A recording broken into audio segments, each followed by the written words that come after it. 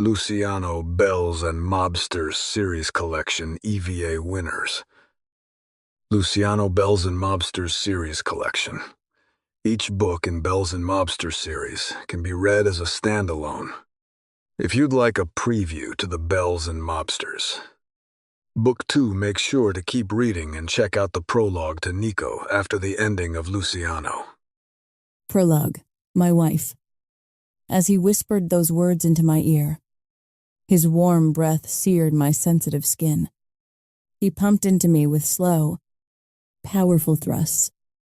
My nails dug into his muscles, the grip tight and every sensation within me burning with need. His voice was cocky and possessive. "Say you are mine," he demanded, just like the night we met. His gaze sent a blaze through my body, and heat brushed through every inch of my skin. His gaze on me was like a hot and cold brush over my skin. "Yours," I vowed. The moment our eyes met in his club 3 months ago, the air rushed out of my lungs and my life has been spinning in all the right directions. My body jolted with a strange electric sensation when his hazel green gaze watched me, the cockiness and arrogance written all over his face.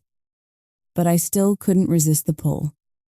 I have been his from the moment we locked eyes across the room in that nightclub.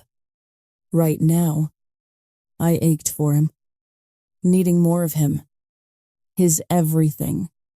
I had never thought I could belong to someone so completely, but I was his. Every piece of my heart, soul, and body. I was all his. His groans vibrated against my ear and through every little piece of me, from the tip of my toes to the strands of my hair. "Please, Luciano," I begged breathlessly. He knew what that meant. He read me like an open book. He sped up, his rhythm, his sculpted, inked body thrusting hard, in and out, filling me up again and again. Each time, touching places deep inside of me. My nails raked his shoulders, my cries for him getting louder with each thrust. He rutted me hard and relentlessly, deeper and rougher, exactly the way I needed him.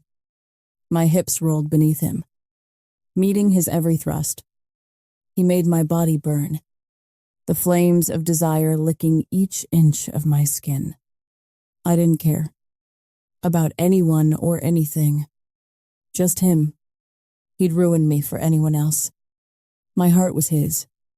I was a fool to think I'd ever escape untouched by him, in one way or another.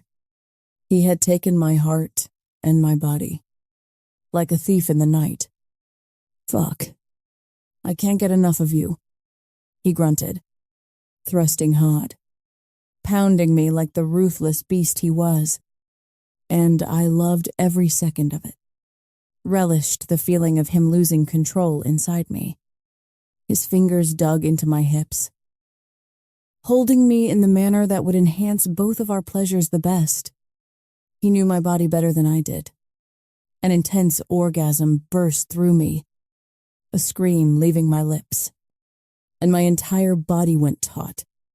My nails dug into his back as my pussy spasmed around his shaft. He thrust again, once, twice, before he followed me right over the cliff. A trailer blocked my view of the East River.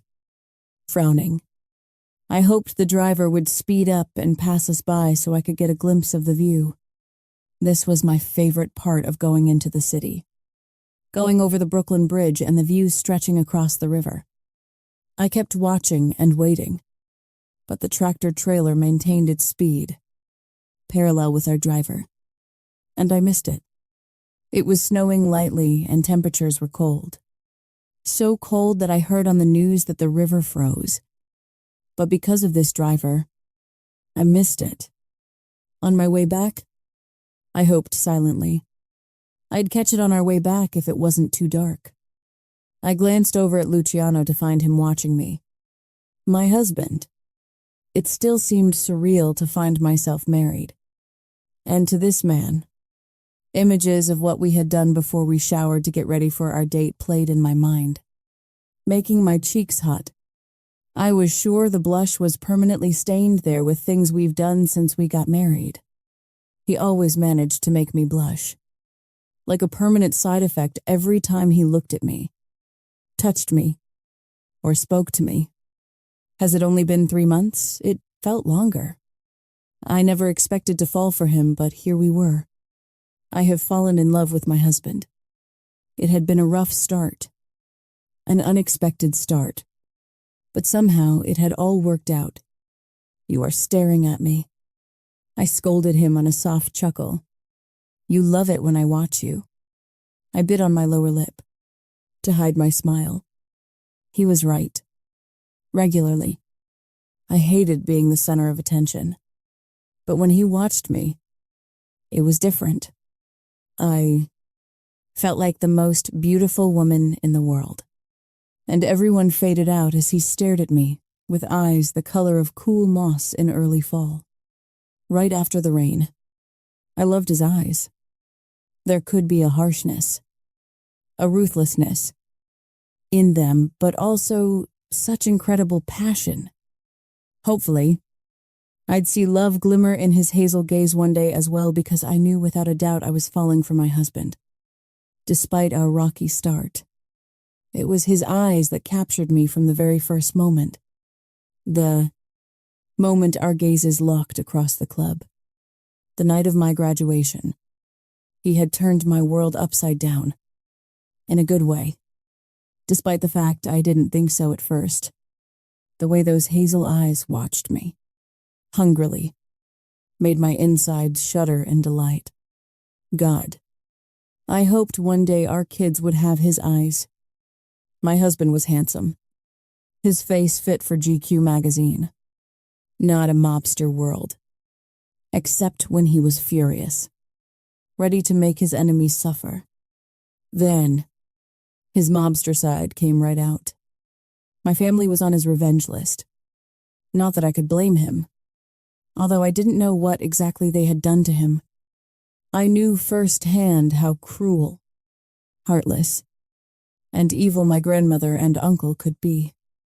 My uncle, Alfonso Romano, ruined numerous lives, costing many men their precious daughters and their wives.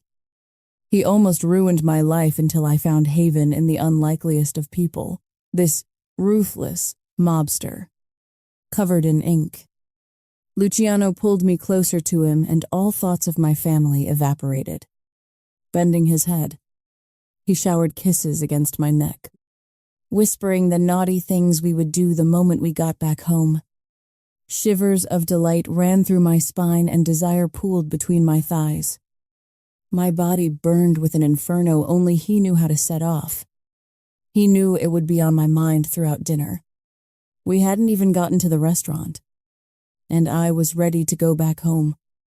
We were on our way to Maurizio's. It has become our default restaurant date. There was nervous energy pumping through my veins. Everything between us had happened so fast. And truthfully, our whole marriage started as leverage against my family. I had been his willing victim, seeing a way out for me and my best friend.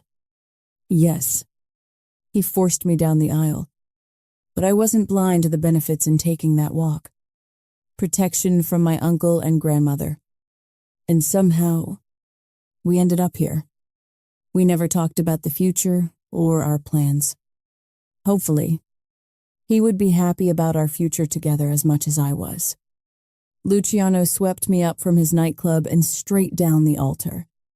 It sounded so much better than labeling it as a kidnapping. 3 months ago, I would have preached caution to any girlfriend that acted like this.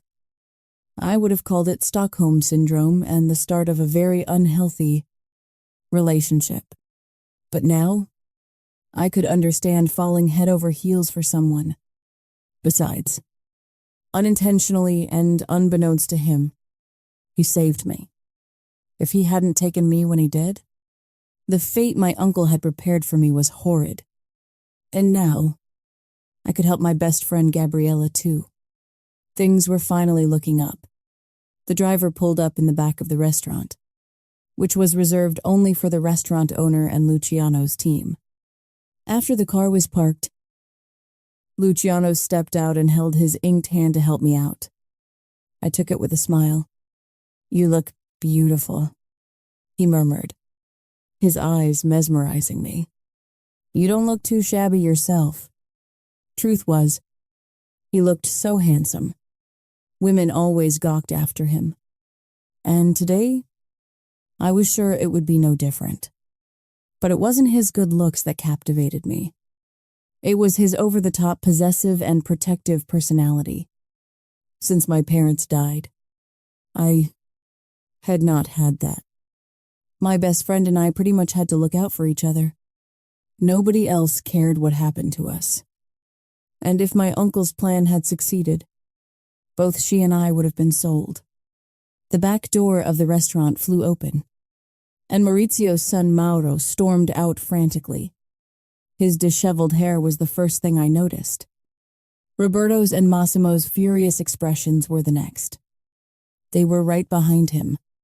We were hit.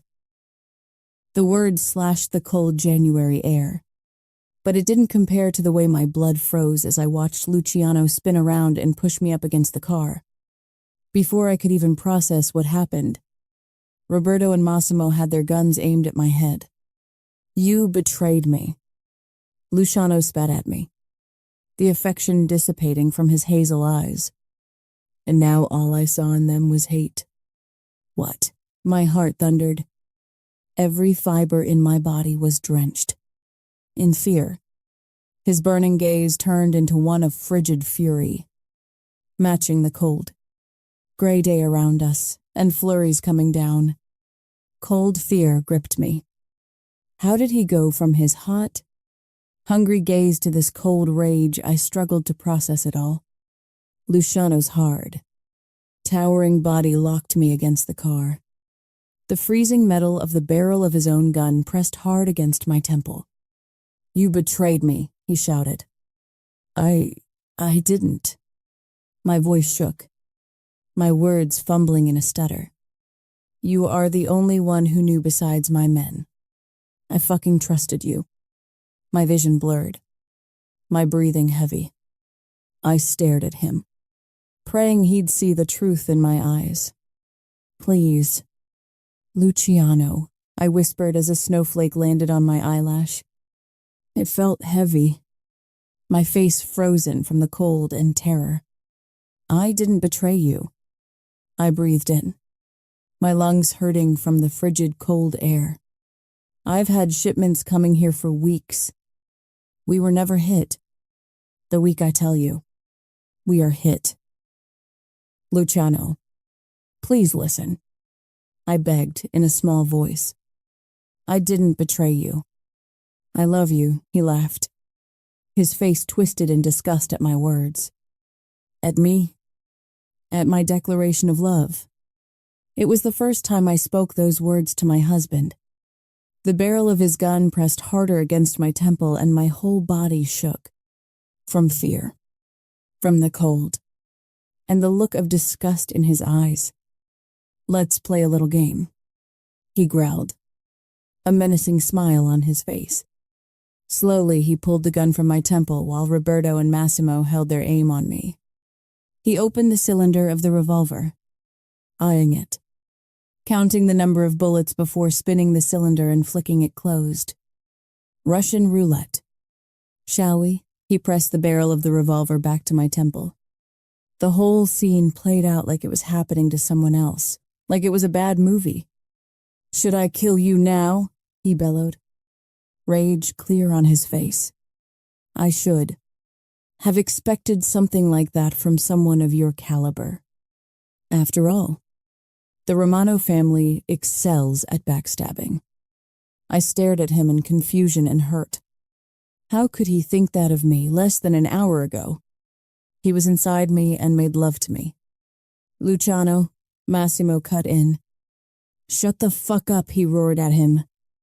His gaze never wavered from me, and those words almost felt aimed at me. Any last words?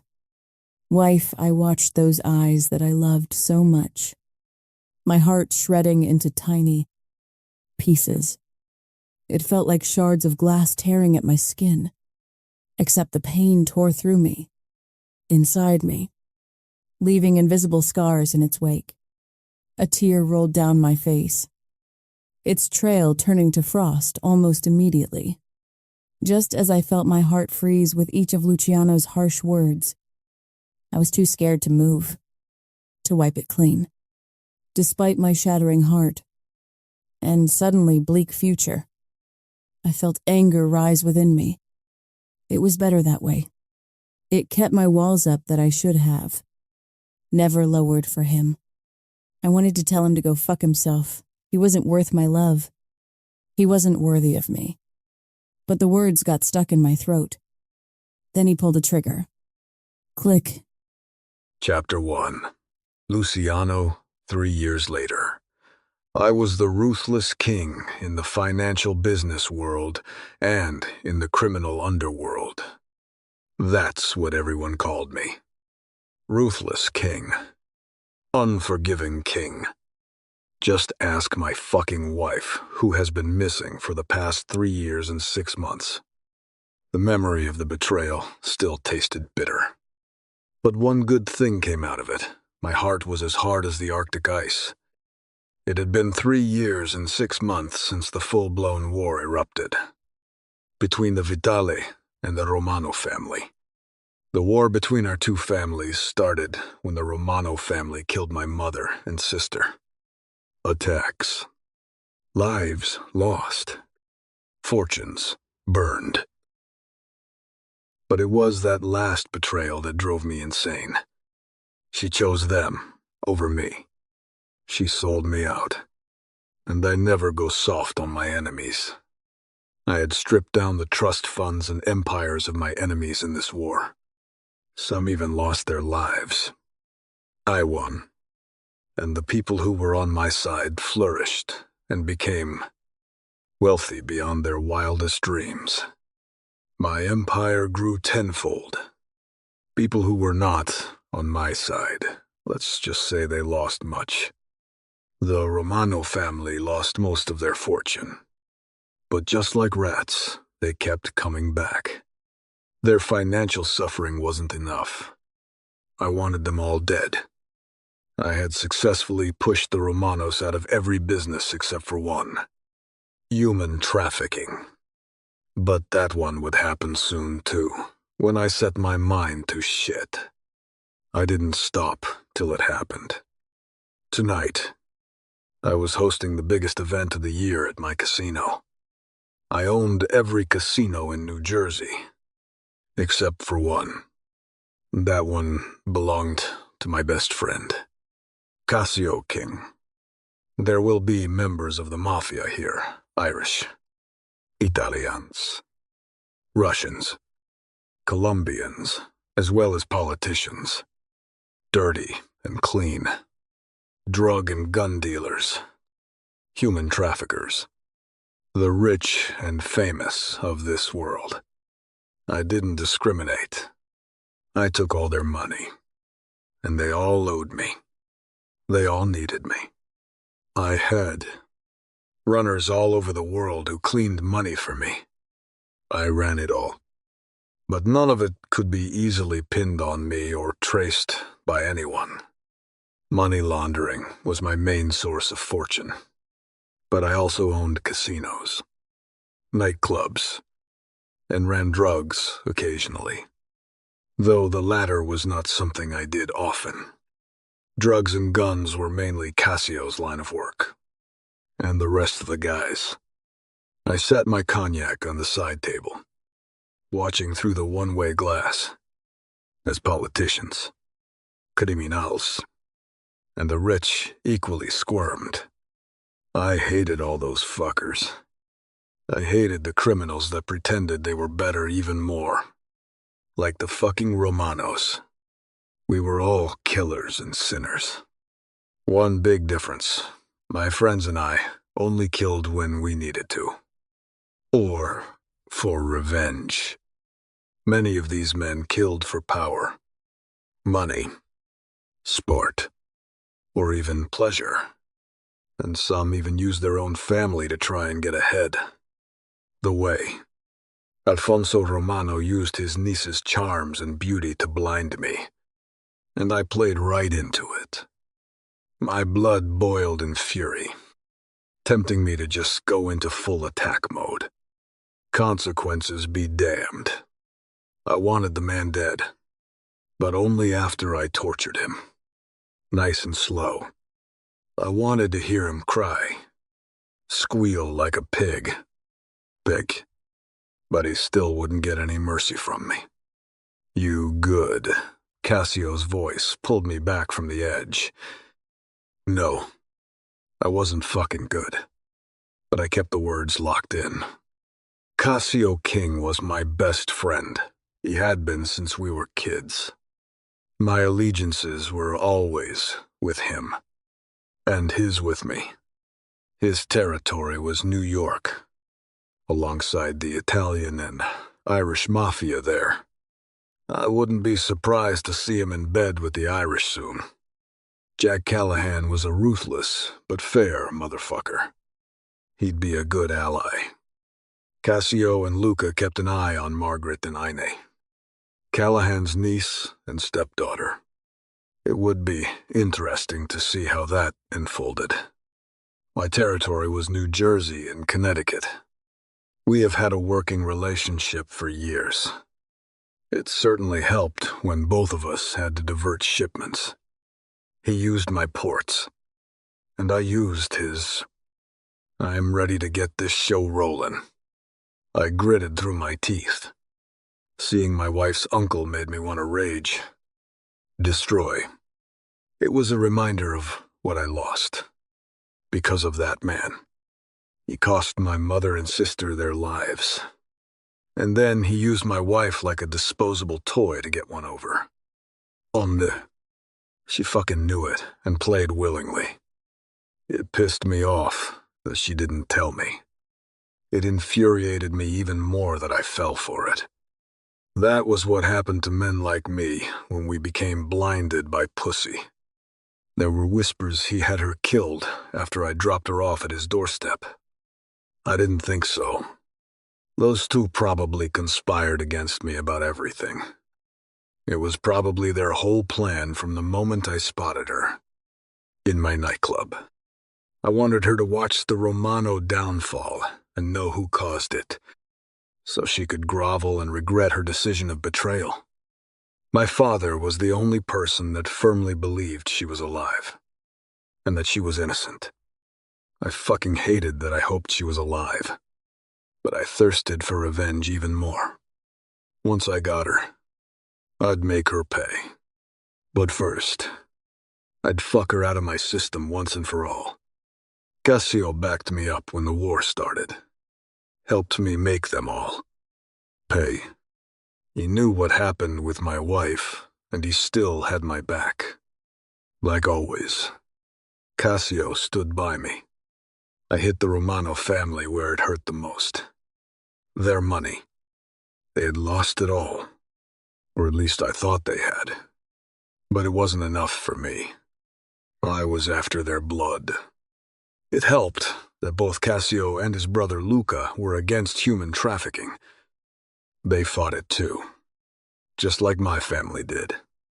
Unfortunately for us, Alfonso fucking Romano was big into that shit. And I would never clean money for men who traffic women and children. But I had a plan. One that would bring him down once and for all. Him and all the ones that worked with him. Luca made his way to us, along with Alessandro Russo and Nico Morelli. I knew I could count on these guys. Alessandro Russo ran his shit in Canada. His headquarters in Montreal. His main illegitimate business focused on guns, as well as owning a few casinos. Nico Morelli Randi, in Maryland. He mainly ran casinos and smuggled drugs with a real estate business as a front. Cassio did a bit of it all, and depended on me to clean his money. It was one business he didn't touch, which was fine by me. I had plenty of runners to launder all my activities. His and thousands of others. Luca wasn't just Cassio's brother, but his right-hand man, and helped us all when we needed it. These were some of the fiercest men, and I was lucky to have them at my back. I already heard that fucker talk about his sick business with the Colombians. Nico spat out. Raphael has a good poker face. Perfect, he muttered. I had set the trap with the help of the Colombians. Rafael Santos was my friend, too, and he recently came into ruling Florida after his father and eldest brother were killed. Lombardo Santos and his eldest son Vincent worked with the Romanos and with Cassio and Lucas. Father Benito King in trafficking. Raphael was against trafficking women. So it worked out that Vasily, Nikolaev's brother, Sasha, killed Raphael's eldest brother and father. Clean sniper shot to the brain. He was definitely my kind of man. The Romano Empire crumbled over the last 3 years while mine flourished. But that fucker still managed to build it back up. I have no idea how he came up with the capital. Nobody would finance him, knowing my stance on it. But he got his dirty paws on some capital and got his returns through flesh selling. I hated that man's guts. Cassio and I suspected it might be Benito. But that bastard was a stingy motherfucker and wasn't into giving loans. More like he would have taken the shipments of women for himself. Vasily Nikolaev is here with his brother, Alexei, Alessandro added. Apparently, Vasily is not happy with Alfonso. He tried to arrange the kidnapping of Vasily's woman, and Vasily is out for his blood. The fucker got himself another enemy. Good. I grinned. Vasily was bloodthirsty and ruthless. If I fail, he would certainly be right behind me waiting for his turn to strike. Both Alexei and Sasha, Vasily's brothers, were some of the most sought-after killers in our world. Alfonso Romano would be dead, one way or the other. Let the games begin. I told them all I would play all my cards right, and looked forward to seeing the Romano dynasty fall for the last time. Next time, there would be nobody and nothing to lift them up. Chapter 2, Grace. I stared at the computer screen, smiling. It wasn't the first time he had written me an email asking me to join his team. I assumed it was a man, since all his transaction codes came from profiler Ruthless King. To the ghost from Ruthless King, you should take me up on my offer. There are benefits to being on my payroll. "Kay," I chuckled as I typed my reply. To Ruthless King, from the ghost, no. Thank you. I like being my own boss. I expect my fee to be transferred within 24 hours. Yes. I'm being generous, giving you longer than anyone else. P.S. I'm off to the beach.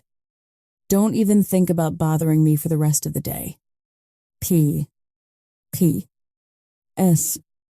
C. The perks of being my own boss. I pressed the send button and smiled.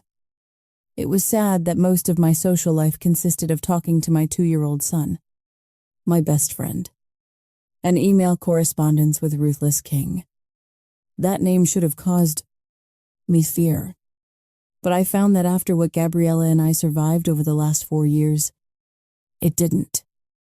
He was a faceless, nameless man that needed extra help laundering money. And that was where Gabriella and I came in.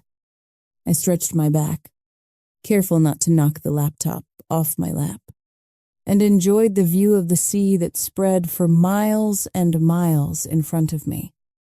It took my breath away every single time. Life was finally good.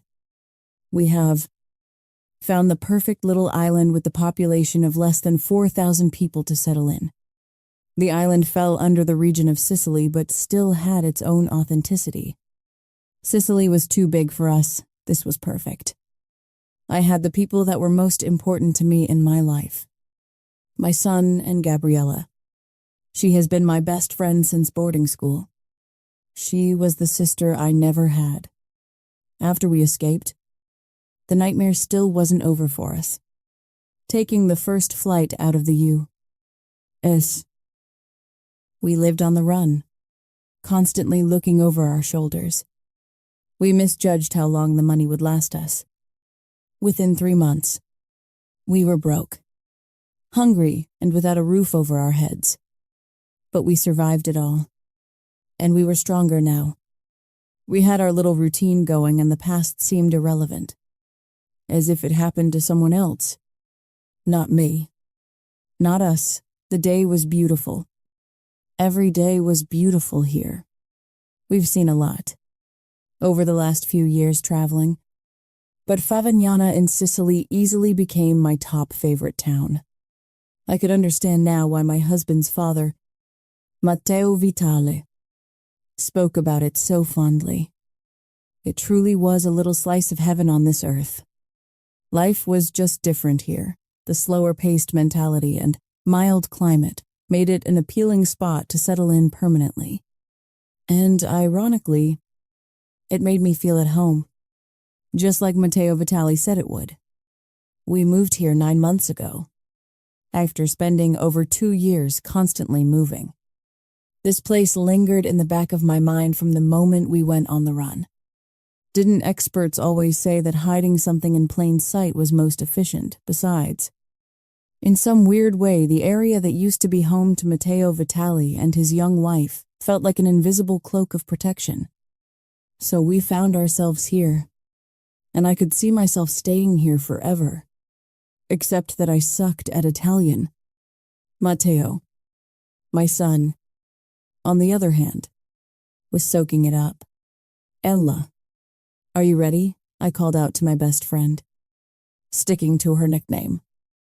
She and my son, Matteo, were packing up toys like we were moving to the beach, not just walking less than 100 yards to it.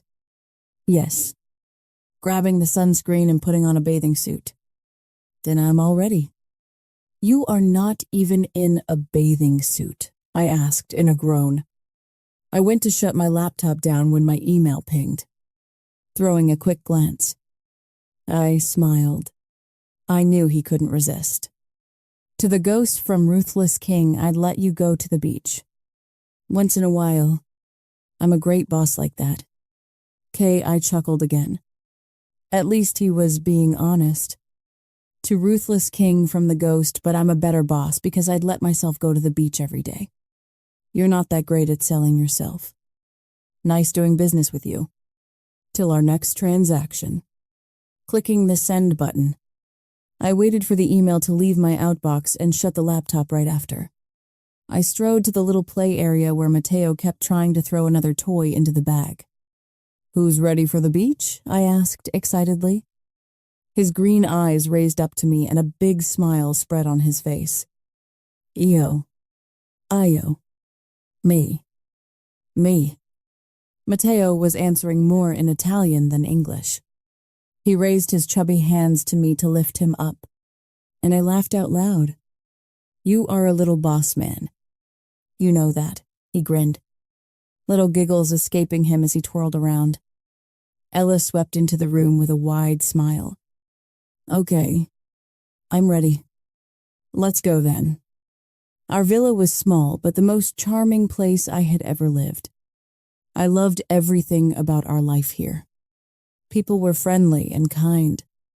Food was amazing, and it felt like the three of us belonged. I never wanted to leave.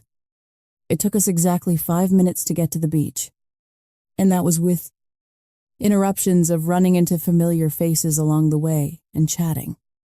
God, I love that the beaches are empty now. I murmured as I laid out our beach towels. Tourist season is finally over. It was the second week in September, and all of Europe got back to their normal work lives and offices. Ella and I didn't have normal work lives. Our biggest disadvantage when we came to Europe was our lack of language skills. Neither one of us could speak any other language besides English. Second disadvantage was that neither one of us had a useful skill. I studied music. She studied art. Third disadvantage was that I was pregnant. So our choices were limited. But there were a few things I picked up during my marriage and while under my grandmother's and uncle's roof. My grandmother wanted me to be a perfect belle to a mobster one day. Just not to the mobster I ended up marrying. The ruthless Luciano Vitale. After all, my grandmother and uncle told me on numerous occasions that all good mob wives should know 3 things: how to back her man, how to keep her mouth shut, and how to help the family when needed. Except nobody expected me to get a backbone and use those skills for myself. It helped Ella and me when needed. We refused to be used anymore. Both Ella and I had established new identities and changed our appearances just enough that if we ever ran into someone we knew, they wouldn't recognize us. Then we turned to not-so-legal business. Money laundering through several Bahama shell companies and Swiss accounts. Ella dated a boy for a bit that was heavy into IT and firewalls. It turned out she was really good at it, so we put it to good use. She ensured our firewalls and messages were encrypted and untraceable. By the time anyone got any message from us, it went through at least 10 IP addresses and locations. Our firewalls were thick. I, on the other hand, handled the transactions through shell companies in the Bahamas and Swiss accounts, along with all the customer correspondence. I wasn't exactly proud of it, but it kept us fed and off the streets. I shuddered, remembering those first 6 months. We almost ended up living on the streets. Some nights when sleep wouldn't come, I laid awake haunted by that gnawing hunger and fear. I was scared we'd never make it to our next birthday and my baby would die before even taking his first breath. We did what was necessary to survive, shoving the dark memories away. I focused on this beautiful day, my son, and my best friend. We were healthy, had a roof over our heads and food on our table. That was all that mattered. I would never again depend on anyone. Ella and I took only a limited number of transactions per month. We learned to be selective. We'd laundered for certain clients that didn't. Deal in the type of businesses that we wouldn't condone. Truthfully, they were all business we didn't condone. But we tried to choose the lesser of the evils. Any business that dealt in human trafficking, we stayed clear of. Same with any type of businesses that sold sexual services. It pretty much left us with drug and gun smugglers. Thanks to Ella's IT skills, she was able to use the dark web to validate businesses our clients dealt in. In most cases, she was able to get the identities of our clients. Ruthless King was an exception, however. We connected with a few other runners and his credentials seemed to hold true.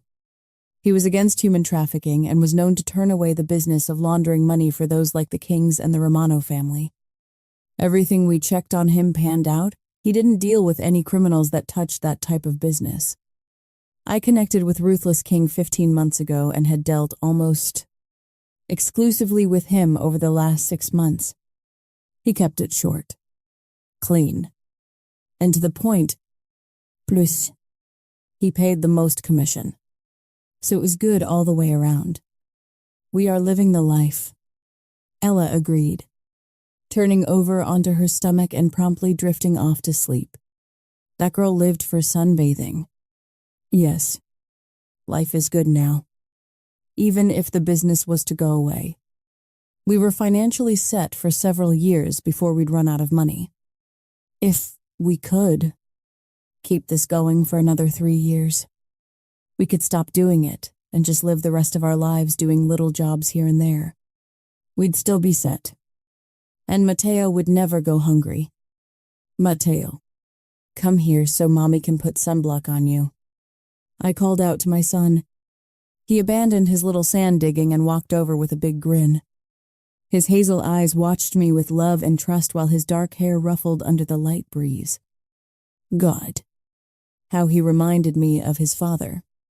The familiar dull pain throbbed in my chest, but it was gone quickly. I had worked hard to forget the pain and loss of his father.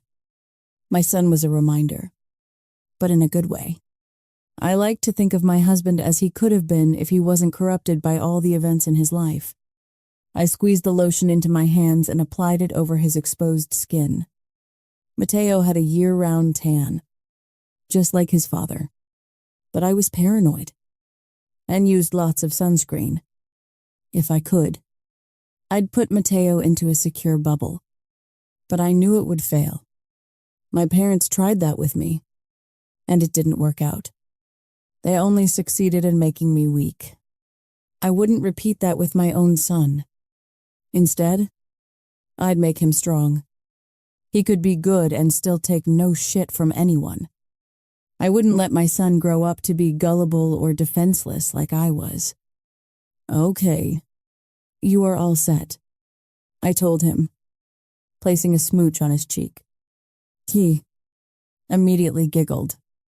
Want help building your sand hole, see? He replied in Italian. Okay, my little Italian man. Let's go build. He handed me his extra sand shovel and we both got to work.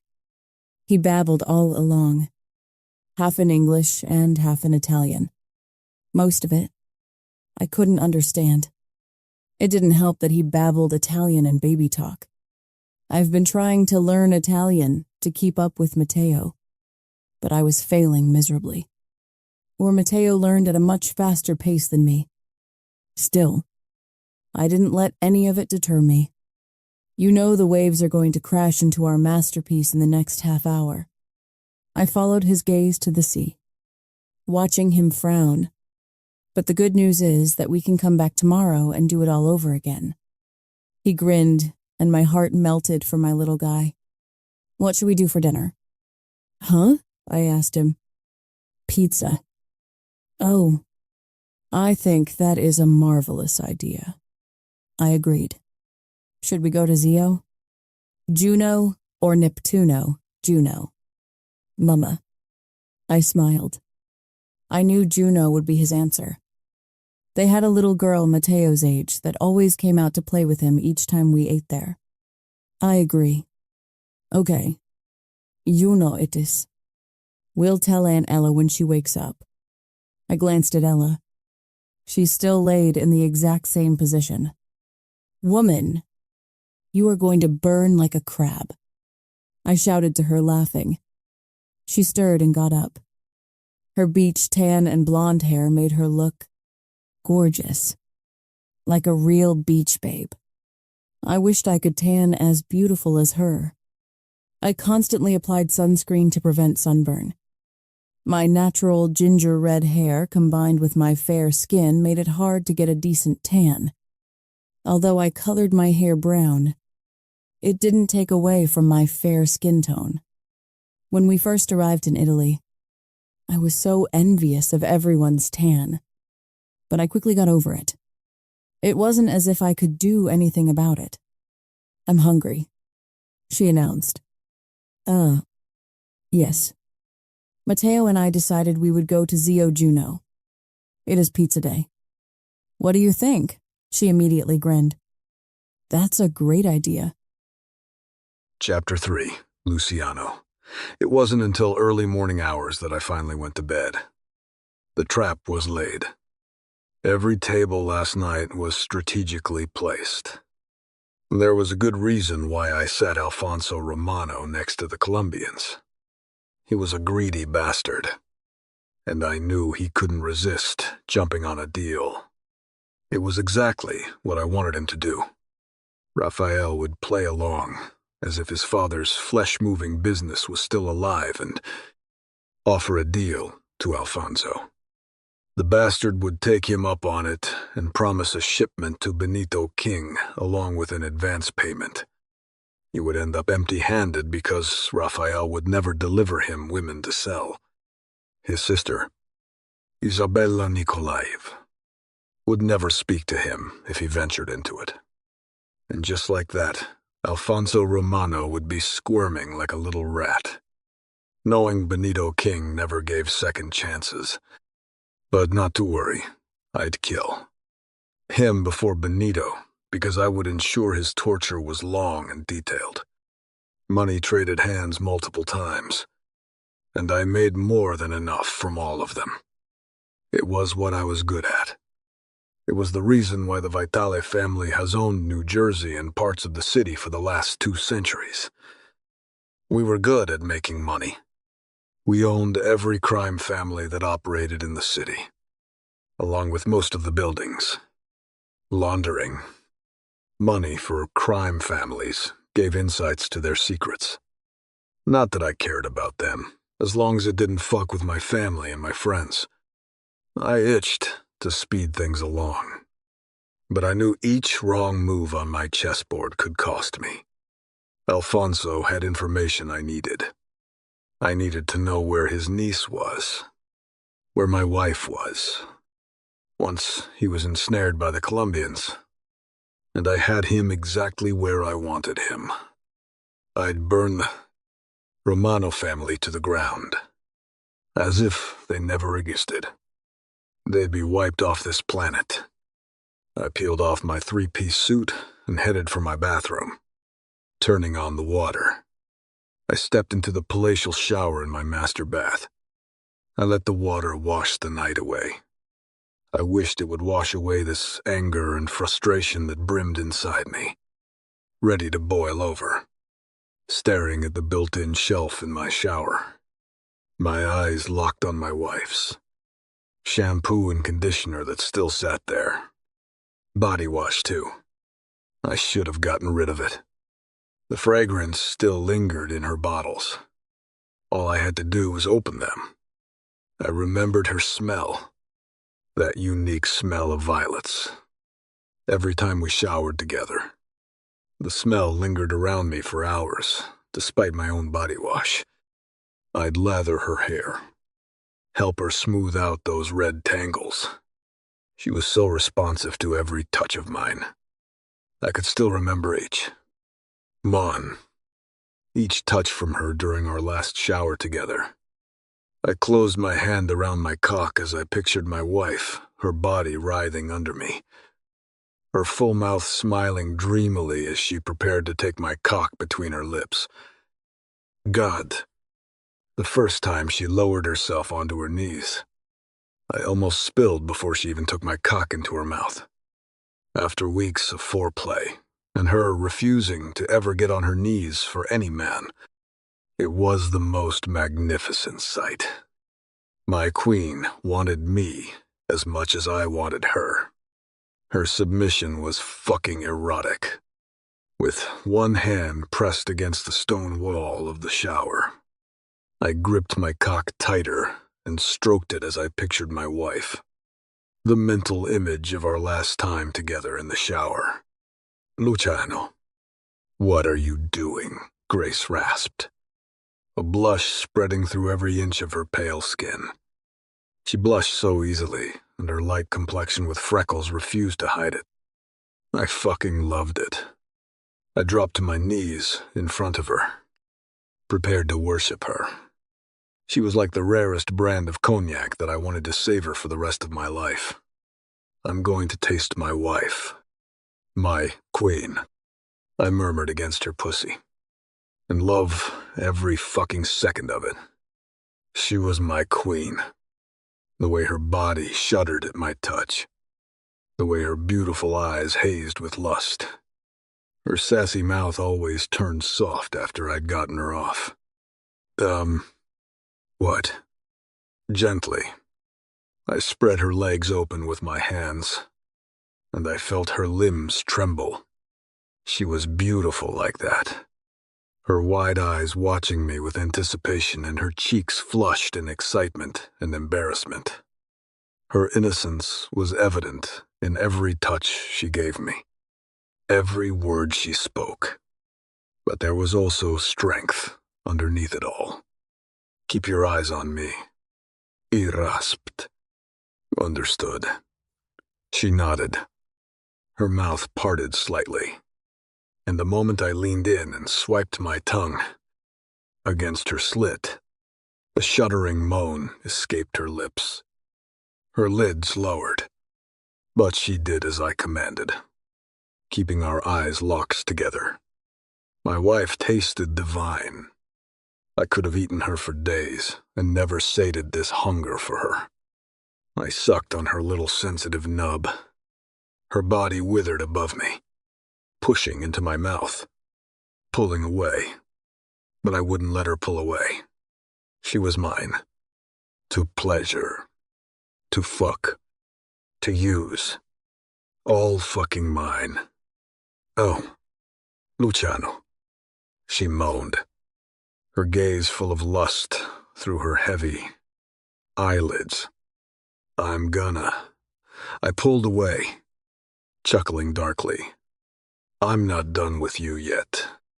Luciano, she protested, her soft body pushing against me, offering herself to me, like a good little wife. You'll come with me inside you, I commanded her in a hoarse voice, rising to my feet. Blood pumped through my veins. My cock rock hard and eager to be in her tight little pussy. I want to feel your pussy clench around my cock as you come. Hear you scream my name. I turned her around and bent her over the shower bench. Her hands instinctively held on the marble bench.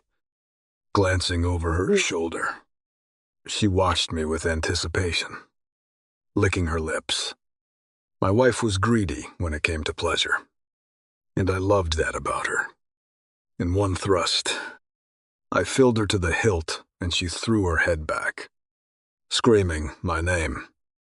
I fucking loved her passion, her enthusiasm.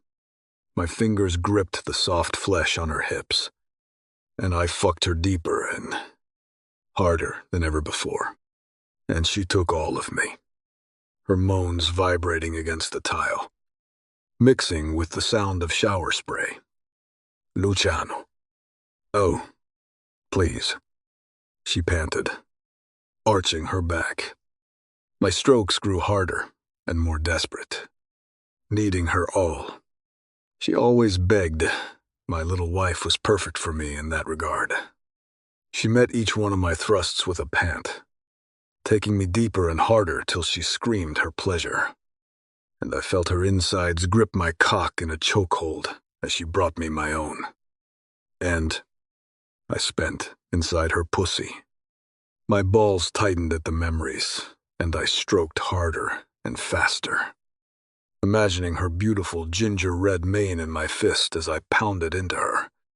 My cock pulsed, my orgasm bearing down my spine hard and fast.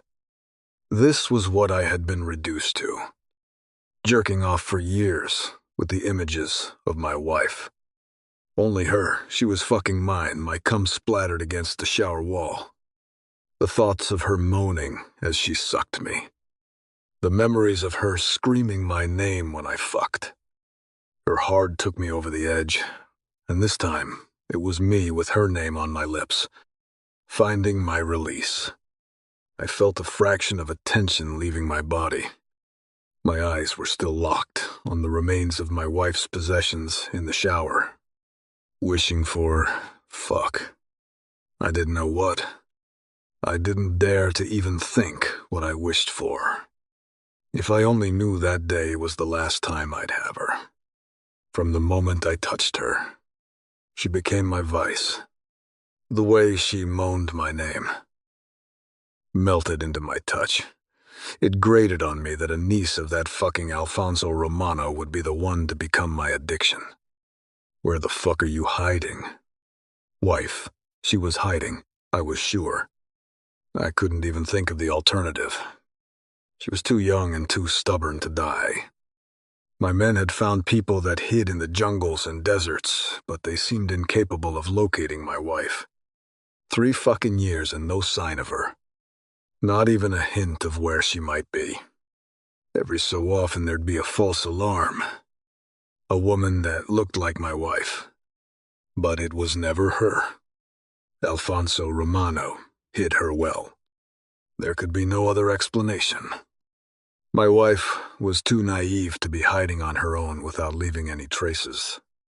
The idea of her being under his protection made me want to burn down every single thing the Romano family owned tonight. I pressed my palms against the cold tile, bent my head forward, and let water rain on me. 3 long years. It shouldn't be that hard to find one little woman. After all, the world wasn't that big. But apparently, it was big enough to hide her. I stepped out of the shower and secured a towel around my waist. The same moment, my phone rang. I grabbed it and saw it was an unknown number. It wasn't surprising. We went through burners like guns. Yes, it's Cassio. Didn't I just see you? I asked, in a dry tone. It would seem lately my father, Massimo, along with Alessandro, Luca, and Nico were the only people I talked to. I couldn't get enough of you. Perf. I'm not giving you my ass. Call one of your willing women.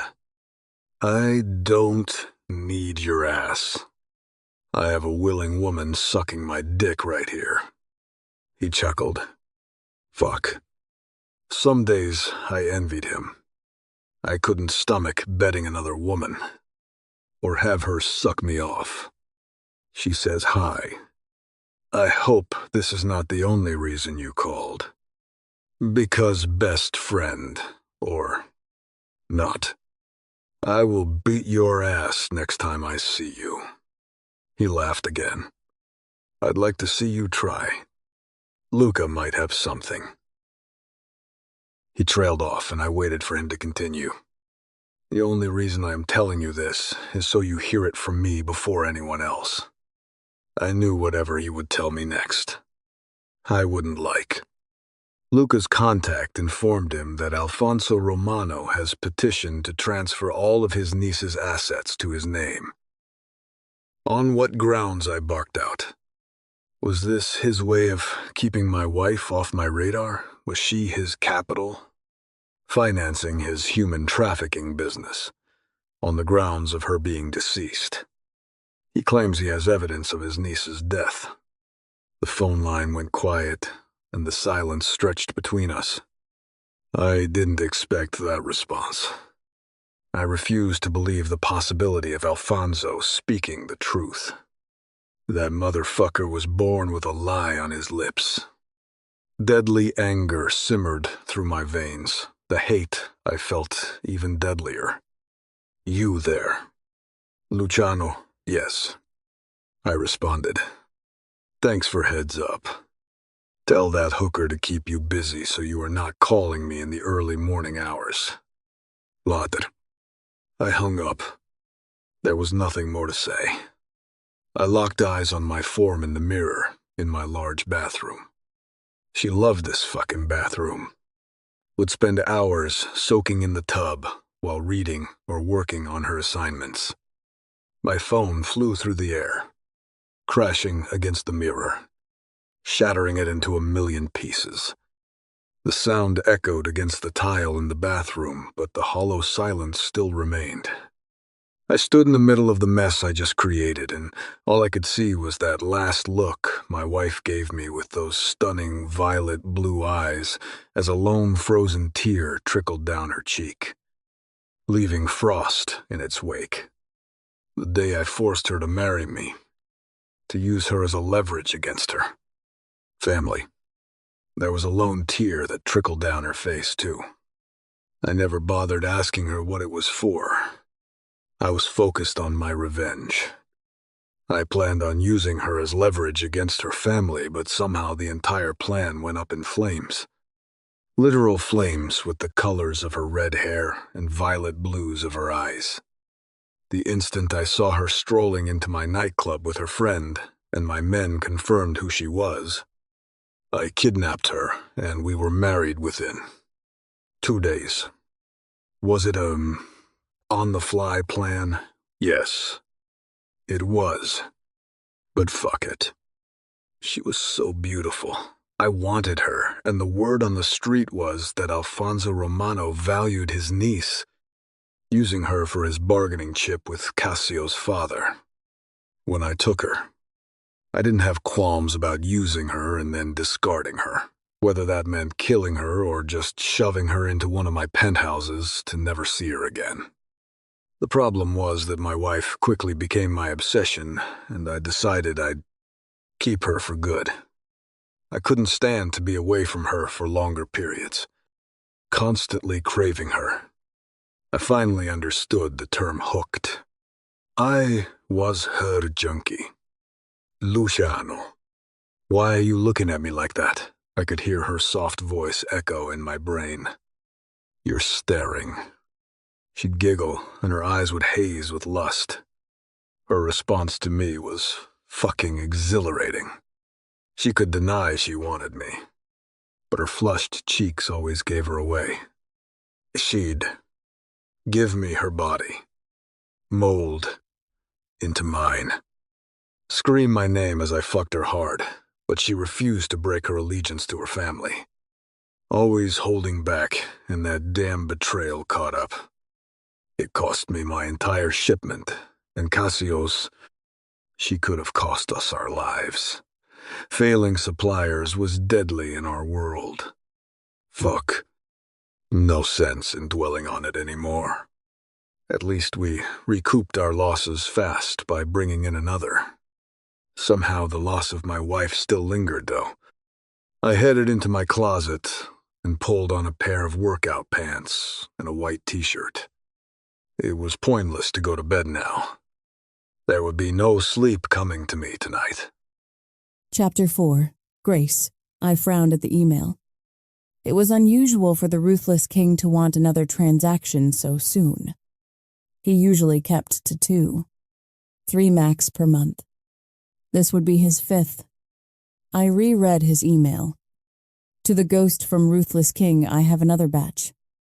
Interested, K. It was dangerous. I didn't want to attract attention to myself. It was the reason we both agreed that sticking to 2 transactions a month made the most business sense when we started this business relationship. And here we were. Barely half a month gone by, and he was already asking for the 5th transaction. I hated to refuse it, knowing it would earn us good money. But it would be worse if we lost it all for being reckless. Yes, we had it all secured and stashed away, but it would be for nothing if we got ourselves killed or locked up. What is it? Grace, Ella asked me. I raised my head to meet her gaze. Matteo was taking a nap, so we both worked. You are frowning, so I know something is the matter.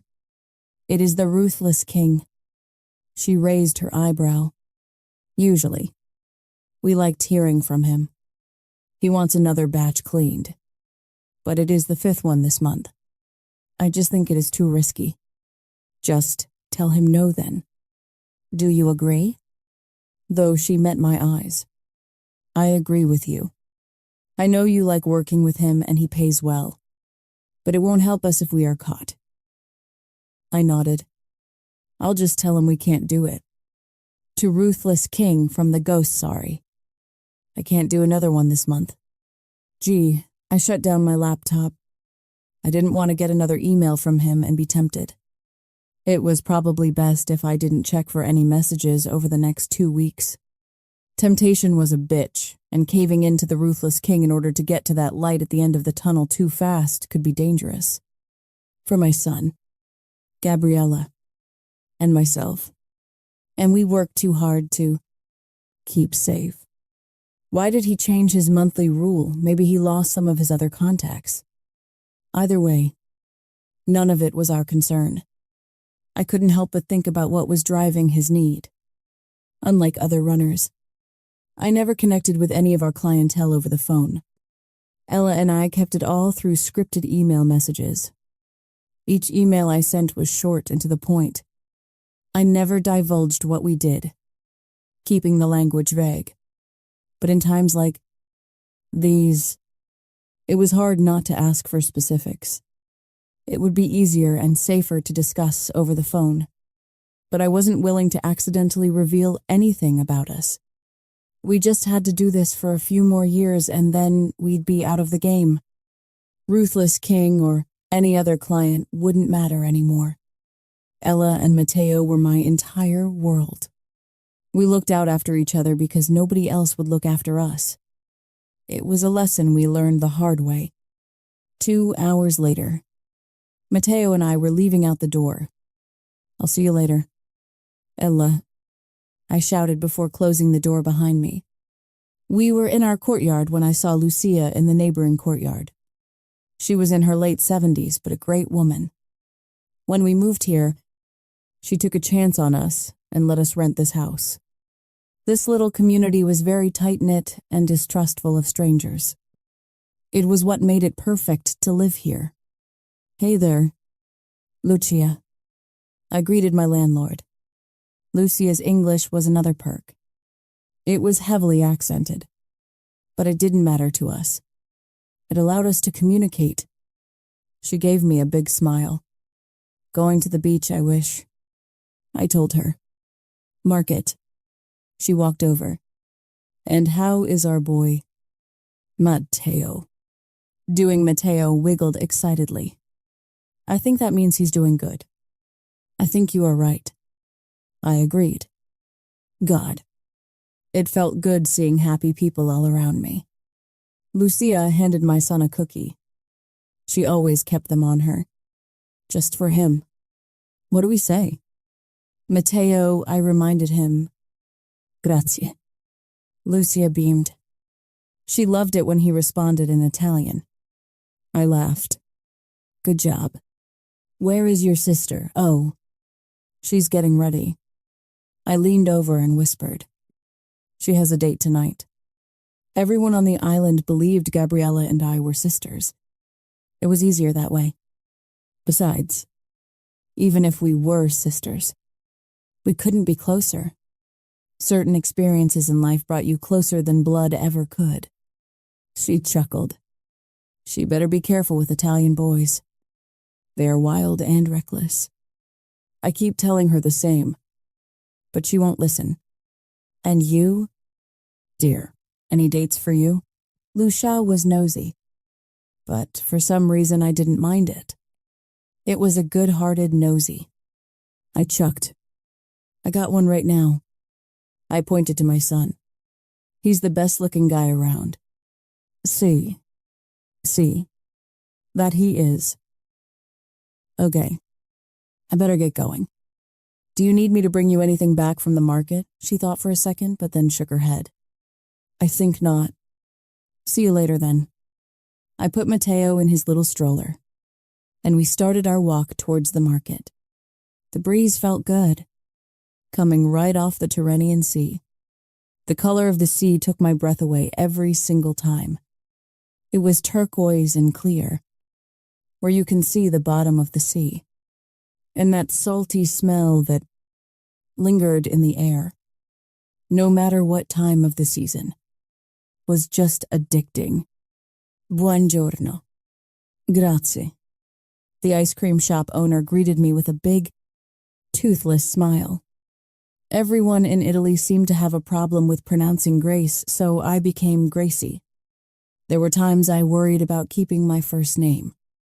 But considering Grace wasn't really an unusual name, I decided against changing it. I waved and smiled. "Buongiorno. Paolo. Gelato ice cream."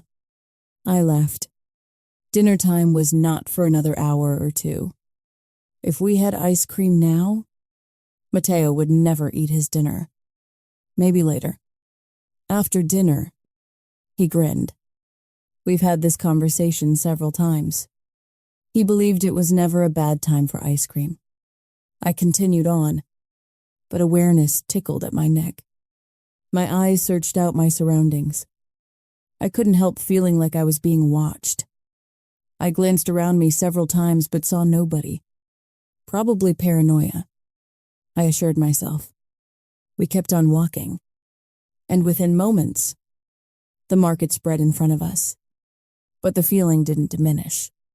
In fact, it grew with each second. Instead of enjoying my stroll through the market as I usually did, I quickly got the items I needed and cut my outing short, much to Mateo's dismay. If only I trusted my instinct. Chapter 5. Luciano. We sat around the conference room in the Vitale skyrise building, the entire Manhattan view stretching on the west wall. The meeting was with the top members of the Colombian crime organization. There were only 2 of them, along with Cassio and myself. We had to keep it low and under the radar. I sent everyone home and ensured there was nobody around to bear witness to this. Luca had ensured that. There was nobody better than him at ensuring. People were invisible and things remained unseen.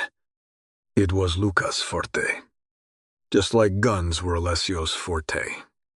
Laundering money was mine. And drugs were Cassio's and Nico's. Rafael Santos did a bit of everything, but human trafficking was a leftover legacy of his father's that he was working on wiping out. We all did a few other things on the side and had legitimate fronts, usually in the form of casinos. But if I needed a drug shipment, usually I went to Cassio and Nico. For guns, it was always Alessio. Anyone that needed money cleaned. They came to me. There was nobody better at it than Vitali men. My phone beeped. Throwing a glance at it, I noted a reply from the ghost. I tilted my phone to Cassio to share the message. We shared a look.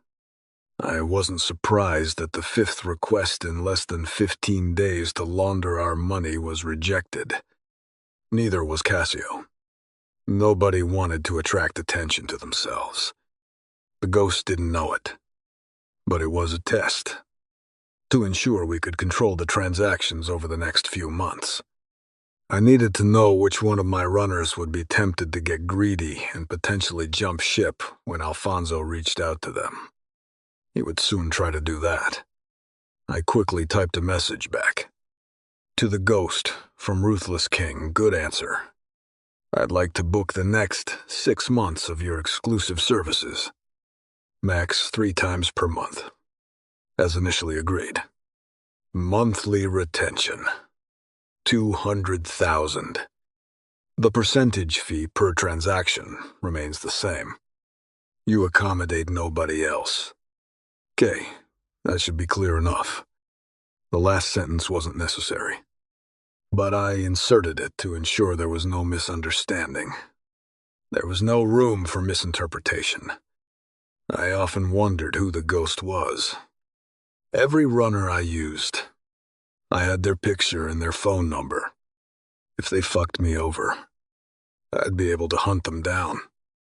Except for the ghost.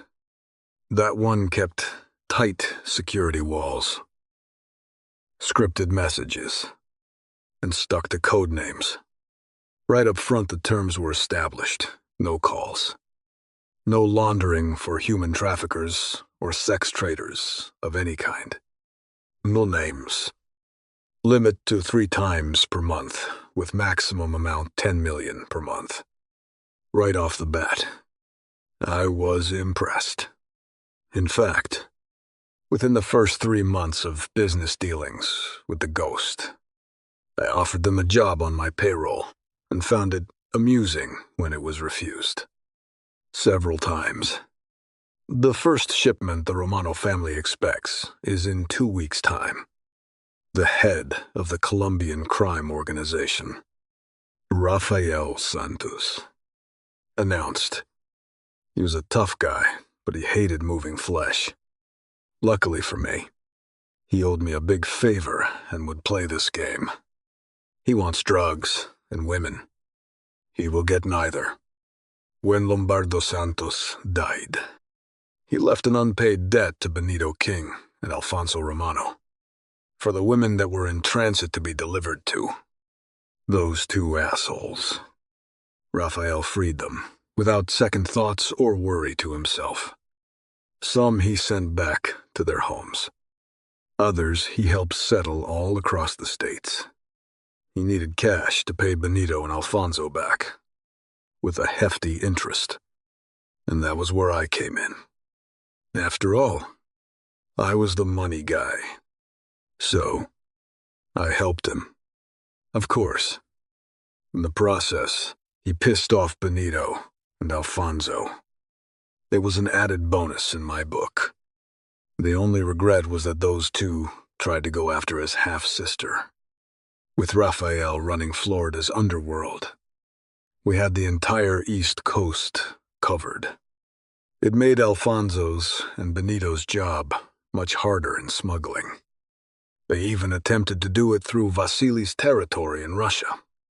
Idiots. The Nikolaev family had connections all over that country. Coincidentally, Raphael's half-sister was married to Vasily Nikolaev. The latter was never our enemy, but he liked to keep to himself and run his own empire. That was fine, but it never hurt to have people on your side, especially badass guys like Vasily. His connection with Raphael afforded us this. Likewise, it also offered them protection by us as well. When Raphael found out he had a sister, he kept it tight-lipped. He only shared it with me, Cassio, Luca, and our little gang. It was to conceal his knowledge of the connection with her from the Romano family and Benito King. Those two already tried to kidnap her, and the latter two, thinking Raphael was clueless, played in his favor. He needs the first batch of money clean next week, he continued. He is getting payments in advance of the shipment, so he can pay us. This meant that Romano would soon start reaching out to the runners. He would need someone to clean his dirty money. It wouldn't be me, and if I could help it, it wouldn't be any of my good runners either. Isn't he a lucky bastard? Raphael grinned. A very lucky bastard. Even luckier when he doesn't get it. Yes, Alfonso Romano is going down. I would sip on my cognac as I watched him drown. Nothing would bring me more pleasure. I hated the entire Romano family. They killed my mother and sister, and now my wife too. I shouldn't mourn her. After all, she was a Romano, and she betrayed me. But the thought of never having that woman under me did something to my sanity. Today the court would decide whether all my wife's assets would be rolled to her uncle. He wouldn't have long to enjoy it. None of his family would. I would be their judge, jury, and executioner. A few more arrangements, and the meeting was over. Raphael and I shook hands. The mutual understanding we held bound us together. When this is over, don't call me again. Luciano. I grinned. Oh, don't be like that. I thought you liked me. He grinned back. I do. But there are limits to how much. Once those two were out, I glanced at Cassio. Have you heard back from the Irish, the Italian Dons, the Russian sinners, and the rest of the Russian Bratva? He nodded. None of them will do any business with the Romano family. Of course, with the exception of my bastard father. Benito King will get his. I told him, I know you and your brother have big plans for him. Nobody knew the details, but it didn't take a genius to figure it out. I strode to the mini-bar, pouring us a drink, and one for Luca. He'd be here any moment. Luciano, have you thought about? His words trailed off, but I knew it was coming, and nobody else dared to bring it up, because I'd smash their face with my bare hands. Cassio was my best friend, but also a man I respected. I had no doubt that eventually he'd overtake his father and rule Benito's empire, maybe even expand it. I wanted to rule the Underworld. Currency. Cassio wanted to rule all the criminals, and there were plenty that feared him. He felt it was the only way to control human trafficking. Maybe he was right. Maybe he wasn't. Either way, smashing his face, as tempting as it sounded about now, would bring a shitstorm to my front door, which I didn't have time for right now. The way you are glaring at me, I can tell you want to beat my ass. But there hasn't been a single sighting of her in over 3 years. Yes, smashing his face was tempting. Maybe even his ribs. Damn straight. I gulped the entire drink down, the brown liquid burning down my throat. Just like my guilt. If I listened to her, she'd still be here, with me. I should have chained her to my bed and cut all her ties with her family. It should have been me punishing her, not her uncle. Not her fucking family. Luca strode into the room, and I handed him his drink. If she is dead, you have to move on. Cassio tried again. If she was dead, I'd never marry again. Yes, I'd take other women to bed, but none of them would ever become my wife. I thought back to those first few months when I tried to fuck any woman. As long as she didn't resemble my wife. I wanted to hurt my wife. The way she fucking stabbed me in the back. In the heart. Only to find she had disappeared. And her uncle was the one that used Aya. She was too fucking naive. I shouldn't have sent her back. My resource sent me a message saying Alfonso's request got denied. Luca Kimedin. My head snapped to him. Did that mean there was hope my wife was alive? They are keeping it low. But apparently a scripted message came indicating his niece was alive and well, with a picture taken within the last year. Nonetheless, a lot can happen in a year. Cassio was trying to stop Luca from giving me hope, but I clung to it like a man dying of thirst. Yes, it was stupid considering she'd betrayed me. She probably wouldn't hesitate to betray me again. If Grace was anything, it was loyal to a fault, just not to me. Agreed. But Alfonso Romano claimed his niece was killed over 3 years ago. His evidence was a 3-year-old street surveillance footage with a gun pressed to her temple. Luca responded. Silence lingered. And we all knew what surveillance Alfonso got his hands on. By you. Luciano. It was the footage from that day when I pulled a trigger on her. When I ignored her pleas and watched her tear freeze on her cheek. Right along with my heart. I'm sure you can appreciate the discrepancy in the story. I nodded. Someone didn't want Alfonso to get his filthy hands on his niece's fortune. The question was, how would Alfonso get his hands on that piece of evidence? All of that surveillance data was wiped off, right after Grace was dropped off at the Romano doorstep. Could you get the picture? I shouldn't ask. But fuck it. Why not? I thought you'd ask. He muttered under his breath as he pulled out his phone. Coming your way. My cell beeped, and I had never reached for my phone so fast. I swiped open the picture and enlarged the photo on my iPhone.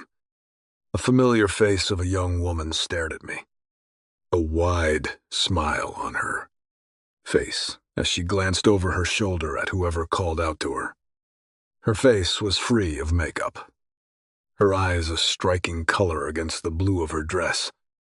Her full lips tempted a saint, lush, red, and fuck. The naughty words she could come up with. I knew firsthand how good those lips could feel, especially around my cock. A twing echoed in my chest, and I had to push it away, focusing back on the photo. She wore a light blue summer dress that made her eyes even more striking. She combined it with a large sun hat.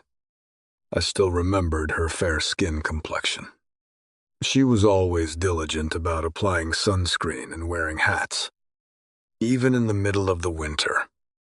Yes, it was my wife, all right. She didn't seem heartbroken anymore. Her smile was radiant, her eyes twinkling, and whoever she glanced at must have been important to her. It was that peculiar look she had for people she loved or cared about. The soft look and intimate smile played on her face. I studied the picture, noting a sign behind her, zooming in on it. I tried to read it. See You Festival, Freiburg, Germany. Was that where my wife was hiding? Is that really her? Luca asked curiously. Raising my head, I noted Cassio studying the picture too.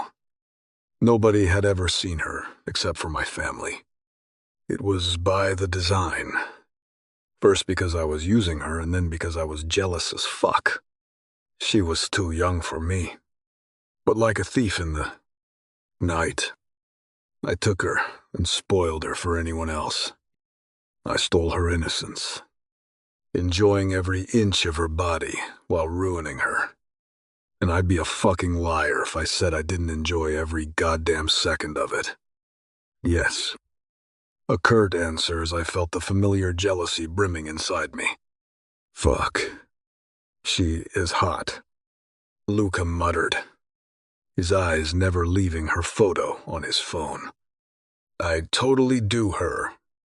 1 second my back was to him and the next I faced him. Me arm, choking the life out of him, his eyes full of surprise. I had no idea how it happened. It must have been a goddamn reflex. My body pinned Luca against the wall as my elbow pushed against his neck. The jealousy and rage swimming through my brain like a red smoky haze. Nobody will do her. I growled in rage. Fuck. Luciano. Cassio barked out, trying to peel me off his brother. Unsuccessfully. Are you crazy? Delete. Here. Picture. My voice dripped with fury, ready to beat the living shit out of him. Jesus. Man, get yourself together. Luca spoke, although his airflow was somewhat obstructed. It was just an observation. I didn't say I will fuck her. Shut the fuck up. Luca. Cassio scolded his younger brother. Luciano. He'll delete the picture. Actually, I'll do it myself. Let go of him. And get yourself together.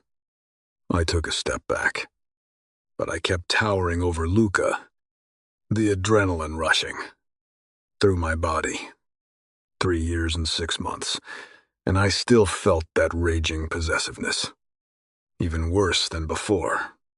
It would seem my wife would be the death of me, and she wasn't even in the close proximity. Here, all deleted.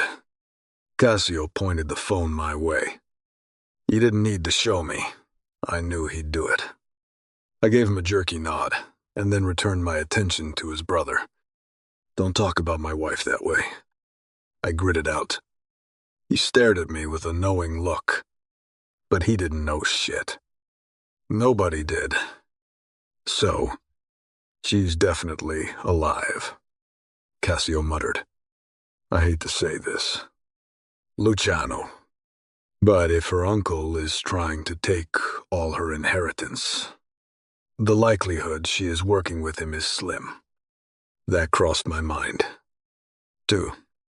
The moment I heard he was petitioning for my wife's money.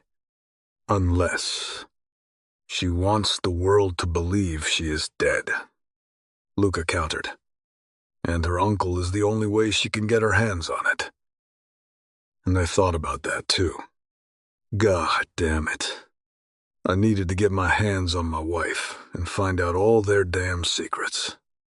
Their plans. Chapter 6. Grace. The sounds of the waves crashing along the shores of the little island that became our home was all around us, mixing with the smell of the sea. Sitting on the small balcony, overlooking the water, I sipped on my glass of wine. I felt at peace here. I didn't think I could find happiness again.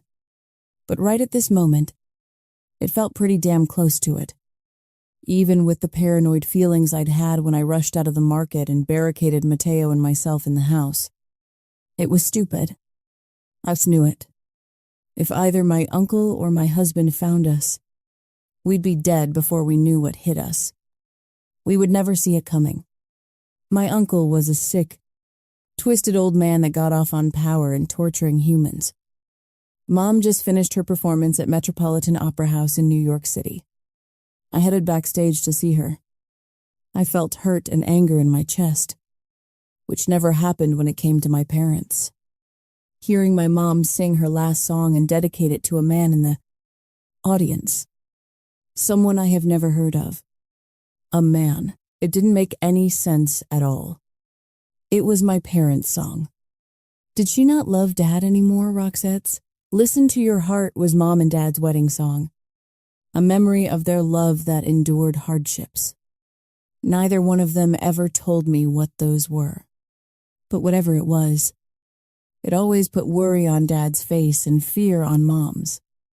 They told me it was what sealed them together, listening to their own hearts. So why did Mom dedicate it to another man?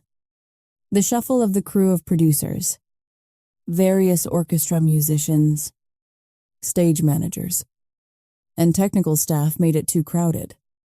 Hey, Grace, the stage manager called out to me, a wide, happy smile on his face. I guess that meant my mother's performance was a hit. But something didn't sit well with me. Didn't they know that my mother sang a song that was meant for Dad, and she dedicated it to a stranger that wasn't right? Hello, Mr. Tony. I greeted him. Benefit of spending a lot of time here. I knew everyone.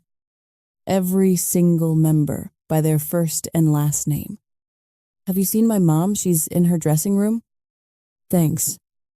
I waved him goodbye and kept on going. Every so often, I'd bump into another backstage worker, greet them, and carry on, determined to talk to my mom. She always said I could ask her any questions or talk to her about anything that troubled me. Well, this troubled me. As I neared Mom's dressing room, I heard raised voices. My pulse sped up with fear.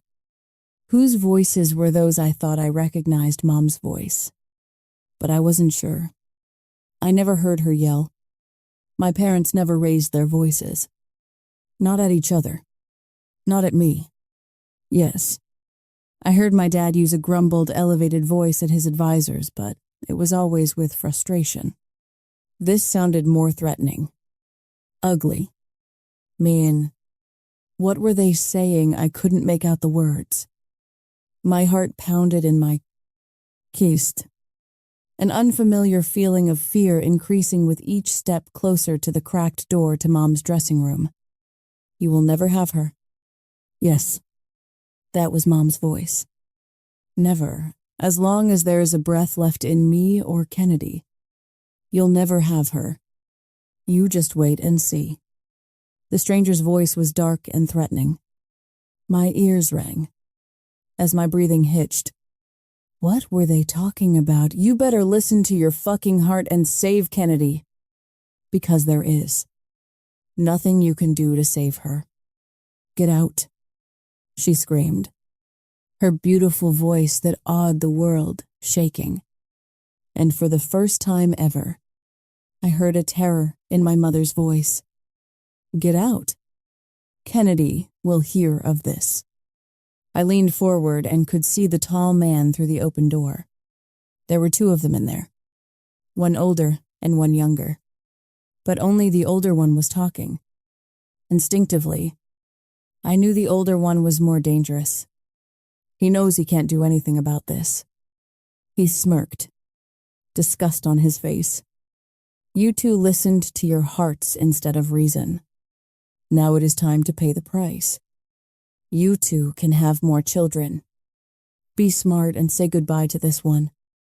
I watched through the crack of the open door as my mom's hand flew through the air and connected with the man's cheek. Smack.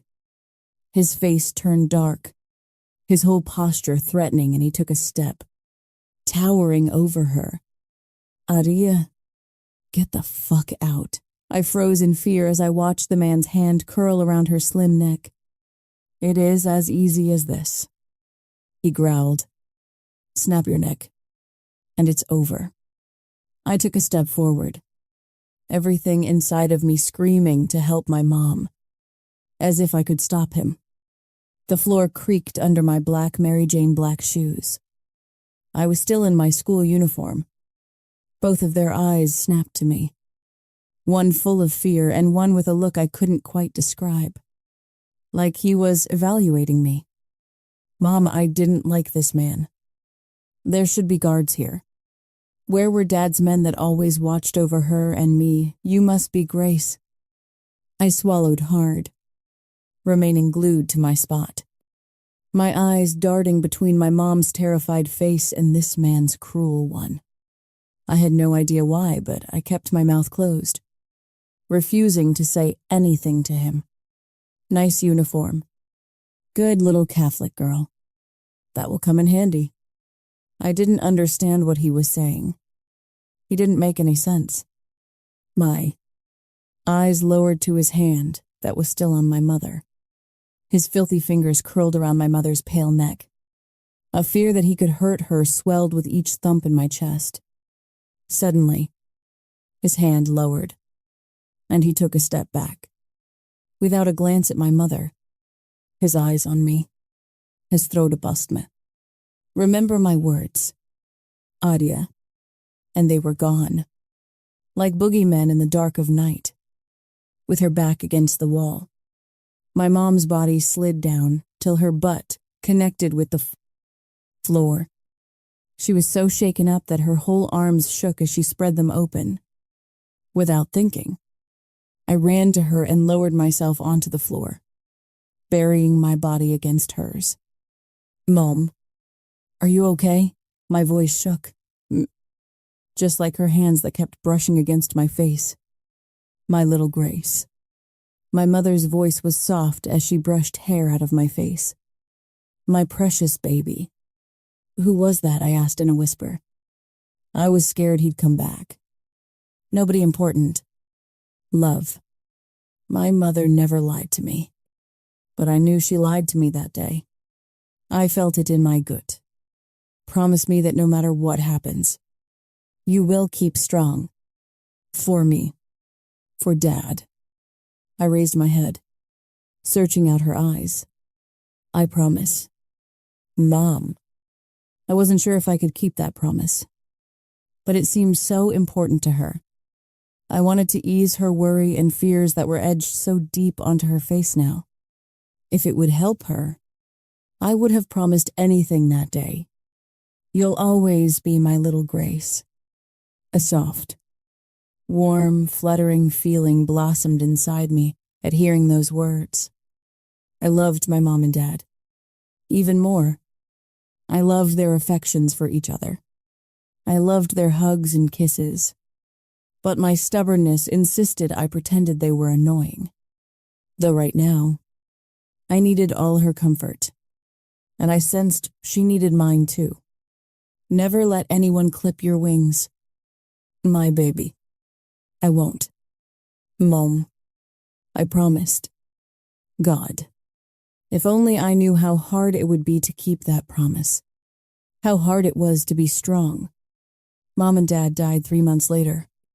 It was then I found myself face to face with the very same man that had threatened my mother. He turned out to be my uncle. A man my parents had kept me hidden from. Imagine being a child and not knowing you had other family. Never having met your uncle or grandmother. It was a nightmare after. That, until the day I met Luciano. I thought I found a savior. So wrong.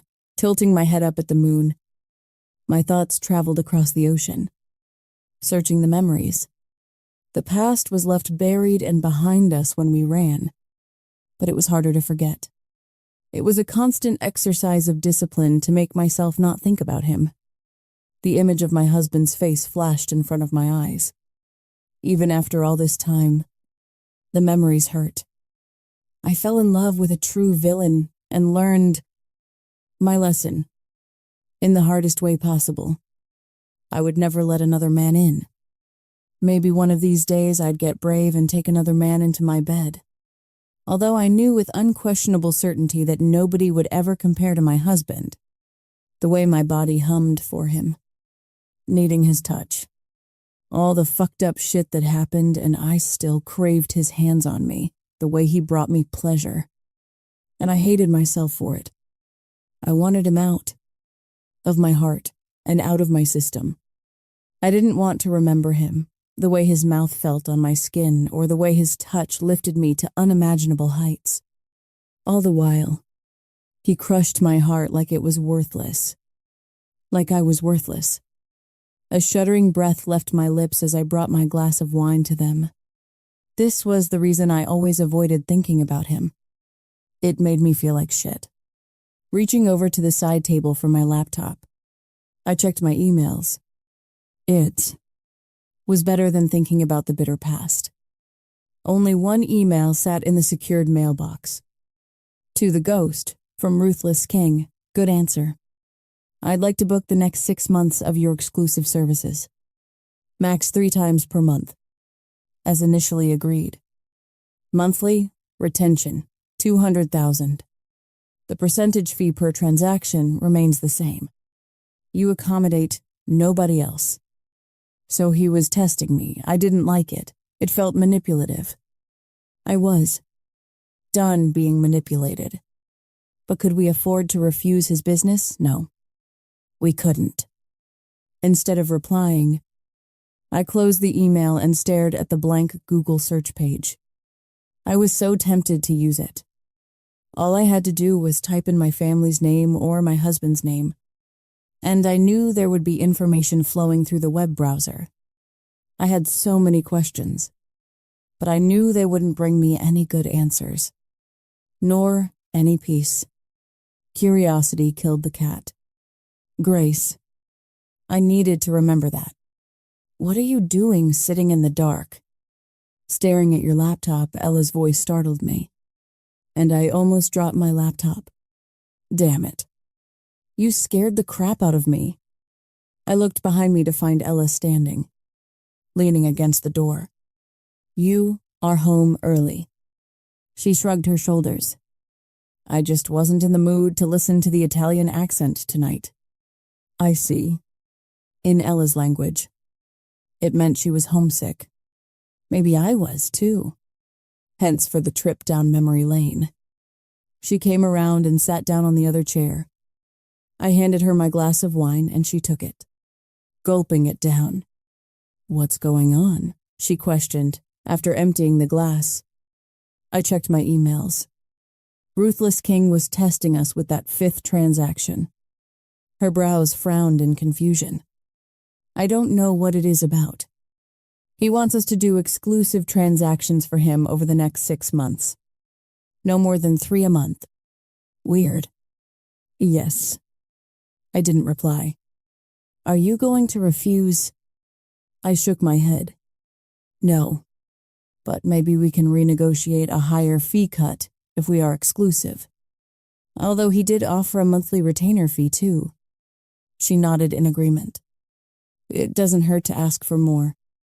We both stared over the dark seas, the silence broken only by the sound of waves crashing against the shoreline. The smell of the sea soothed my soul, and I hoped it did the same for Ella. Some days were harder than others. Yes, we loved it here and wanted to settle down, but we still missed home sometimes. We knew we couldn't go back to the States without putting our lives at great risk. I have to tell you something. Grace. Ella's quiet voice shattered the silence. My eyes shifted to her. She sounded serious. You won't like it, as long as you are not leaving me. We'll figure out everything else. I meant it too. Without Ella, I would have been so alone over the last 3.5 years. Do. I'm never leaving you, she replied without hesitance. We might not be blood-related, but we are sisters for life. She was right. She was more family to me than all my living blood family. She took a deep breath in and then exhaled. When I went to the main island, I checked out the U.S. news. I wouldn't scold her. Not even 30 minutes ago. I was tempted to do the same. I held my breath, waiting for whatever was to come.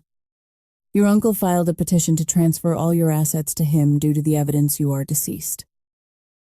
He stared at her, sure that I heard it wrong. What, I'm sorry, she muttered. He had evidence that I'm dead. That doesn't make any sense. Although, I'd never put it past my uncle and my family to proclaim me dead to get their paws on my inheritance. My parents had enough sense to secure it all into a trust till my 25th birthday, which was coming up rapidly. I don't know, she mumbled. It pissed me off that he'd rob you of. What's yours? So I sent evidence through a secured mail that you are alive, along with the picture. It wasn't a smart thing to do. She knew it, and so did I. But I understood why she did it. I would have probably done the same if our roles were reversed. After all, that inheritance belonged to my son too. Damn. I hope it's one of the good pictures, I replied instead of scolding her.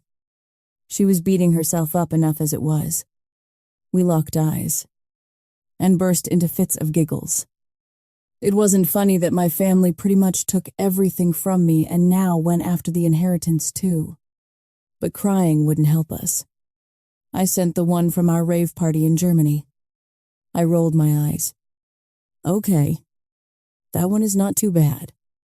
Turning my head back out, facing the sea, I stared at the moon's reflection against the surface of the waves. It was so peaceful in this little corner of the world. You could almost pretend all the evil of this world didn't exist. But it did, lurking in the shadows. My family was a big part of it. Money, the root of all evil. But we couldn't live without it. Ella and I learned that the hard way. After struggling, in the first 3 months, we moved from one European city to the next every 2 weeks, scared that we would be found. We tried hard to watch our money, but unfamiliar with going without. We didn't do a good job. We were both constantly tired and initially lost weight. Even with my pregnancy progressing, it felt like whatever little clothes I had, they hung loose on me. 2 girls in the big, scary world. If we were killed, nobody would have missed us. Because we were ghosts, traveling with fake documents, either via train or bus, dragging from hostel to hostel, sometimes even sleeping at train stations. We kept our heads down and to ourselves. We often lost track. of where we were. Sometimes I'd break down and cry at the cruelty of it all, and Ella would comfort me. Other times, she'd have a meltdown, and I'd help her through it. We survived because we had each other. As the cash became frighteningly low, we started looking for jobs. Anything that would help us make a little money and survive. Our limited language skills were our downfall. We even got so desperate that we tried pickpocketing. Neither one of us managed a single one successfully, so we gave that one up. But we had a little break with the last guy, Dietrich. We tried to steal from. He was a runner for a local crime gang. He cleaned their money and offered to pay us the commission if we helped him. It came down to starving and living on the streets or giving this a try. The best part was that the guy maintained he did all the laundering himself with his supplier. It didn't matter to Ella and I, as long as we got paid. It benefited us to be off everyone's radar. And it was the reason that Ella and I set up layers of security as we grew our customers. We quickly started finding our own clients. Well, criminals, if I was being honest, and we grew. We were both determined we wouldn't be hungry again or search for somewhere to sleep safely in the middle of the night. Dietrich unknowingly saved our lives.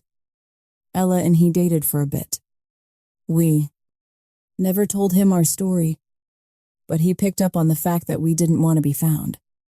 So, he gave us pointers on how to be invisible, how to make money on the black market and remain hidden from the suppliers.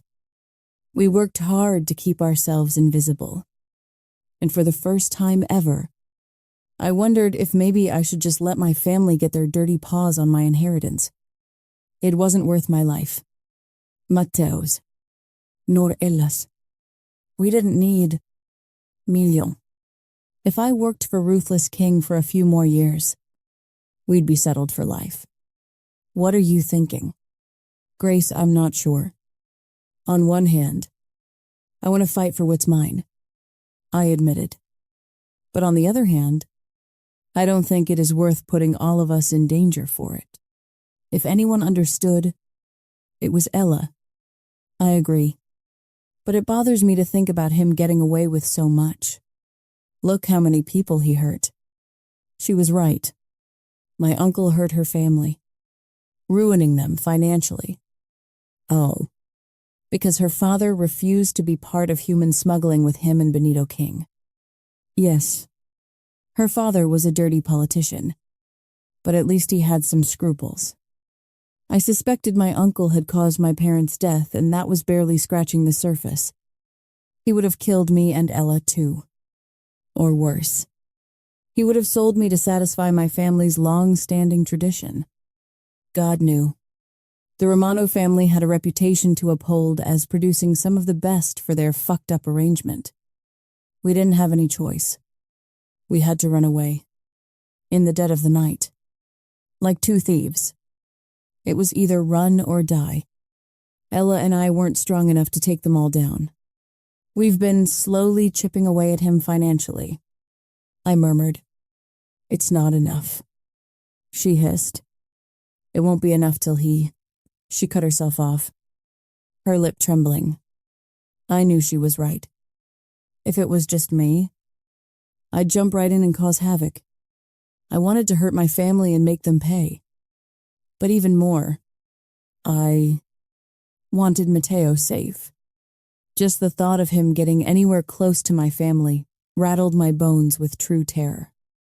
They wouldn't hesitate to use my son, just to get what they want. I'm sorry, Grace, she muttered. Sometimes the thirst for revenge just chokes me, and then makes me act stupid. I shook my head. You have nothing to apologize for. It is how I feel, too. Especially when I think about how he almost, the words faltered. My throat constricted.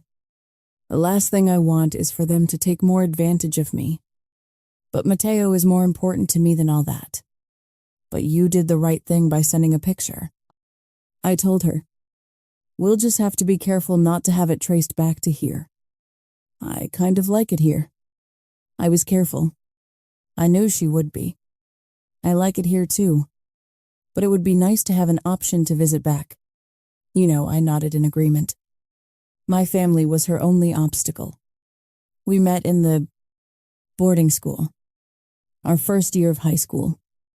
But I knew about Ella and her family for months beforehand.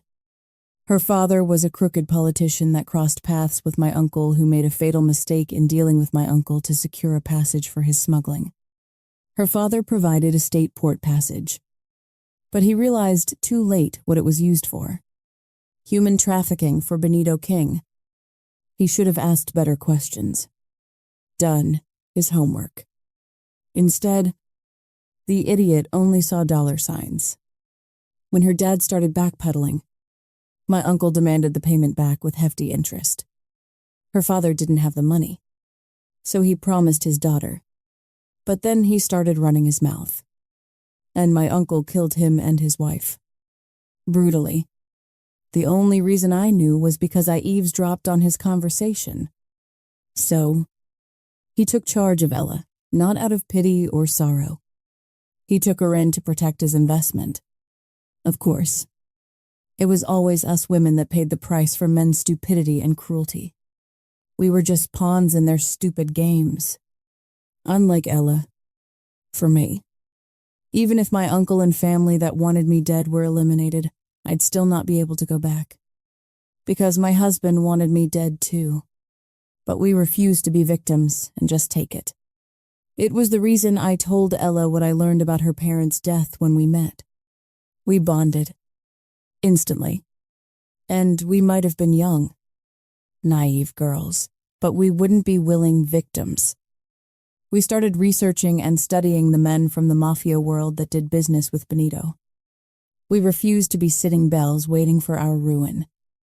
Ella and I were stronger together. If we only prepared for falling in love too, we wanted to bring those fucking ruthless men to their knees and make them pay. But we didn't count on our hearts playing too. Chapter 7. Luciano.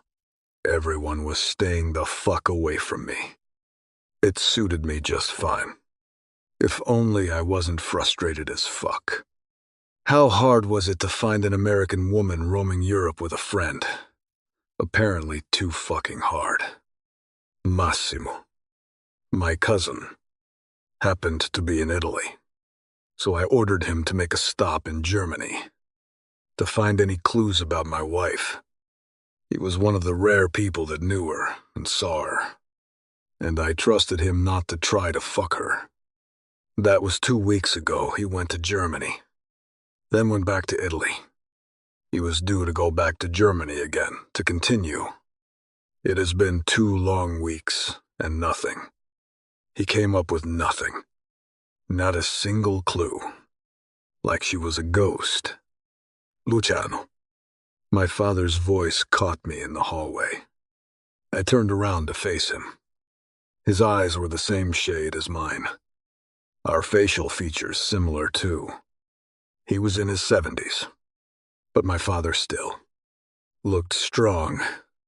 The death of my mother and sister hit him hard, but his will to live spiked when I got married. Grace captured him effortlessly, regardless of her lineage and her last name. He considered her vital the moment he met her. The day Grace and I said our vows, he claimed her as his daughter, despite the fact she was forced to marry me. Under the threat of death, she smiled at him, offering him a hug and kiss on the cheek. Our wedding, although thrown together fast, was a real deal.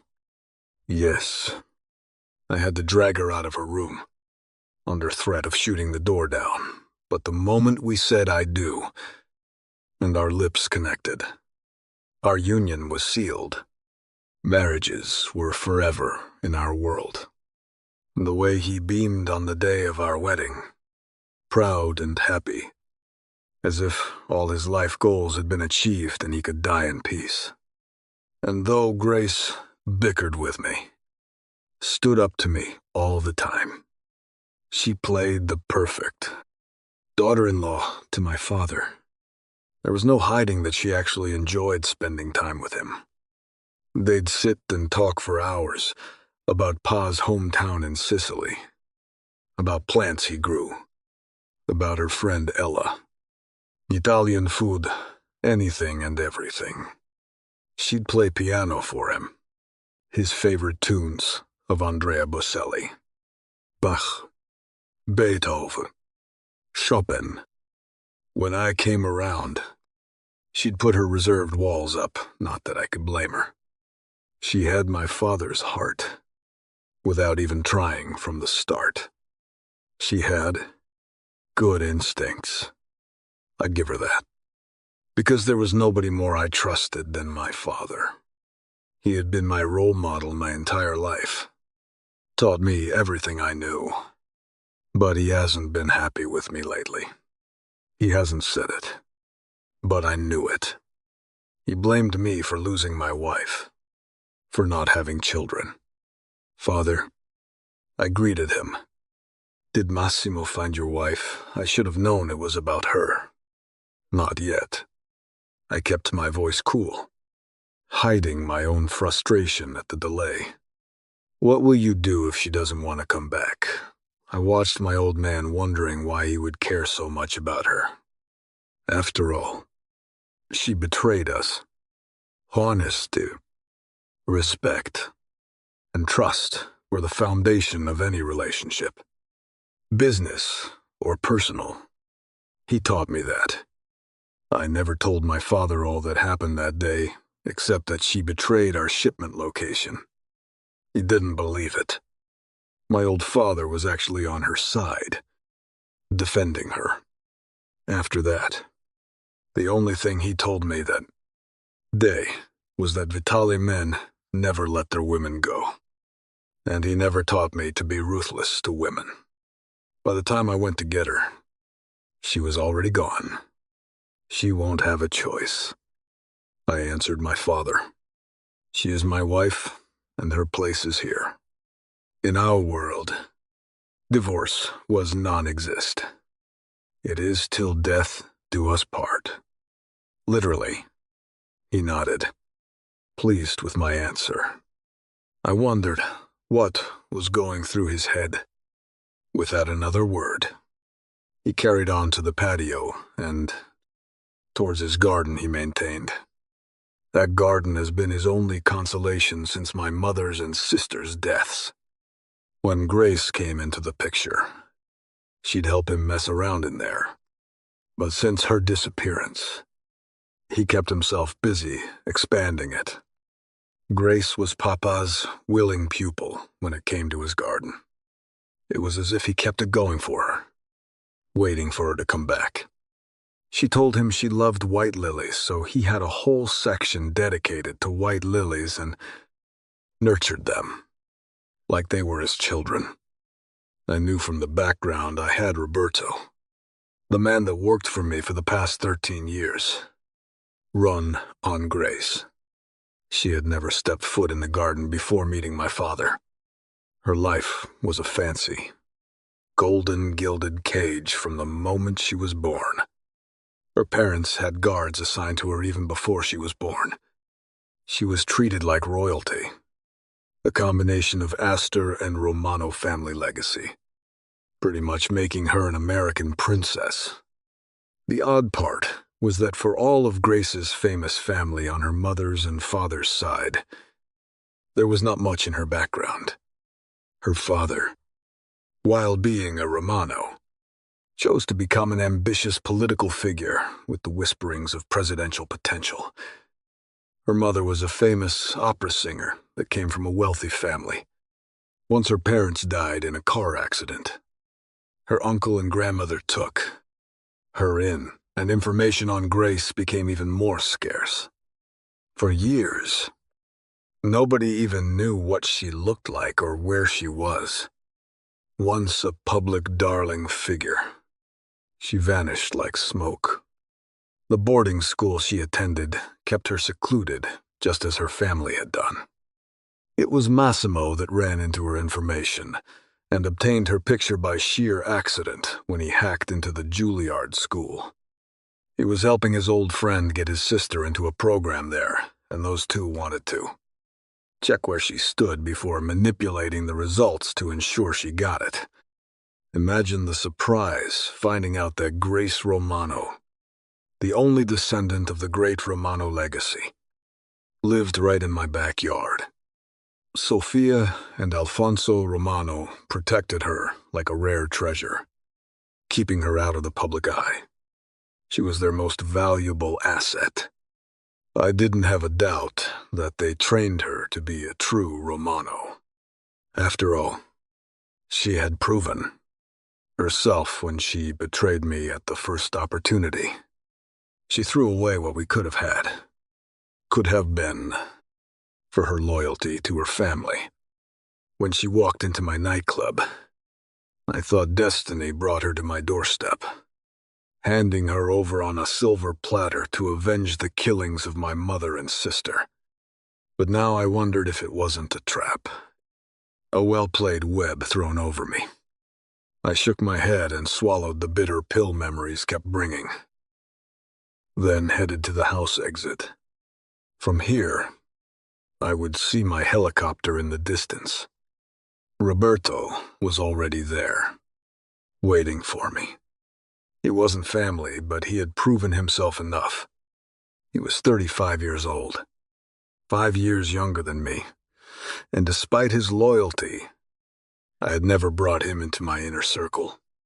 I paid him well, but the cruelty that lurked in his eyes didn't sit well with me. Yes, it was necessary to survive this world, but even cruelty had to have limits. "How is the weather today for flying?" I asked him. "Perfect skies," he retorted. "I'll get you there safely." I nodded and got in. I could fly the helicopter myself, but usually preferred to catch up on my business on the way to the city. Our family home was an hour outside the city, although I had a large penthouse there too, and a few apartments where I used to stash women I banged. But that was before Grace. Now they just sat empty or rented. I didn't even know, since they were part of my vast real estate portfolio. It took no time to land on the roof of the skyrise building I owned, in the middle of the city. I descended from the rooftop and directly into the conference room, where the meeting waited to start. I nodded all around the table and sat down at the head of it. Roberto immediately to my left. Usually that spot was reserved for Massimo, but he had a more important mission to handle. Nome. Hunting down my wife. It worked out well that he was in Europe already, even before I needed him to track her down. The meeting started, each department head updating me with the status. This was the legitimate side of my business, the one that allowed me into a majority of the buildings in New York. In this city, I was the ruthless king. Luciano Vitale's name was feared right along with the name of Cassio King. My phone rang, and I glanced at it. It was Massimo. "Gentlemen," I stood up. "Roberto will lead this meeting. I have to take this call. I trusted Roberto to handle this business, and I had competent people running the departments, so there was no doubt business would be handled. It didn't mean I trusted those people any more than the next person. I only hired the best, and I knew each person in this room understood their job. Otherwise, they wouldn't be here." Nodding at Roberto, I gave him a silent command to take care of this. His long years of service and loyalty earned him the trust to run my legitimate business. I would check the meeting minutes later, because there would never be full trust there.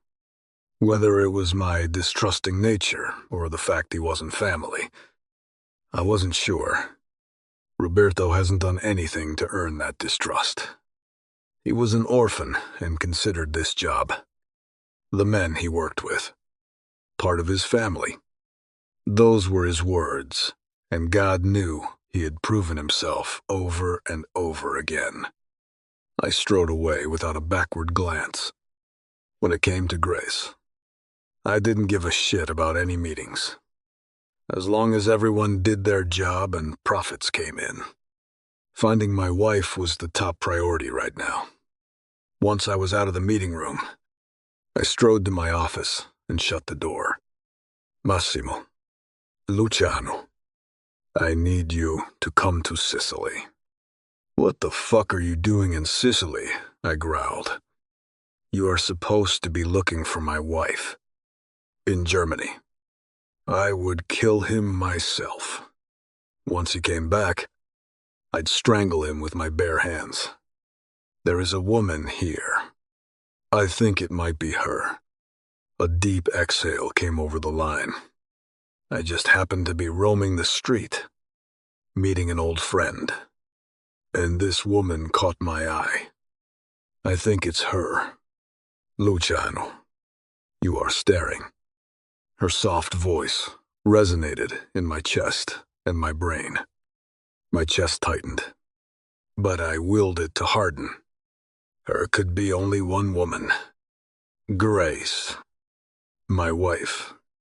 Are you sure none of my men have been able to find her for the past 3.5 years? I didn't want another false alarm. No, I'm not. But she sure reminds me of her.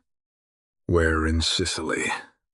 Of all the places in the world, I never expected her to hide in Sicily.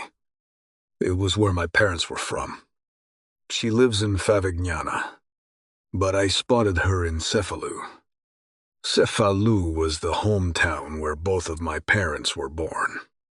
Maybe hiding in plain sight worked too well for her. What made you look there, actually? I wasn't looking. Your father asked me to check on your aunt. He explained.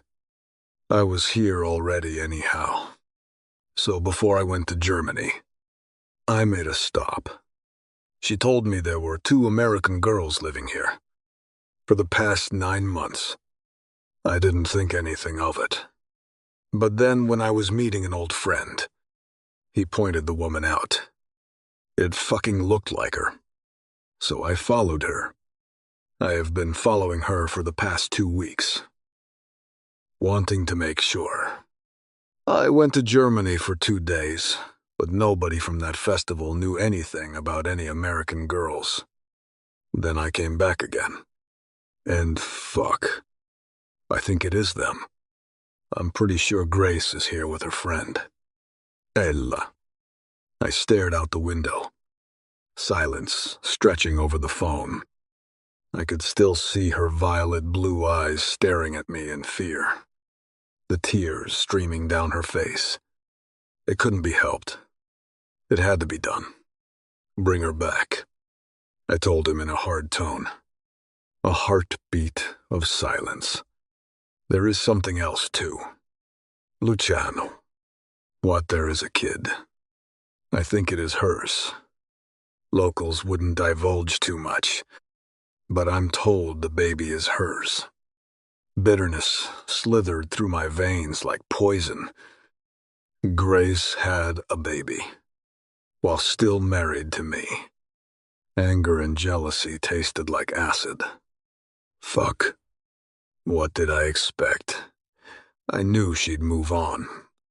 She was a beautiful girl, and I was sure she'd turn into a beautiful woman. Men's gazes always lingered after her.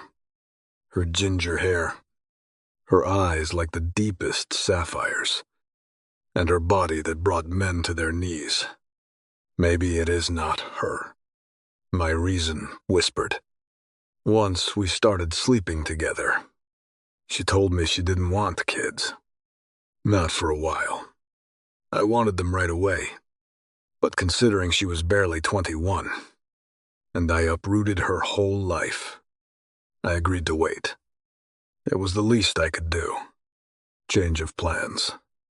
Don't approach them. It was foolish to have. Massimo caused trouble for no reason if the woman wasn't even Grace. This was how much that fucking woman messed with my brain. Even just the thought of her made me make irrational moves. I'll be there tomorrow morning to confirm if it's her. I told him. I left, shooting a quick message to Roberto to handle the rest of the meeting. I stood at the corner of the street. I had been on the island for the past 24 hours, and my patience was running thin. I hadn't seen the woman nor the child. For whatever reason, the routine that the woman had for the days that Massimo watched her went out the window, as if she knew I was here. It was a charming little home. Nothing extravagant. Little stone villa with a yard and an open view to the sea. Grace grew up surrounded by luxury. Waited on hand and foot. This place was opposite of everything she was used to. I was starting to doubt Massimo had mistaken someone else for Grace. The garden gate opened and a woman came out. She had a baseball hat on, black shorts and white, razor tank top. A ponytail looped through her baseball hat, and I silently cursed. What the fuck was Massimo thinking? This woman's hair was nothing like Grace's.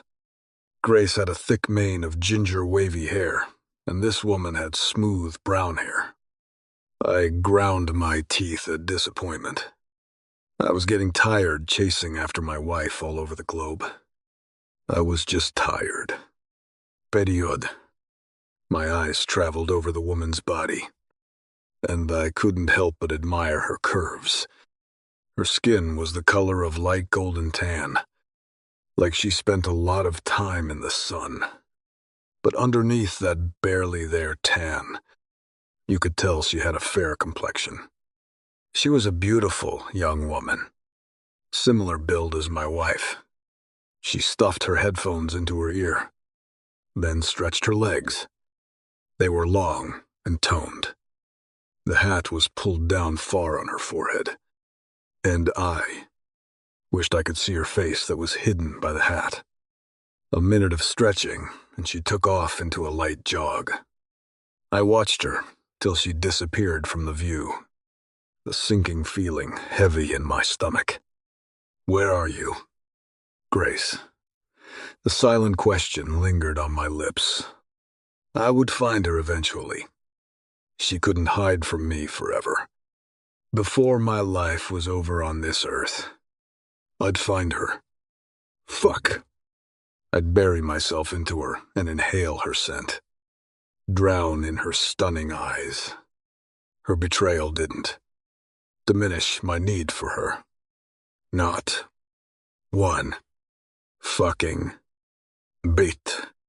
I headed back to the house Massimo had rented for the week. Fucking waste of time. I would catch this afternoon's ferry off the island, just as I was getting ready to enter the gate of our own residence. I saw the woman again jogging along the beach. Her body was covered in a light sweat, although there was a light breeze coming off the sea. The temperature was already rising. It tended to stay warm in these parts till late October, and the winters were mild. My eyes lingered on the jogger, and I couldn't tear my gaze away from her. Her body soft, despite the physical exercise that she obviously put her body through. She raised her hand and waved. I followed the direction of her greeting and saw her waving at the ice cream shop owner. Definitely not Grace. She never socialized with people outside her circle. Gabriella was her only friend, and both of them kept their circle small. In fact, Grace hated being the center of attention anywhere and everywhere. And most of all, she hated physical exercise. I entered the house with the bitter taste in my mouth. Did you see her?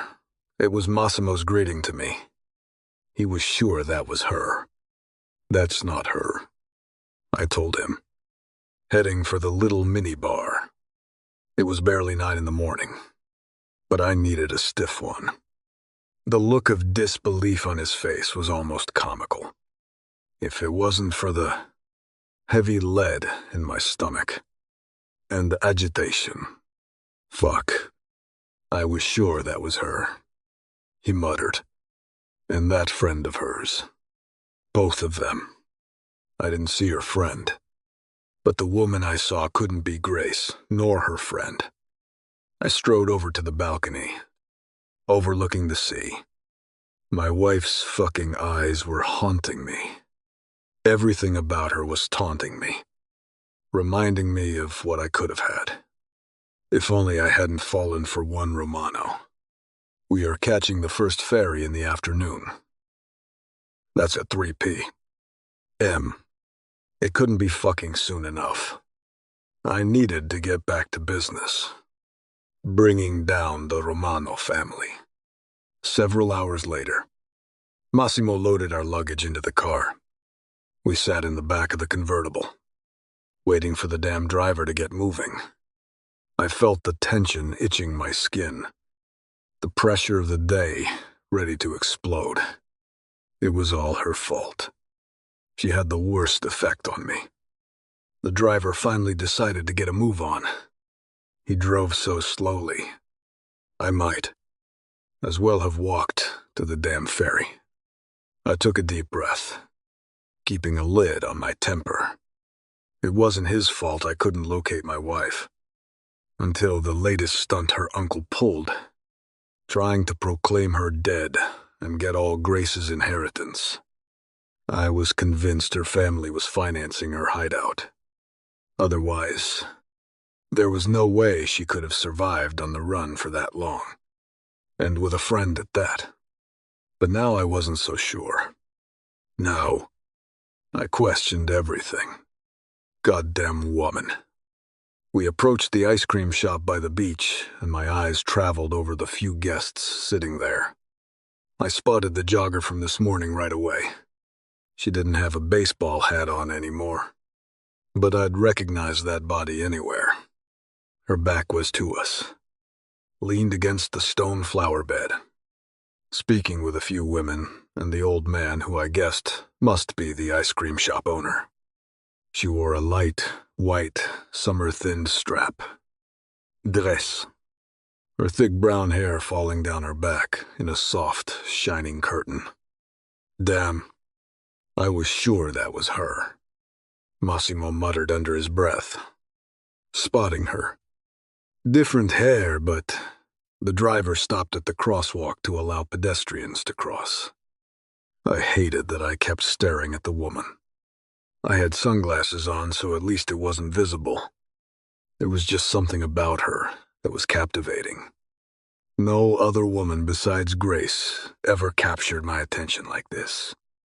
One of the other women spoke vividly, like there was a fucking mime show going on. Curiosity had me watching her like a hawk, eager to see at least part of her face. Her arms twisted behind her back, her right hand wrapping around her left wrist, stretching her back. I narrowed my gaze. It was something Grace used to do. The driver shifted the gear into drive. Stop. I ordered him. The woman was completely oblivious to anyone but her friend speaking. To her, the words of an Italian woman with a heavy accent traveled over, her hands up in the air. I had no idea what she said, but the young jogger threw her head backwards, and a melodious laugh traveled over the sea-fragrant breeze to me, and my heart froze. What is it? Luciano Massimo asked. Wait.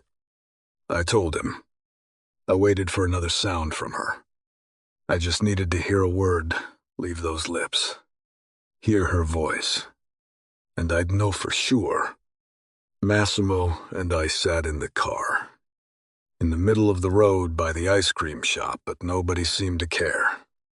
This place was so small. There was not even a need for a car. Another melodious laughter. Mama, mama. A child's voice reached over, but I kept my eyes locked on the woman. I refused to blink, worried I'd miss a clue, like it was a life or death situation. The woman turned her head in the direction of the little boy's voice, and that's when I saw her. That fair, creamy skin with a light tan and luscious lips curved in happiness. "Hey, baby," she exclaimed and ran towards the little boy.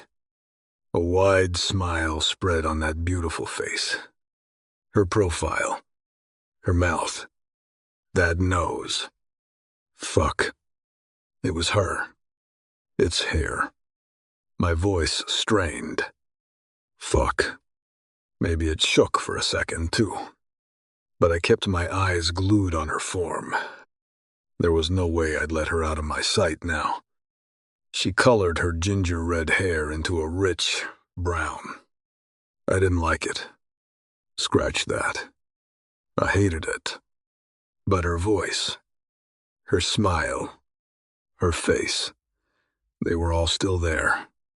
She looked radiant, happy. The smile on her lips used to be the one she gave me. She used to smile only at me like that. But not anymore. She was at the boy's side in a few quick strides and picked him up into the air, while he giggled happily, spreading his hands wide open. "Mama," he squealed. The boy couldn't be older than 3, maybe 2. The anger and bitterness swelled inside me. I had never felt hatred like this. And I fucking hated her uncle. Hated her family. But this was different. Even more personal. It was hate mixed with regret. And another feeling I wasn't willing to analyze. Grace's happy laugh carried on over to us. Everyone's eyes were on them. Smiling. They all knew her. The little boy had a beach hat on that hid his face from my sight. I wondered if he looked like his mother. Had her eyes. I reluctantly had to admit that my wife was even more beautiful now than when I met her. The naive and scared young woman of barely 21 was gone, and in her place was a beautiful woman that took your breath away. And I still wanted her, even seeing her with a child by another man. I needed her like the oxygen I breathed. Well, I'll have to suffocate that need by any means necessary. Hey, woman, I want a happy greeting like that. 2. I recognized her. Best friend. She changed her hair too. Grace chuckled softly. "Ow, Ella, I missed you. Baby." A burst of laughter echoed, carrying on the breeze, mixing with ocean waves.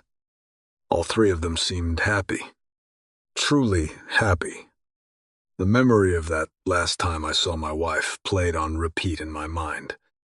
The look of finality in her eyes as I pulled the trigger and then sent her away. It looked like she got over it pretty damn quick. "Who wants to go to the beach?" Grace's soft voice teased. It was even softer than I remembered. Her happy laughter mixed with the sounds of the waves, the smell of the sea salt air in the breeze. It would forever remind me of my own bitterness and loss. "Io. Io." The boy beamed.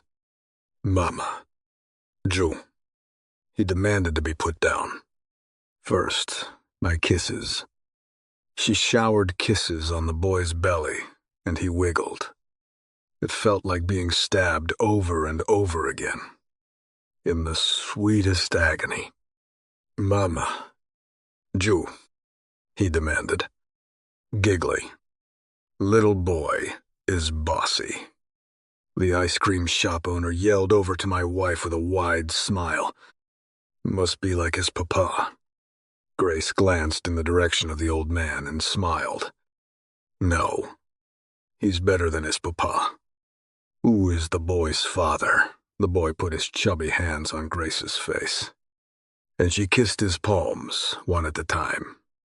Gelato, he demanded. He is turning into an Italian. Ella, her best friend, came up to both of them as Grace put the boy onto his feet. He's speaking more Italian than English. Grace chuckled. Seems appropriate since we are in Italy. Smo. Ella, let's go get a gelato. Ella groaned. Ugh, not you too. Grace laughed happily. Don't worry. It is one of the few words I know. She turned her eyes to her son. So gelato then spiaggia. Grace playfully shoved her shoulder against her friend as she uttered the word beach in Italian. I exited the vehicle, Massimo right behind me. I stepped forward. Massimo stood firm behind me. Each step I took closer to my wife. Excitement and anger mixed in my blood. Fancy seeing you here, wife. I greeted her in a cold voice. Her eyes, even bigger and deeper than I remembered them, snapped to me. Startled. Actually, startled was too mild of a word. I scared the living shit out of her. Her eyes were wide with fear, and she paled until I thought she'd pass out. We stared at each other. Her lips slightly parted, but no words. Come. Her eyes darted around, her breathing quickening. All the signs of her happiness gone. Seconds ticked into minutes. The sounds of waves crashing against the shore so symbolically mirroring the increasingly crushed expression on her face. Her son. How it grated me to even think of her having someone's son. Started crying, and it was what finally woke her from her stupor. She quickly faced him and started cooing at him. Shh. It's okay. Her eyes returned to me, watching me with a guarded expression. She picked up the boy off the ground and sat him on her hip. Don't I even get a hello? Wife, I mocked her. She pressed her lips into a thin line, her eyes turning darker. Her violet eyes were always her telltale. She couldn't hide her emotions. Hello? Even mad. Her voice sounded soft. Can it be a goodbye now, too? I chuckled, without amusement. I don't think so. She closed her eyes briefly, took a deep breath, and then exhaled, as if she was desperately searching for an ounce of patience. What do you want? You are going back home with me. No. I remembered the time when she was too scared to stand up to me. Yes. She bickered with me, but never outright stood up to me. It was so different now. She dismissed my presence, turning her back to me and started walking away, pulling Ella along with her free hand. Poor woman. She stood frozen, immobile, staring at us in shock. Massimo and I followed behind. Grace's steps away from us were rushed, but she couldn't get away. Her son peeked over her shoulder at me and my breath stuck in my lungs. His big eyes stared at me curiously, and I resented him. Grace. I started. Don't talk to me, she hissed. It's time to go home. She whirled around. You are taking me nowhere. She spat her words. I want you nowhere near me or my son. Do you understand? I grabbed her by her arm, my fingers digging into her flesh hard. I knew her fair skin complexion would bruise from my firm touch. I didn't fucking care. You have no say in it. Wife, I smirked. my lips curving into a cruel smile, and my voice cold. You've played long enough. Chapter 8. Grace. My heart thundered wildly. Blood rushing into my ears and my brain. I had to calm down so I could think clearly. I had never expected to see Luciano again. I never wanted to see him again.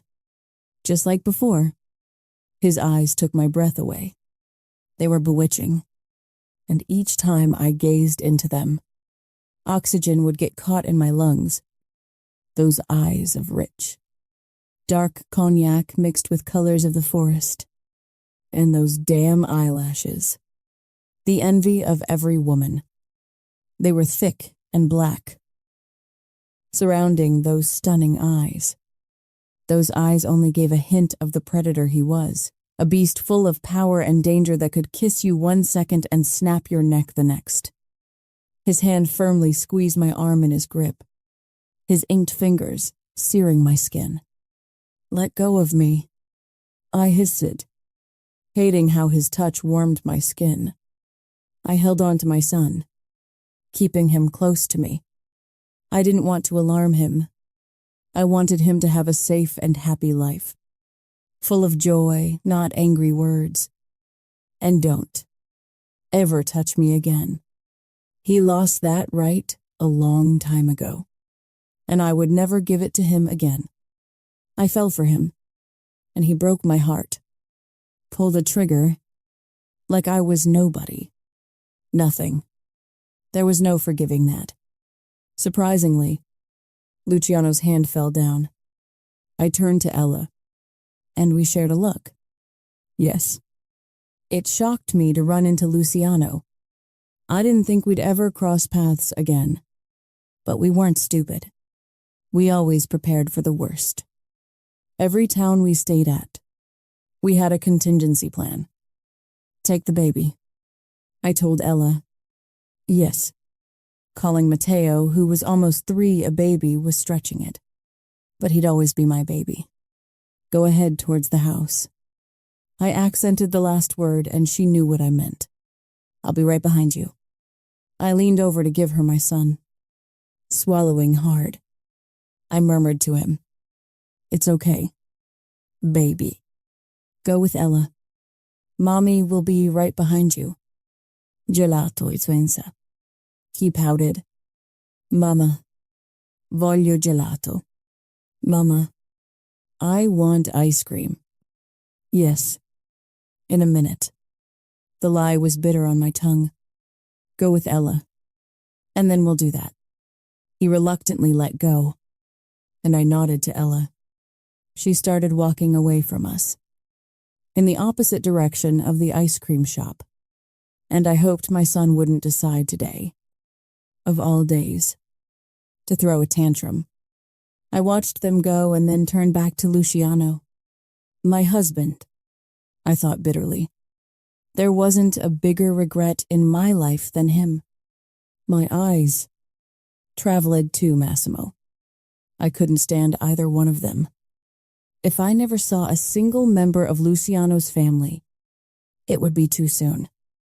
Well, except Luciano's father. He was always good to me and caring.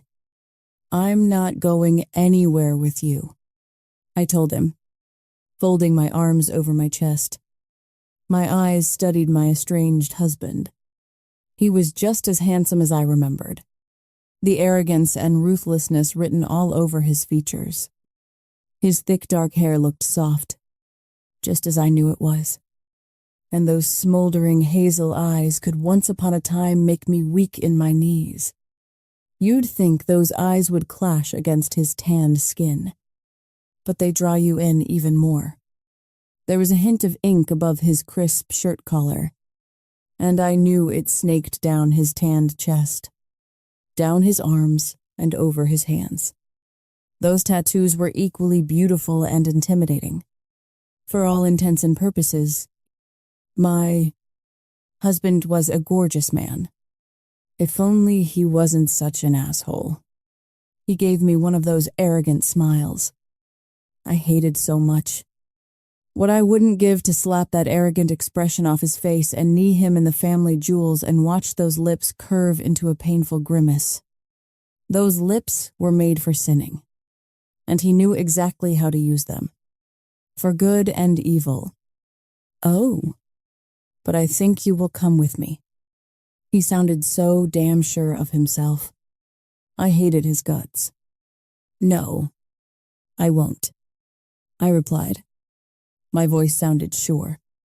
But truthfully, I was anything but sure. We have nothing to say to each other. He watched me pensively. We have some business to finish up. I didn't have a damn clue what he was talking about. I wanted nothing to do with him. You can come along to my place. I answered him calmly. And we can debate what it is that you think I'll be doing. I assure you, though, there is no business between you and I. But there is. He had spoken calmly, the hint of threat in his voice. Besides, you are my wife. Until that status is changed, you'll do as I say. You can hope, and while you are at it, please hold your breath. He said, I suggest you pay your driver, and we can debate how to end this at my place. One street over. We stared at each other, animosity in both of us. I hoped I hid it better than him, but I was pretty sure I was an open book. It was interesting how that battle of wills that started on the first day we met continued as if no years passed by. We stood there, neither willing to budge, for what seemed like hours, although it was mere seconds. Maybe a minute tops. Finally, he nodded and turned to go to his car. Massimo glanced my way, then went after Luciano, whispering something under his breath. I didn't give a shit what they were saying. I watched, waited till they were far enough to give me some headway. I thanked God and all the saints that I decided to wear my white chucks instead of sandals. I turned on my heel and started running. Son of a bitch. I heard my husband yell behind me. Grace, I continued running, not bothering to glance back. I couldn't afford to lose a single second. I heard them in the distance, but I was at an advantage. I turned left that would take me to my house, but knowing those two, they probably already knew where we lived. Right after taking the left, I took the first alley and a shortcut to get to the street parallel to this one. Once I was there, I kept running, looking for a cab. I flagged a driver and jumped in. Ferry. Veloce. Fast. He nodded and rushed through the streets. My phone beeped, and I glanced at it. Made it. Relief washed over me, giving me extra hope. I kept glancing over the familiar streets for the two unwelcome figures. But I never saw them. I hoped we wouldn't see them again. 10 minutes later, we were at the ferry, and I gave the driver a $50 euro, then jumped out of the cab and ran towards the ferry. My eyes scouted for the two familiar faces, and the moment I spotted them, I rushed towards them. You made it, Ella murmured, relieved. Her face was pale, her lip trembling. I took my son, Matteo, into my arms, placing gentle kisses on his forehead. Yes, we need to catch the first flight out of this country. I hated leaving and starting all over, but we had no choice. It made me resent my husband even more. Why couldn't he have just stayed in his stupid world and ruled his cursed empire instead? He had to destroy everything in his path. Mama, Matteo called out to me. I took his small hand into mine, and I placed a kiss on the palm of his little hand. I would never allow Matteo to be touched by that world. Bitterness swelled inside me. No, we had to uproot Matteo and start a whole new life. I loved our life on this little island with people that acted like family. We need to get to Palermo International Airport. All our emergency travel documents and travel bags are kept there. She knew that too. Thankfully, we could access our money from anywhere in the world. We wouldn't go hungry without money, food, or a way to afford a shelter. Right now, we just had to get out of here. Ella nodded. It tore at my insides to drag us to another start. Ella, are you sure you want to come along? You'll be safer if you stay behind. No. Her answer was firm, the determination written all over her face. We stick together. We do this together. I exhaled a breath I didn't know I was holding. I wouldn't have blamed her if she wanted to stay behind, but it felt good having her by my side. Thank you, he muttered. She had been more than a family for as long as we've known each other. We stood on the deck of the ferry, watching the island that was our home for the past year get smaller and smaller. This place has been our longest residency since we left the States. The wind swept through the upper deck, blowing our hair wildly and, along with it, our little happy life. Do you think this will work? Ella kept glancing around. She was scared just as much as I was. If Luciano dragged us back home, we'd be doomed. We escaped our fates once. I wasn't sure if we'd succeed again.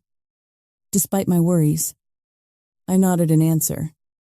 Words stuck in my throat. It had to work.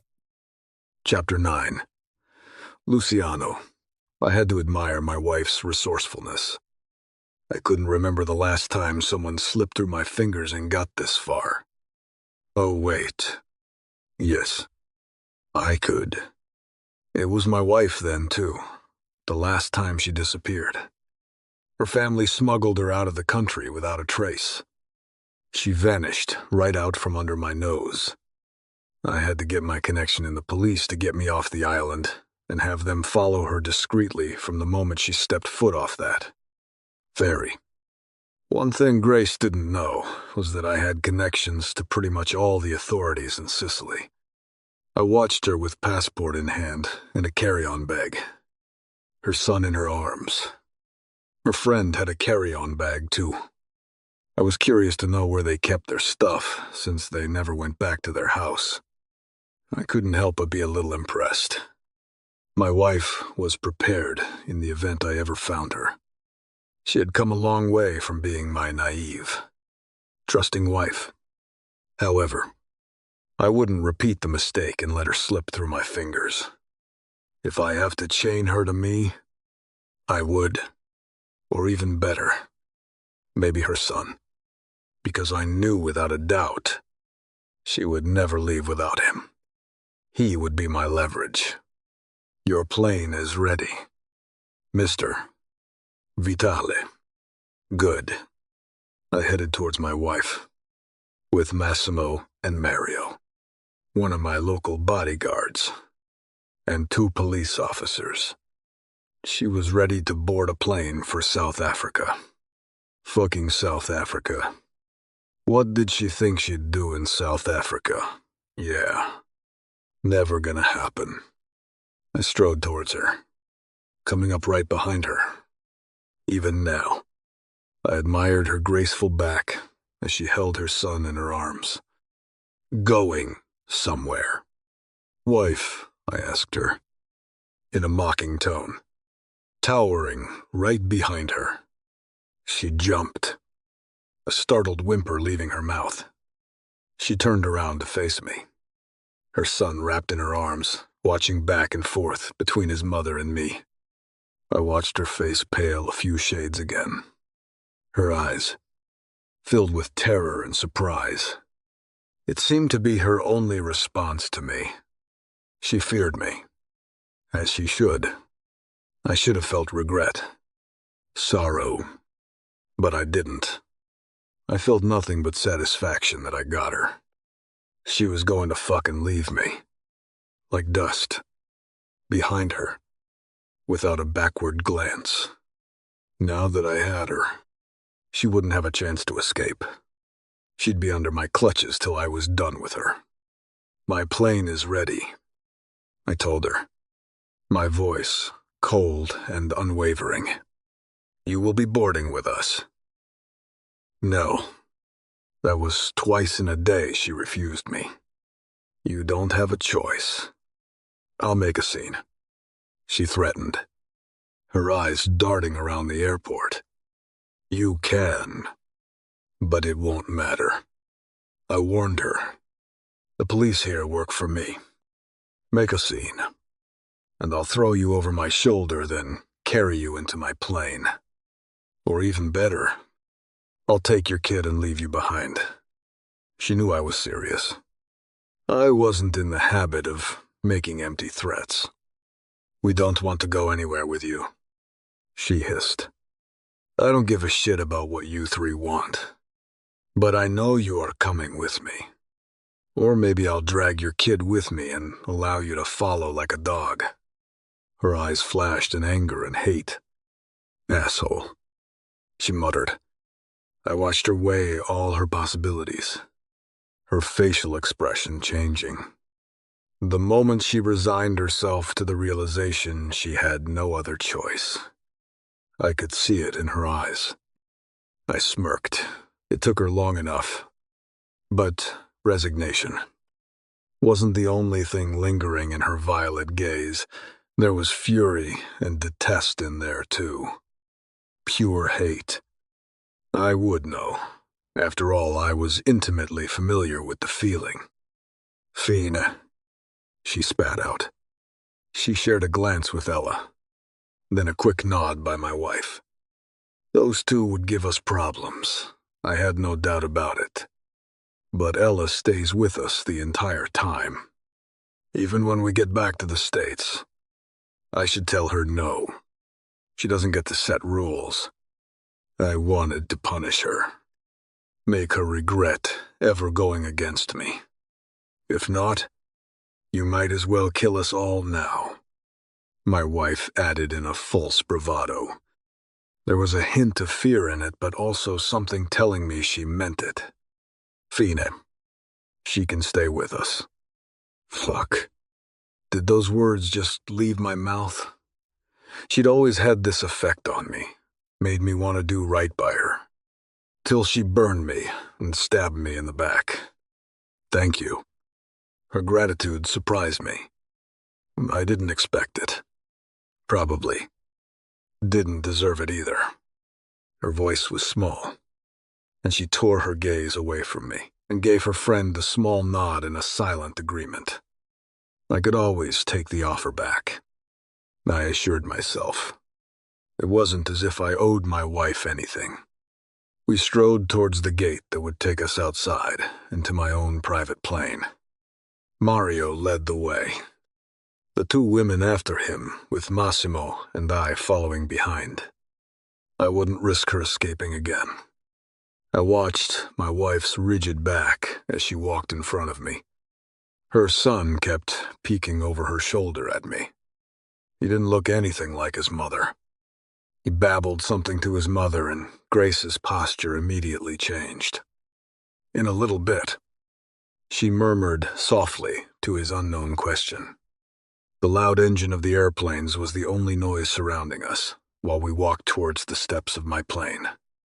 Vital Enterprise. My wife's step faltered, and she stopped right before taking the first step. I saw desperation and tears glistening in her breathtaking eyes. But she refused to let them fall. Always so stubborn. Ella was halfway up. Seeing Grace falter, she paused too. The two friends locked their eyes. Unspoken words, but understanding in them. She turned to face me. Why do we need to come? I jerked my head at Massimo to let him know to keep on going. I could handle my wife. He climbed up the stairs and nudged her friend into the plane. First, because you are my wife, I told her. I want a divorce. She cut me off. I ground my molars to keep my cool. Leave us here. I know you said divorce doesn't happen in your world, but annulment does. No. Why? Because I need something from you first. I need to fuck you out of my system and bring down your entire family. I kept those words wisely to myself. And in order to get an annulment, your physical presence is needed in the you. Yes. Fuck. I hope that was true. I was making shit up as I went. Her eyebrows scrunched as she processed my words. All our possessions are here, she muttered. All my son's toys. Everything. We locked gazes. You could leave us, so we can at least pack properly. God. She really thought I was an idiot. She'd disappear. And it would take me another 3 years to find her. If I was lucky. No. I already have one of my local men packing up your stuff. It should be right behind us. She let out an exasperated sigh. I'll give you whatever you want. My cock stirred to life at her offer to give me whatever I wanted. If she only knew I'll sign any paperwork, tell you anything. Please. Luciano, leave us here. You are starting to piss me off. Grace. I gritted instead. She was so good at tearing down my control. I was half tempted to bend her over. Right. Here and fuck her. But her son was in her arms. Fuck, get on the plane. Aereo. Mama. Her son babbled. She took a deep, resigned breath. Yep. Plame. I placed my hand on her lower back and nudged her up the stairs. She quickly smacked my hand away. I got it. Thank you. Lovely. She couldn't even stand my touch, and I was ready to pounce on her. Years of jerking off with only images of my wife to help me find release finally caught up to me. This homecoming was worse than I could have imagined. The second she entered the cabin, Ella quickly stood up and headed her way. Are you okay? Grace nodded. Her lips pressed tightly together. If looks could kill, my dear wife would have had me dead already. Hello, Mr. Vitale. The stewardess greeted us. Would you and your guests like some drinks? Yes. Thank you. The usual. I would need to get drunk to survive this transatlantic flight with my wife on board. Otherwise, I might drag her into the back of the plane by her hair and fuck her senseless. And you ladies, she asked our guests. Grace and Ella just shook their heads. And who are you? The stewardess cooed Grace's son. Would you like some milk or juice? The boy looked from the stewardess to his mother, questioning in his eyes. Whichever you want. Matteo, she murmured. I covered my surprise. Matteo was my father's name. Not that she called. My father by his first name. Initially, she kept calling him Mr. Vitale and gradually changed it to Dad. It must be a coincidence. Matteo was a very common name in Italy. Was that the name of the boy's father, Succo? Matteo, answered the stewardess. She looked in confusion at Grace and then me. He'll have juice, I told her. Grace turned her back to me, then headed with Ella and her son to the furthest corner of the plane and sat themselves there. Massimo and I shared. A look. It didn't matter. It wasn't as if they could run anywhere, unless they planned to jump out of the plane. The stewardess was back with all our drinks. I brought you 2 ladies some water, just in case. She told Grace and Ella. Thanks. They both murmured, taking the bottled water. I couldn't help but watch my wife. She seemed different somehow. More confident. Stronger. More beautiful. Although that hair would have to go. I loved her natural hair color. Not that it should matter to me at all. The moment she had another man's child. Our marriage was history. No. The moment you pulled the trigger. Your marriage was history. I shoved my conscience away. I didn't need it. Didn't want it. She wanted an annulment. I should want it too. She meant nothing to me. Then, why did it bother me to think of her marrying someone else? It would be the only reason she would want a divorce or annulment. The whole marriage, with her, started wrong. The means for revenge against her family. And that need for revenge wasn't gone. I would use her for revenge and to drag her back into my bed. I had to get her out of my system somehow. I watched her with her son as the plane ascended into the air, murmuring soft words to him I couldn't hear. I recalled how she insisted on not having kids during those short months we were married. She certainly didn't mind having a child with another man right away. I wanted to hunt him down and slice his throat for daring to touch something that wasn't his. Fuck. I wanted to torture the man, nice and long, and see light extinguish from his eyes, forever seeing my woman flush with orgasm. The bitterness in my veins was like poison. Her fingers stroke her son's hair softly, her whispers soft. I watched the boy's eyes droop, and the moment we were up in the air, he fell asleep. His head on his mother's lap. I turned my gaze away, grinding my teeth. Instead, I caught Massimo watching Gabriella. He had a crush on her before they disappeared. I imagined he probably still did. Yeah, good luck with that. I would have to assign Roberto to keep an eye on the women, although that didn't sit well with me either. Grace was a beautiful woman, and Roberto didn't have a woman. He knew if he even thought of touching her, he'd be a dead man. I trusted Massimo unconditionally. He was family, a true blood relative. But he would think with his dick. So would I. We needed someone with no skin in the game to keep an eye on them, so they wouldn't slip through our fingers again. Although I refused to look my wife's way for the rest of the trip, I sensed her the entire time.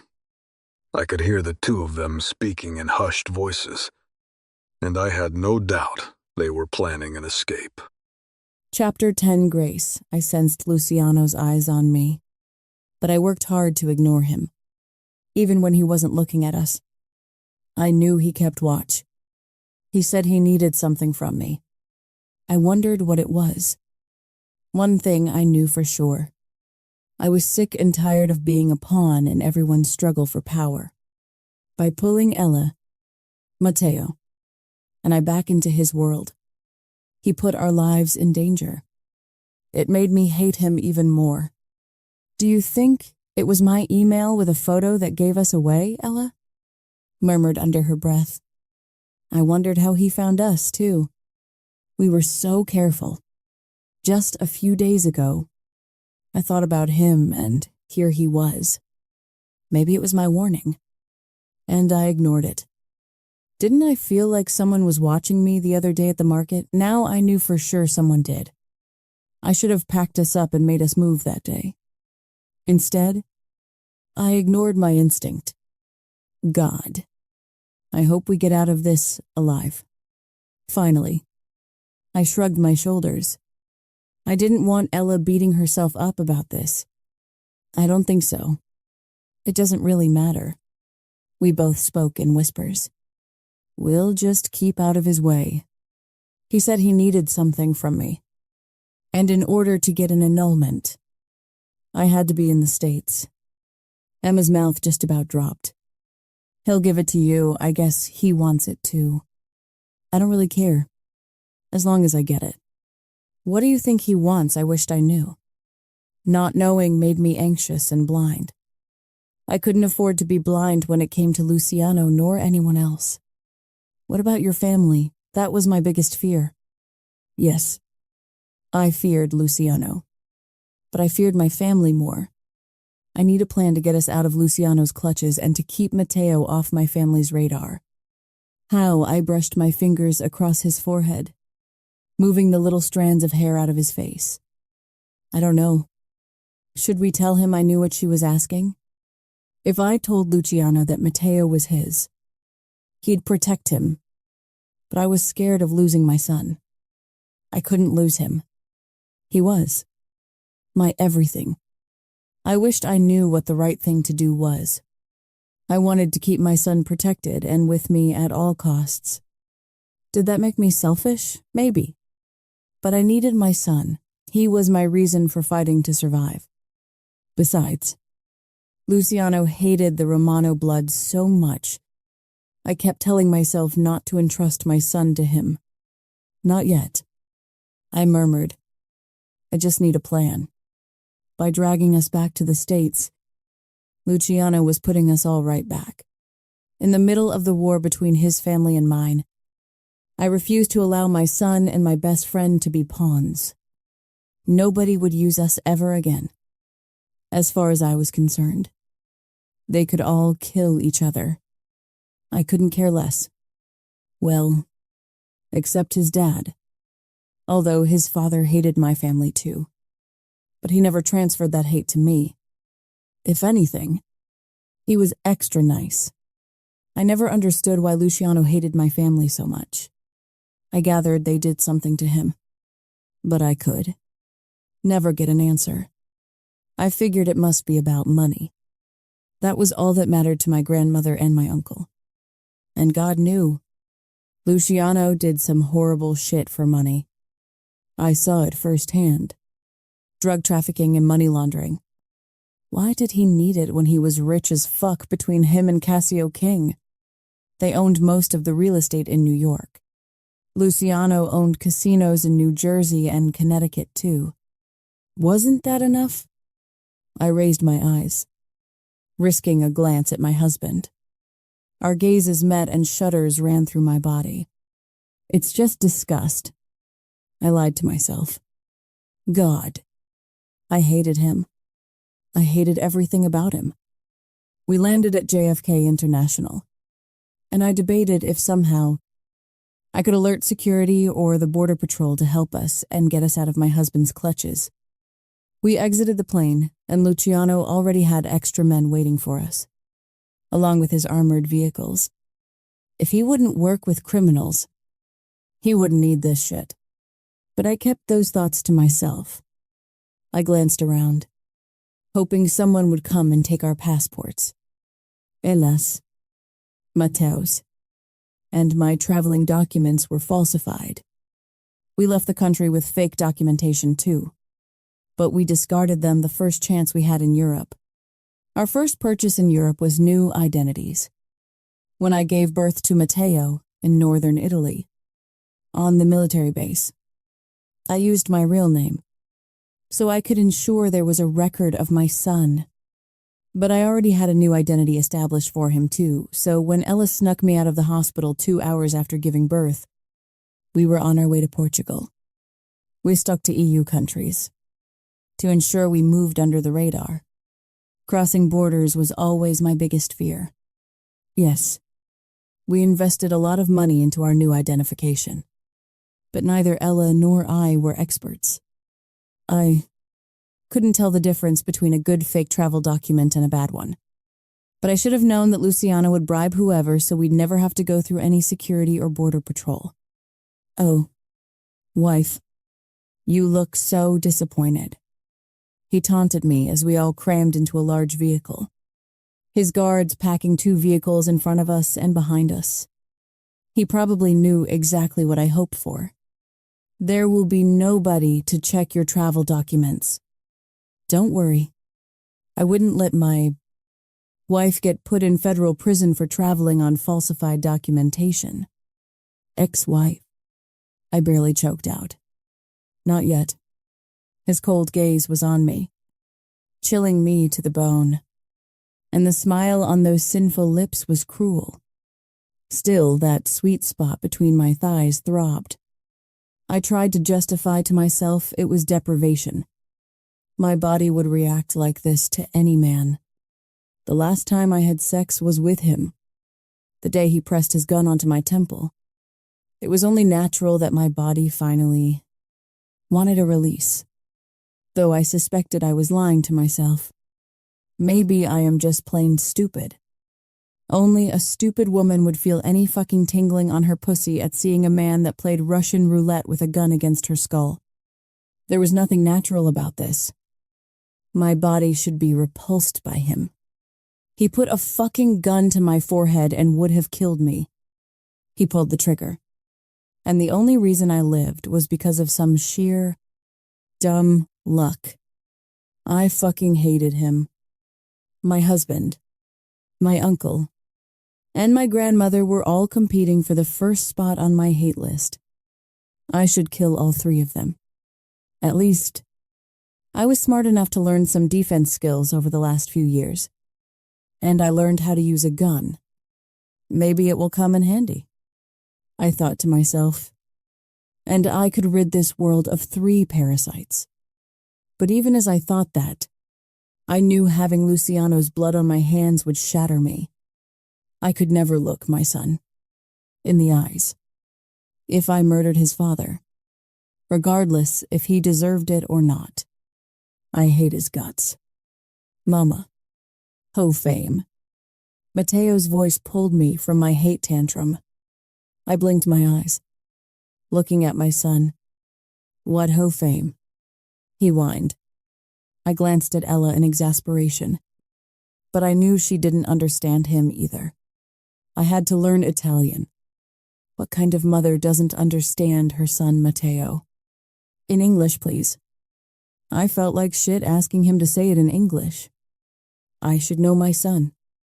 He's hungry. Luciano came in, and the fact he could understand my son and I couldn't made me hate him more. I dug through my bag, but before I could pull out a snack for him, Luciano handed Matteo a Kinder Bueno. My son's eyes got big. And before I could even open my mouth to reprimand Luciano for giving a kid chocolate to sate his hunger, Matteo was tearing into it, struggling to open it. His eyes met mine, begging me to open it. I took it with a sigh and opened it for him. Just 1 bar. I told him. We'll have lunch or dinner once we get to our priz. I cut my word off. I almost said to our prison, but that would be cruel. I didn't want to put Matteo in the middle of my disagreements with Luciano. To our destination, I murmured. I refused to say home. That was not our home. Grazie. Matteo told Luciano, and pride swelled inside me. My son will grow up to be a good man. We'd start with his manners and end with his compassion. Prego. Luciano answered him. I pulled my phone out and instantly downloaded Rosetta Stone. There was no chance in hell I would ever not understand what my son was saying. Get me one, too, Ella muttered under her breath, her eyes on my phone. I nodded. And once I purchased for both of us, I started the download process. I would learn perfect Italian, if it was the last thing that I did. Chapter 11. Luciano. I watched Matteo devour the chocolate and held back my grin. Grace's attention was on her phone, and I could see the reflection of it in the car window. She was downloading the Rosetta Stone app. It bothered her that I could understand her son, and she couldn't. The frustration was written all over her face. She was so focused on Rosetta Stone. She missed Matteo, glancing his mother's way before he devoured the second chocolate bar. It wasn't pure chocolate anyhow. It was more cookie crumbs wrapped in chocolate. His eyes traveled my way, and realizing he had been caught, regret entered his eyes. I winked at him, trying to assure him his secret was safe. A smile spread over his face. And suddenly jealousy hit me. Matteo didn't look like his mother, but he had her smile. It lit up his whole face. Something in my chest shifted, cracking the hard ice my heart had become. I decidedly shut it down. It was nothing. I certainly wasn't turning soft for a boy that wasn't mine. He was just a kid, and I happened to grab the snack on my way out of the plane. The kid slept the entire fight, so I grabbed it because I wanted to make sure I didn't have a screaming kid in the car during our 2-hour drive. Glancing in his mother's direction, I watched the reflection in the glass as she shifted from her language app to her emails. She didn't know that. Massimo had put a trace on her and Ella's phones. When we went through security in the airport, her and Ella's electronics were given to Massimo by the guard. It took him all of 2 minutes to add a tracing bug, while Ella and Grace were being patted down to ensure they had no weapons on them. We would see everything they do on their devices, and who they talk to. My lip tilted up, remembering how Grace spat at the security guard. My ex-husband is a criminal, not me. She was pissed off they pulled her and Ella out of the line to check. Grace lifted her eyes and smiled softly the moment she saw her son's face. "Oh, Matteo, your face has chocolate smeared all over it." The boy grinned, showing off his teeth stained with chocolate. Massimo chuckled next to me. Truthfully, I would have laughed too if not for Grace's constant glaring my way. She pulled out a baby wipe and cleaned out his face, while he kept trying to avoid it by shifting his face left and right. "Did you know your uncle petitioned to have all your assets transferred to him?" Her movements paused and she stiffened at the question. But I didn't care. There was no time to waste. I would start digging till I got all my answers. Her lips pressed tight, and there was no doubt in my mind that she knew. I waited for her answer. The tension thick in the car. The vehicle could easily transport 10 people. But right now, it felt too small for the 5 of us. Foolishly, I wished it was only Grace and I. If it was just the 2 of us, I'd get an answer out of her. I remembered how she caved when I touched her, her body melting under my fingertips. Yes, her admission surprised me. Hell, the fact that she answered at all surprised me. "Did you ask him to do that?" Her eyes went to her friend and then returned back to me. "No. Was he going to split it with you?" Something crossed her face. It almost looked like fear, but she quickly composed herself. "Luciano, keep my son and me out of your damn games with my family," she hissed in a low voice. "Whatever is going on, I am not interested to be part of it. You are Romano," I told her with a smirk. "You have always been part of it." The loathing in her stunning eyes should feel like a victory. A twisted, bitter victory. She sat stiffly, her hands clenching in her lap. She didn't even try to hide her contempt for me. I trapped her, and there was nowhere for her to go. Let her hate me. I thought to myself, I don't care. She'd serve my purpose, once and for all. I'd get this woman out of my system and out of my head. If she was financing her uncle's activities, I'd have her broke before the week was out. There was no room for her in my life. I'd take what I want and then send her on her way. She can run back to her man. I thought bitterly, but I knew it was a lie. I'd never let her go to another man. The only way out was death. Mama. Her son called out to her. As she glanced at Matteo, her features instantly softened.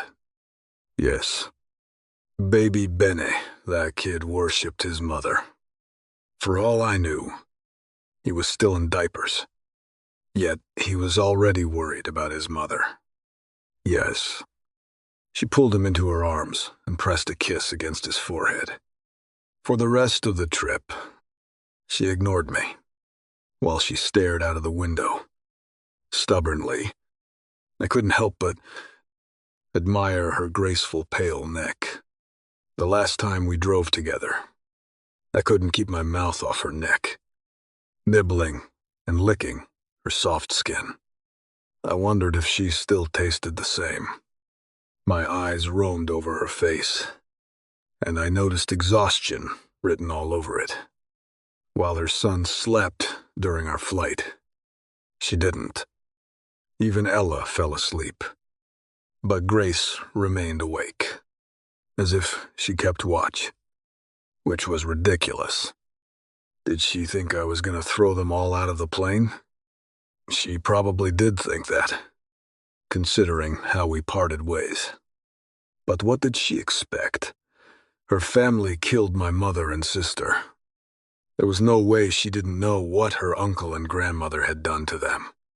Cornered them and killed them, execution style, in front of my father's eyes, even knowing what her family had done.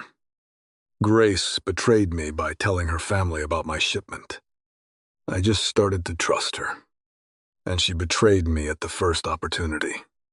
My father suggested that she might have been scared of her family and was forced to betray me. But if that was the case, why didn't she just tell me? She knew I was stronger than her family. I would have protected her. Her family couldn't hurt her while she was with me. No, I didn't believe she was forced at all. We approached my property. I sensed more than saw Grace tense. In fact, she was so tense, I feared she'd snap in half. The moment the car came to a halt, my father was at the entrance. Eagerness and restlessness all over him. I exited the car and extended my hand to help my wife, who held on to her son for dear life. She ignored my hand and exited. Grazie. Sei venuta. It was hard to miss the happiness in my father's voice. He gave me a nod. His face lit up like a Christmas tree. Mia cara. I watched my wife in shock and disbelief. Her eyes glimmered, and her lower lip trembled, as if she would burst into tears at any moment. She would have been perfectly happy to kill me and not look back, but emotions reflected in her eyes as she looked at my father. Hello, Mr. Vitale. Her voice shook as she greeted him. No. I stared at my father, who beamed excitedly and suddenly shed 5 years off his features. No, Mr. Vitale. Dad. See. She gave him her soft smile and nodded, her eyes shining with unshed tears. I loved my father. He was my idol. He taught me everything. But at this very moment, the jealousy and the envy ate at me.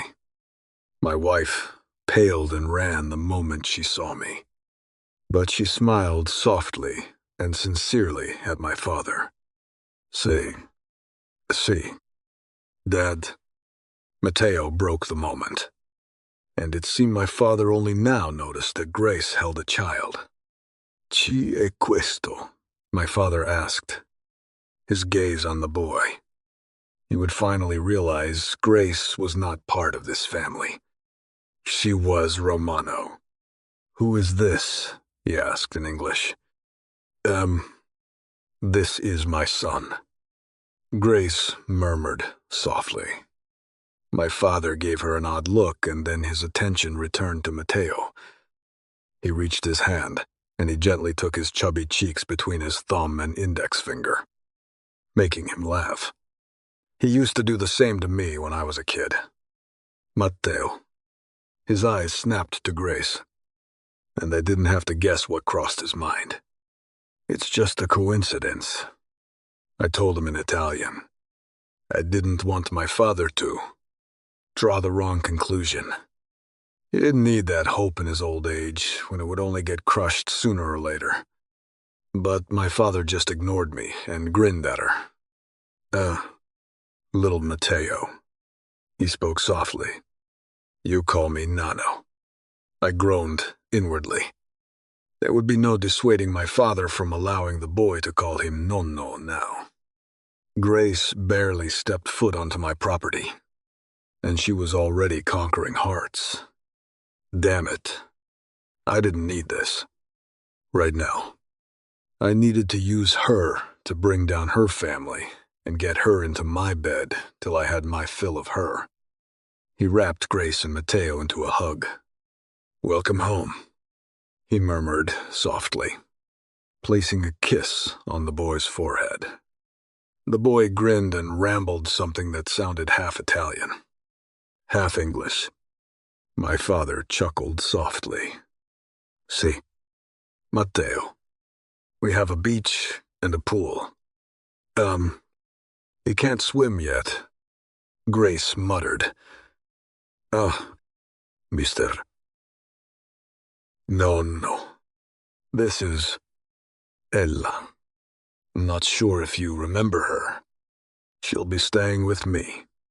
He remembered her. My father never forgot a face. Hello. Ella looked just as happy to be here as much as Grace. He smiled. Hello, Gabriella. Grazie for watching over Matteo and Grace. She smiled uncomfortably. I think it was the other way around. She muttered. Grace pulled her into a hug. We had each other's back. We watched each other. They shared a smile before Ella's eyes darted to Massimo. A blush, coloring her cheeks. She likes him, I realized smugly. And with that realization, a plan formed in my fucked up brain. I knew there was no chance in hell Grace would ever share what happened since those two left the country. But I wondered if Ella would be an easier shell to crack. You must be tired. My father fussed over the women and Matteo. But first we eat. Thank you. All of them headed into the house, while Massimo and I lingered, behind. The moment they were out of earshot, I turned to Massimo. See if you can get any information out of her friend. I instructed. I want to know what they did for the past 3 years. What the fuck? Luciano. You want me to torture her? No. After all, I wasn't that cruel yet. Seduce her. That shouldn't be too hard of a task. She liked him, and he obviously liked her too. Without another word, that conversation was over. Massimo didn't need detailed instructions. I was tired as fuck, but we needed an update on what happened over the last few days. Both of us headed into my office, and I dialed up Cassio. Luciano, you bastard. He greeted me, his voice booming through the speaker. You're back. Is Massimo back too? Yes. We are both here. A moment of silence and an exhale. Okay. Are you going to tell me whether or not you found your wife? I did. And she's back here. He cleared his throat, covering his surprise. She came willingly. No. Is she working with Alfonso God? I fucking hated even thinking that she might be working with Alfonso. I don't know. I gritted. She isn't exactly cooperating. Or talking much. We'll need to keep an eye on everything she does. Cassio. She is my wife. And none of your fucking concern.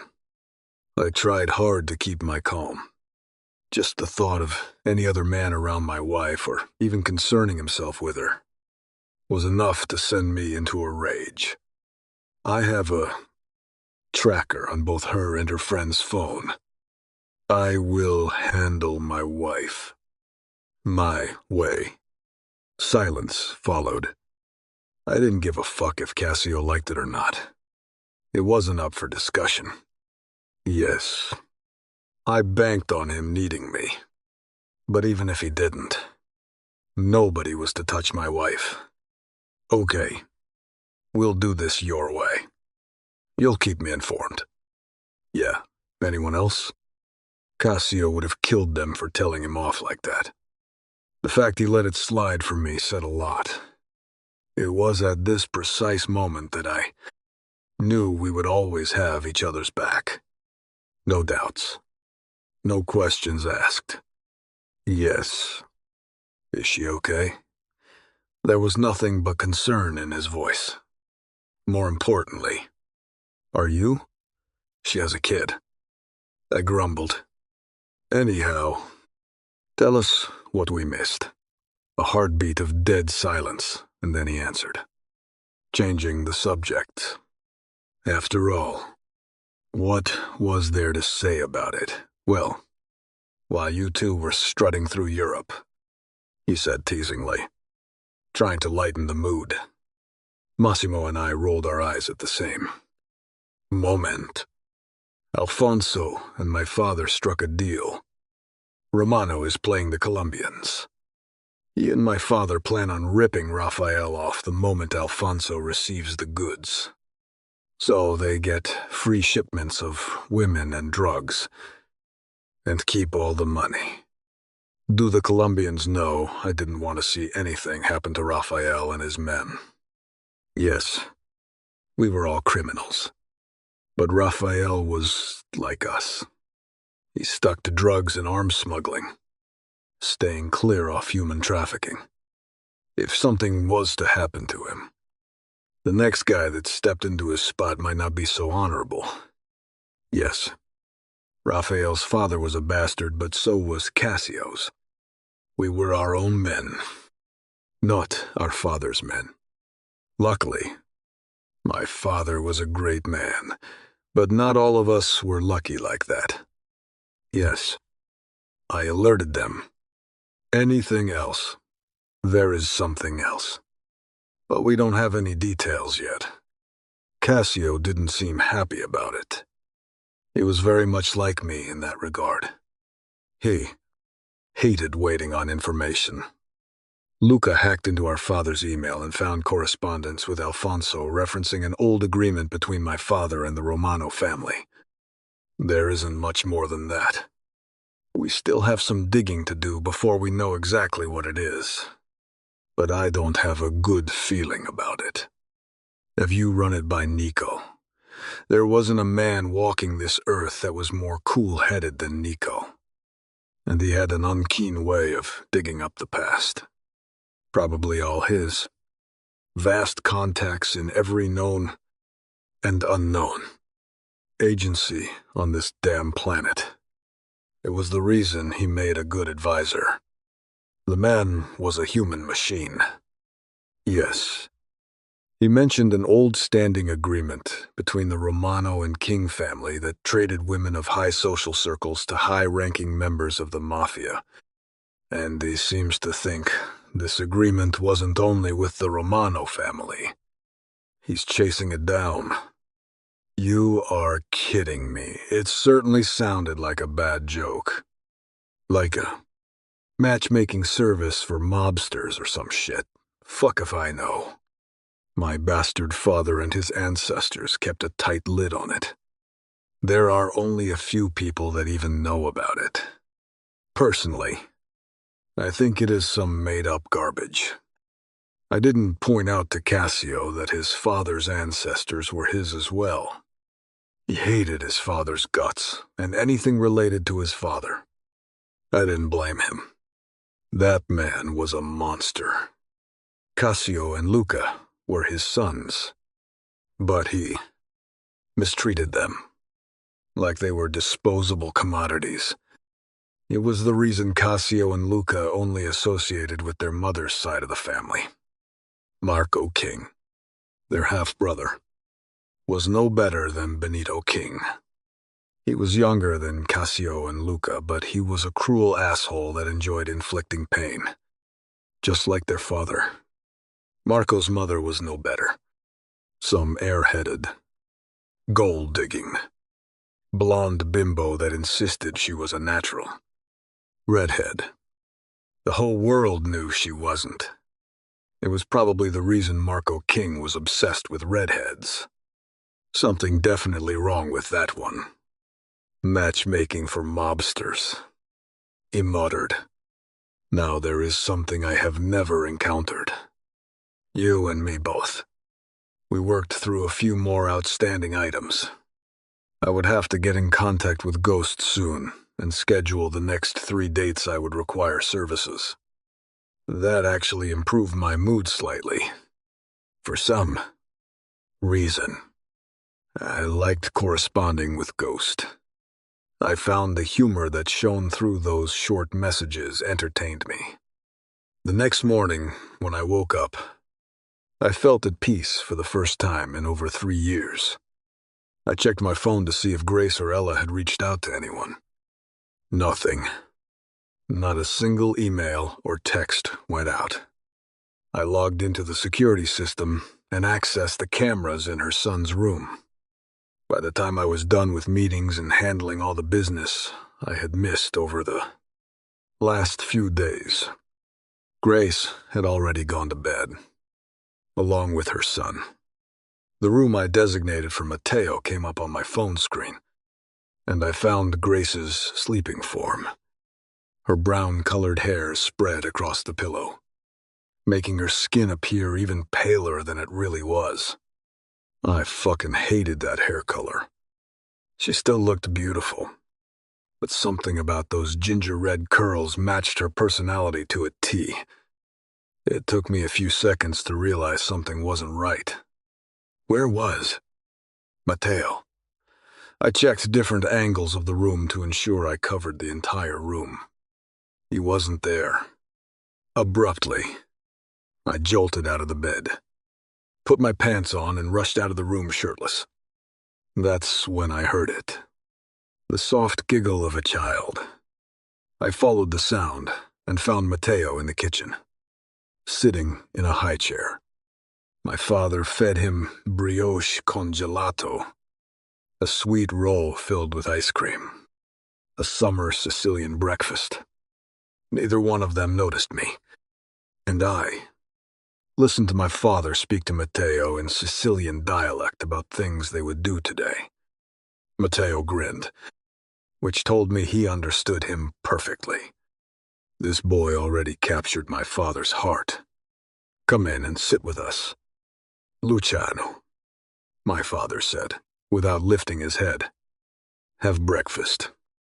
I sat down next to the boy, his beaming smile contagious. You like that breakfast? Huh. He nodded his head eagerly. Si. Più. Per favore. More. Please. There was a smudge of ice cream on his cheek. I chuckled. I think one brioche is quite enough, I told him, smiling. Your mother won't be happy about feeding you gelato for breakfast. He took my hand and held it as he finished the last bite of his breakfast. My eyes lowered to his small, chubby hand in my large, rough palm. His hand barely covered a quarter of mine. Fuck.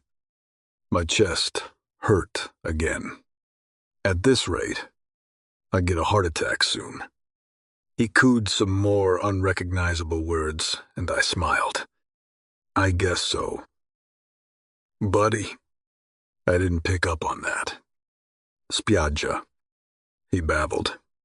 He is quite adamant about going to the beach. My father spoke softly, a smile I haven't seen on his face in a long time playing around his lips. Luciano. Our cook strode into the kitchen. Coffee, sure. Thank you. I told her. And can I have one of those brioche? Please. Surprise flashed across her face.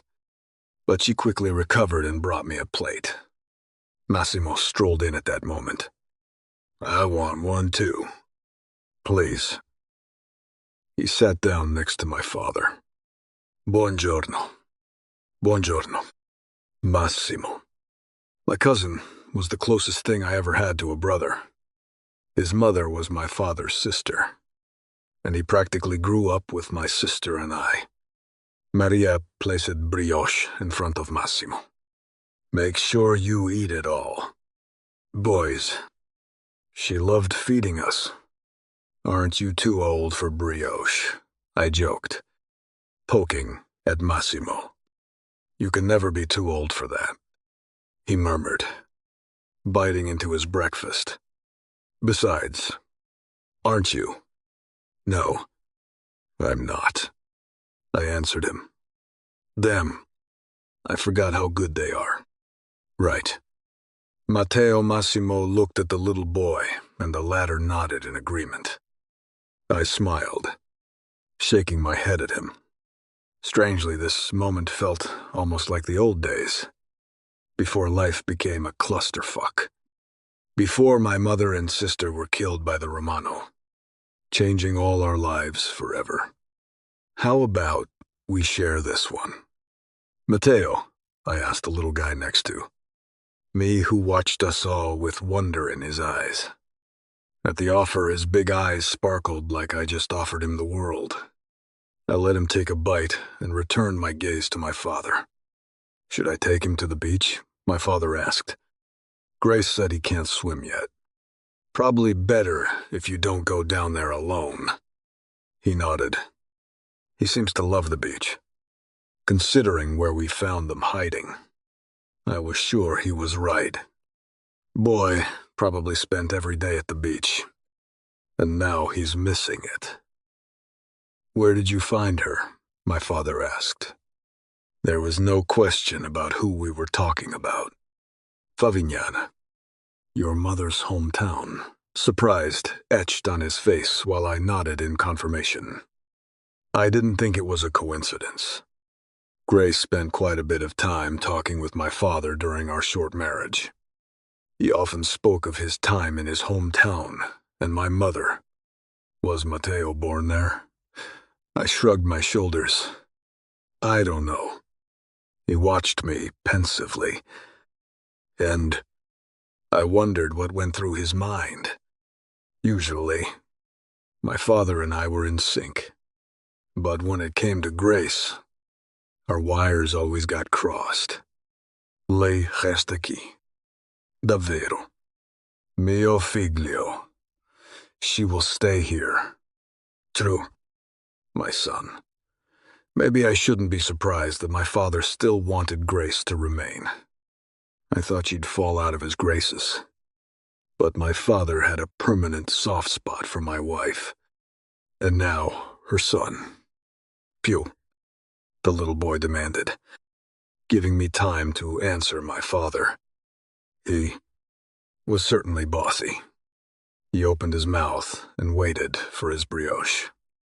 Hopefully we finish this breakfast before Grace wakes up. Content he got his food. Matteo reached over closer to me, and I watched, curious what he was doing. Ow. Little schmuck pulled my nipple. The kid gave me a grin and murmured, Latte. My father burst into booming laughter, shortly followed by Massimo and Maria. I grinned too, hearing my father laugh, making me happy. Sorry, buddy, I told Matteo. I don't have any of that shit there. But Maria will get your milk from the refrigerator. She was already pouring milk into a plastic sippy cup. I could see her back shaking with the laughter she was trying to hold back. Glad someone was having fun at my expense. Anywhere else, I'd shoot the fuckers down. But I guess I'd allow it in the kitchen. She brought milk over to him. Here you go. Little guy. She placed the sippy cup in front of him. It would seem it didn't take her long to buy all the stuff a kid needs. Grazie. I had to give it to Grace. The boy had manners. Maria. Thank you for getting all the stuff we need for Matteo. No problem. It is nice having little ones in the house again. I flinched. Maria has been with us since my sister and I were children. Glancing at my father, I didn't see the usual soul-shattering sorrow on his face. Instead, there was hope edged in his wrinkles. Yes, she will stay. That. I answered my father's earlier question in Italian. I didn't know how I would keep Grace with us, but I'd find a way. If I had to chain her to this house, I'd ensure she remained in this household for as long as my father lived. And if I had to get rid of Matteo's father, fuck it, I would. Everybody had a price. The next few minutes we all sat in silence. Matteo drank his milk, his eyes slightly droopy, like he was getting tired. His fingers wrapped around my finger, his hand resting against the palm of my hand. My father was content, just watching Matteo. Massimo was focused on his phone, and fuck. I wasn't sure what I felt or where I stood. Matteo. Grace's panicked voice traveled across the house. He didn't hear her, his head slowly shifting towards me, dropping over onto my shoulder. I'll go tell her he's here. Maria whispered in a low tone and rushed out of the kitchen. She didn't want to stir up Matteo, who was falling asleep. Less than 12 hours and this little boy had my staff wrapped around his finger. Maria came back with Grace, and her eyes immediately went to her son. She looked fucking gorgeous in a black tank top and baggy, silky pajama bottoms that sat low on her hips, exposing skin on her lower belly.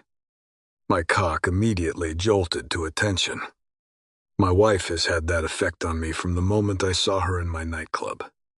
You'd think it would ease up, but it had only gotten worse.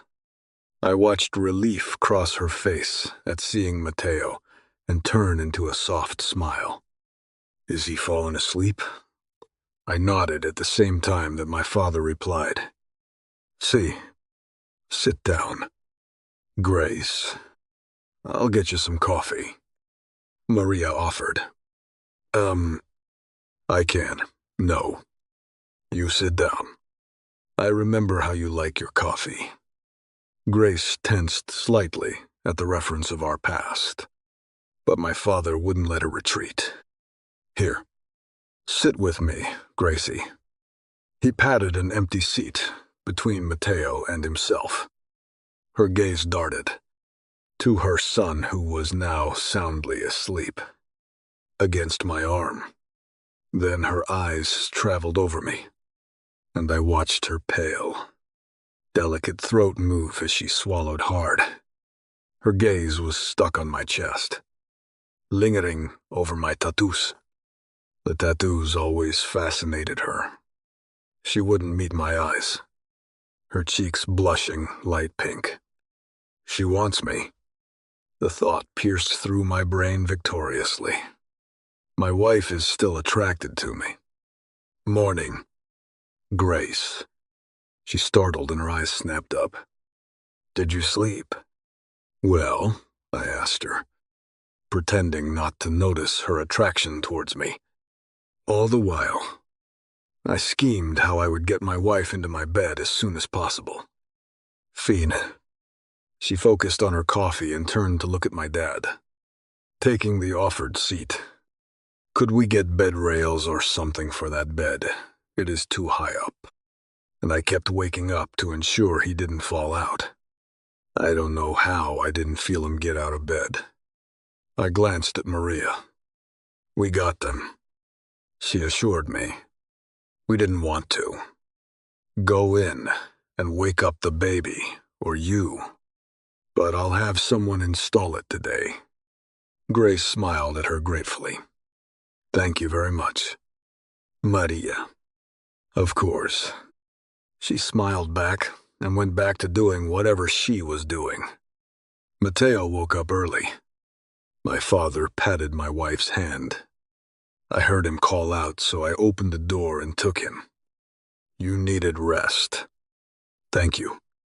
I just can't believe I slept so hard that I never even heard anything. You were tired. My father comforted her.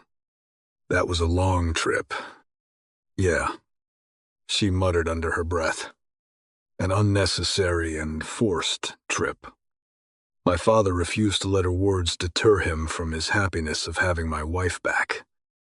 Honestly, it would have been comical if only I didn't know I was the reason she hated to be back. This is good. You are back. You made me very happy. Oh, my father was going all out. Now, I can die in peace. But first, I want to see Mateo. Grow up.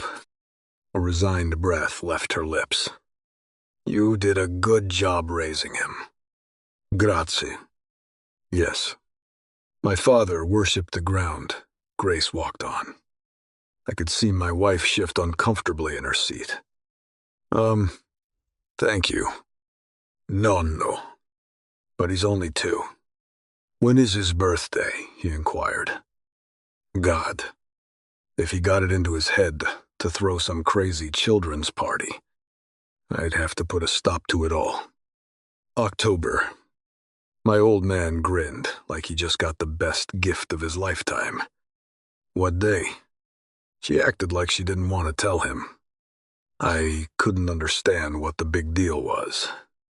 October 17th. Perfecto. It is coming soon. Grace nodded, avoiding his eyes now, too.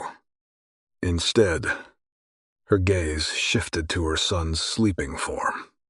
She watched her son's little hand wrapped around my finger with a sad expression, like she was thinking about a painful memory she wanted to forget. I couldn't help but ponder at her strange behavior. Honestly, I was surprised she didn't take her son's high chair and put it as far away as possible from me. Yours and Ella's stuff will be here this morning, I told her, breaking the silence. Anger flashed in her eyes. I expect you to have all our stuff packed up and shipped back when we leave, too. And where are you going to go? I taunted her. Back to the Romano Empire. Angry red blotches marked the skin on her chest and her breathing. Slightly labored. I pissed her off. Good. Luciano. I didn't miss the warning in my father's voice, but I never wavered my eyes from my wife. Her whole posture tensed, her gaze burning with hate. Ignoring my father, I continued. Don't even contemplate calling them. This time, I'll know before you betray me. Fuck. You. Sitting rigidly, her spine stiff. The look my wife gave me was a clear indication of how much she despised me. I remembered back to our early days of marriage. We fought back then, too. But we only did it when alone, without witnesses. Even when I taunted her, she always refused to bait around my father, worried he'd get upset. Clearly, she no longer had those qualms. Ella walked in at that moment. breaking up the glaring contest my wife and I had going on. "Morning," Ella murmured and handed my wife her phone.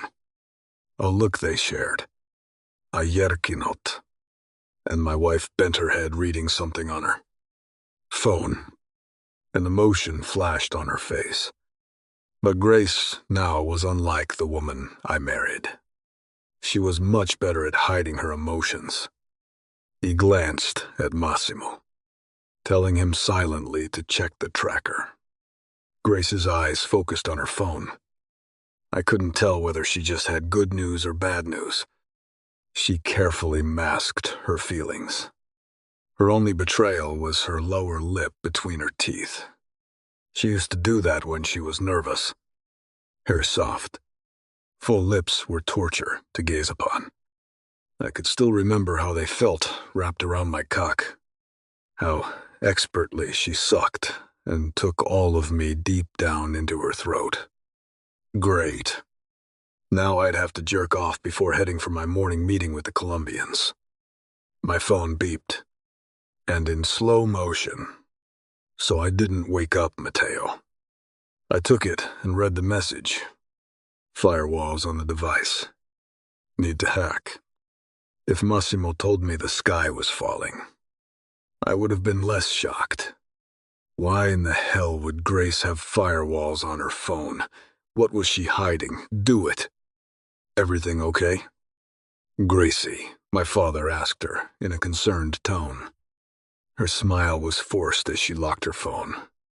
Yes, of course, she assured him, lying expertly. I watched her get up from her seat and open the tray of the high chair. Hold him up, she spoke softly, placing the tray on the table. She leaned over and gently picked the boy up, wrapping him into her embrace. He stirred, but she murmured something softly, and he went right back to sleep, with his head on her chest. Without a backward glance, she left the room. Is it okay if I take my coffee cup into my room? Ella asked. I nodded and watched her rush out after her friend. How long will it take you to penetrate those firewalls? Massimo was one of the best when it came to technology. I had no doubt he would get it done. An hour. Maybe 2? He muttered. They are good. What's going on? My father inquired. Nothing to worry about. Puh. And that was the truth. There was nothing to worry about because Massimo would have their code broken in no time. The morning meeting with the Colombians was longer than I wanted to. Truthfully, I didn't even want to be here. Although I was the one that started the entire thing in my efforts to bring the Romano family down once and for all. Alfonso expects the shipment within 4 days. Rafael continued. He was pissed and wanted to go into attack mode against Alfonso and Cassio's father. We had to calm him down. Assure him to let the cards play out. Of course, nothing will come. Once it was revealed that Romano wanted to set Rafael up and get him killed. The latter had a hard time pretending he could work with Alfonso Romano. He hated his guts to start with, knowing he tried to have his half-sister drugged. This just tipped the iceberg. He'd have to play along. Pretend he didn't know that Alfonso planned on taking goods from Rafael and then double-crossing him. It wasn't as if we were going to deliver women to Alfonso, even if he wasn't planning on double-crossing him. And you and your men will not be there, I added. He pressed his lips into a thin line, showing his displeasure. Before we kill him, Rafael, we need to let the cards play out. Let him fall. Don't doubt me when I say, Ivildi. I want that motherfucker dead now. He gritted. For sending men after Isabella. If Vasily didn't intervene, they would have drugged her. Kidnapped her for one of their fucking trafficking containers. Benito King, too. My father won't be far behind him, Cassio assured him. Raphael nodded. Not exactly happy, but satisfied enough to let it go. Cassio was a man of his word, so he knew we could depend on him not to break it. Also, there is something I heard, Raphael grumbled. It is probably useless information. What is it? It was important we don't discount any information, no matter how unmeaningful it might seem. I overheard Alfonso discuss the delivery of a woman. He started explaining. To Benito. It didn't sound like his usual trafficking. Something was off with it. Kept referring to her as the belle of the season. What woman? Cassio asked warily. He couldn't stand his father. Hated his guts for the cruelty he bestowed on everyone. But it seemed Benito constantly had something up his sleeve. Raphael shrugged his shoulder. Fuck if I know. But whoever the woman is, she is causing Alfonso trouble. My kind of woman, then. He muttered. Yeah. And he mentioned that she should have been delivered years ago. He added. The information didn't make any sense. But we'd have Luca check into it. We went through a few more details and called it a day. Cassio left. Meeting Luca somewhere outside the city. And I wanted to rush back home. Instead, I had one more meeting to take care of. Reluctantly, I had to admit to myself that knowing my wife was in my home soothed me. It hasn't been even a day since Grace returned. Correction. Since I dragged her back. And I wanted to be wherever she was. Last night I found myself wishing she was in my room. I didn't even care if she let me fuck. Yeah. I just wanted her within my sight. I wasn't surprised she didn't sleep in our bedroom. But damn if it wasn't disappointing. Talk about being a drooling. Love-struck lover boy. Yes. I slept better than any other night since my wife disappeared. But I also spent the entire night fantasizing about her, under me, on top of me, in the shower, bent over the couch. In turn, it made me agitated as fuck as the day progressed. I dialed up Massimo as I walked into my office. Everything ready. Yes. They're all in a virtual lobby, waiting for you. Seriously, fuck. I finally get to see the ghost. Except for one. And the hope was squashed. There was no doubt in my mind which one wasn't. This was the meeting to kick off the plans and schedule for the next 6 months. I have kept the best for myself. As for others, even if Alfonso Romano or Benito King did business with them, I didn't give a fuck. They weren't that. Good, and most runners avoided doing business directly with Benito King. After that meeting, I finally went home. Once there, I strode directly to the surveillance room. Massimo lifted his head. He could tell I was in a pissed-off mood during the last meeting. I caught him more than once during our virtual meeting stifling his grin. Of course, it wasn't anyone's fault that the ghost didn't show. But I still wanted to shoot all those assholes. It was a good thing that only Massimo and I could see everyone. All they saw during that meeting was each other's face. Never us. What was the deal with the ghost? I need that motherfucker on my payroll. After my last email, there was no reply, and I found myself wondering if I lost that runner. The services of that individual were highly sought after, and the ghost only took 2 jobs, 3 per month tops. The confirmation email with acceptance of my offer never came. and I debated whether I offered enough now. The ghost was offered the highest retainage, but I was willing to up it to ensure the acceptance. But a response would have to come in order to start the negotiation. I checked my emails on the phone for the 100th time since the virtual meeting ended. My phone buzzed, signaling an incoming email, and I saw the reply. I quickly swiped it open and read it. To Ruthless King from the Ghost. Agreed to retainage and keeping it exclusive to you. I'll need a few days' notice for upcoming transactions. Sorry. I couldn't make your virtual meeting. My terms are unchanged in regards to privacy. If that's a problem, I can't do this. Let me know. Otherwise, business as usual. Gee, my lip curved slightly at reading the response. Somehow it didn't surprise me, though I had to wonder whether this runner had brass balls or just wasn't afraid. The reputation of the ruthless king on the black market wasn't the shiniest one, but I paid well, and as long as you didn't fuck me over, I was fair. At least I believed I was fair. Meeting went well. Huh? He retorted sarcastically. We had a bet whether the ghost would show.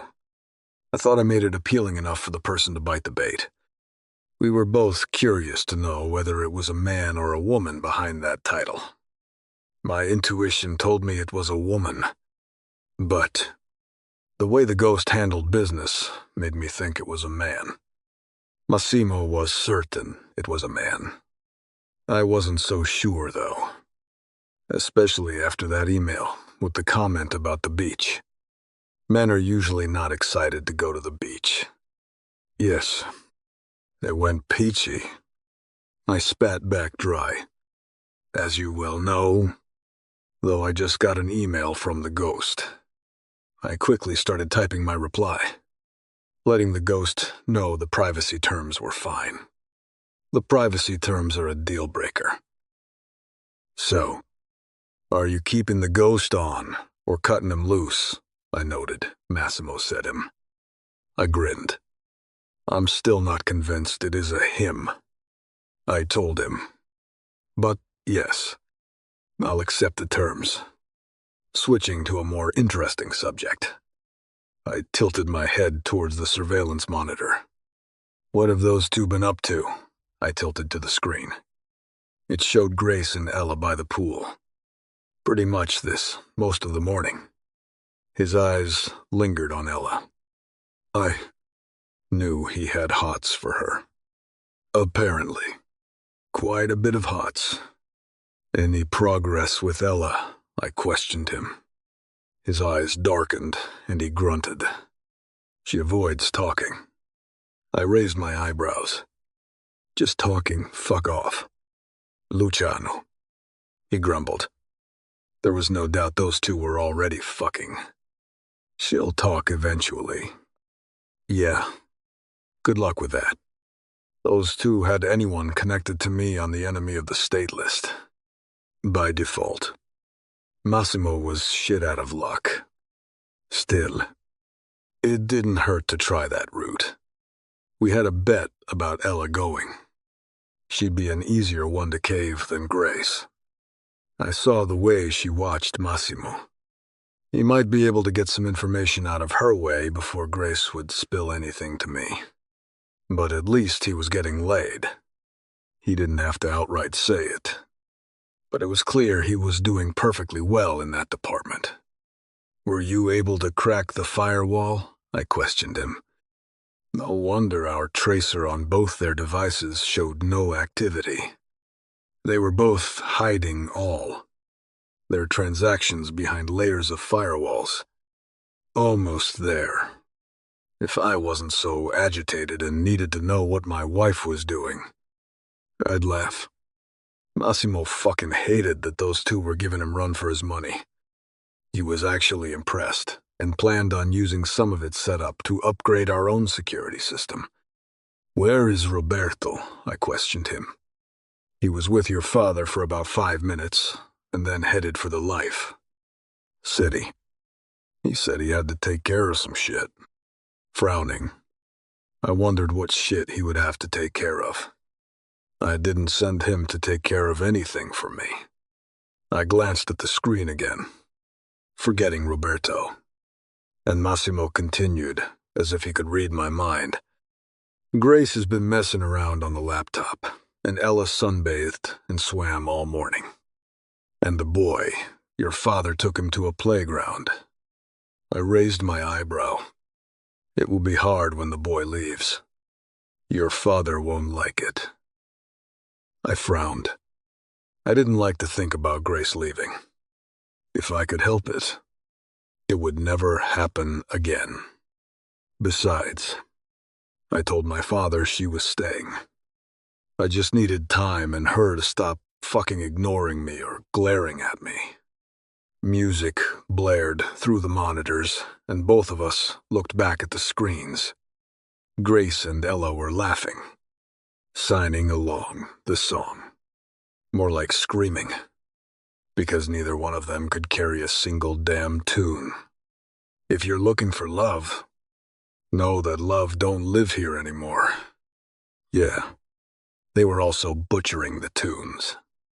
My eyes zeroed on my wife. She looked relaxed and happy. Whenever she was around me, she was tense. It didn't take a genius to know she was determined to keep her distance. She trusted me less now than when we first got married. Yeah, I wonder why. Jackass, my mind mocked. But I firmly shut it down. My eyes roamed over her body. She still had that suntan glow from her time in Italy. I thought she was beautiful when I first saw her 3 years ago. But it was nothing to the way she looked now. She was breathtakingly captivating. Yes, there was still vulnerability to her, but it was her strength that shone through. How she challenged me at every turn, and her body, in that bikini. Fuck. What is she wearing? My train of thinking abruptly ended. Is that like the tiniest bikini ever invented? And she wore that all day while Massimo watched her.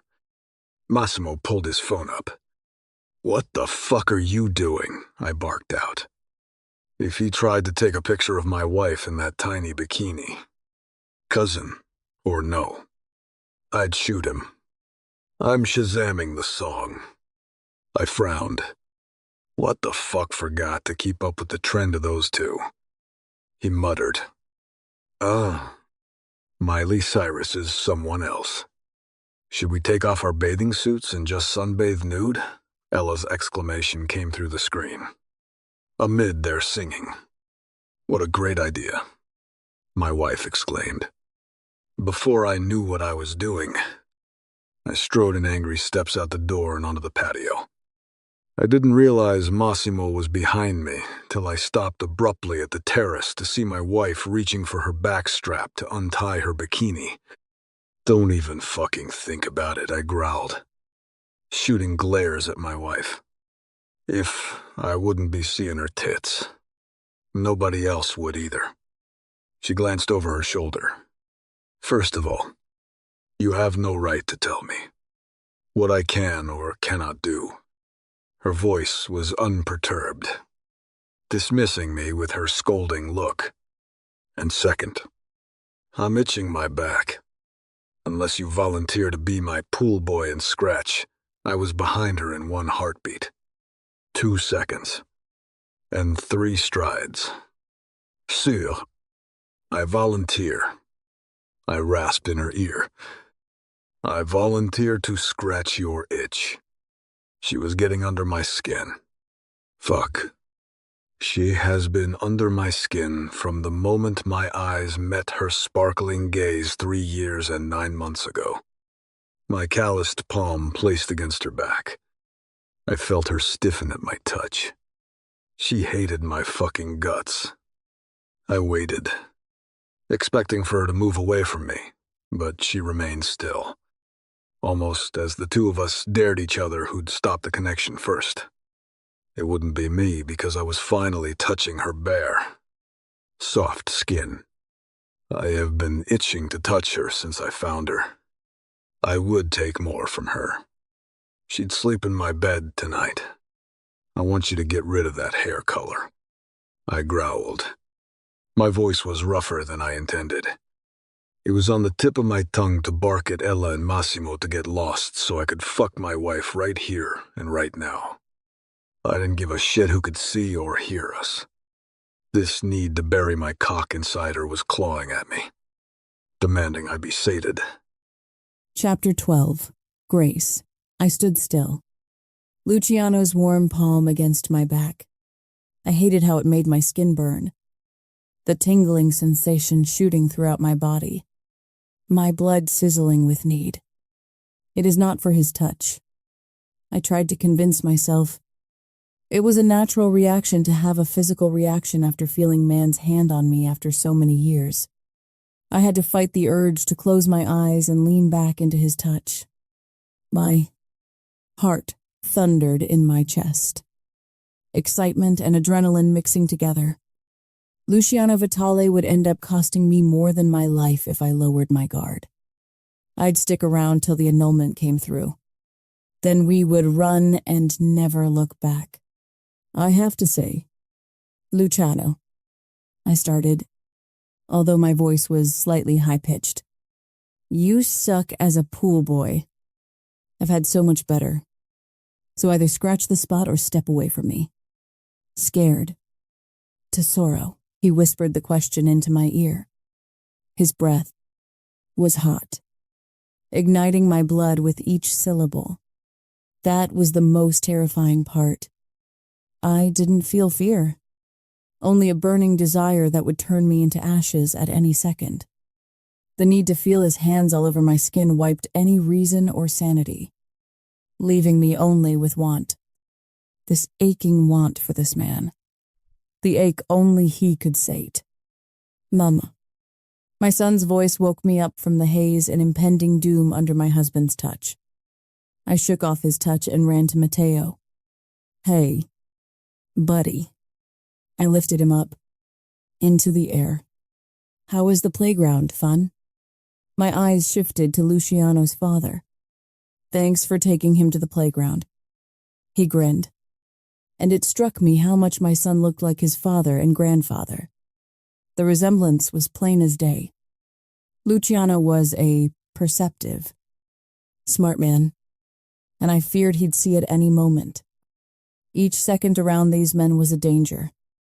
We needed to be out of here before those two figured out who Matteo's father was. Boy likes the swings, the old Matteo announced. Davvero? He asked his grandson.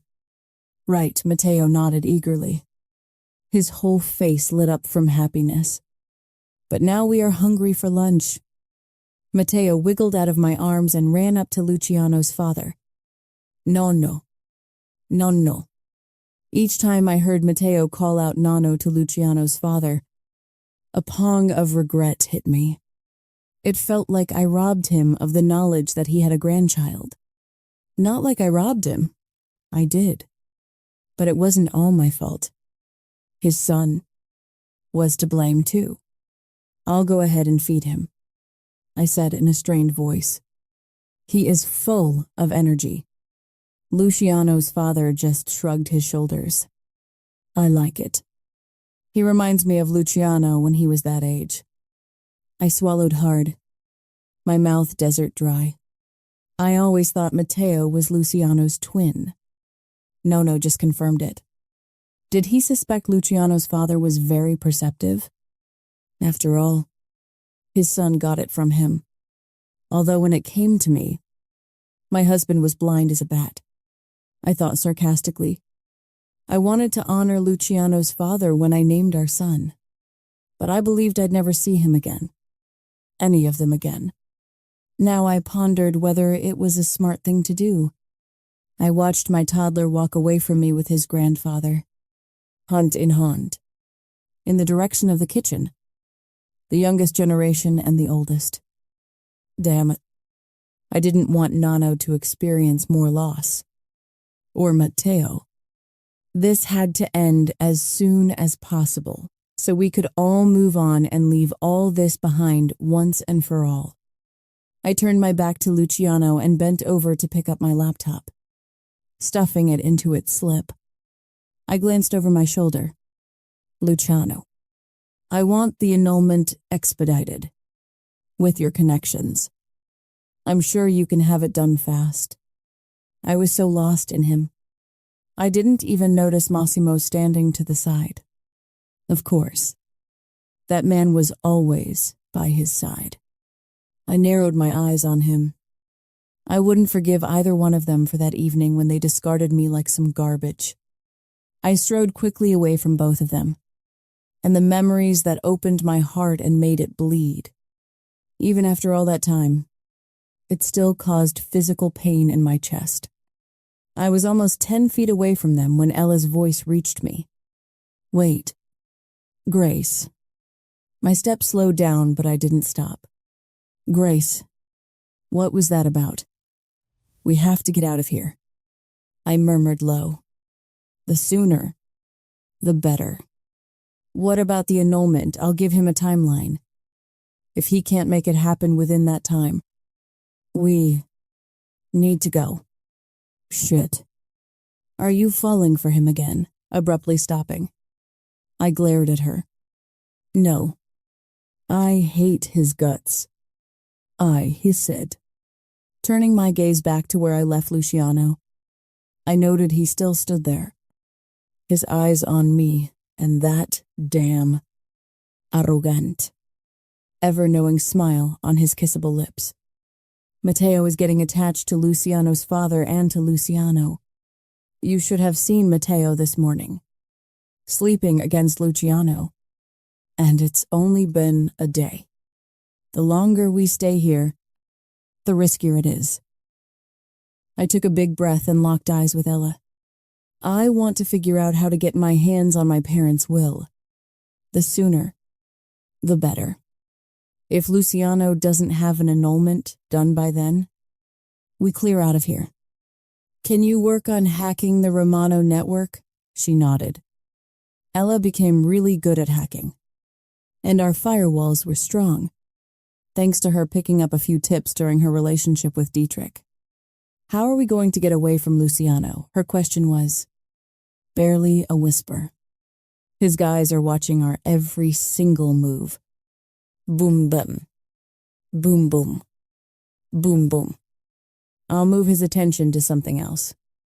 I replied in a barely audible voice. I just have to figure out what.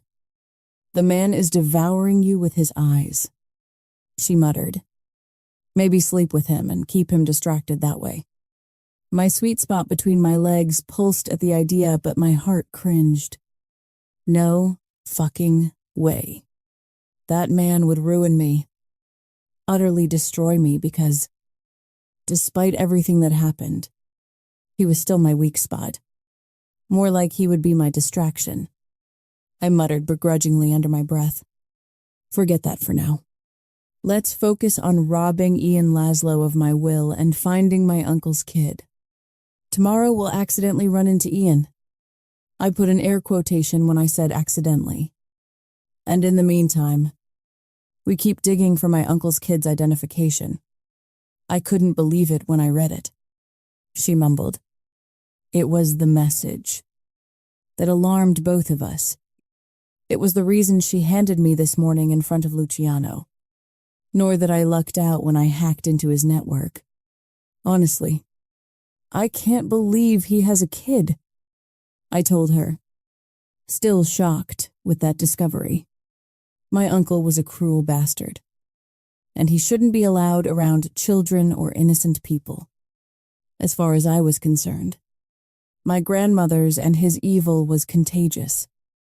I always knew him to be with other men. I didn't realize he liked women too. But do you realize what that means? She whispered. His kid is 35. That means you are not the one owed to Benito King. It is his kid. Maybe it is a boy. I understood what she was saying. But it didn't make it right to be sold off, regardless if it was my uncle's kid or me. But then why would he hide the fact he had a kid? Yes. Indeed. Why? 48 hours. That was all it took. Barely 2 days. And I wanted to murder my husband more than anything else. I was so furious I saw red.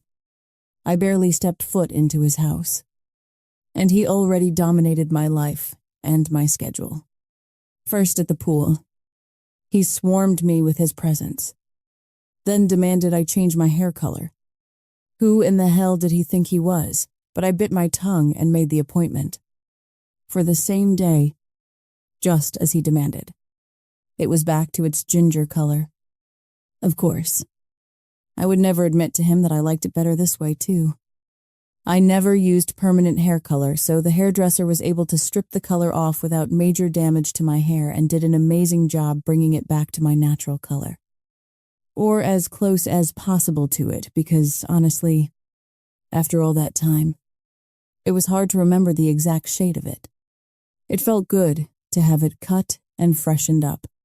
Next, he designated Mateo's room closer to his own bedroom rather than Ella's, and where I intended to sleep.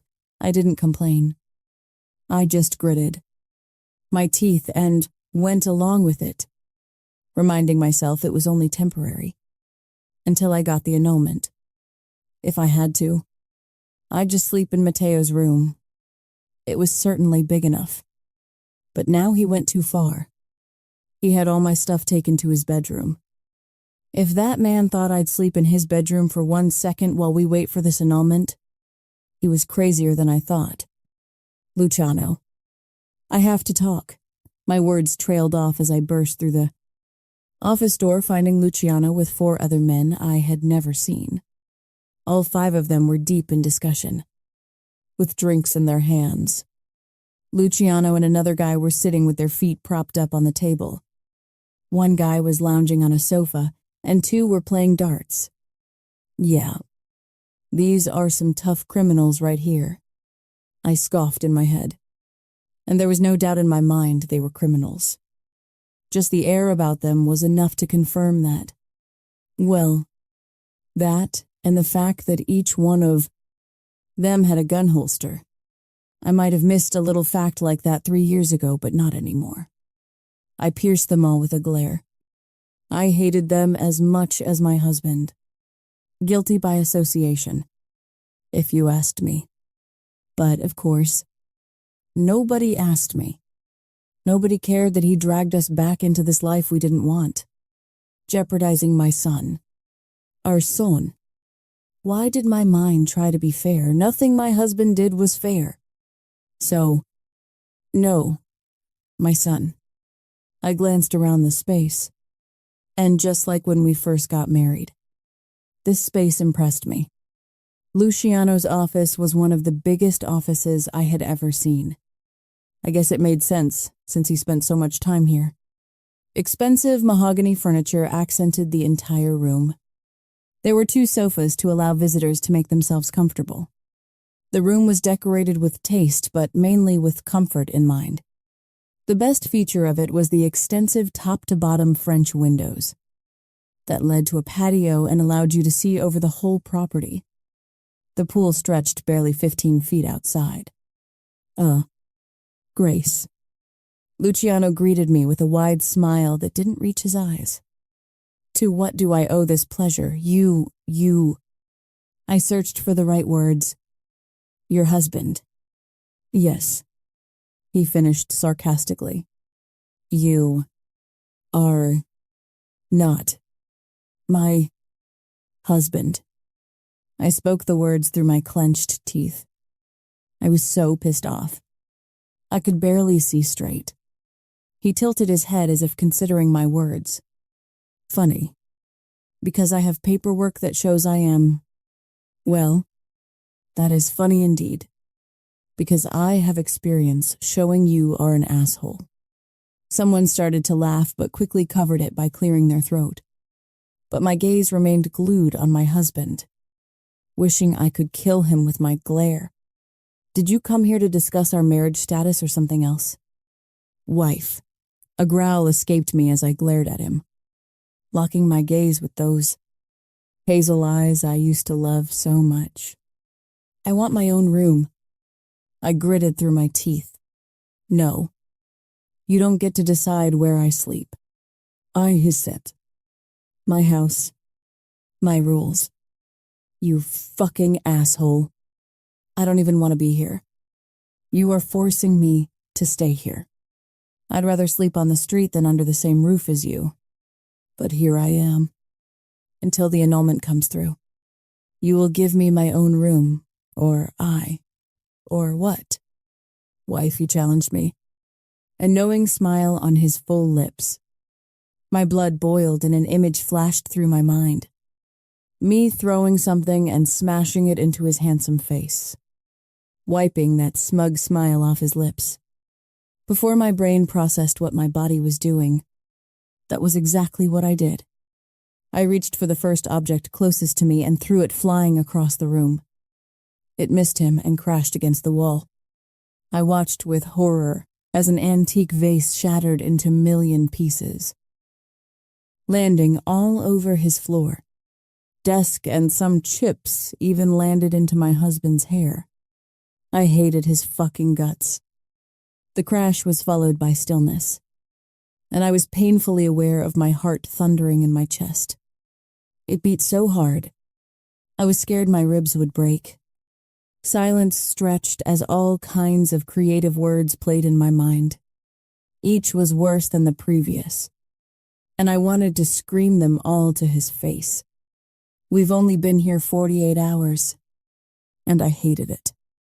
I despised him, his men, this house, this city, every damn thing. It was a painful reminder of what he had done to me. I ignored his visitors. They didn't matter. Anything connected to Luciano had nothing to do with me, and I wanted as far away as possible from it. I hate your fucking guts. My voice dripped with the feelings, and there was no mistaking that I meant those words. Wife, these are my friends. Cassio, Luca, Alessandro, and Nico. Let's leave family drama for later and say hi to them. I never even turned my head their way. Manners be damned, I always tried to do the right thing. And what did it get me? A gun against my head. Being tossed away like a piece of trash. Used as a pawn by my family and my husband. I don't give a damn about your friends. Luciano. I spat out in disgust. Any friends of yours are enemies of mine. He was on his feet and hovering over me in my next breath. Before I got a chance to process him getting to me so fast, he continued in a calm voice, a storm brewing behind those hazel eyes. Now, Grace, we don't want to be rude to our guests. Be a good wife and say hi. No. Do I need to take you outside and put you across my knees? Fuck. You. Husband. His lip tilted up as if my rebellion pleased him. We stood 2-2-2, his hard body too close to mine. I could smell this cologne, mixture of citrus and cedar, and feel the heat coming off him. The heat I craved last time I spent winter in New York. We'll do that later. He cooed softly, but there was a hard gleam in his eyes. You can do that later by yourself. It was stupid to challenge him, taunt him. But the reasonable part of me disappeared and only my anger, agitation, and need to hurt him were left. I want my own room. No. I didn't realize my feet had taken backward steps. And suddenly I found myself against the wall. I agreed to stay here till our annulment comes through. I hissed. Stay out of my way.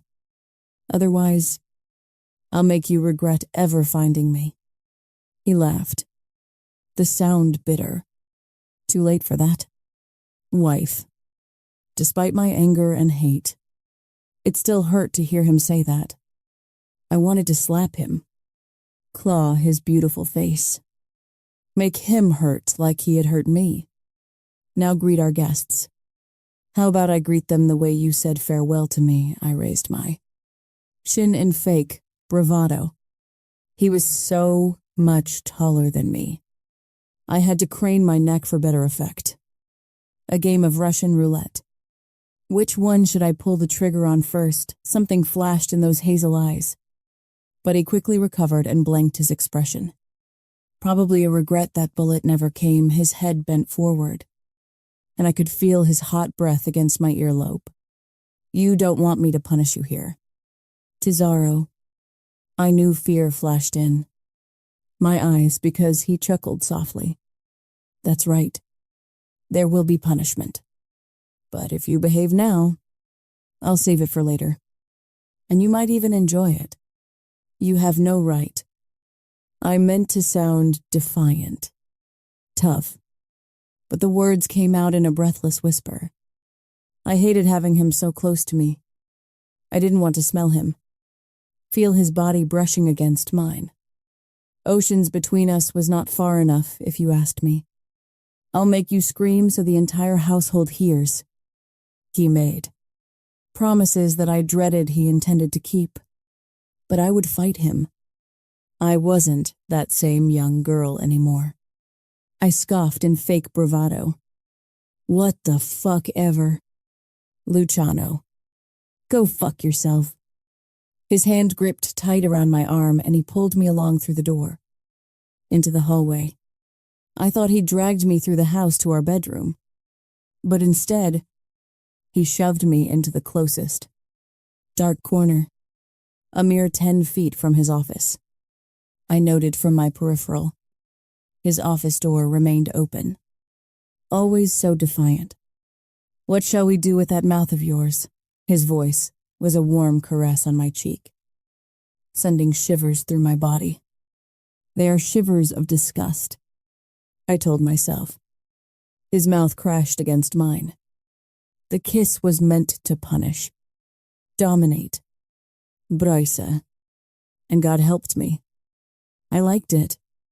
I haven't felt another man's lips on me since that day over 3.5 years ago. It felt like a different lifetime. Different me. But I always craved that feeling. Before it all burned down to ashes. His lips trailed down my neck, leaving searing skin in its wake. Stop it. My voice was small, but I refused to beg. I refused to plead with him. Your friends will see. I felt him more than heard him chuckle. I'd never let them see you like that. That pleasure is reserved only for me. He let the words linger in the air before he continued. But I'll let them hear you submit to me. So, they know who you belong to. I tried to push away from him, but it was like trying to move a mountain. The palm of his hands were on both of my thighs, trailing up. My mind kept warning me, reminding me how much I despised him. But my body refused to obey, to remain still. Instead, it molded under his hands, pushing into his touch. My legs parted. The sweet spot between my thighs pulsed with need for him. I hated my body for craving him. Are you wet for me? Tesoro, he purred. I bit my bottom lip, refusing to let the answer slip through. I hated that my body responded to his touch, even after all this time apart. All he had to do was glance my way and my body woke for him. For the past 3 years, every fiber of me was in a sleep mode, till Luciano came for me. Oh, Tesoro, you are soaked. He groaned against my neck. In a hase. I watched him lower himself down onto his knees. I should push him away. Right now, all I had to do was shove my knee into his beautiful face, break his nose, and take off. But like a stupid, weak woman, I watched him under my lashes, anticipation building up. His fingers hooked onto my panties, and I watched him slide them down my legs. I expected him to discard them to the side. Instead, he brought them to his nose, and he inhaled deeply. My insides shook in sick excitement. What is wrong with me? Smells like my wife. He rasped. I'm keeping these. I'll wrap them around my dick later and jerk off thinking about you. My lips parted and a soft gasp echoed through the fog in my brain. Was that me? It was a shock. At least I tried to tell myself it was. It certainly wasn't because I was ready to unravel right here in front of him, hearing his dirty words, grabbing my one ankle, his hands surprisingly gentle. I watched his tanned hand covered in ink drape my leg over his shoulder and dip his head between my thighs. The moment his lips touched my pussy, a loud moan escaped me. Luciano. I should tell him to stop.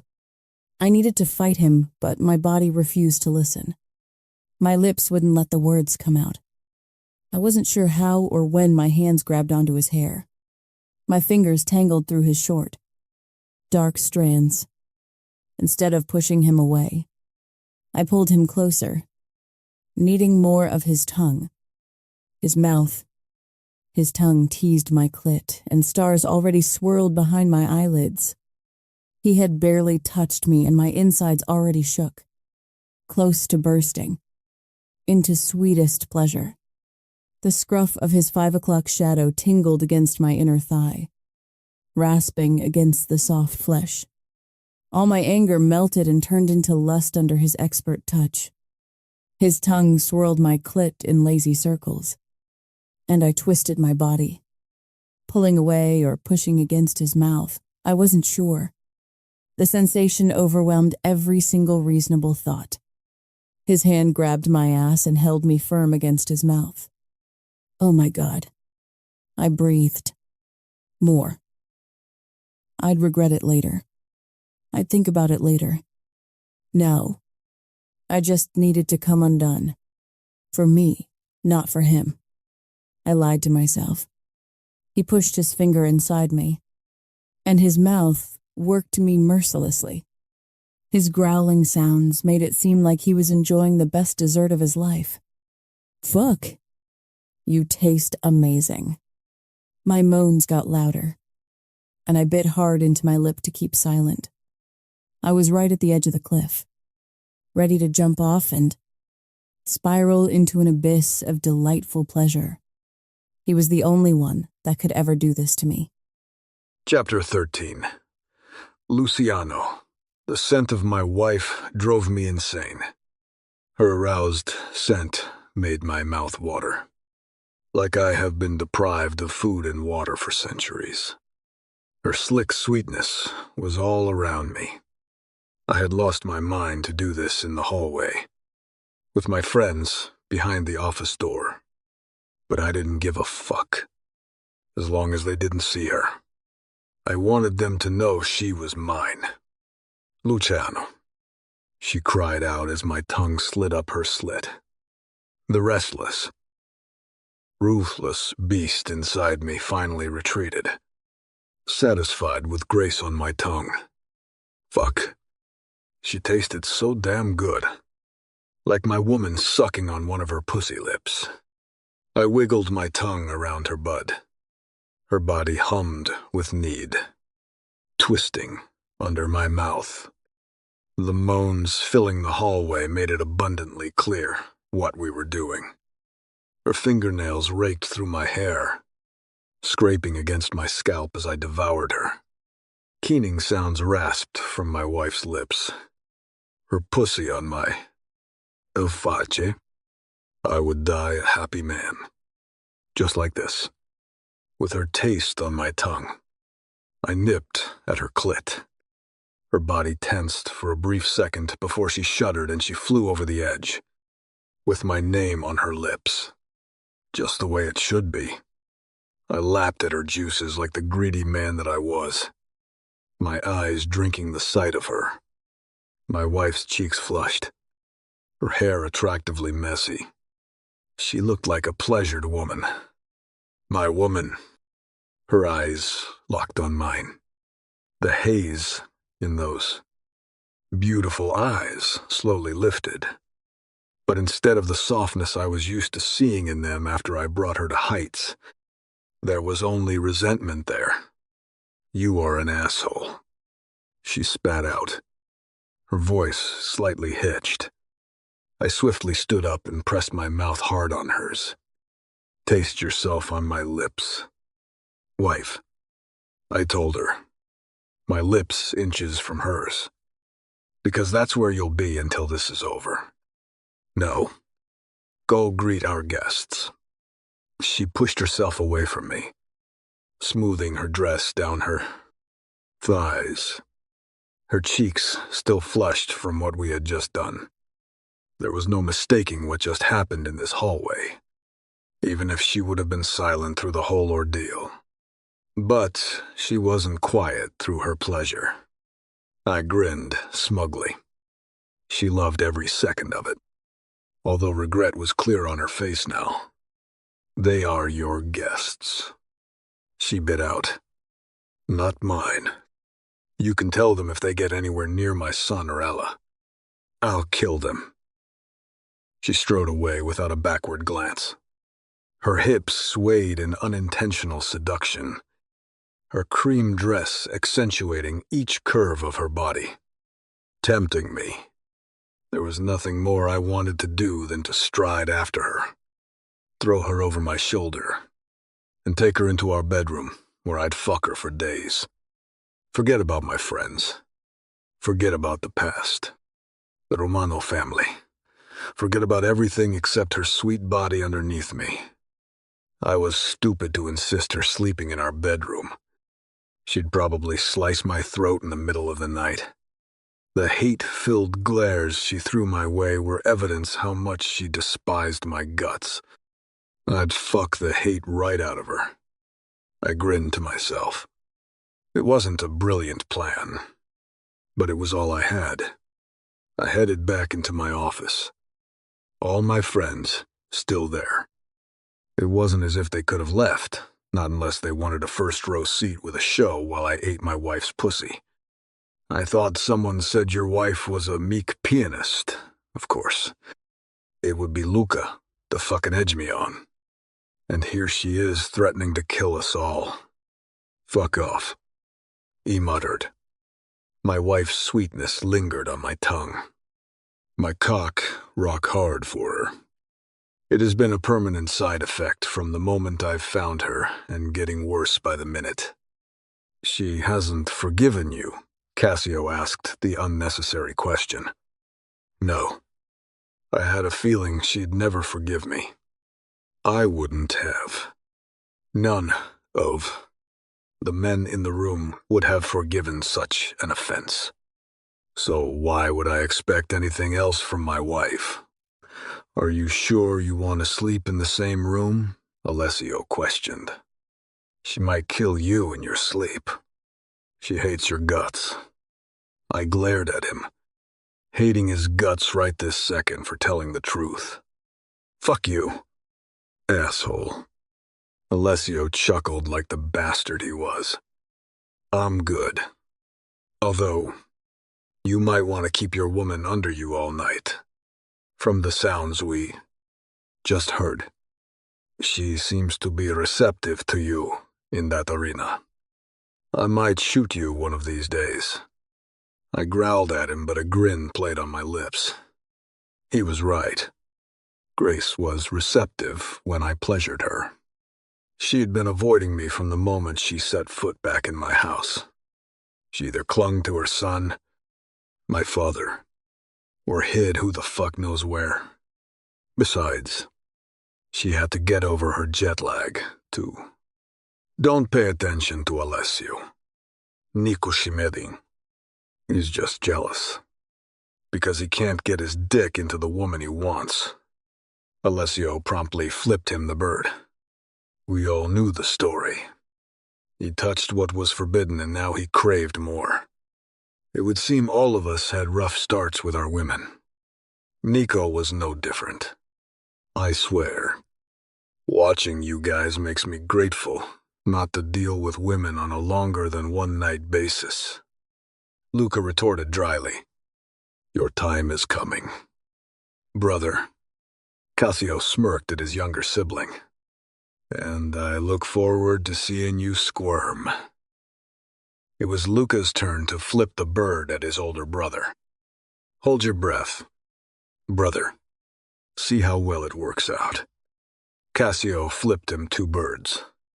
Here we were, men almost in our 40s, and we were so mature we were flipping each other middle fingers.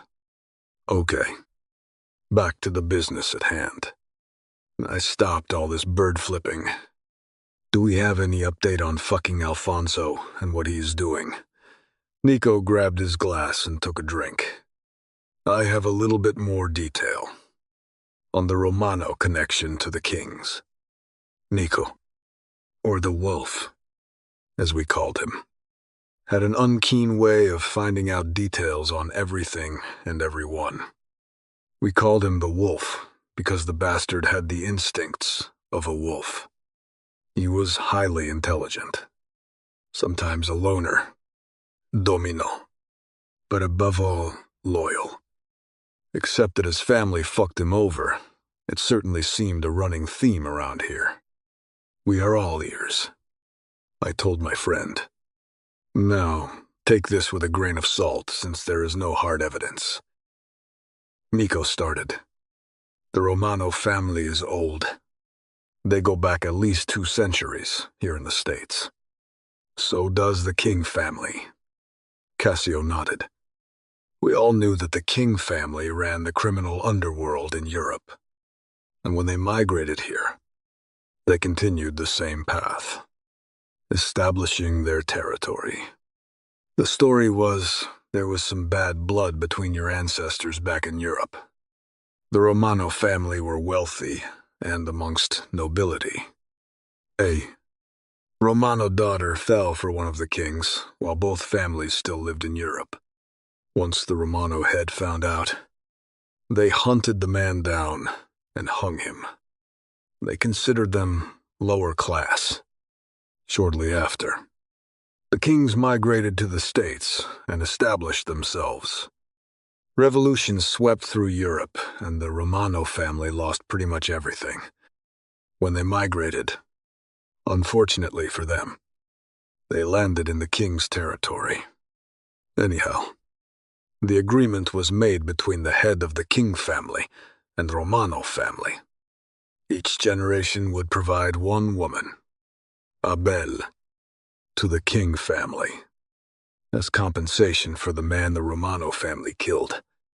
What the fuck? Cassio grumbled. Are you fucking shitting us? Because I am not in the mood for stupid stories. No, I am quite serious. I'm still digging. But it turns out the King family saw an opportunity. They expanded that agreement to some other families, too. Some are one-time deals, others longer-term deals. The problem is finding evidence to support this. So where did you hear this? I questioned him. I had to side with Cassio here. It sounded like some damn fairy tale. And not a good one, either. Of all the people. From my mother. And you believe her? Cassio asked. His voice doubtful. Nico's mother wasn't exactly a role model. It was actually something I heard even when I was a kid. From my grandmother. Nico was fucking serious. Apparently, my great-grandfather hit a financial snafu and needed money. He was approached by one of your ancestors, Cassio, and was offered a bailout, in return for one of the bells in our family for 2 generations. My grandfather told him to go fuck himself. And that was it. The meaning of it hung heavy in the air. This was something completely different to human smuggling. What do they do with women? They really marry a mobster." He shrugged his shoulders. "They offer them for sale.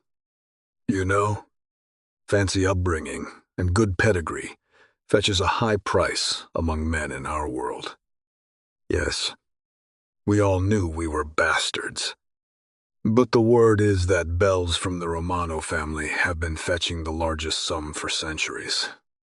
And about 100 years ago, the Romano family got into human trafficking, led by their great-great-grandmother. And guess who she teamed up with? I had a suspicion, but it was hard to believe all this shit. You got it. With Cassio's ancestors. The Romano family offered a perfect, legitimate front. They were no longer required to offer their daughters. All this churned my stomach. Oh no. The agreement still stands. The Bells and Mobsters agreement continued, including bells from the Romano family. It is the biggest auction, fetching the largest sums. Women go to the highest bidder. Unfortunately for the Romano family, not all their family members had the stomach for it. There were hushed stories of random family members disappearing or being brought down if they tried to fuck with their new secret business. Till Kennedy Romano. His feud against his brother was rather bitter. That was Grace's father. My wife told me about her parents during our first few months of marriage. She loved them very much. I should have known all this before. We all should have. But the truth was that I was focused solely on avenging the death of my mother and sister. Both were killed by Alfonso Romano. How is it that none of us heard of this before? And how was it not picked up in Grace's background check that there was a feud between Kennedy Romano and his brother? Well, none of us are really from old families, Nico retorted. Alessio came from old money, but his family is based in Canada. My family only got rich about 100 years ago with the construction boom. Your father, Luciano, was first generation in the States, and he worked himself within the ranks. And you quadrupled, if not more, what your father made, so you would have never needed the money. Cassio and Luca weren't in those circles, and really their grandfather in Italy raised them, so their father kept them out of the loop.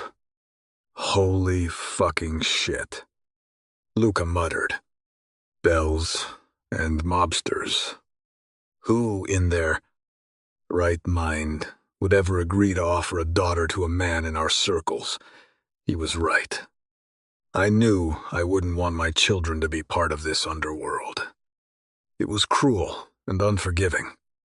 It made me a hypocritical bastard because I took Grace without consideration to the Mafia world. I would imagine desperate people would agree to it. Cassio muttered. I hate that fucking old bastard. Luca didn't hide his feelings about his father. He hated him with passion. Not that I could blame him. But again, there is no evidence for any of this. And good luck finding someone that would be willing to attest to this. Nico added. Cassio's jaw was pressed so tight, I thought it might snap at any second. The dread was heavy, like lead in the pit of my stomach. Grace was the only woman of her family's current generation. 3 years ago, I sent her right back to them. She ran, disappeared for the longest 3 years of my life. I thought her uncle hid her from me. But if there was an ounce of truth to this story, that couldn't be. He worked with Cassio's father. If he had her, she'd be in Benito King's clutches, offered to the highest bidding mobster. And I brought her right back into the lion's den. I might as well have had her delivered on a silver platter. My blood simmered. the anger at myself unlike ever before. Nico continued speaking. As you know, Alfonso only had a brother, so there was no Romano Bell offering. Kennedy Romano was in politics. He was pretty good too. He had a childhood sweetheart that refused to marry him for many years. The world was flabbergasted. They were a perfect match. She came from old money. The whispering is that her family knew about the ongoing deal the Romano family had and the human trafficking. Kennedy Romano became educated by his wife in his own family business affairs, after which he cut all contact with the Romano family. His political career grew fast and strong. He was going after the Mafia and crime relentlessly. There were stories he could have easily become the next president. And they had a little girl, the only child for that generation since Alfonso never married. The meaning of it lingered in the air. Grace was owed to the King family. The word is that Grace Romano was meant for Benito King's legitimate son. Nico concluded, whatever the highest price she fetches. Marco King is to pay double. I would never let them have her. I would kill every single member of the King family if I had to. But they would never have Grace. She was Vitale now. She was mine. What other families do the Kings have arrangements with Cassio gridded out? I don't have concrete leads. Politicians. Here in the U.S. and in Europe. Movie stars. Old families. Nico took a deep breath and then slowly exhaled. Do you think maybe Grace knows Cassio's question was reasonable? He met Nico Scaze. We could ask her, he suggested. My eyes took in shattered vase pieces on the floor in my desk. She won't tell us anything. Iraspat. If all this was true and Grace knew about the Bell deal, I have betrayed her in the worst way possible. Was that the reason she betrayed me that day? Did her uncle hold that over her head? Fuck. We have to do something. Luca gritted. Do we know how it works? The Bell offering, I questioned. Where? The whole concept made me sick to my stomach. Rafael mentioned he overheard Alfonso speak to Benito about the delivery of a woman. Cassio and I shared glances. There was no question who that woman was now. Did Alfonso Romano already know Grace was back in the States? Massimo barged through the door at that moment. An alarmed look on his face. What is it? Fuck. I didn't know how much more bad news I could. Take today. I broke it. Broke what Cassio and I questioned at the same time. I broke your wife's firewalls. He looked disheveled, which rarely happened to him. You won't fucking believe it. Chapter 14. Grace. I couldn't believe I let Luciano ravish me in the hallway. I was so mad at myself. After I went to grab a new pair of panties, I went in the direction of Matteo's playroom. Being around him always grounded me. He was my reminder to get through this. It was all for him, opening the door softly in case he was napping. I was surprised to find Luciano's father sitting on the couch, building a wooden train set with Matteo. They both had wide smiles on their faces. Speaking Italian, neither one of them heard me come in. What are my two favorite men doing? I asked, startling them both. Matteo stood up and ran to me, hugging my legs. I lowered down onto my knee and wrapped my arms around him. We are building the biggest train tracks, Luciano's father announced. Want to help us? Sure. I'd love to. I pressed a kiss on my son's forehead. What do you say? Matteo. He eagerly pulled me along, and I sat in between the two of them. Matteo immediately handed me parts. putting me to work. You are doing such a good job. Matteo. Nono commended him. Thankfully, he switched to English so I could understand their conversation too. We'll have to make sure we have the right piece for the mountain. Davvero right. How was the playground today? I questioned Nano, as we all worked on our trail pieces. It was good. Matteo said he never saw such a big playground. We shall have one installed on the grounds tomorrow. I smiled at him. I wanted to tell him there was no need since we wouldn't be staying long. But I hated to kill the old man's enthusiasm and happiness. So I kept quiet. We all worked on building the train tracks. All the while, my thoughts raced through my mind. This annulment better go through quickly. I would be stupid to think I could resist Luciano on a long-term basis. Yes, I hated him, but my mind and body seemed to be at war here, and I was worried my body was winning. It didn't bode well for my self-respect. I remembered a phrase my mother used to always tell me. It is a thin line between love and hate. Grace. Don't ever mix up the two. I wished she was still here, and I could ask her for advice. I missed her so much. Being back here, so close to my family that took so much from me, was a blessing and curse. Since Ella and I went on the run, I have pushed all the memories away. I made myself not remember my mom, dad, my uncle, nor my grandparents. And of course, Luciano. The sad part was that he wasn't even the worst villain in my life.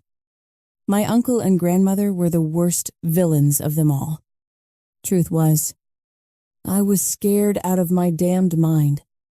And it wasn't because of Luciano. That man showed me firsthand that he wouldn't hesitate to put a bullet into my brain. And yet, I was scared of the alternative with my uncle even more. I thanked all the saints for having a boy. Grazie. Nonno's hand was on mine, pulling me back to the scene at hand. Are you okay? I forced a smile on. Yes, of course. Matteo crawled into my lap and placed his hands on my cheeks. Are you crying? Nonno asked me at the same time. My fingers reached for my face and realized it was wet. I think my eyes hurt. Probably jet lag. Nonno didn't believe me, but he let it go. I turned my lips into Matteo's chubby hands and kissed his palms. I'm okay. Baby. My son's hazel eyes watched me, reminding me so much of his father. I kissed his forehead tenderly.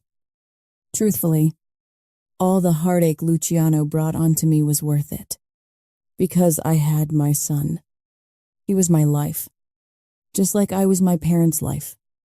They protected me with all they had, and my uncle destroyed it all. Maybe it was time I made my uncle and grandmother pay.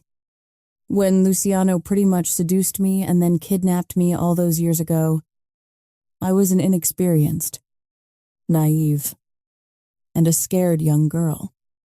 He scooped me up and, unknowingly, became my savior. Until that very moment, I had nobody to save me from the horrible fate. Gabriella and I were powerless against the agreement our ancestors made. I wasn't so naive and inexperienced anymore, but I was still scared. Fear is healthy. I heard. We played for an hour, before I finally stood up. Okay, Matteo, we'll eat dinner, take a bath, and then bedtime. Matteo started pouting, but he was tired. I knew it wouldn't take long before he reached an over-exhausted point. And Ella and I had some business to take care of tonight. Nonno. My voice was hesitant. I need to take care of something tonight. Will you keep an eye on Matteo, please? His clear eyes watched me, and there was no way that he didn't pick up on something. He was too smart not to see there was something going on. Of course, Grace, he replied. Now let's go see what Maria has fixed us for dinner. Nono chimed in before Matteo could protest further. I gave him a grateful look and lifted Matteo into my arms. Okay, lead the way, I told Nono. We exited Matteo's playroom area, following behind Nono down the large staircase, and I silently cursed at the timing the moment I saw Luciano and his friends standing around the large entrance area discussing something in hushed tones. I wanted to turn around and head in the opposite direction, but it was too late. They had all seen us. Oh, boys. Nono beamed. Matteo is ready for dinner. Want to join us? Silent curses blasted in my brain at the invitation. Just say no. Say no. Please say no. Hello, Mr. Vitale. We'd love to. One of them responded. Ugh. Lovely. I didn't want to sit through dinner with this crowd. I carried on, hoping Nano would just continue talking and ignore us. But no such luck. Oh, grazie. You have to meet these boys. I couldn't contain a scoff. Boys, my fucking ass, my step faltered, and I turned around to face them. This is Cassio King. He pointed to the man that accepted the dinner invitation. Earlier, I was too angry to really see these guys, but holy smokes, he was good-looking. His dark hair and those tattoos on his hands.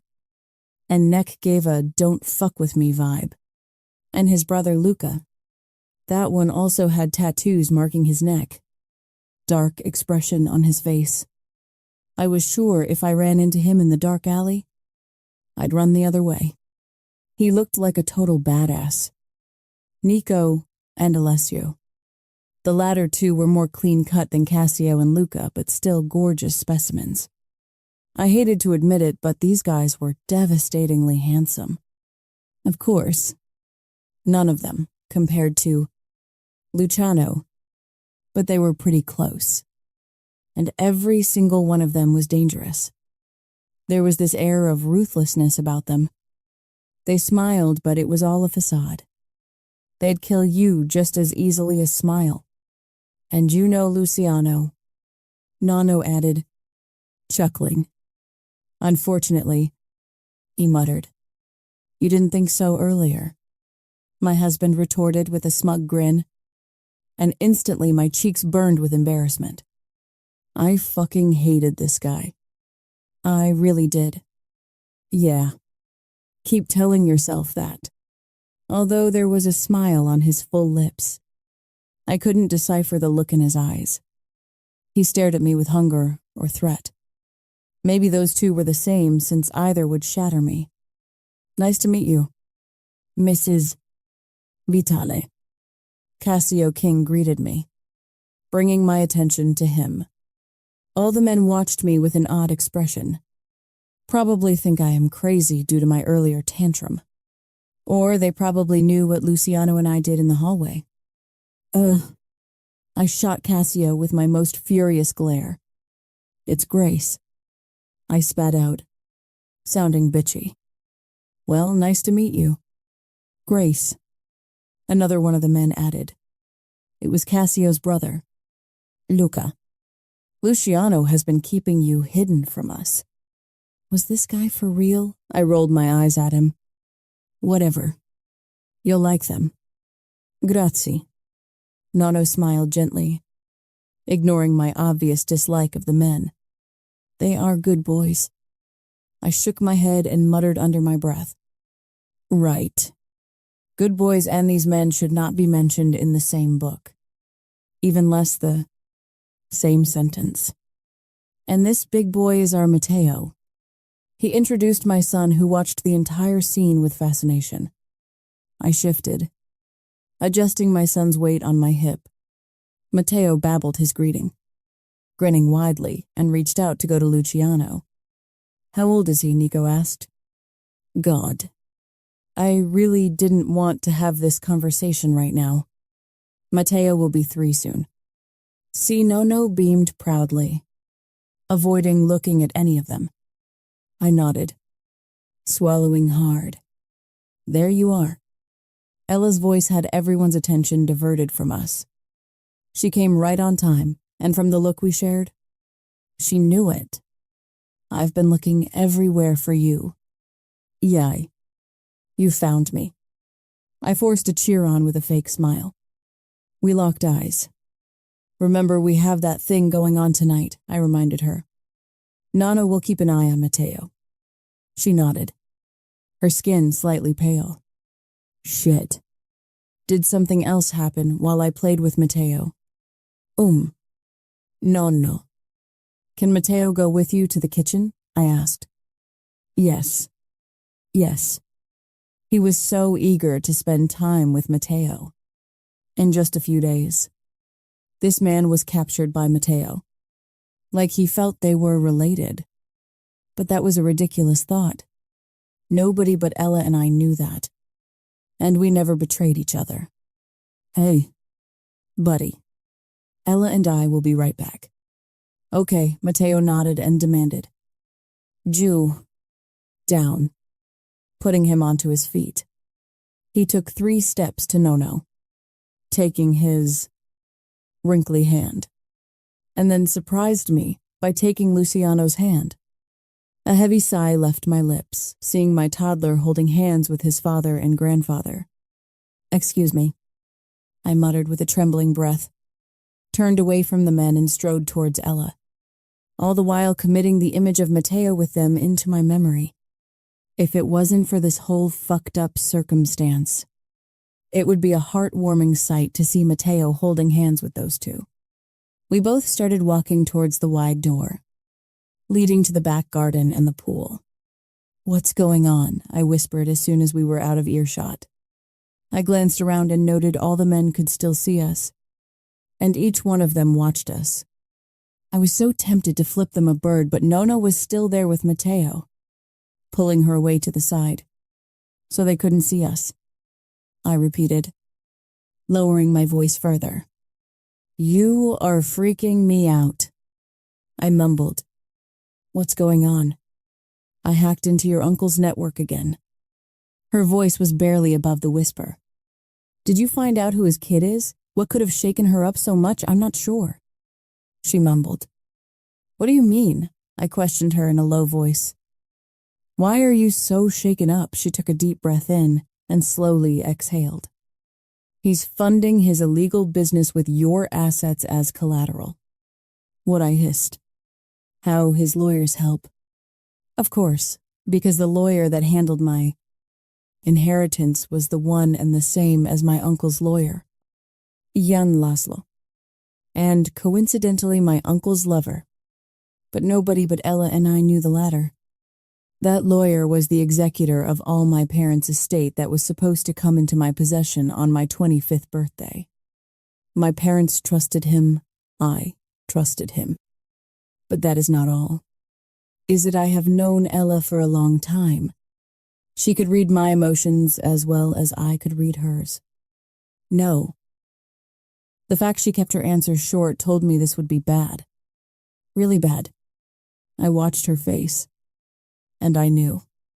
I knew what was coming, and still my damn hope refused to be extinguished. It was just 2 days ago that our life was good and we were content and happy. They know we are here. Her voice shook with fear. They know about Mateo and want to transfer all your assets to either your uncle or an anonymous person. But they never mention who it is. I think it is his kid. My heart squeezed in my chest with worry. I won't let them. I'd protect my son with my last breath. I wouldn't let them get their hands on him. He was innocent in all this. If the worst thing that happened was my uncle taking away all my inheritance, so be it. As long as he was safe and lived to grow up to be a man, thank God I didn't have a girl. From all the imaginable thoughts and worries, that was the one that mattered the most to me. How could my family do this?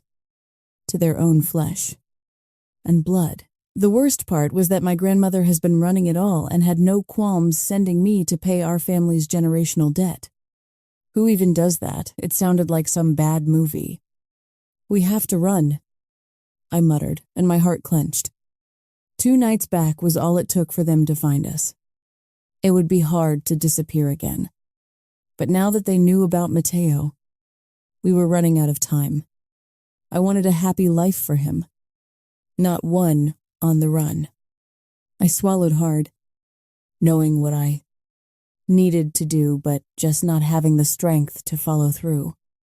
Yes, we have to run, but it will be hard this time. We need new identities. Everything. It will take time, and I'm not sure if we have that kind of time. I hated my family.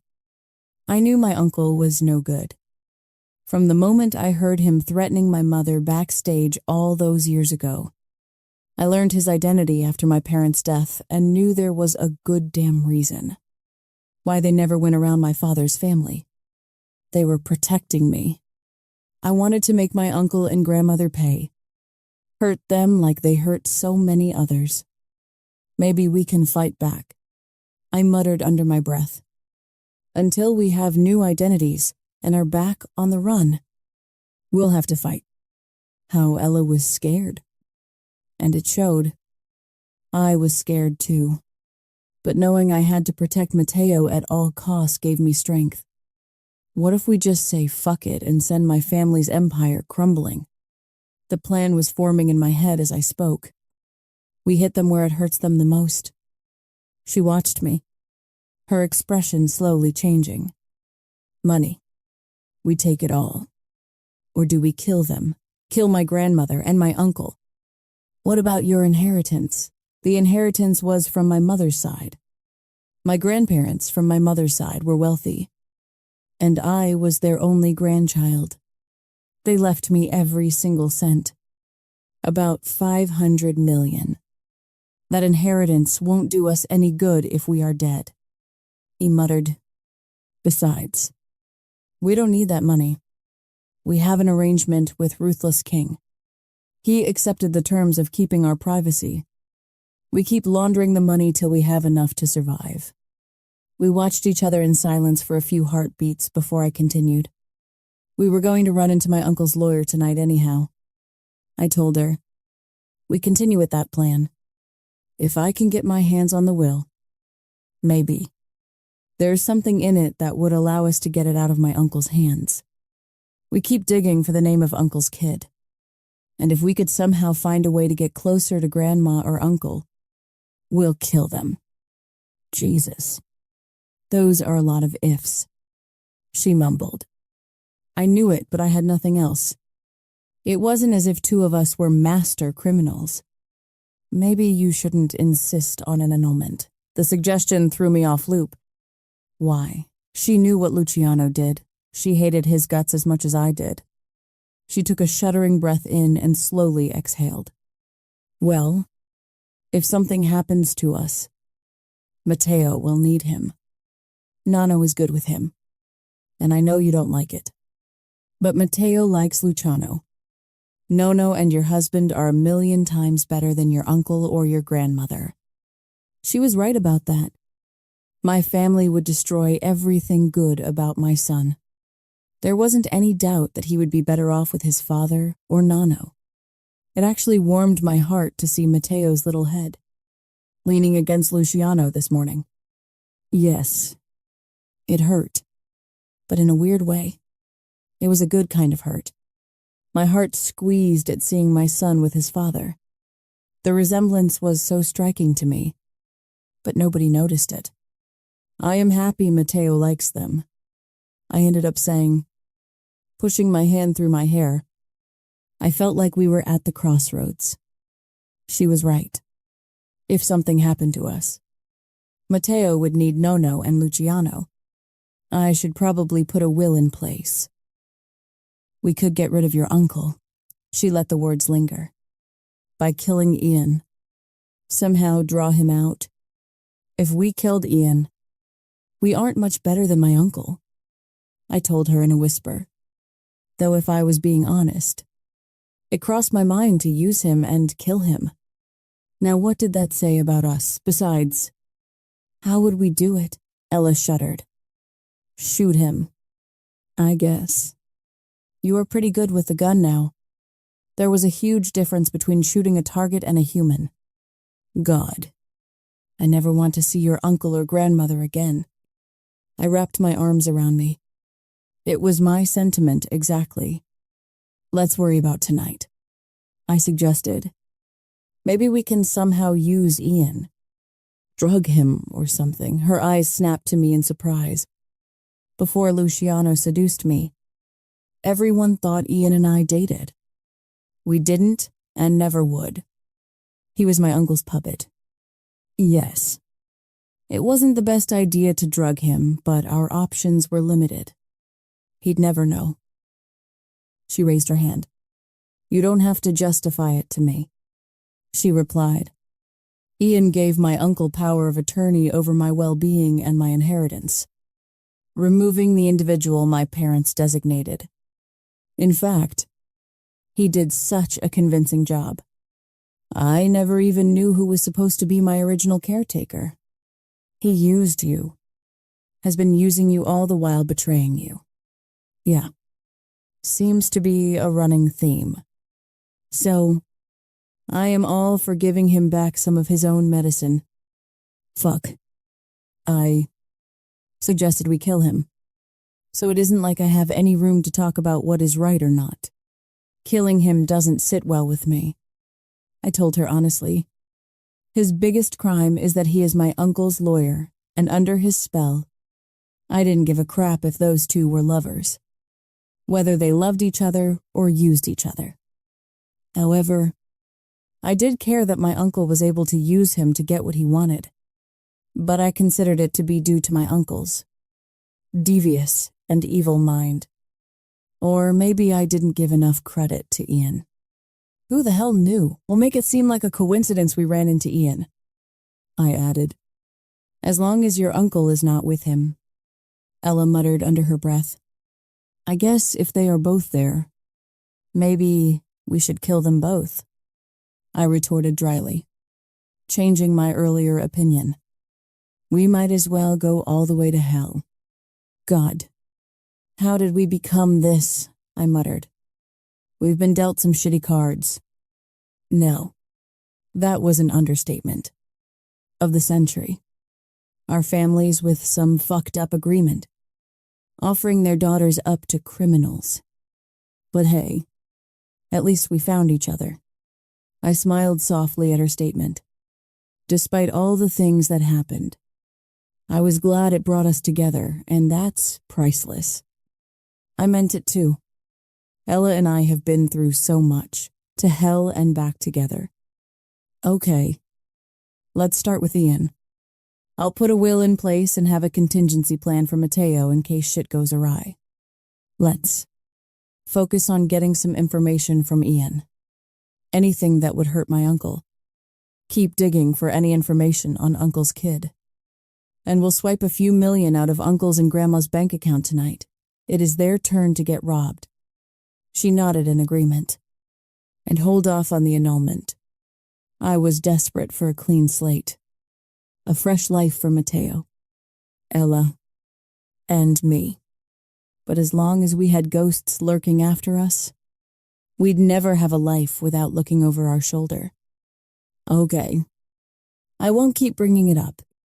I agreed. Let's go check on Mateo and eat something. Then we get ready for our outing. We haven't even left yet, and I am ready to be back and crash for the night. Are you going to sleep in Luciano's room tonight? Ella's eyes twinkled mischievously. Some noises are so hard to unhear. It was so hot. A giggle escaped her right after that statement, and I couldn't help but smile. That right there, mischief and teasing over the years was what made our life bearable. Sometimes I wished I was a bit more like her, more promiscuous, adventurous, willing to try things out regardless if I thought it was a good idea or not. Yet, I had to admit that our personalities, regardless of differences in our promiscuity levels, meshed well. My face flushed, ignoring her comment about the noises she thought she heard. No, I'll just crash in Mateo's room. She threw me a side glance as we walked back in the direction of the dining room and the kitchen. What I knew, that stupid look. All I'm saying is that you might as well take advantage of him while we are here. I shook my head at her stupid suggestion. You always said he was exceptionally good in that department. And you need to get laid. I groaned. Not by him. Well, he's still your husband, so it kinda should be him. Whose side are you on? I hissed. Yours. Of course. Always yours. But you have to admit, it makes it convenient to just get sex under the same roof. I eyed her suspiciously. Speaking from experience, blush colored her cheeks. When did you have time to get laid? For Christ's sake, I make time for it. Chuckling softly, she added, besides, that man is devouring you with his eyes. If you tell him to go down on you, he'd be on you in a millisecond. Oh, wait. He already went down on you, and you didn't even ask. I smacked her playfully. He is not devouring me with his eyes. He's killing me with his eyes. Ella got it all wrong. I swear. You are a freak. She laughed harder, nearing the kitchen. No, you are. I heard those sounds in the hallway. I think there is a fire you are hiding behind your anger. You are an ass, I murmured under my breath. I felt heat flame my cheeks. But you still love me. Ugh. She was right. I did love her. Like my own sister. At this rate, our life will be very short. Maybe you are right, and I should take advantage of his presence but ensure I have the upper hand. We both entered the kitchen to find all men seated around the table while Maria served them food. All eyes raised up to us. Mateo was already in the high chair, making a mess of himself with spaghetti while he devoured it. Pizza and spaghetti along with gelato, and that little guy was in heaven. Oh, perfect. I have a plate for you too. Maria beamed. She loved a full kitchen. I glanced around. Where in the hell did she expect us to squeeze in God? Not spaghetti. Ella mumbled under her breath. I thought we left Italy. A choked laugh escaped me, and I shoved my shoulder gently against hers. Stop it. Ella, you sit next to Massimo. Maria instructed, and my best friend promptly turned an intense shade of red. Next time she suggested I sleep with Luciano, I'd suggest she sleep with Massimo. It was probably who she was referring to. Anyhow, she always had a crush on him. And you, Grace, sit next to Luciano. No, thank you, I replied quickly. I'll sit next to Mateo. Mateo was seated in between Nano and Luca. Yes. You need me to move, Luca teased. Either that, or I'll have to sit on your lap.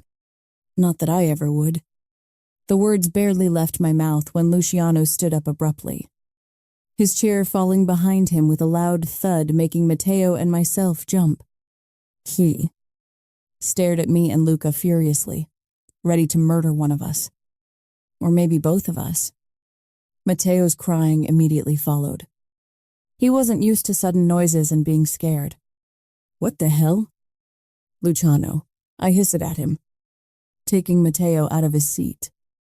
Hey there. It's okay. It was just a chair that fell down. See?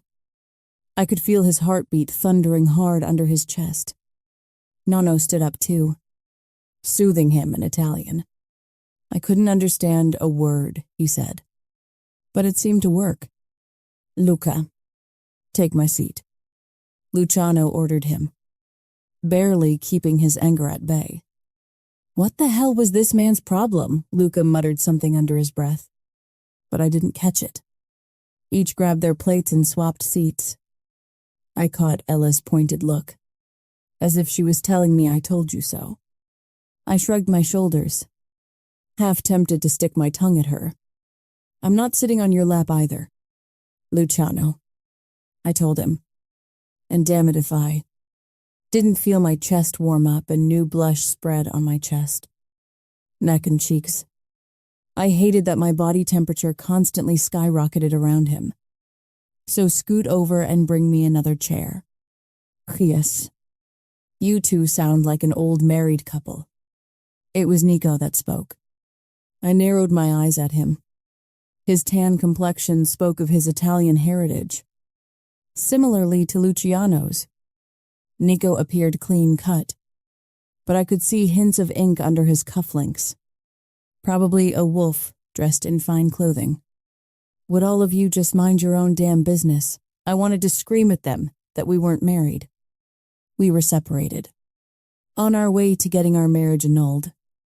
Why in the hell was everyone acting like nothing ever happened? But then I reminded myself of the plan and conversation Ella and I just had. Everything about this situation was agitating me.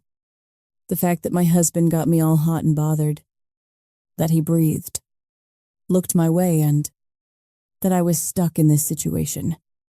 But maybe it was a sexual deprivation that made my temper flare up so quickly around him. While I had abstained from moving on with another man, I was certain Luciano had a phone book full of women at his beck and call. With Matteo calm, I put him back into a high chair and sat myself next to my husband. Maybe I will use him, I thought to myself. If my uncle gets his hands on me, I'd be dead.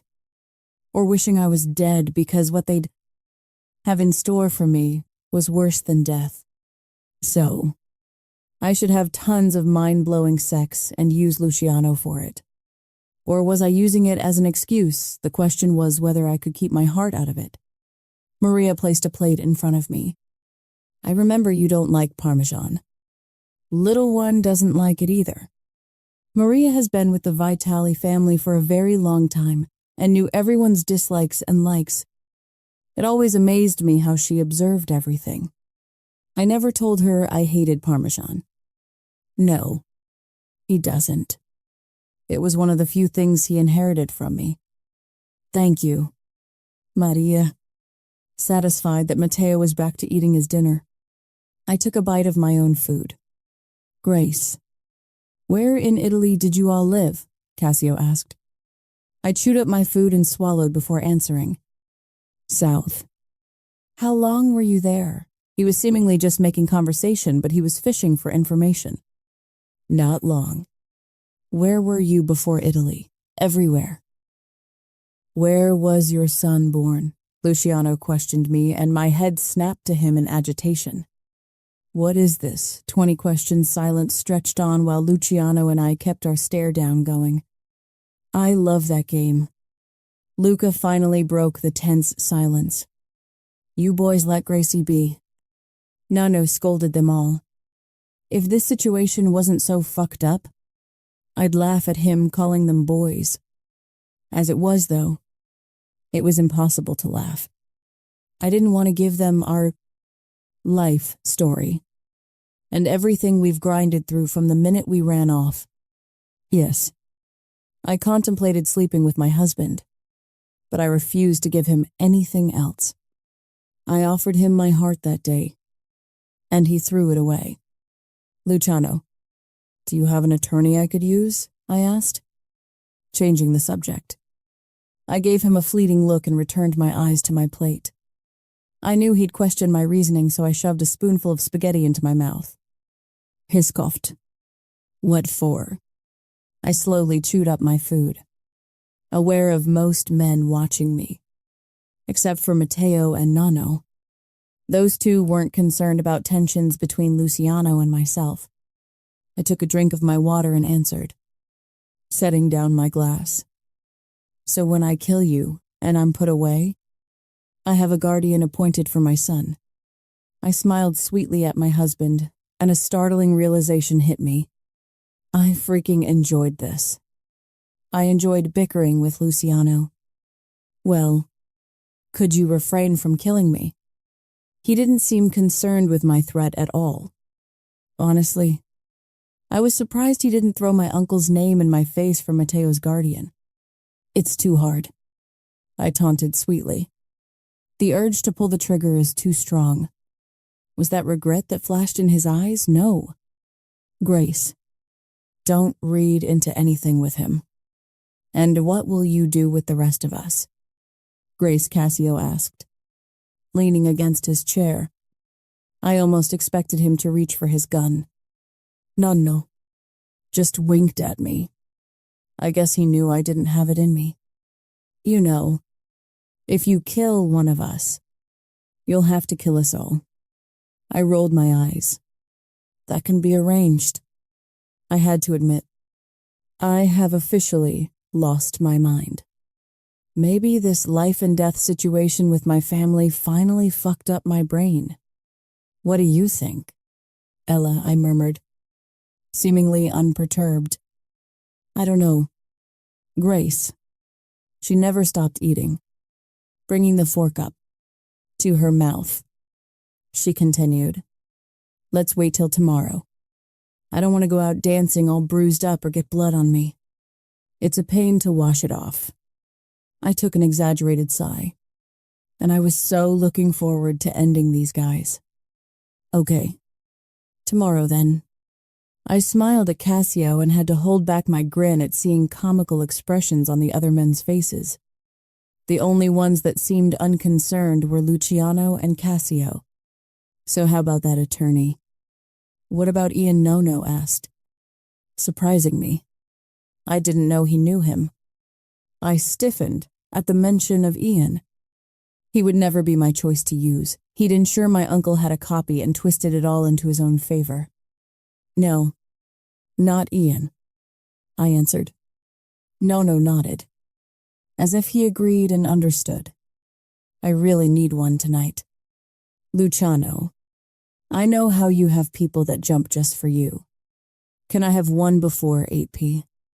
2 frown lines showed on his handsome face, as if he was trying to decipher me. And unfortunately for me, Luciano was excellent at reading people and figuring out puzzles. Chapter 15. Luciano. I studied my wife throughout dinner. There was no doubt she had spread her wings over the time we spent apart.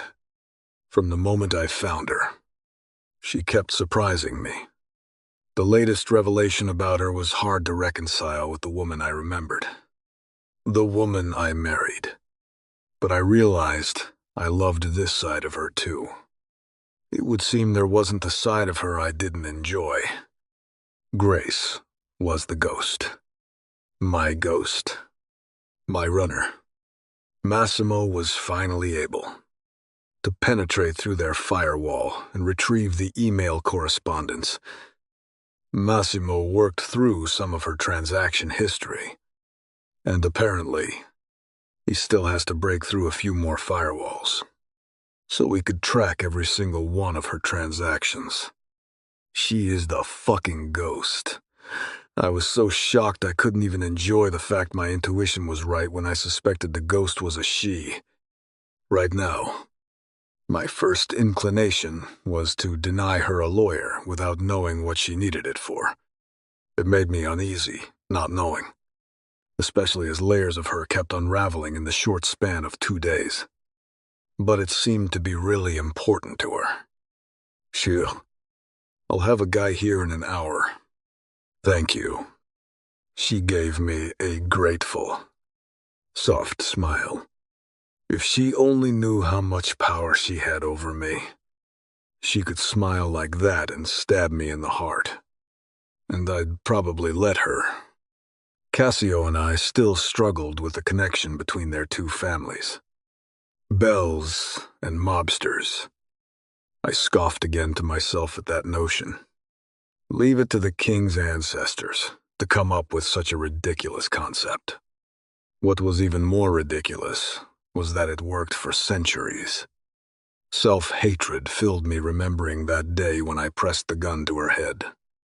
The snowflake on her long eyelashes. Love and fear mixing in those eyes. I loved my wife. Even back then. From the very first second I spotted her in my nightclub. She had slowly drawn me under her spell. I wanted to hate her more than anything. I wanted to hate her since the moment we first met. I was bitter at the loss of my mother and sister, blaming her right along with her uncle for it. And she fought to escape him and survive. I wouldn't make the same mistake again. I couldn't blame her for finding someone else and having a child. But now that I had her, and I knew some of the reasons that drove her, I would protect her with all I had. Her and her son. "So where are you ladies going out tonight?" Luca asked. Not sure yet. Grace's attention was on her son, her voice soft and nonchalant. But I knew without a doubt she was lying. Those two knew exactly where they were going. "You can take my car," I offered. "Your old car is still running too." There was surprise on her face, but she didn't comment. "Thanks. We'll just take an Uber." "No. You'll take my car." Why did she have to fight me on everything? "No. I won't." "Yes. You will." Her eyes flashed annoyance. "Stop pissing me off. Luciano, I can handle getting transportation." She returned her attention to Matteo, who was done with his dinner and getting crankier by the second. "Let's go take a bath. Buddy." She finally gave up trying to calm him down. "What do you say?" He rubbed his eyes, smearing spaghetti sauce all over his face. Again, I wondered who the boy's father was. Matteo hasn't asked for anyone else. Since we left Sicily, I started to think he wasn't in the picture at all. Grace struggled with the high chair, while trying to keep Matteo from climbing out. "Here, let me help." I got up and lifted him out of the chair, his chubby hands gripping to my shirt. My heart swelled, causing another crack. The little guy was effortlessly breaking the walls with his small hands. Just like his mother. Grace chuckled. "You are wearing spaghetti sauce." It was her first soft, open expression without any animosity towards me. Maybe it was because I held her son. But fuck it. I was such a sad case. I took it for myself. She leaned over, her hands brushing against my chest as she took Matteo out of my arms. "Come on, handsome. Let's get you washed up and ready for bed," she murmured softly. She left the kitchen, and Ella hurriedly took her last 2 bites, giving me a weird look, and then headed out too. "You are doomed," Alessio muttered. I lifted my eyes to find all the men, including my father and Massimo, watching me. I raised my eyebrow in a silent challenge. "What the hell are you all looking at?" I didn't say a word. Massimo commented. "I'm just thinking about the code to break those firewalls. Do it fast." I spat out, agitated. Those two are up to something. "Who is Ian Nico?" asked, out of the blue. My father had a valid question there, and it surprised me she didn't want to use him. My father leaned back. "So far." He just watched silently. "Ian is the Romano family lawyer. He and Grace were an item before I got her. I hated the idea of her with him. That guy was a cockroach." My father shook his head. "No, son, they were not." You have to learn to watch things with a clear mind when it comes to your wife. I grunted under my breath. Easy for him to say. Grace had my head spinning and my dick rock hard. My father chuckled. Luciano, you remind me so much of myself with your mother. He rarely spoke of my mother since their death. I knew it pained him, so it was surprising to hear him bring her up. He stood up and headed out of the kitchen. He lingered at the doorway and turned back to all of us. Boys, it is time you clean rotten apples out of the mix. All of us watched him. And for the first time in the past 10 years, I wondered if maybe my father didn't keep tabs on what was going on in our world. Together you can end women being traded like stock. He nodded, as if that explained it all. Then his eyes returned to me. Luciano, keep Gracie and Matteo protected. At all costs. I fully intended to. Starting with her outing tonight. My teeth clenched. The sound of grinding breaking the silence. I watched my wife dance with Ian fucking Laszlo and my fingers itched for her. My gun. Anger burned beneath my skin, searing the flames to all-time highs. The irrational part of me thundered in my ears, edging me on. Go ahead and smash his head. Red crept into my vision, and it took all I had not to smash every single item in Cassio's office. The dance floor was crowded, and each time someone bumped into Grace, she inched closer to Ian. I hated that fucking guy's guts. My wife looked happy, carefree, and beautiful. Startlingly beautiful. Her hair sparkling like flames even in the dark of the nightclub. The young girl of 21 was gone, and in her place was this woman who was sure of herself. She knew what she liked and what she wanted. Definitely not me. It didn't matter, though. She'd get only what I say or offer, and she'll fucking like it. Too bad she betrayed me 3 years ago. We could have been good together. Spent the last 3 years enjoying each other. I still remembered the way she tasted. That attraction the moment our eyes locked. Even after 3 years apart, it didn't diminish. It was still there, although Grace ignored it. She no longer wanted it, wanted nothing to do with me. Point taken. Wife. But I'll be damned if I let you wrap yourself around another man while you are still my wife. And she would be my wife, till death do us part. Luciano, you should stop looking. It was a sane suggestion. Except there wasn't a single sane cell in my body at this moment. True to my wife's word, she took an Uber. Lucky for me. I was able to track her and Ella's movement via their phones. Massimo hasn't broken through all firewalls.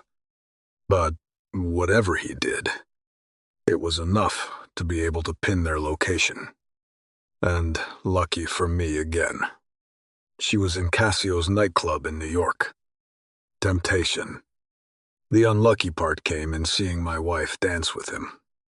That motherfucker Ian. My wife's hands lazily moved from his chest and down his stomach. Cassio was right next to me, watching the scene unfold. Of course, he didn't fume. It wasn't his wife out there on the floor. Her skimpy, little black dress making every man in the club worship her with their eyes. Ian's hands snaked to cup her ass, and I could see him squeeze her butt from here. All kinds of images of me sawing off his hands playing in my mind. I could start with ridding him of hands, and then move on to slowly cutting his stomach and removing his guts while he wailed in pain, begging me for mercy. He wouldn't get any. Watching my wife dancing with Ian spread the boiling rage and jealousy within me like wildfires. Seeing the hands of that prick on her body, his eyes on her, I wanted to gauge his eyes and then torture him for days, until he couldn't remember her name. The problem was that he would still remember her. Grace wasn't the type of woman anyone could forget. I'll kill him, I thought, with finality. Are her hands going into his pocket? Cassio's voice penetrated the red fog, and that was it. All my fury unleashed. It took me less than 30 seconds to find myself right behind my wife. On the dance floor, Ian's hands on her ass. Wrong girl. I spat out. My fist connected with his jaw, and he went flying across the dance floor. Are you fucking nuts? Grace shouted, clearly furious at me. Yeah. Fuck that this pervert just touched my wife. Or that she touched him. Nobody touches you. I snapped at my wife. The word mine seared into my chest. The word on repeat in my brain. And if you don't want him to lose a fucking limb, don't touch him either. I took 2 steps and lifted the bastard off the ground with my hand gripping his neck while my free hand curled into a fist and connected with the other side of his face. We can't have that pretty face be unevenly bruised. Can we? I gritted out, a dark smile pulling on my lip corners. I landed another punch. No one touches what's mine. No one looks at what's mine. And Grace is mine. You motherfucker. Everything around me became a white noise in my head. My only focus on this sleazebag that dared to grope my wife's ass. Cassio pulled me off the bloody bastard. His face a fucking bloody mess. Grace, you and Ella with me. Now Cassio snapped at her. I reached out and tugged on my wife's hand, pulling her along. In shock. She followed without a question. Ella on her tail. Cassio barked orders to his bouncers to pick up Ian and bring him along too. I would rather leave the fucker on the floor. Maybe punch him a few more times. Once we were in Cassio's office, the door firmly shut behind us. I pulled my wife closer to me, inhaling deeply her scent. In her state, she just let me. Are you okay? Her voice was soft, her eyes shifting down my body and stopping on my bloody knuckles. He touched you. She blinked several times, confusion in her beautiful violet eyes. Nobody touches you but me. I grabbed her around the throat, pressing gently, just so she understood how serious I was. You touch another man, and you sign his death sentence. I'll kill any man that you touch. Her eyes went to Ella, and then shifted to Cassio. He's your husband, he muttered. I take it back. Grace. Ella murmured low, her eyes watching me warily. You should abstain. He's fucking crazy. Damn fucking right. I was crazy. Jealousy simmered like red rage through me. What were you doing with him? My voice was sharp. Grace froze and swallowed hard, her gaze guarded. I needed something, she murmured. To my surprise, Cassio came to her rescue. Did you take something out of his pocket? Her head snapped to him. But she didn't deny it. Yes. The keys to his place. Her voice was barely above a whisper. She must have been in a great state of shock to be answering questions without snapping at either one of us. Why, I tried hard to keep my head cool. Despite my age, I had to admit my father was right. I had a hard time thinking rationally around my wife. She licked her lower lip nervously. I need a copy of my parents' will. That was not the response I anticipated.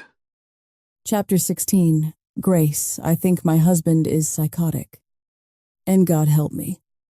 I might be too, because when Luciano claimed me as his in the middle of the nightclub, every inch of my skin warmed, and his burning gaze sent a warm timber down my spine. I watched in shock as he used Ian's face as a punching bag. I didn't even know he was in the club. After the lawyer drafted the will, Nano witnessed it, and Luciano's attorney assured me it was valid as of that moment.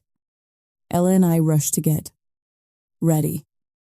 Yes, Luciano dragged me back to the States, but now I took charge of what I could do, however little that might be. I had to do something, starting with obtaining a copy of my parents' will. But this was not how I envisioned our night ending. Evade my lips, trying to calm my nerves.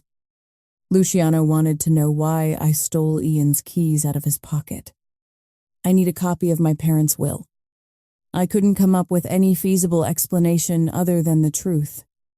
My husband's bloody knuckles reminded me how brutal he could be. Something deep in my stomach always pulled me towards him. I was a fool to think there was ever a chance of me moving on. The ember of hope, just like that cold January night, flickered, coming back to life. I should never forgive him. A normal person would never forgive it. Yet, my heart wanted him. It only ever glowed for him, like a damn lightning bug at dusk. And he could squash me like that bug. And still, my stupid heart would only beat for him. Luciano and our son were my whole heart. His hazel eyes on me were warm, emotions swirling in them that reflected my heart. I stepped towards him, the pull he had over me strong. His clean palm cupped my face, and I wanted nothing more than to press my face into his chest. You were going to break into his house. Disbelief and amusement danced in his eyes. I nodded and thought I heard him mutter, "What happened to my sweet Grace?" My lungs tightened, and my heart constricted in a strange way. It was a reminder not to let him hurt me again. There was no mistaking it. I never got over my husband. He would eat me alive. And next time, I wasn't sure if I'd be able to pick up the fractured pieces of my heart. We only live once. That was the dumbest justification ever. Luca could do it. Cassio's voice interrupted the world where only Luciano and I existed. I blinked in confusion, wondering what he was. Suggesting. I had completely forgotten about him and Ella. Luca could go into Ian Laszlo's house and get the will. He can break into any safe. Ella and I shared a glance. Neither one of us thought about a safe. Grace. Let Luca do it. Luciano's tone was commanding, and my instinct to fight him flared up. He's one of the best when it comes to that stuff. We don't know how to break into a safe. Ella must have picked up on my intent to argue with Luciano. Might not be a bad idea, she murmured. She was right. It was actually a very good idea. I extended my hand and opened my palm, showing the key I had taken from Ian. My palm had an imprint of the key dug into it, from the sheer force of my squeeze, protecting a possible key to my future. It has to be done tonight, he muttered, meeting Cassio's whiskey gaze. And we have to return the key before he goes home. Cassio immediately sprang into action. He phoned Luca, and he was here within 5 minutes. Along with Massimo, it made me think he lurked somewhere in the shadows of the nightclub. I'll go check on our fallen fighter and keep him busy, Cassio commented and left the room. Massimo, take Ella back to the house.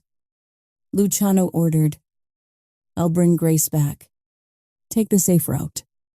I glanced Ella's way to ensure she was okay with that plan. She must have been, because she was already making her way to Massimo.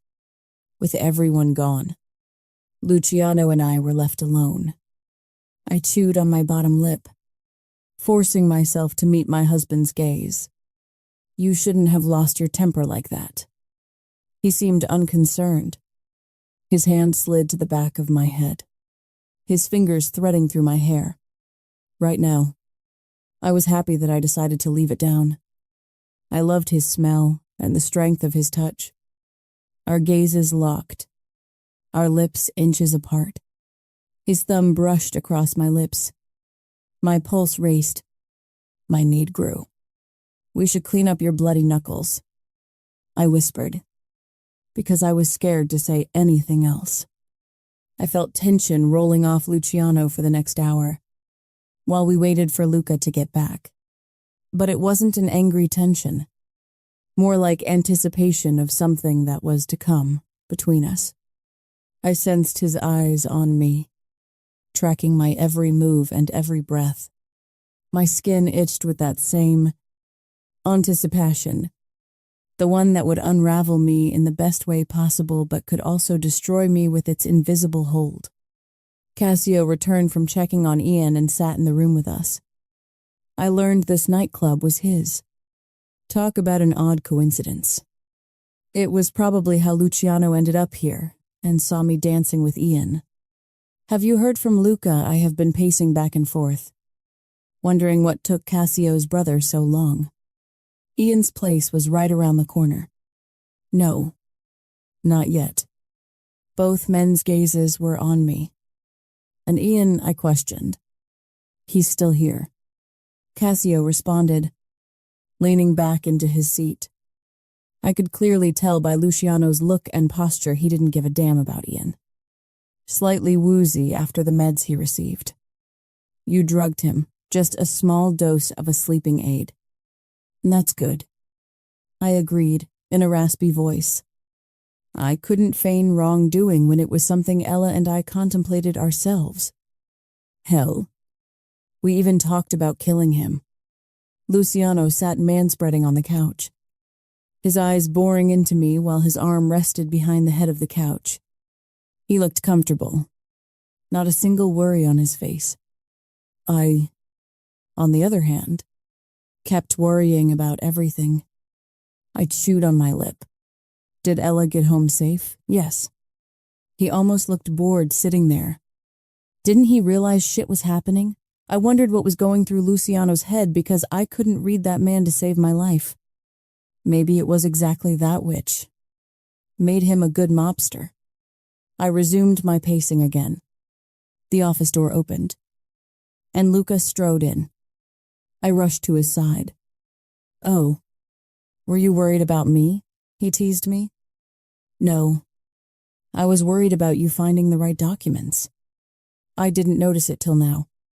He had a manila envelope in his hands. You mean this? He raised the folder, waving it in front of me. Did you read it? Yes. I narrowed my eyes on him. That fucking safe he had was something. Took me longer than usual to break into it. Thank God, he went. He handed me the envelope, and I grabbed it eagerly, pulling the papers out. My eyes scanned through it. So, how long has your uncle been stealing from you? Luca's question had me pause and lift my eyes to him. Truth was, I didn't know, but I suspected probably from the moment he became my guardian. We have to return the key to Ian, I answered instead. Done. With a nod, I strode to the chair in the furthest corner of the room and started reading, zeroing on the date. I raised my eyes to find all three of the men watching me. Was this the only will and only copy? A smile tugged on Luca's lips. You want this one too? He pulled another manila envelope. I rolled my eyes. Yes. I want everything you have taken that has to do with me. Woman, you do not want to know all that, he retorted. Besides, it would have required a damn file cabinet to get all that out of there. Easy Hill. I should have gone with you. Can I have it? I extended my arm. I assumed you read this one too. He handed me the folder and then leaned against the window. Luciano was the closest to me. Cassio directly across me and Luca on my right. I did. It reads the same, with the exception of the guardian and power of attorney designator. I pulled that document out, skimming through the key sections, and my eyes widened. What the... How could that be? That document designated Luciano's father as my guardian and executor of all my inheritance. My eyes darted between lines. My brain flabbergasted at the revelation. Did Luciano know? Did his father? I didn't know they knew my parents. And that's when I found it. The loophole. I quickly dug the latest document that designated my uncle as my guardian and searched out the same paragraph. It's still there, I murmured to myself.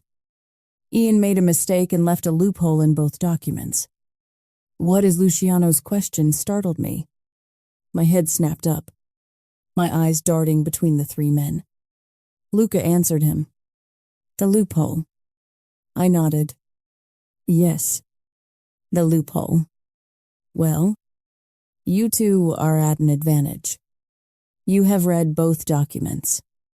Can you summarize it for us? Luciano didn't like to be in the dark. Did you know? I asked him, watching for any signs of deceit. You will have to be a bit more specific, he replied, a frown on his face. Did I know what? I shook my head. The original will by my parents had your father as my guardian and executor of the inheritance. The expression on his face told me he didn't know it. Are you sure I handed him the will while my brain worked furiously? There was so much I didn't know. How would I ever find out all the secrets with my parents gone? Why didn't he ever say anything? Are you going to exercise the loophole? Luca asked. He turned his gaze to Cassio. She doesn't get her inheritance until she turns 25. Unless, he paused. I guess for the special effect or something. Unless she gets married. How is it that you didn't know this? I never received a copy of the will. I was 12 when my parents died. Hasn't Ian told you that? Luciano asked, in a growl. He's your attorney and should be looking out for you. No, obviously he hasn't, I replied bitterly. Otherwise, I wouldn't have to resort to stealing it from him. He only serves my uncle's interests. In case it escapes you. Ian is my uncle's lover. Has been for a while. Luciano's expression was comical. What? You sure? I rolled my eyes. Yes, I'm sure. They have been an item behind closed doors for a long time. I didn't have to wonder what my husband was thinking.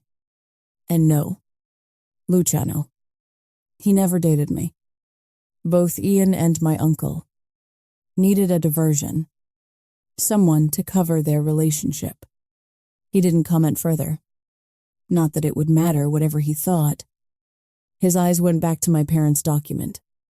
You are worth quite a penny, Luciano muttered, his eyes darting the pages of my parents' will. Apparently, not enough. Because my husband threw me away. There was no time for bitterness or regrets. I didn't care about the money, but it was obvious my parents didn't want my uncle or my grandmother to get their dirty hands on it. Not that I could blame them, considering what they were doing. I could transfer it all into Matteo's name. If something happened to me, he'd be taken care of.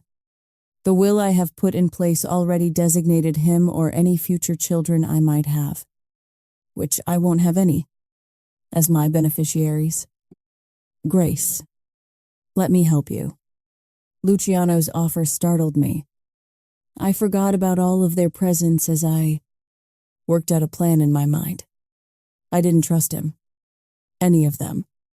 After all, they were criminals. and I could still feel the press of the cold metal pushed against my temple as he was getting ready to pull the trigger. Yes, I wanted him, craved him even. My heart belonged to my husband, but I wouldn't be that naive girl that believed he'd take care of me anymore. I couldn't rely on anyone but myself and Ella. So, I'd use him, his resources and his mind. I need your lawyer again, I said, my mind made up.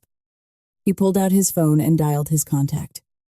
Is there anything I can do to help? Cassio asked. I shook my head. I wouldn't dare ever trust a king with anything. Cassio and Luca King must not know about the Romano Bell arrangement. Otherwise, they would have taken me to their father at first sight. I trusted them even less than Luciano. After the beating Luciano had given Ian, I was inclined to think maybe he wouldn't let them take me and sell me to the highest bidder. Besides, I was already married. So what good would I possibly do them? Those Bells supposedly were auctioned off to marry high-ranking and the richest mobsters of the world. Or do other things. I thought, with a frozen fear. Yes, I had to transfer everything I owned, including my parents' inheritance to Matteo. So if I fell into their clutches, they couldn't put their dirty paws on something that belonged to my son. Giuseppe is on his way. Thanks. You are going to keep us in the dark. Aren't you? Luca asked. Yes.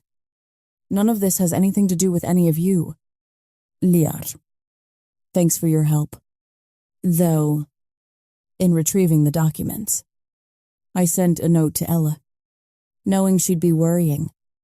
One loophole. We always kept our text messages short. Her reply was thumbs up. 20 minutes later, Luciano's lawyer entered with one of the club. Bouncers.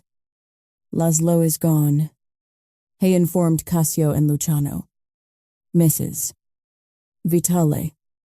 Twice in one night.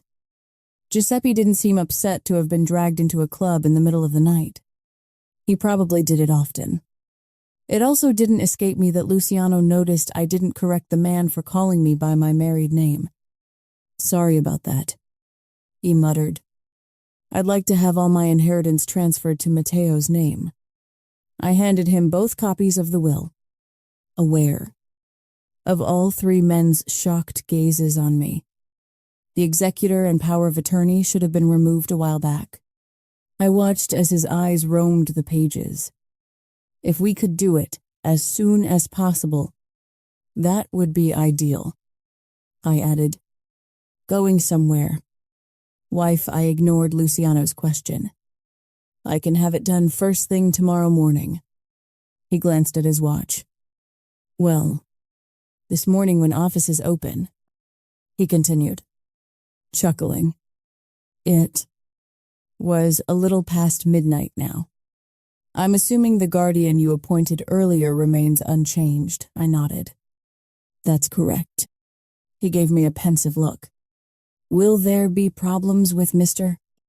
Laszlo? Jan Laszlo will not be a problem. Cassio chimed in, surprising me. He will probably spend the next 2 days recovering from a major hangover. Perfect. I wouldn't ask any questions.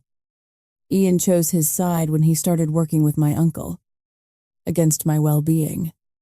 We worked out a few more details, and Giuseppe was on his way. Well, I'm going to get going too, I told them tiredly. I headed for the door, glancing over my shoulder. Thanks for your help. You guys enjoy the rest of your night. Luciano actually chuckled. You are not going anywhere alone. I'll take you home. I rolled my eyes, noting amused expressions on Luca's and Cassio's faces. I am quite capable of going places alone. I am sure you are, but I'll be taking you home regardless. And stop rolling your eyes. I rolled my eyes again, just to make a statement, although my lips curved into a smile on their own, with a stupid excitement at challenging him. Maybe I got off at challenging him. His big arm wrapped around my waist as he nudged me out of Cassio's office. Good night. You too. Don't do anything I wouldn't do. Luca mused. Or maybe you shouldn't do what my brother would do. Cassio drawled, with a grin on. Whatever. Those two totally had the wrong idea. Didn't they? Then why did I feel this longing ache between my thighs, Luciano's arm around me? We walked to the nightclub, glances thrown our way from all corners. He didn't pay attention to anyone but me. His steps rushed, like the club would be set on fire at any second. Slow down. Luciano. The moment we were outside, his body pressed against mine, cornering me against the wall. He had a gun underneath his sophisticated Brioni suit. Ruthlessness dressed up. He might have looked like a businessman, but he was a cobra ready to strike. His body pressed against mine, his heat seeping into every pore of me. His lips were barely an inch from mine when he rasped, "Next time I see any man touch my wife, I'll cut off each one of their fingers." He growled. One. By fucking. One. And then I'll slice their hands. After that, I'll gut them. Nice and slow. I watched the burning inferno and fury in his eyes. He had always been possessive, but this was a whole new level. Desire pooled between my thighs. My body shouldn't be reacting this way. My lips parted on their own. A rush of blood ringing in my ears. I was turned on. Unlike ever before. I was just dancing. My voice was breathless. I nervously licked my lower lip. I needed to get that will. Why was I justifying myself? Besides, I'm practically not your wife anymore. Even as those words left my mouth, I pushed off the wall, wanting to feel every ounce of his body flushed against mine. He groaned and pressed his pelvis against my lower belly. He was hard, his cock straining against his pants and now against the thin of the dress material. Does this feel like you are not my wife? Oh my God. My chest would explode any minute. I had no idea how my hands found themselves under his suit jacket, my palms against his chest. My head swam with desire. Drunk on it, the moment I felt my husband's mouth on my neck, a loud moan escaped me. That's right. His lips moved over my overly sensitive skin. You are mine. His lips left a trail of the sweetest, searing sensation. He nipped, he kissed, he licked. I felt his hands on my ass, pulling me harder against him. Luciano. My voice was breathless.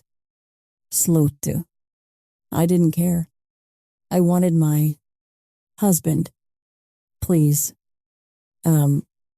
Said. A voice came from the distance, but I didn't care. Don't stop. He begged. My hands fisting his shirt in my grip, pulling him closer. He sucked on my neck. Fuck. You smell good. Sir, the same voice again. Luciano raised his head. My eyes watched him through heavy eyelids. I felt drunk, but it had nothing to do with alcohol. Get lost, he ordered. I couldn't tear my gaze away from him. I didn't want to come to my senses. It would be stupid, and I'd regret it tomorrow. I'd regret it for the rest of my life. But right now, I needed him like the air I breathed. I'm using him. That was it. He's gone. He led me to his car that someone pulled in front of the club and sat me into the passenger seat. The throbbing between my legs was unbearable. I needed the ache to go away. I watched as Luciano got behind the wheel, put his McLaren into drive, all the while painfully aware that I needed this ache to be gone. I have pleasured myself for the past 3 years, and right now, I was so tempted to do the same. I must have lost my mind because the fact that Luciano was next to me driving only excited me more. I shifted in my seat to ease the ache. It made the throbbing worse. My heart raced. My body needed his hands on me. As if he read my mind. His hand reached over. He put his palm on my thigh, slowly pulling the dress up, till his palm rested on my skin and a needy whimper left my lips.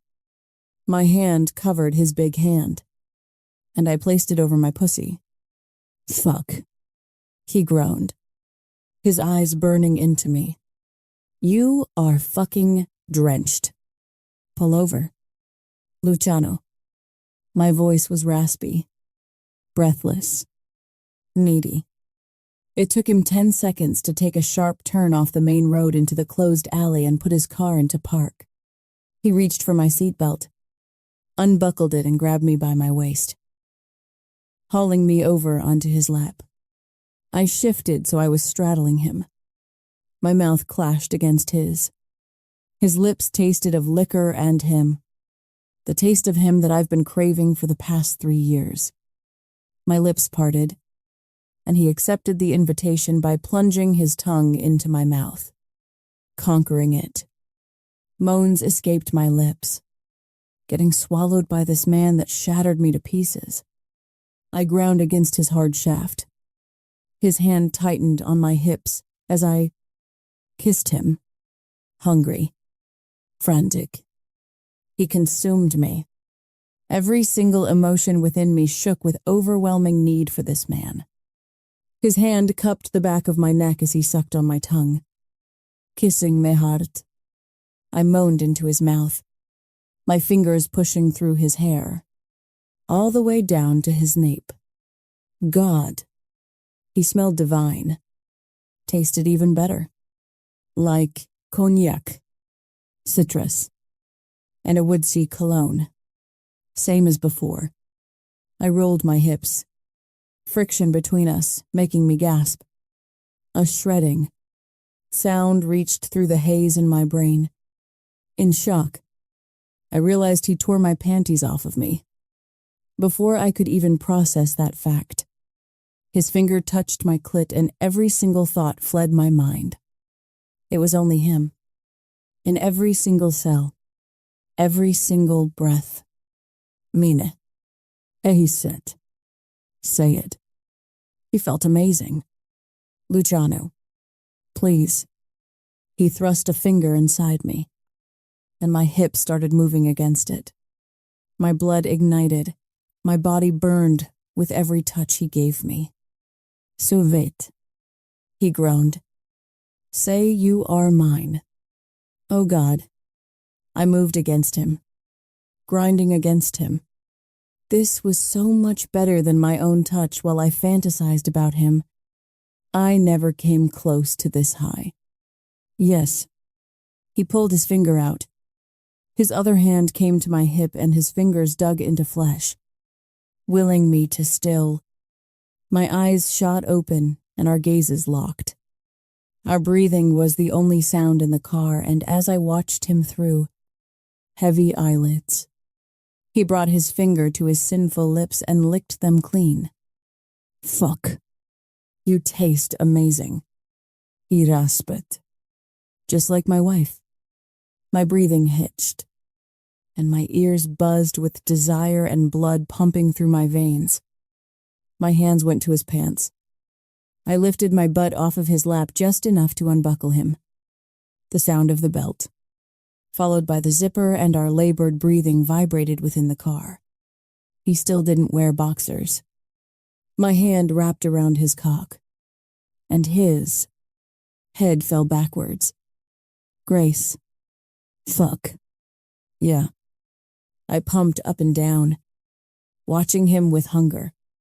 I bit into my lip to stop moans from leaving. The sight of him erotic.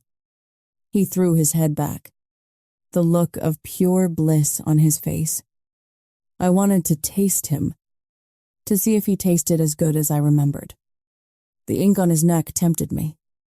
I licked my lips and his hand cupped the back of my head, pulling me hard to him. His teeth nipped my jaw. Then his lips ran up my neck before pressing to my ear. You are mine. Say it. Yes, I breathed. Say it. Wife. I'm yours. A groan rumbled from his throat. Then he grabbed my hips and slammed inside of me, filling me to the hilt. A scream of pleasure pierced through the interior of the car, and it was mine. Chapter 17. Luciano. Seeing Ian dance with my wife made me want to shoot the motherfucker and get rid of him forever. But the beating I gave him would have to do. For now, it seemed my father was right. I was blind when it came to Grace. Finding out that Ian was Alfonso's lover was a major surprise. But right now, none of it mattered. Only my wife in my arms. Her pussy around my cock. I would never let her go. Annulment was a bullshit excuse. I'd make her love me. Stay with me. Forever. I'm yours. Her soft voice and her moans were an addiction. She was my addiction. I thrust inside her, my fingers digging into her soft flesh. It was home. She was home. She froze, and I instantly followed suit. What's the matter? Tesoro fuck. I hope I wasn't too rough and hurt her.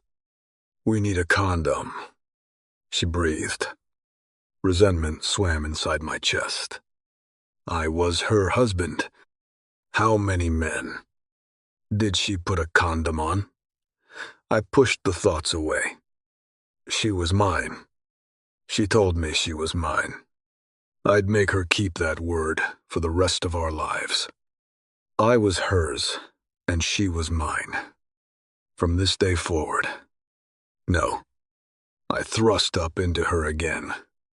The heat and tightness gripping my cock. Her head fell into the crook of my neck. Her moans she tried to hold back right at my ear. You are my wife. I pulled her dress straps down. They fell off her slim shoulders, exposing her strapless nude bra, and I reached behind her to unhook it. Her full breasts had my full view. Luciano. We need a "you are my wife," I repeated and bent my head to take her nipple in between my teeth. I tugged on it with my teeth, and a sharp cry escaped her. I grabbed her hips once more, moving her hard on me. She ground against me, up and down, her clit against my pelvis. Her moans became louder with each pump. I was so close to exploding. I gritted my teeth hard, wanting to ensure her pleasure before mine. She disarmed me, stripped away all my fucking reason.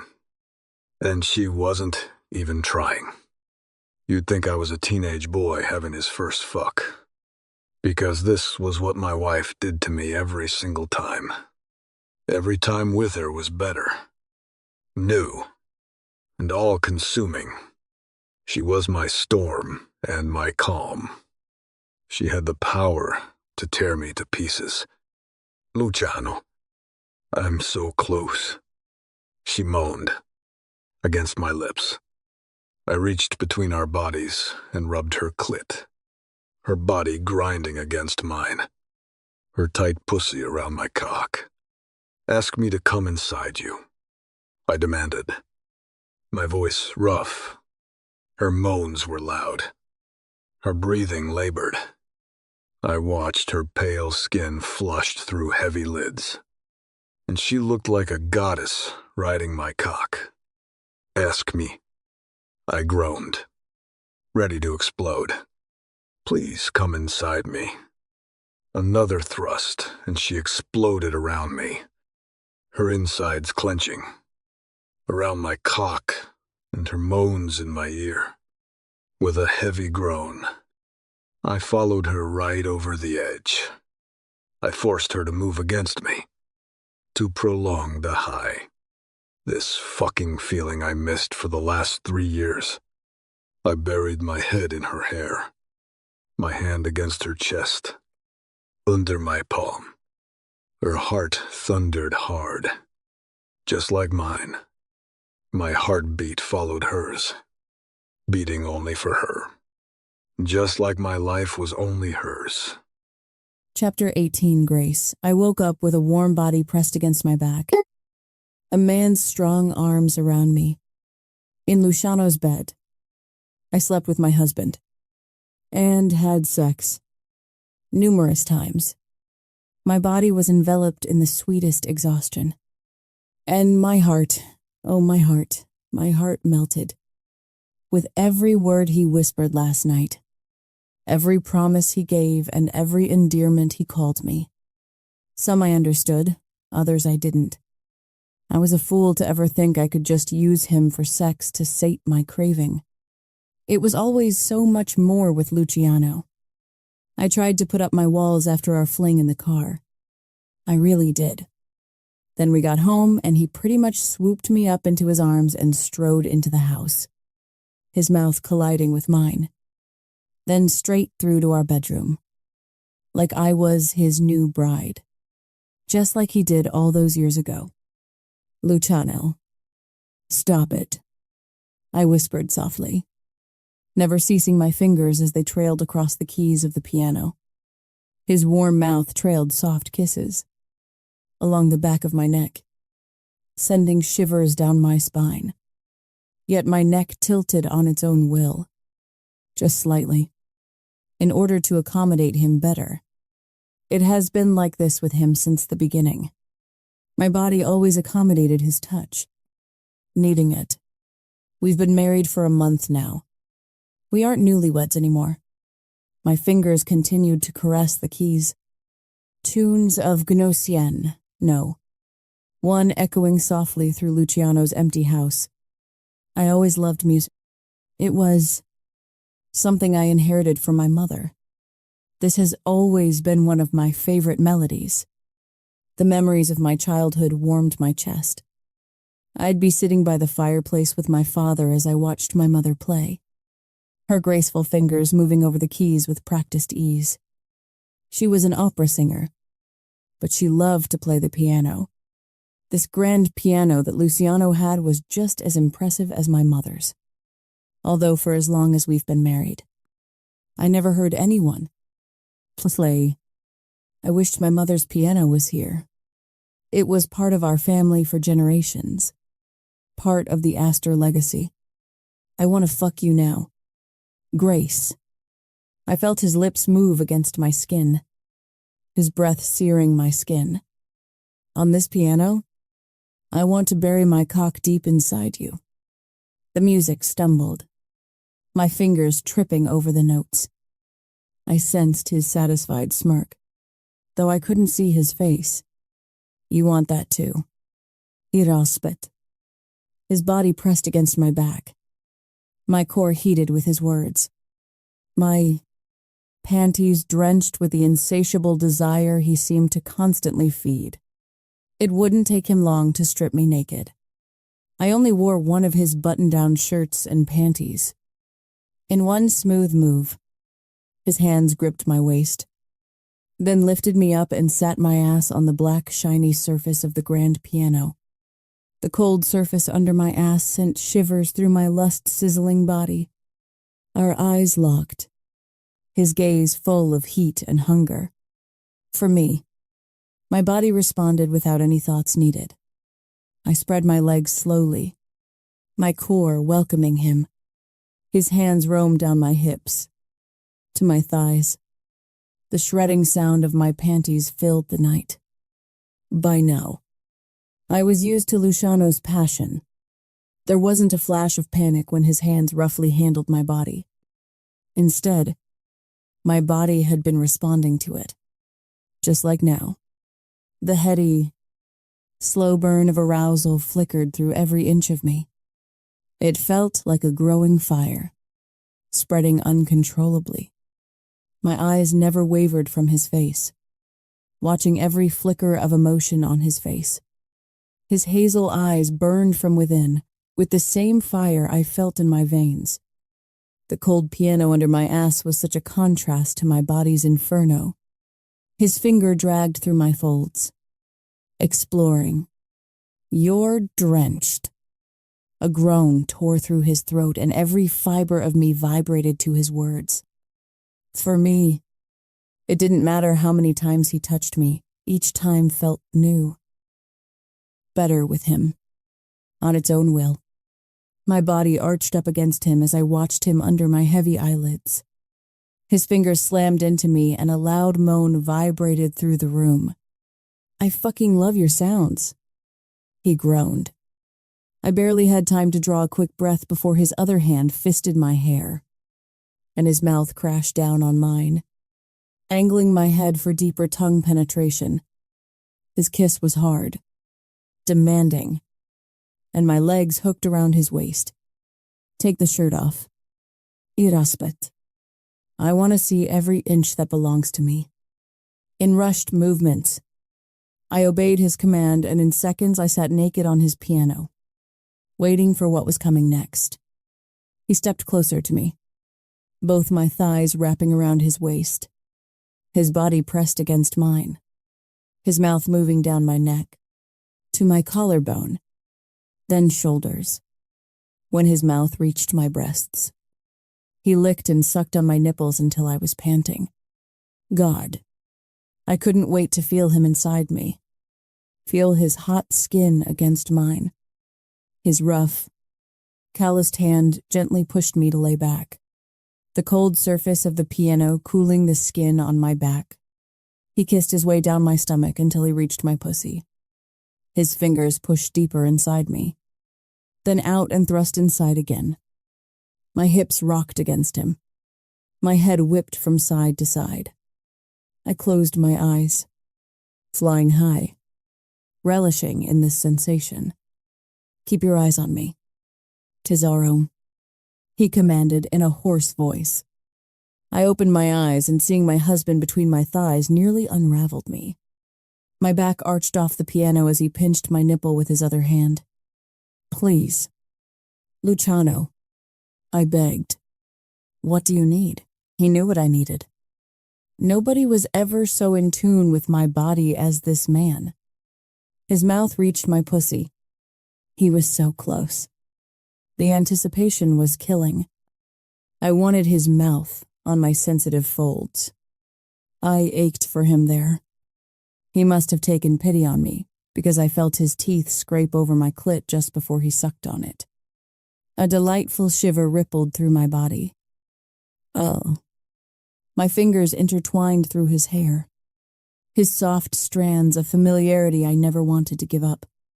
His mouth was merciless, licking and sucking my pussy, his finger working in and out of me. He devoured me, sucking hard on my clit and thrusting his tongue inside me. My insides quivered, reaching higher and higher for the peak. The overload of sensation caused me to yelp, my body withering away from him. But my husband's hands clamped on my hips, forcing me to hold still till my body came apart. Fuck. I screamed as an orgasm rippled through me and white lights flashed behind my eyelids. Before I came down from my heights, Luciano lifted me off the piano, turning me over while planting my feet on the ground. "Bend over and brace yourself," he demanded hoarsely.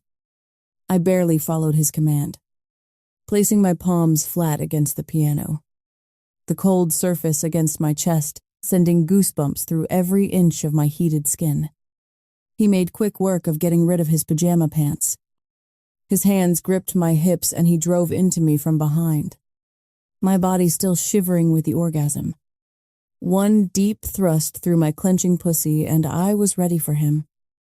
Every fiber of me was so in tune with his needs, just as he was with mine. "Don't ever forget who you belong to," he growled. He pounded into me, his grunts mingling with my whimpering moans. The sounds of piano notes penetrated through my sex-drenched fog. With each plunge of his, my body pushed against the keyboard, creating a note in tune with his thrusts. "That's right," he groaned. "You are mine." He thrust into me again, hard and deep. The sounds from the strings resonated through the room as he fucked me hard. The sound of flesh slapping against flesh in tune with the deep notes. The pure sensation of fire and my love for him melted into liquid gold as another volcano erupted. I pressed my mouth against my hand in an attempt to muffle my screams. Luciano's own roar followed right behind me as his cock pulsed inside me, spilling his release.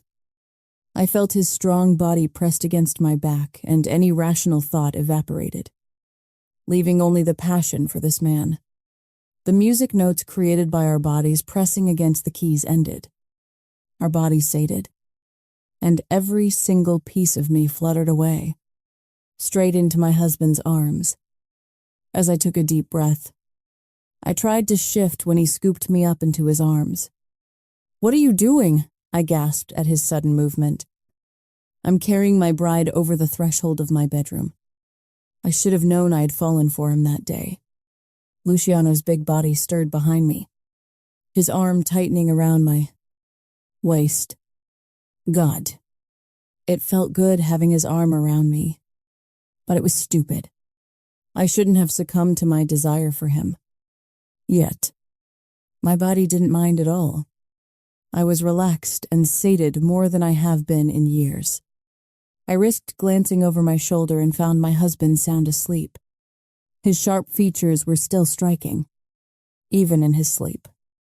But there were also traces of a gentle boy he once was, before he became a ruthless and dangerous man. His dark hair fell over his eye, and I knew it was soft as silk.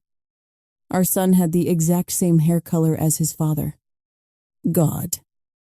I wanted to twist around and wrap my arms around my husband, touch his hair, his inked skin, make him mine.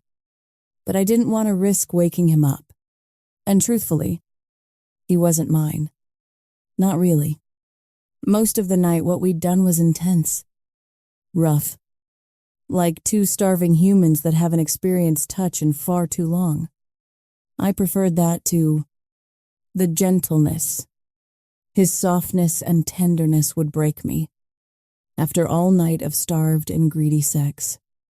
He took me into the shower and tore down every inch of my wall. I was grateful for the shower sprinkling water all over my face, because what we had done felt damn close to lovemaking.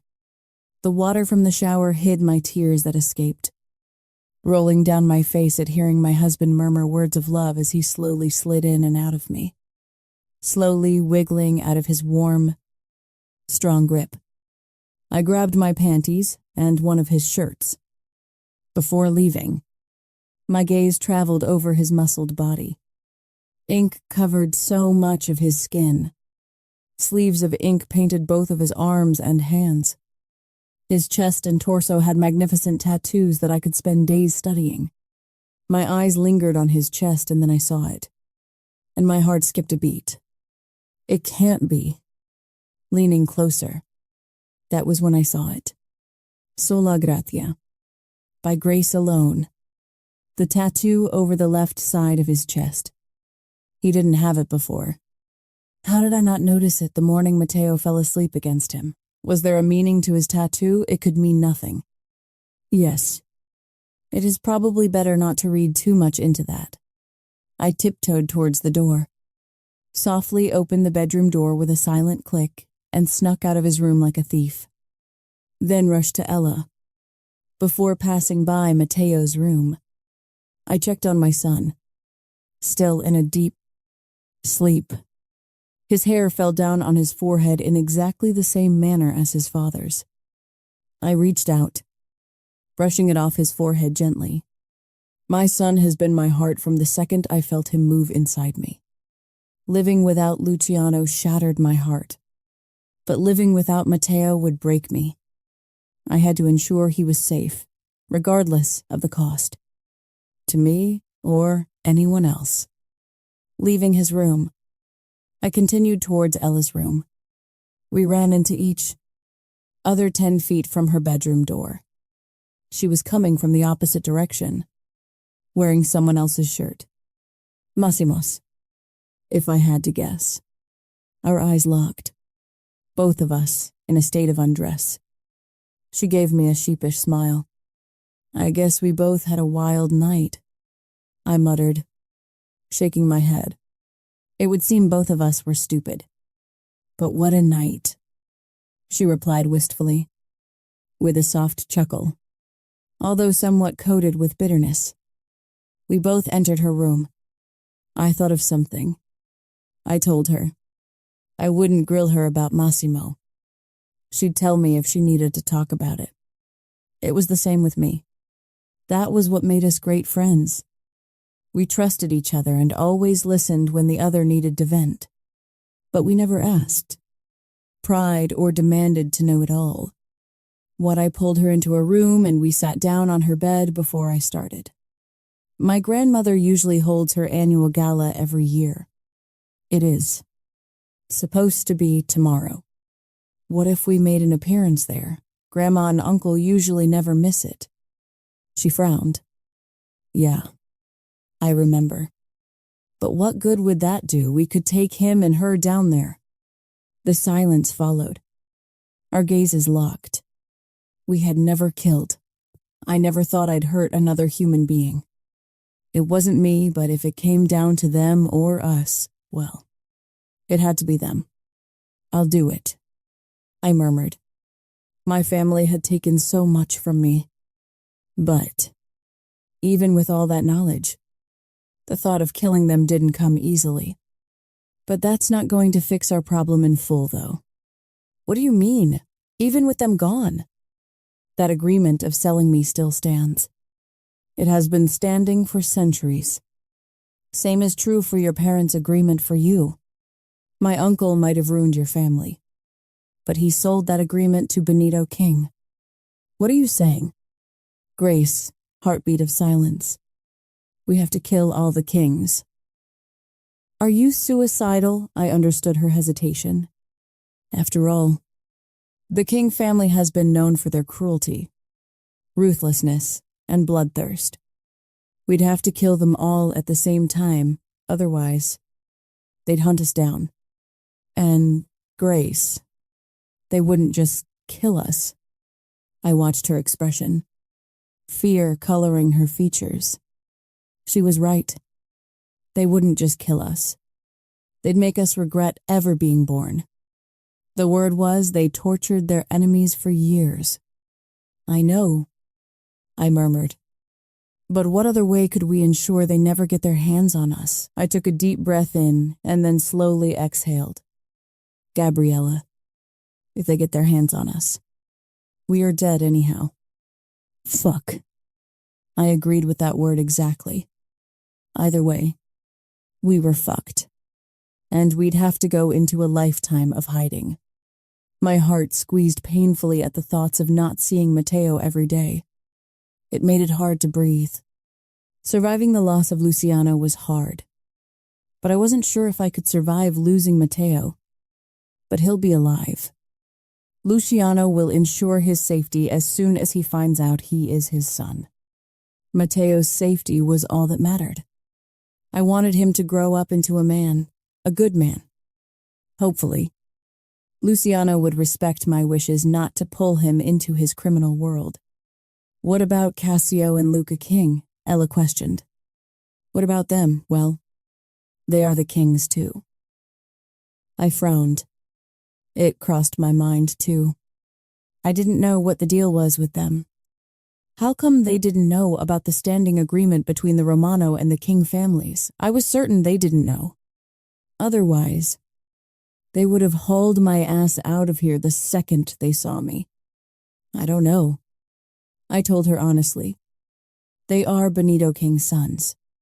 But it is like they don't know anything about all this. We couldn't waste time, wondering what their deal was. We should probably kill them too. Ella's face portrayed shock. What if they are innocent? And what if they aren't? Ella, I retorted. They seem close friends with your husband. She murmured. And those 5 men, including your husband, I don't think we are a match for them. I know. But what do we do if they decide to enforce the agreement? They are the kings after all. Jesus. We had dinner with them. I blinked at her justification. So, we should let them kill us because we had dinner with them, rolling her eyes. She smacked my arm playfully. That is not what I am saying. But maybe we should consider they might not be connected to their father. I mean, you grew up under your uncle and have no connection to him. Maybe they are similar. I took a heavy sigh. Fine. I'll give you this one. Can you hack into their communication and see what the deal is with them? I don't think we are a match for Cassio and Luca King anyhow. If their relationship with their father is similar to mine with my uncle, we'll let them live. Ella chuckled, her eyes twinkling. I swear. Woman, you sound bloodthirsty, and we haven't killed a single person yet. I don't really like the idea of killing anyone, but I really don't want to be sold to some criminal. I can tell, Ella muttered. You are still trying to get over your current one. I am totally over the current one. Right. What does that mean? Why don't you just admit you are not over him? No, you are not. Maybe your husband is not over you either. Now you are just talking stupid. I spat back. He was never into me. So there is nothing for him to get over. Right. That's why he beat Ian like some madman in the middle of a nightclub. Why are we talking about him? We have this life and death situation over our heads. And we are debating whether Luciano is or isn't into me. When we are dead, do you really think in the grand scheme of things it will matter? You think we won't get out of this alive? We'll damn well try. I observed her fidget with her hands. She was acting funny. Gabriella, what the fuck is the matter? Well, I kind of want to get out of it alive. I like Massimo. Like a lot. I frowned. It was the first time she said those words out loud. I know you don't like him. I don't like Luciano for what he did to you. But I'm willing to give him a chance. Can you do the same for Massimo, pushing my hands through my hair? That was still a mess from my tumbling last night with my husband. I looked at her incredulously. Sure. Ella, you know I love you, and I want you to be happy. However, I'm not asking you to give Luciano a chance. Both of those assholes pointed their guns at me. I watched emotions flicker over her face. Besides, thinking about Massimo while we have the King family hunting, for us along with the Romano family isn't the right thing to do right now. She exhaled in resignation. I know. But I'm tired of running, and I just know it will be worse this time. It was hard watching you last time, and your pregnancy was what helped us both get through. It was the only thing that drove us. What will we have this time? I blinked hard. Several times. The sting of years burning in my eyes. We can't bring Matteo along. It's too risky. Luciano will make sure he is safe. The heavy admission clenched my heart. From the moment Luciano found us, running without Matteo was what I dreaded the most. My husband had set things in motion by dragging us all back. You have everything ready, so he knows he is his. I nodded, unable to get the words out. Chapter 19, Luciano. What the fuck happened here? Cassio's and Luca's grim expressions told me nothing good. This warehouse should be filled with their shipment of guns and drugs. Yet, it was empty. It almost felt like déjà vu from that day when my location was hit. But my wife didn't know about this shipment. This shipment was meant to fool Alfonso and Benito into thinking Rafael was on their side, working with them. And it was all gone. Not a single product in sight. There was no time to arrange for a new one, and there was never a plan to deliver a shipment of women. We are fucked, goddamn father of mine. Cassio gritted, trying to maintain control. I offered to let him use my warehouse in Jersey, but he felt confident his father hadn't gotten wind of it. Fucking greedy asshole. Benito King ruled New York, but barely. The only reason he maintained his position was thanks to Cassio and Luca, but those two had enough. Nagudot for themselves. Their father fucked them over enough. I pulled out my phone and dialed Rafael Santos. "Hey, buddy." "Fuck." He chuckled over the phone. "I am almost there. But I have a feeling you want something pronto." I chuckled back. Lucky for everyone. I was in a good mood after last night. Yes. My wife was gone when I woke up this morning, but her delicate smell was still all around me. Even on my crisp, white button-down shirt and black three-piece suit. She must have brushed against it when she went into my closet, because I could smell her lingering perfume all around me. Benito King intercepted a shipment that was coming to the city. "Do you have anyone that can run it down, but instead of bringing it back to the city, take it to Jersey? My favorite place." "Sure thing. See you in 5. I'll have an update for you then." That was the reason I liked doing business with Rafael. No delay. No question. He knew we didn't deal in flesh, so that was all that mattered to him. I met Cassio's thunderous gaze. He was still fuming about what his father did.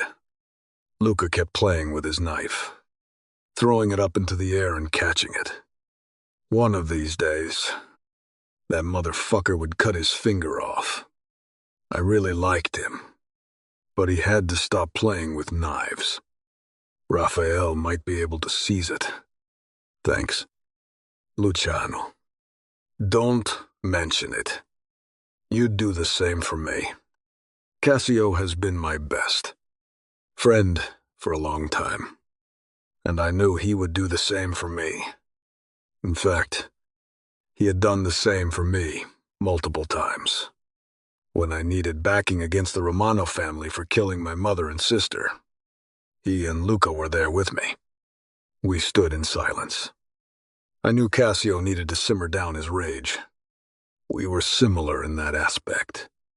When we lost our shit, we really lost our shit. Luca, despite his happy-go-lucky bastard attitude, he had most of the time, had similar rage issues when he lost his shit. My rage started when my mother and sister were murdered.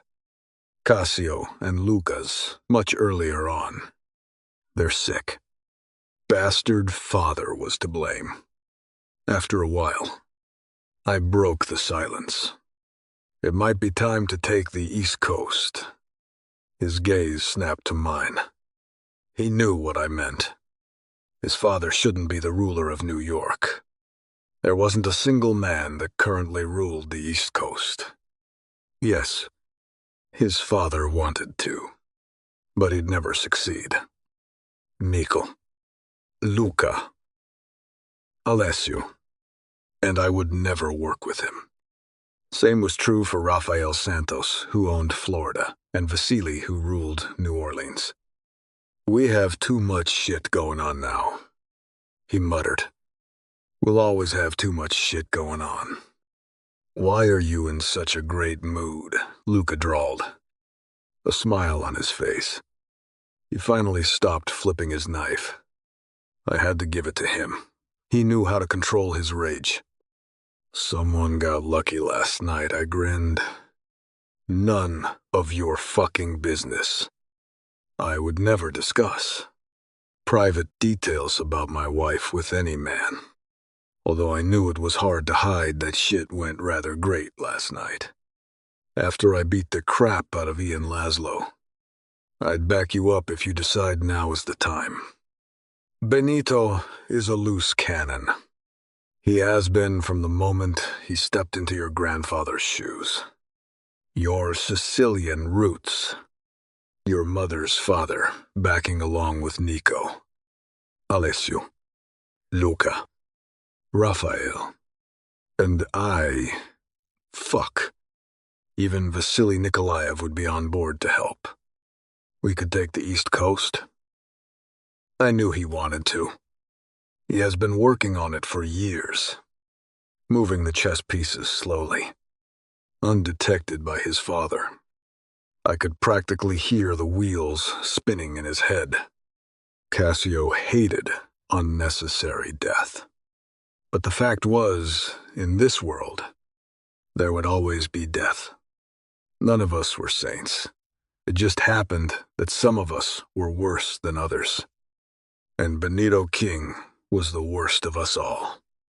Men that willingly followed him were no better. Might be time. Brother, Luca Kimedin. He had no desire to rule the East Coast. Truthfully, neither did Cassio. But he refused to work for his father. Because the thing was, his father didn't work with anyone. He insisted on everyone working for him. Never. Gonna. Happen. And it wasn't as if we could be completely out.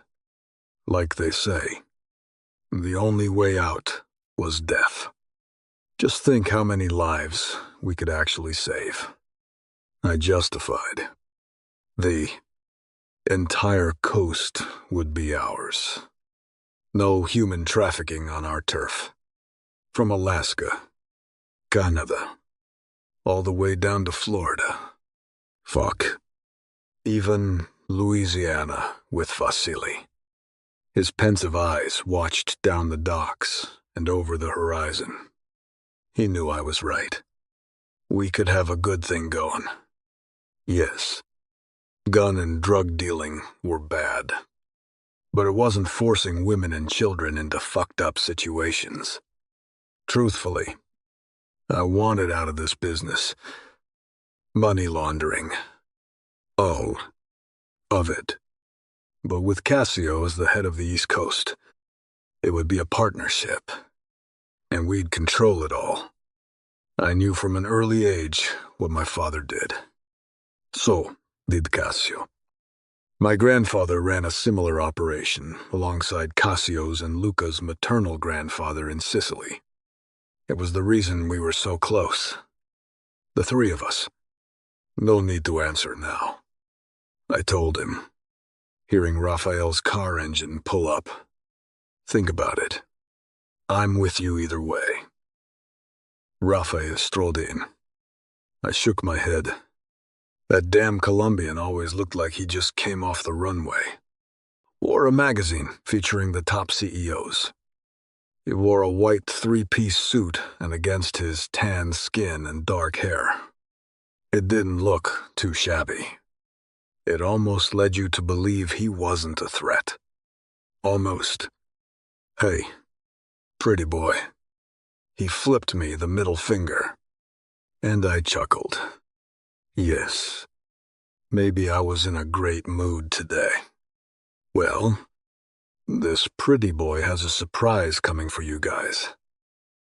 What's that? I teased him. A Gucci suit. My boys already located the stolen shipment. We killed all the men, but left one alive. My present to you. I shook my head. Raphael was an important asset to keep. You are a fucking hunter. I knew you'd get them. Fucking right, I glanced at Cassio. What do you say? Cassio, want to question our suspect? Yes. I think it is time we make some changes around here. Let's teach our suspect who owns the East Coast. Fuck yeah, Luca muttered. Raphael grinned. He wasn't part of our conversation, but he knew the end game. Benito King had to go. Is he coming with the shipment? Upon his nod, we all loaded into our vehicles. I sent Roberto to go check on the status of our runners that cleaned money through my casinos in Atlantic City. I had several guards at the house watching over the women and Matteo along with my father. Massimo was with me and he was currently outside. He had some shit to take care of with the technology he upgraded at the compound, along with every business I owned. Massimo is one of the rare men I trusted implicitly. If he changed anything about our security, I never questioned him. We all loaded into multiple cars. Cassio, Luca, Rafael, and I each had 3 men with us, along with 2 vehicles each. That way, if we were attacked, it was harder to get to us. We took the route of the Brooklyn Bridge. I remembered the first date I took Grace to. I told her we would dine at a restaurant in the city. Her first request was whether we could take the Brooklyn Bridge route. It was her favorite way into the city. I was suspicious of her request and had taken 5 vehicles and extra men along with me. But the moment the car drove onto the bridge, she straightened up and stared out the window. The whole world forgotten. She loved to look over the river. A month into our wedding, I finally asked her what was so special about it. It was always the same view. Her smile as she turned those beautiful violet eyes to meet my gaze shone on her face. My parents met on the bridge when they were kids, she admitted. Makes me remember. I didn't ask her to elaborate, but I should have. Maybe I would have learned a thing or two about my wife. The bloodthirsty need to avenge my mother's and sister's deaths, and fighting the attraction I felt for my wife. Ate at me back then. I made a lot of mistakes when it came to her, and I intended not to repeat them. She'd give us a fresh start. A chance. She had to. I wouldn't take her refusal. It would be Matteo, my wife, and me. Another 10 minutes, and we pulled up to the port I owned in Jersey. This was good. No incidents. No trouble. I think we got it all.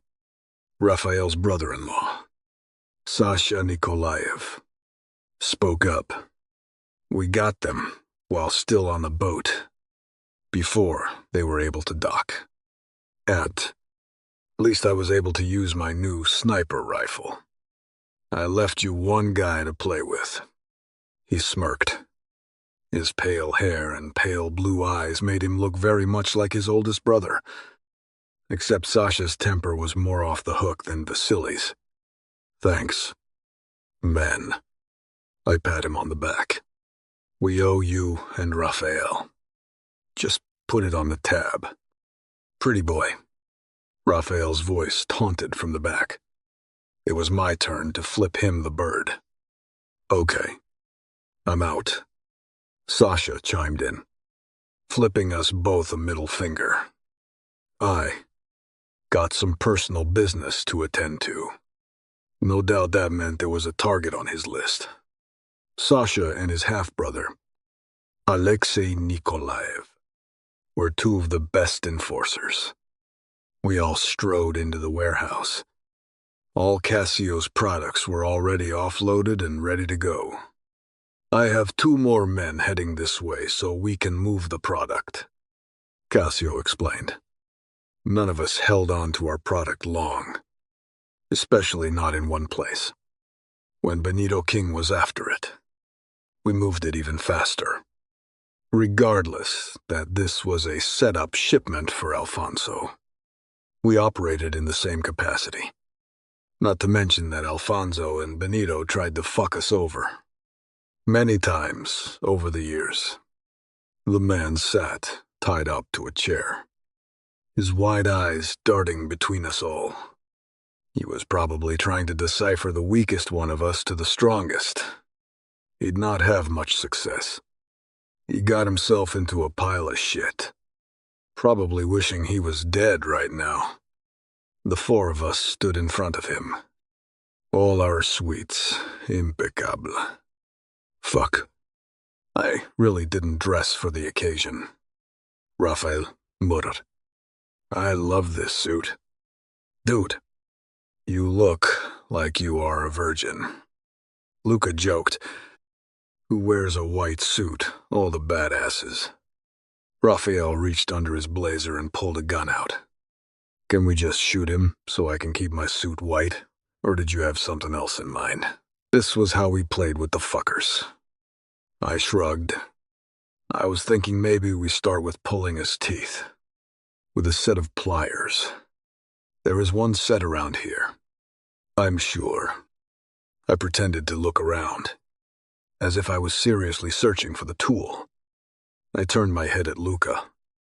Hey, you have a knife. Can you just start with an eyeball? A whimper had all of us directing attention to our guest. What was that? Fucker, I taunted. You'd like us to start with an eyeball, no. I yawned, pretending boredom. Gentlemen, we have to speed this up. I got a date later today. Let's start with a finger, Luca suggested, as he threw his knife up into the air and caught it easily. Massimo stepped behind the guy and held his hand out, gripping it tight. Better not get his shit on me, he warned. Grinning, devilish, Massimo was just as fucking crazy as I was. My girl and I are having dinner at a fancy restaurant. Look at you two fuckers. Cassio groaned. Can you stop bragging about your love lives? Someone definitely got lucky last night. Luca chuckled, still flipping his knife into the air. I got lucky last night, too. Raphael chimed in, grinning. So, it leaves only two unlucky bastards. That's it. Luca growled in pretense. I am getting lucky tonight. Well, let's get lucky and cut this guy's finger off, Cassio retorted. Unless he wants to tell us who he works for, and why he stole my shit. I don't know who hired me. And here, I thought we could finish today's business on a high note. I feigned distress. Cut it. He tried to resist, but it was futile. Massimo was stronger than him and held him still. Luca pressed his knife against his middle finger and cut it straight off, while blood gushed all over. I guess he won't be flipping anyone off. Not that he would get out of this alive. His screams echoed throughout the warehouse. You'd think we cut off his entire hand. Not just a finger. Who do you work for? I asked again, seemingly bored to death. He pressed his lips together.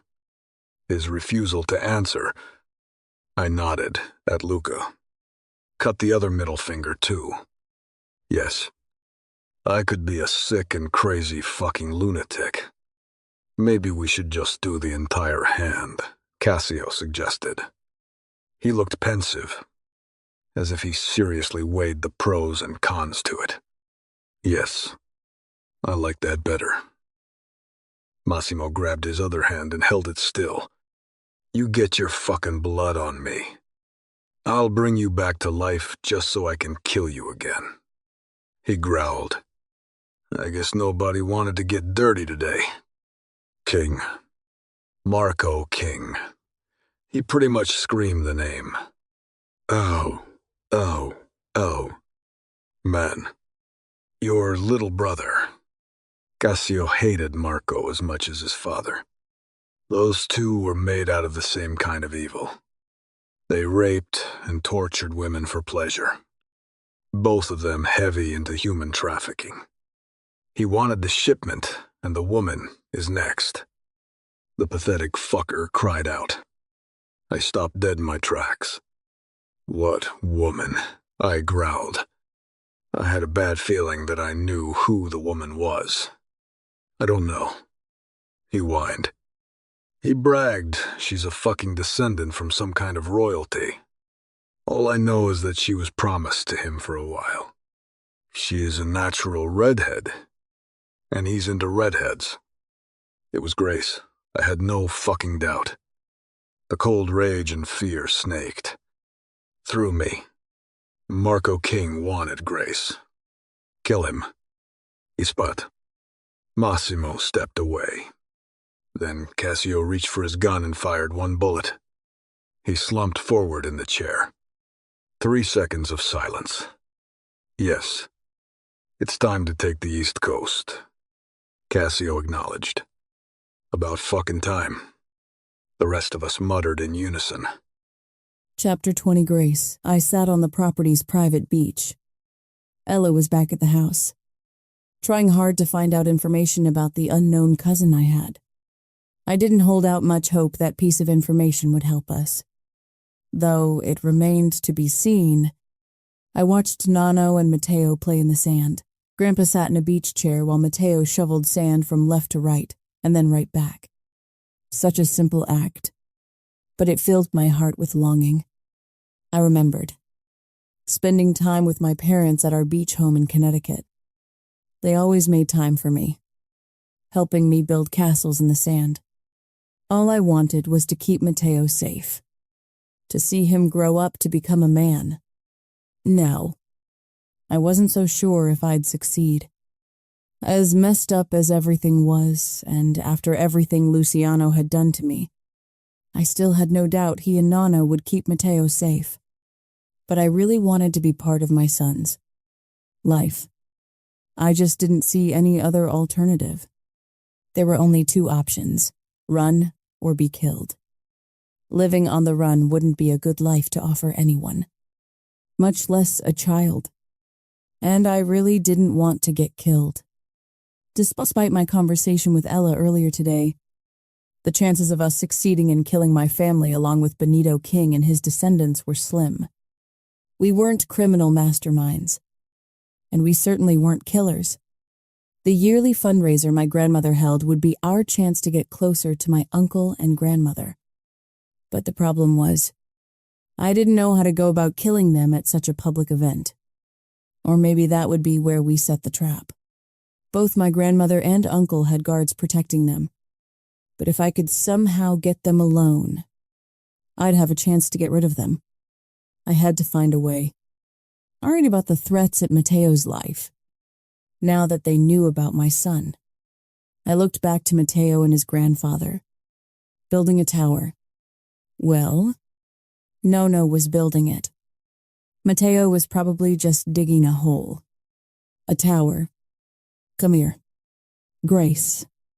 My father's voice traveled across the sand dunes, his voice carrying on the wind, along with the sounds of waves washing across the shoreline. Coming. I ran towards my parents, my feet feeling heavy as each of my bare feet hit the sand. Tones. I loved the feeling of sand on my toes, but running. And it was too hard for my little body. Occasionally, I'd trip and fall into the sand. At least the sand cushioned the fall. When I finally reached them, I threw myself into my mother's arms. She was beautiful. Her soft smile and voice always made everything better, lifting me up into her arms. My dad leaned over and placed a gentle kiss onto my forehead. I have a story to tell you. My little Grace. I'm not little anymore. I objected. Onapu. I turned 5 yesterday. And you are such a big girl. My mother cooed. But you will always be our little girl. Always our baby. I didn't like their explanation back then. I didn't want to be a baby anymore. It was only after I had Matteo that I understood those words. God, how I missed them. They were torn from me. and the moment I lost them, I had been thrown into the Romano's greedy clutches. Yes, we shared the last name, but my uncle and grandmother were nothing like my father and mother. They were nothing like Grandma and Grandpa Astor. Look, Grace. My father's voice had me follow this finger pointing to our beach house. I eagerly stared but couldn't grasp what he was pointing at. Our beach house used to be a tower, many years ago. Your great-great-grandfather Astor bought the tower and built a house around it. I stared wide-eyed at the house. Where is the tower now? Remember where you and Mommy always sit to watch the boats come? And I nodded eagerly. That used to be the highest part of that tower. That used to be my favorite part when I was your age, too. My mother chimed in a soft voice. Did Grandma read you stories there? I asked eagerly. Just like you read me stories. My mother's soft chuckle filled my ears. She did. And guess what I whispered, eager to know everything. Sometimes, we would sneak out of there through the secret passage. We'd go to the beach and watch the sunset, and Grandpa never even knew. I giggled. You fooled him. Yes, we did. The secret passage is a good hiding spot and lets you sneak out without anyone ever knowing. It is our family secret. I stared at my parents wide-eyed, eager to know how to find the secret passage. Want me to show you? I nodded eagerly and insisted on seeing it right away. It became my favorite part of the house. Family secret. That was my mom's family's only secret. Too bad they never had a chance to warn me about the many family secrets on Dad's side. Mateo's laugh pulled me out of the memory, and I watched the scene in front of me with a smile. He was happy. Loved it here.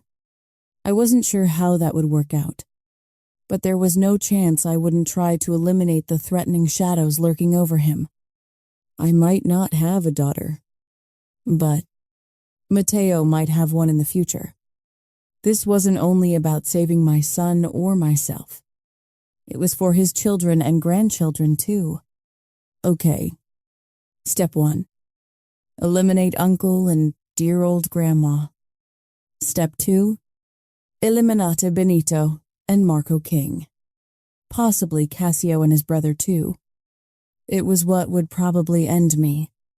I was no match for any member of the King family. Contingency step 2. If eliminating the King family turned out to be unsuccessful, Ella and I run. Alone. Alone. Even that word by itself hurt. Neither Ella nor I wanted to be alone. We wanted a semblance of normalcy. It has been so long since we had it. And more than anything else, I wanted to raise my son. Just thinking about a life without him made my lungs burn with each breath I took. If I could find a way to make that damn agreement null and void, maybe I'd come out of it alive. Both Ella and I. There was no way that something like that was legal. I had to scoff to myself, though. It wasn't as if men in this world did much by the book. I mean, just look at me and my husband. He kidnapped me. Married me, made me fall in love with him, and then pulled the trigger. Who would have ever thought that one shared moment of locked gazes across the dark nightclub would get us here? Gabriella and I stood at the bar of the nightclub. We had just graduated. Both of us alone. No parents. No family to witness. Just the two of us. But the point was we graduated. We had each other. The bar was crowded and neither one of us was good at pushing our way through. So, we waited patiently until it was our turn to order. I hope it's worth the wait, I yelled to Ella, rolling my eyes. My eyes scanned the room. We haven't even gotten our first drink and there were women already stumbling all around. This club was one of the newer ones and completely redone. It has become one of the hit clubs to visit and be seen at. Neither Ella nor I cared about being seen, so we hadn't been here yet. The black crystal chandelier hung over the extravagant bar, accenting the red marble countertop as well as the booths surrounding the space. Someone bumped into me and I almost lost my balance, my whole body shooting forward when a pair of man's hands wrapped around my waist to steady me. Shit. I hated crowds and drunk people that acted like jerks. You all right? A deep man's voice against my ear had me turning my face towards it. And that was when I saw him. The beautiful hazel eyes shattered me the moment our eyes locked. And then he slowly started putting me back together, only to shatter me again 3 months later. Yes, I'm fine. Thank you. My heart pounded under my ribcage. I swore he must be able to feel it, because it was exactly where his hands were, against his jet black hair.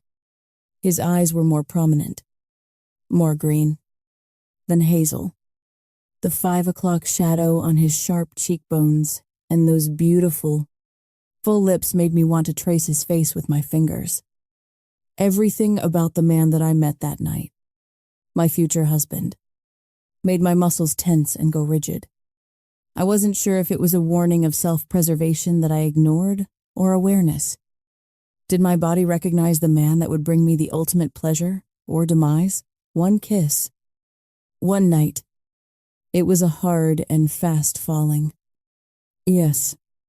I bickered with him and fought him once I found out he was using me for his revenge. But at the same time, I craved him. The taste of the passion he gave me that first night. I wanted it every night. Luciano was my ultimate vice.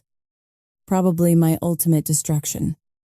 Whatever drove him the last time to kidnap me and force me into marriage, it must still be there.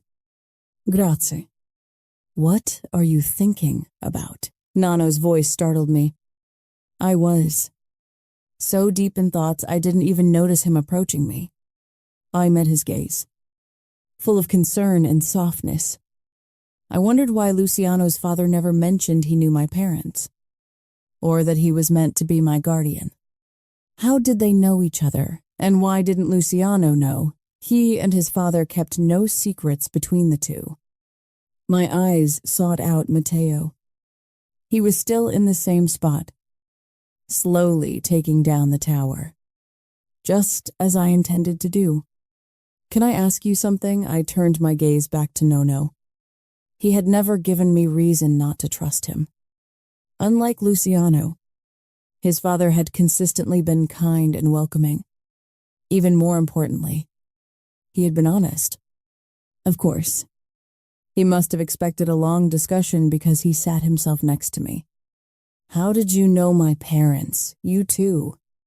Huh, what do you mean? Luciano asked the same question. Oh, your father and I had a common goal. It was to stop Alfonso Romano and your grandmother from human trafficking. But then we became friends. My wife and your mother got along well. And obviously your father and my father and Luciano's father were friends. He must have trusted Nono explicitly if he designated him as my guardian, more than his own family. Two such vastly different backgrounds, yet they were friends. Luciano and I had different backgrounds too. Except, Nano didn't point a gun at my father's head. Luciano did. However, pointed at mine. Your father was a good man. Grazie. I knew he was. Both my parents were great people. I know. I murmured low. My eyes locked on my son. I just wish they didn't leave me so clueless. You know, in a blink, both my parents were dead. And I knew nothing of what awaited me.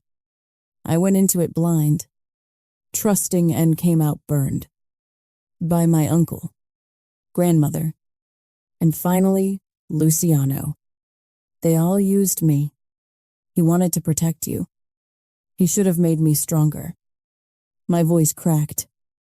I walked into all of it blind and I couldn't finish the sentence. The memory of those dark days when I had to endure my uncle and grandmother screamed in my mind. I pushed those memories out of my mind. I couldn't go there now. Your parents loved you. Nono's voice was soft. I know. I turned to lock eyes with him. Did you know Mom and Dad made you my guardian? He nodded. I did. And I went after him when he took you. It was your parents' wish to keep you away from them. I wanted to honor it more than anything, but I lost. Somehow it felt like Nono lost a lot because of it. Was it really an accident I knew the official story? I've read the newspaper, but I suspected there was more to it. No. Grazie. Nono sounded tired. It wasn't an accident. He went against your uncle and his mother. I helped your father. I didn't want women trafficked in my territory. Or anywhere for that matter. We fought. Them together. Your uncle retaliated with the help of Benito King. It ended up costing us a lot. You, me, and many others. I was scared to ask, but I needed to know. No. What did it cost you? I whispered. I had a feeling it would be a revelation that might change our dynamics forever. It cost me my wife and my daughter. A gasp escaped me. My hand reached out and took his wrinkled big hand into mine. Luciano lost his mother and sister to my family. No wonder he hated my guts when we first met. No wonder he kidnapped me to use me as his leverage. How did they die? On one hand, I didn't want to know. But it was time I learned. My wife and I took our daughter out for her birthday dinner. He explained. Sadness evident in his voice. Luciano got held up with his casino business. I thank God each day he wasn't there. When we left the restaurant, we were cornered. My men assigned to protect us were already dead. I didn't have my gun on me. Lucia, my daughter, didn't like guns or violence. Alfonso's men shot my wife and daughter in front of my eyes, and there was nothing I could do. I fought them, but 1 man against 10 wasn't a match. Your uncle watched it all from his car. The window rolled down, smoking a cigar and drinking a beer. I took his hand into mine and squeezed it. I couldn't even imagine the pain he felt. You never get over something like that. It was impossible to get over something like that. His tone of voice was heart-wrenching. To have witnessed your daughter and wife murdered in cold blood like that was unfathomable. I'm so sorry. No. You have lost your parents. We all have lost something. I kept my hand over his. He was right. We all lost a lot. He killed Ella's peasants too. I muttered the admission. Her father refused to work with him when he realized Alfonso was using him to smuggle women. So he killed them both. I know, he replied. Her father was a crooked politician, but he had limits. Sometimes I worked with him, but after losing my wife and daughter, I wanted nothing to do with the business. Luciano took over, and he built his own way of doing business. Only with people he explicitly trusted. And all the while he went after your uncle and grandmother. To make them pay. But he didn't know I started it all when I refused to let Alfonso into my territory. Working with your father. What tipped your uncle into pure violence was that I refused to give you up. You should have. Iraspet. The tears stuck in my throat. It cost you so much. And it cost you a lot too. He replied. You suffered under Sofia and Alfonso Romano. Your parents wanted you to be safe and protected. Swallowing hard, I couldn't help but feel guilty at Nano's loss. My parents' loss. All because the King family wanted a fucking Romano bell for their auction. I miss Mom and Dad. I choked the words out. It never goes away. Does it? Nono's other hand cupped my one cheek. No, it doesn't.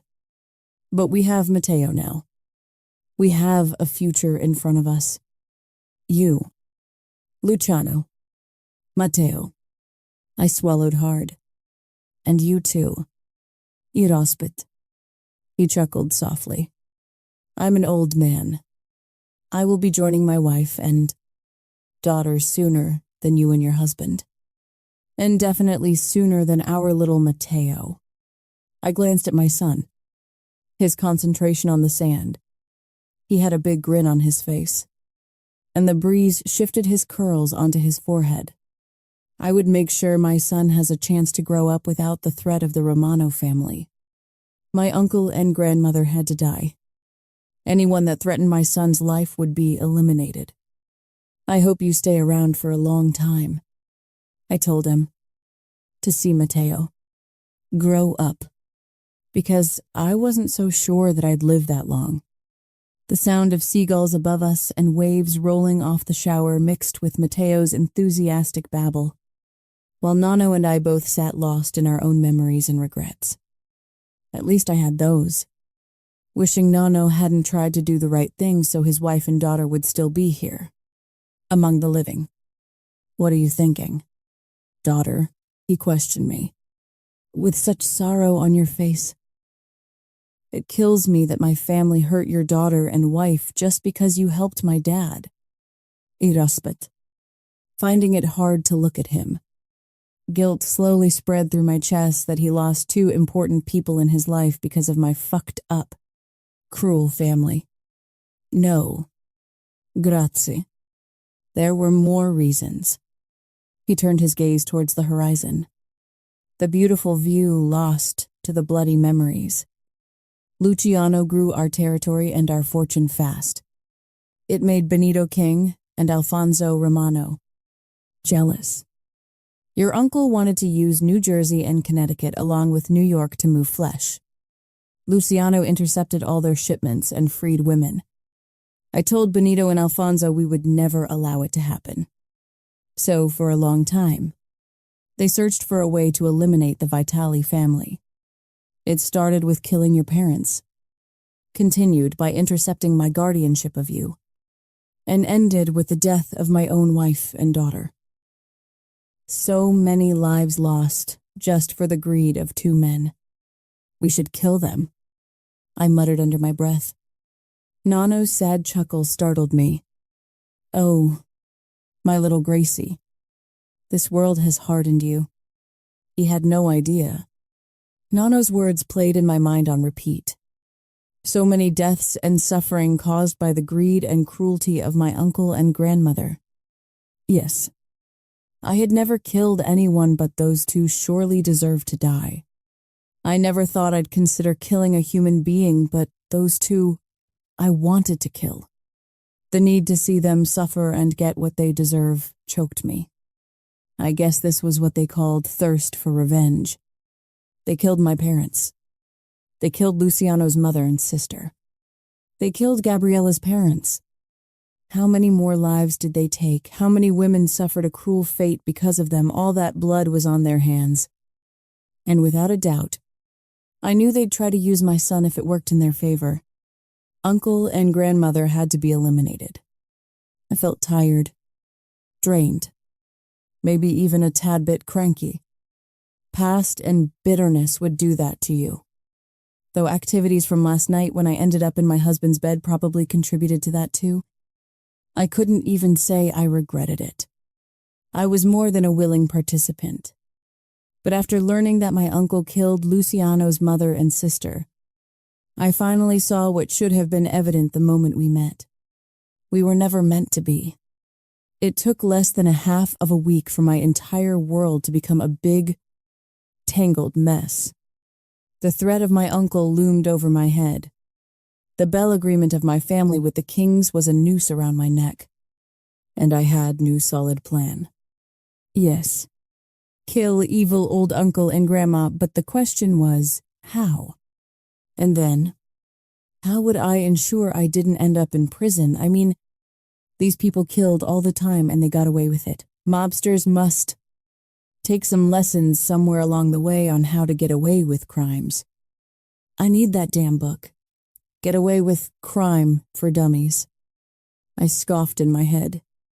It didn't take a genius to see that even if Ella and I got lucky and succeeded in killing my uncle and grandmother, the chances of us killing Benito King were slim to none. He had soldiers and mercenaries guarding him and Marco King. And then on top of all of it, we still might have to run because we'd be criminals. Fugitives. At least I'll have a job with the Ruthless King. Yes, it was all about priorities. If I could only think of a trap, a safe trap for Ella and I, so we could kill them all. Because just like Ella, I'd like to live a bit longer. I'd love to see my son grow up. And damn it, if I could enjoy my husband's bed for a bit longer, that would be a nice plus, even if he agitated me most of the time. Like now. Luciano got it in his ass that we should have a formal family dinner. We were in the dining room that could easily seat 100 people. It was just the 9 of us. Ella sat next to Massimo. Matteo between Luciano and I. His father on my right. Cassio next to Nonno. Luca. Alessio. And Nico split between my side and Nonno's side. It couldn't be my luck for Luciano to just take his friends and Massimo to have dinner out. But no. It almost felt like he was including Ella and I in his small circle. I just wanted to eat dinner with Matteo and Ella in peace, without watching out for any possible landmines in our conversation. Like in Italy, before our whole life got uprooted. Grace. I hear you studied music. Cassio started small talk. Yep. Do you sing or play an instrument? Nico asked curiously. Ella and I shared a glance. We were both on the edge and tense, waiting for some bomb to drop. She was irritated that finding out information on Uncle's offspring proved to be elusive and was scared that at any second we'd be dragged into the auction, sold to a cruel mobster. More and more I thought about it. I was certain that killing my uncle and grandmother, then living on the run, might be our only viable option. Piano, I retorted curtly, aware that my one-word responses made this situation worse. I just wasn't in the mood for chit-chatting and pretending everything was great while Ella's and my lives hung by a thread. Where did you study music? Nico Morelli asked. He eyed me. Curiously, I learned he was the mobster that controlled Maryland and Washington, D.C. In fact, among all the men at this table, they controlled almost all of the East Coast. I heard them reference Rafael Santos, and I knew from overhearing my uncle's conversation that the Santos family controls Florida. If Rafael Santos was Luciano's friend, then that must mean that my uncle lost his Florida connection too. Juilliard, I told him briefly. I had a feeling they all knew everything about me and Ella, so not sure why they bothered making conversation. Well, you are a chatty Cathy. Luca Kimedin. If you want to talk, I spat back sarcastically. Be my guest and talk away.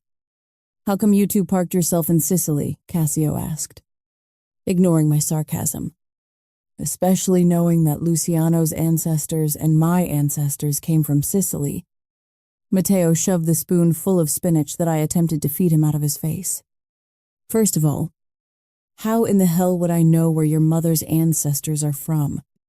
Second of all, haven't you ever heard of the term hide in plain sight? And I never told you where we parked ourselves, which tells me you already know it all, so I'm not sure why we are bothering with questions. Tick-tock, tick-tock, tick-tock. Okay, so maybe I was the landmine ready to explode at any second. How would you know my mother's family is from Sicily? Cassio questioned. That man was sharp. The King family is from the Welsh area in England. I answered him as Matteo kept pushing the spoon away. Therefore, I assumed you must be talking about your mother's family. It was good you went there. Grazie, Nonno interrupted, giving me a comforting smile. Where was our Matteo born, I knew Nonno. Hoped he was born in his hometown, or the one of his wife. The way he took to Matteo made me painstakingly aware what my son was missing. Nonno and Luciano were his family, just as Ella and I were Matteo's family. In Italy, not in Sicily. I kept my answer short and returned my attention to my son. Come on, Matteo, I begged in a strenuous voice. Just a bite. No, he objected, turning his face away from me. I felt on the edge of my seat, waiting for another bomb to drop. This felt like living in a mental battle zone for me. I had to keep my guard up at all. James. Yes. At night I tumbled between the sheets, but that only impacted my heart and body. This was so much more. What have you fed him? I asked Nonno. Cranky. We just had gelato for a snack when we came back from the beach, but that was hours ago. How many hours ago? I gritted, my nerves like a rubber band, ready to snap.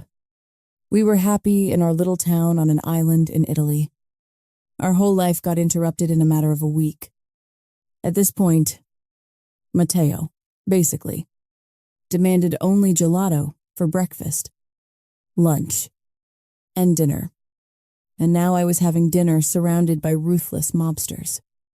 Maybe an hour ago, he replied, a guilty expression on his face. I dropped the silverware with a clunk, everyone's eyes snapping to me. I closed my eyes, taking a deep breath in, then exhaled. I reached for any ounce of patience I could muster. It was nowhere to be found. I'm sorry. Gracie.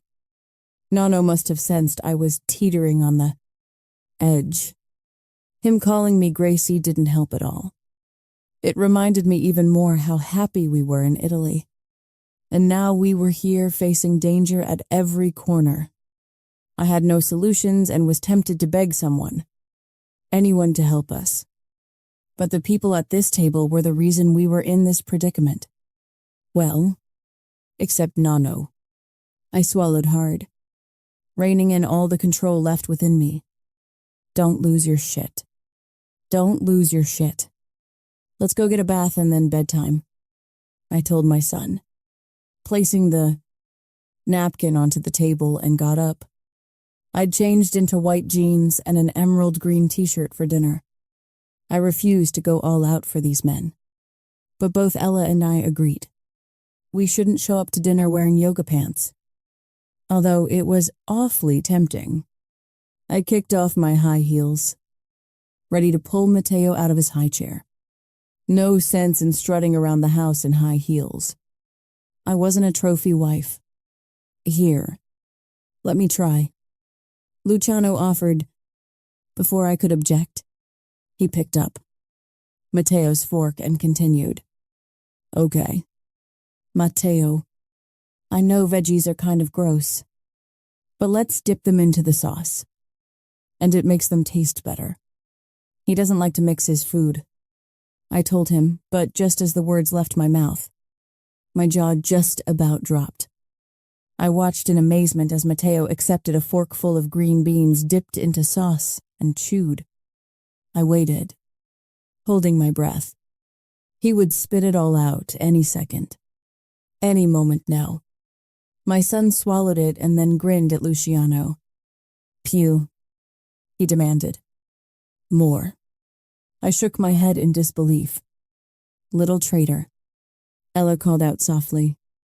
Everyone around the table chuckled, and I shook my head. Completely unexpected evening. I caught Nonno's look, watching his son and grandson deep inside. I knew without a doubt that Nonno knew Matteo was a Vitali.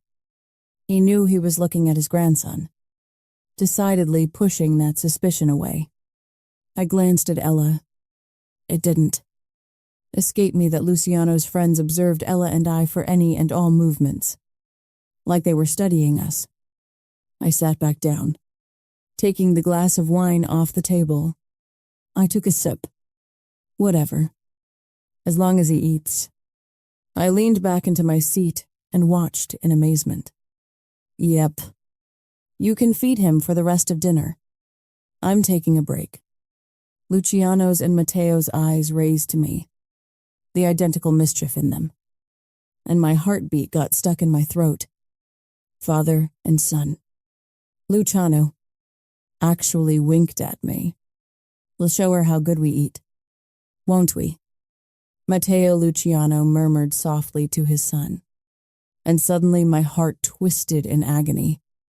He would be a good father, just not a good husband, because he hated the Romano family. I couldn't even blame him. Then you'll grow big and strong. See, Matteo grinned and nodded eagerly. I blinked hard. Shit. Not a good time to get teary-eyed. I was scared to even think what Luciano would do. If he knew Matteo was his son, he'll find out soon either way. I had to settle my nerves. Taking another sip of my wine, my eyes traveled to my best friend. The expression on her face was one of disbelief, too. I guess you were wrong. Grace, Ella announced. Luciano is good for one thing. Feeding toddlers their veggies. I felt heat rush to my cheeks. I glared at her. Why would she say something like that? The table chuckled. But it didn't escape me that Luciano's eyes were on me. Although I tried to avoid his gaze, I could remind you a few more things I am good at, he offered. No, thanks, I answered quickly. I'd have to talk to Ella about traders. What was she trying to accomplish with that comment? The rest of the dinner was quite uneventful. Luciano and his friends talked about their casino business, nightclubs, and stuck to neutral subjects. Ella and I mainly observed rather than commented. Not that we shared much of anything with these men. Well, except for laundering money and trying to kill a few individuals. But those were forced circumstances for the two of us. Before dessert, Luca got a text and left soon after. Nico and Alessio followed shortly after. I kept waiting for Cassio to clear out, but he remained behind. He made me nervous. He tried hard to appear non-threatening, and that made him even more dangerous. I knew Ella felt the same. We felt like we were in the middle of a viper's nest. Among all these mobsters. How many of these men participated in the Bells and mobsters' arrangements? I caught Ella shifting uncomfortably again, and my eyes trailed back to her.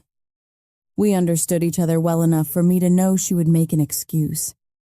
I nodded, understanding her completely. I have some stuff to take care of.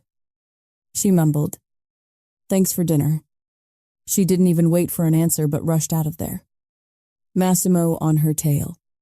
She told me he has been questioning her about what we had done for the last 3 years, digging for information. He was an idiot if he thought just because she slept with him, she'd divulge any information, although it made me regret she had to keep her guard up. She deserved happiness. My eyes lingered on Matteo, now happily eating gelato since he ate all his dinner. Would he remember me if my uncle got his hands on me now? Probably not. He was too young. My parents were killed when I was 12. But at least I had those 12 years of memories. 12 years of complete, sheer happiness. You know, Grace. Cassio's voice interrupted my gloomy thoughts. Not all of us are bad. We might run the Underworld. But we aren't all bad. I regarded him pensively. It was an odd statement to make. Was he trying to tell me he knew about the arrangement my family had and disagreed with it? or he disagreed with human trafficking in general, or something entirely different. Okay, so tell me who is bad and who isn't, I asked him. His lips turned into a smirk. It wouldn't really matter, would it? He stood up from the table. Cassio King was an intimidating man. All Luciano's friends were. Their vast resources could easily make Ella and I disappear, and nobody would ask questions. Well, except my fucking uncle or Benito King. We were cash cows to them. Because you and your friend already made up your mind, he concluded. He was right. Of course. We didn't trust any of them after Luciano's betrayal. Massimo's too. They treated us without any regard for our safety and well-being. Luciano stopped his friend. Grace, like I told you yesterday, let me help you. Russian roulette.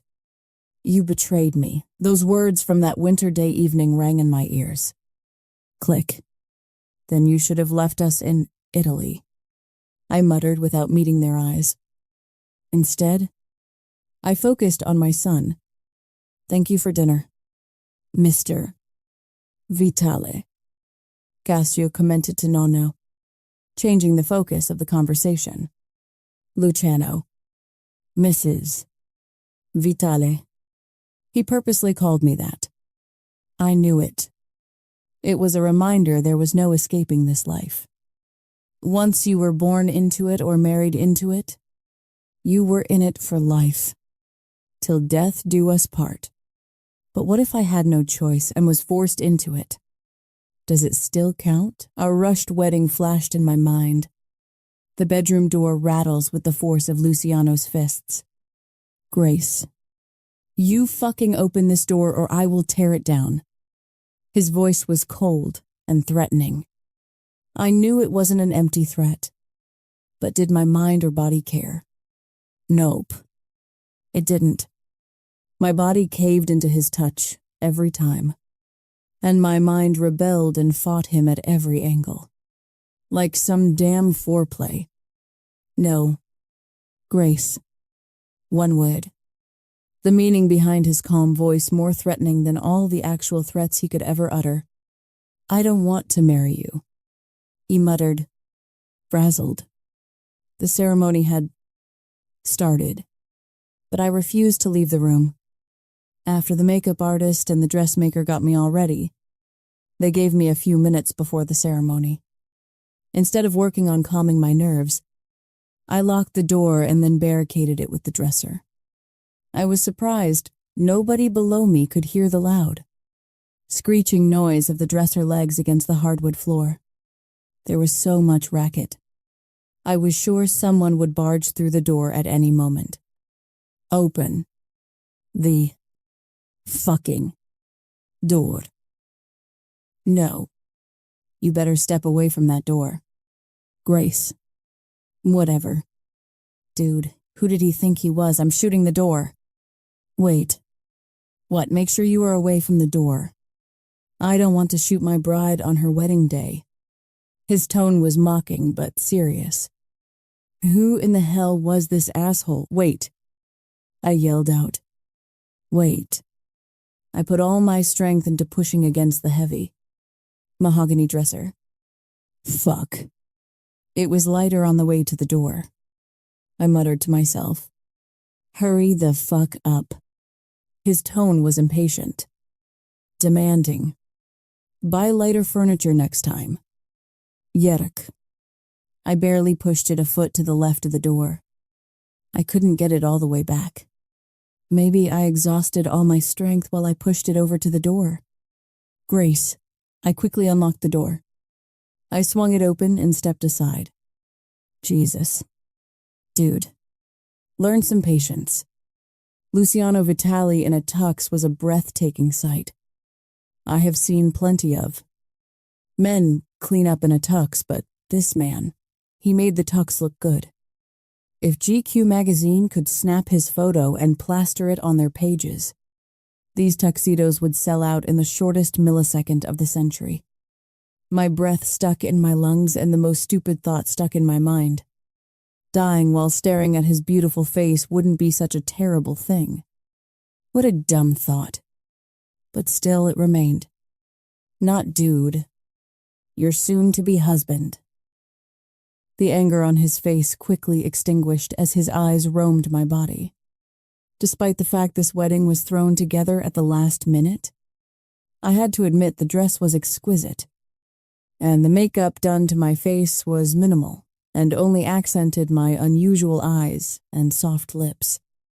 The wedding dress was made out of a swath of white satin. It fit perfectly against my body, accenting every curve. The Swarovski crystals sewn into the bodice glimmered under the lights, accenting my breast and pale neckline. The long train flared behind me for 2 feet. I wasn't thin and have never been overly athletic, but the way this dress fit made me feel like the most beautiful woman in the world. Your hair looks like flames against the satin of that dress. The tone of his voice surprised me. Instead of mock, disdain, or anger, it almost sounded odd or reverent. It's bad luck to see the bride before the ceremony. I didn't know what else to say. The way he looked at me made every single inch of me tremble with anticipation. I was tempted to ask him to tear the dress off me and ravish me right here and now. Let's go get married. We were doomed from the moment we said, I do. Yes. I'd held on to hope and I fell head over heels for him. But he certainly didn't fall for me. Otherwise, he would have trusted me. He would have known that I would have never betrayed him. I couldn't give someone my body, heart, and soul, and then go betray them the next minute. Remember our talk. Grazie. Nano's voice stopped the trip down the memory lane. You are strong. After dinner was done, Matteo demanded Luciano give him a bath. While it was a nice break, I felt a bit slighted. I sat on the floor watching Luciano give our son a bath. He was making a mess of it, but I had to give it to him. He was dedicated to it. But then I knew that about my husband. When he decided on something, he put all his energy into it. His sleeves were rolled up, revealing his strong forearms. Black ink snaked from his wrist, up his forearms, and I knew it covered his entire arm. He must be working out a lot because his muscles were toned and strong. I imagined his shirt sliding off his back and tracing my fingers over each muscle on his back. His skin would be warm to my touch. It was always warm to my touch, like a burning heater. Grace. Luciano's voice pulled me from my lusted mind back to reality. I met his eyes. That gaze used to make me so weak in my knees. I would have done anything for this man. Instead, his ruthlessness and distrust burned it all to ashes. Well, except this damn desire of mine. But I could blame that to my abstinence. All we had done last night apparently didn't sate my lust for this man. So, yes, he asked, and I wondered what he was talking about. Yes, what? You agree to accompany me? I frowned. To what? What the hell was he talking about? I have an event tomorrow night. Do you agree to accompany me? What event? Just an appearance in the city at the fundraiser? I laughed. You. At a fundraiser, I retorted sarcastically. What are you raising money for, guns, drugs? He didn't like it. I saw I hit a sore subject. But that was good. I didn't care about his hurt feelings. I had to remember who he was. No. It is a fundraiser for victims of trafficking. Now that surprised me. Cassio and I run it. But all the men you met are on the board, including Rafael Santos. My eyes flashed to him. He just confirmed my prior suspicion that my uncle lost his Florida connection. Rafael took over for his father and has a different approach to human trafficking. His brother-in-law and half-sister will be there. How nice, a freaking mobster gathering, so they could make themselves feel better. No, I won't go with you. Why not? Because I don't want to. What kind of stupid question was that? Besides, I have plans. What plans? None of your business. I retorted dryly. Because you are scared to be alone with me. We had a good time yesterday. I sat up straight. Maybe. But you tried to kill me 3 years ago. I hissed under my tone. Don't think I'd ever forget. You'd just as easily kill me as you'd take me to bed. We stared at each other. Hate and bitterness mixed with flames of lust, flowing through my veins. Mama. Mateo's voice pulled my gaze away from the husband I wished I had never run into again. I couldn't say that I wished I never met him because, unbeknownst to him, he gave me Mateo, my biggest treasure. Yes. Baby Benny. Good. Yes. I told him. Okay. Let's get out of the bath. We have just enough time to get dressed. Brush teeth. And read a quick bedtime story. It was on the tip of my tongue to tell Luciano to go, to dismiss him. I didn't need him around, making me wish for things that could never be. Okay. Mateo. Luciano spoke before I had a chance to open my mouth. I'll help you out. You don't have to. I objected, hoping he'd get a hint and leave. I got it. But it was too late. Mateo was already under Luciano's spell. Both read books. I gritted my teeth. We did a quick job of drying him off, getting him dressed, brushing his teeth and then tucking him into bed. Just like my parents used to do it with me. It felt like a real family moment.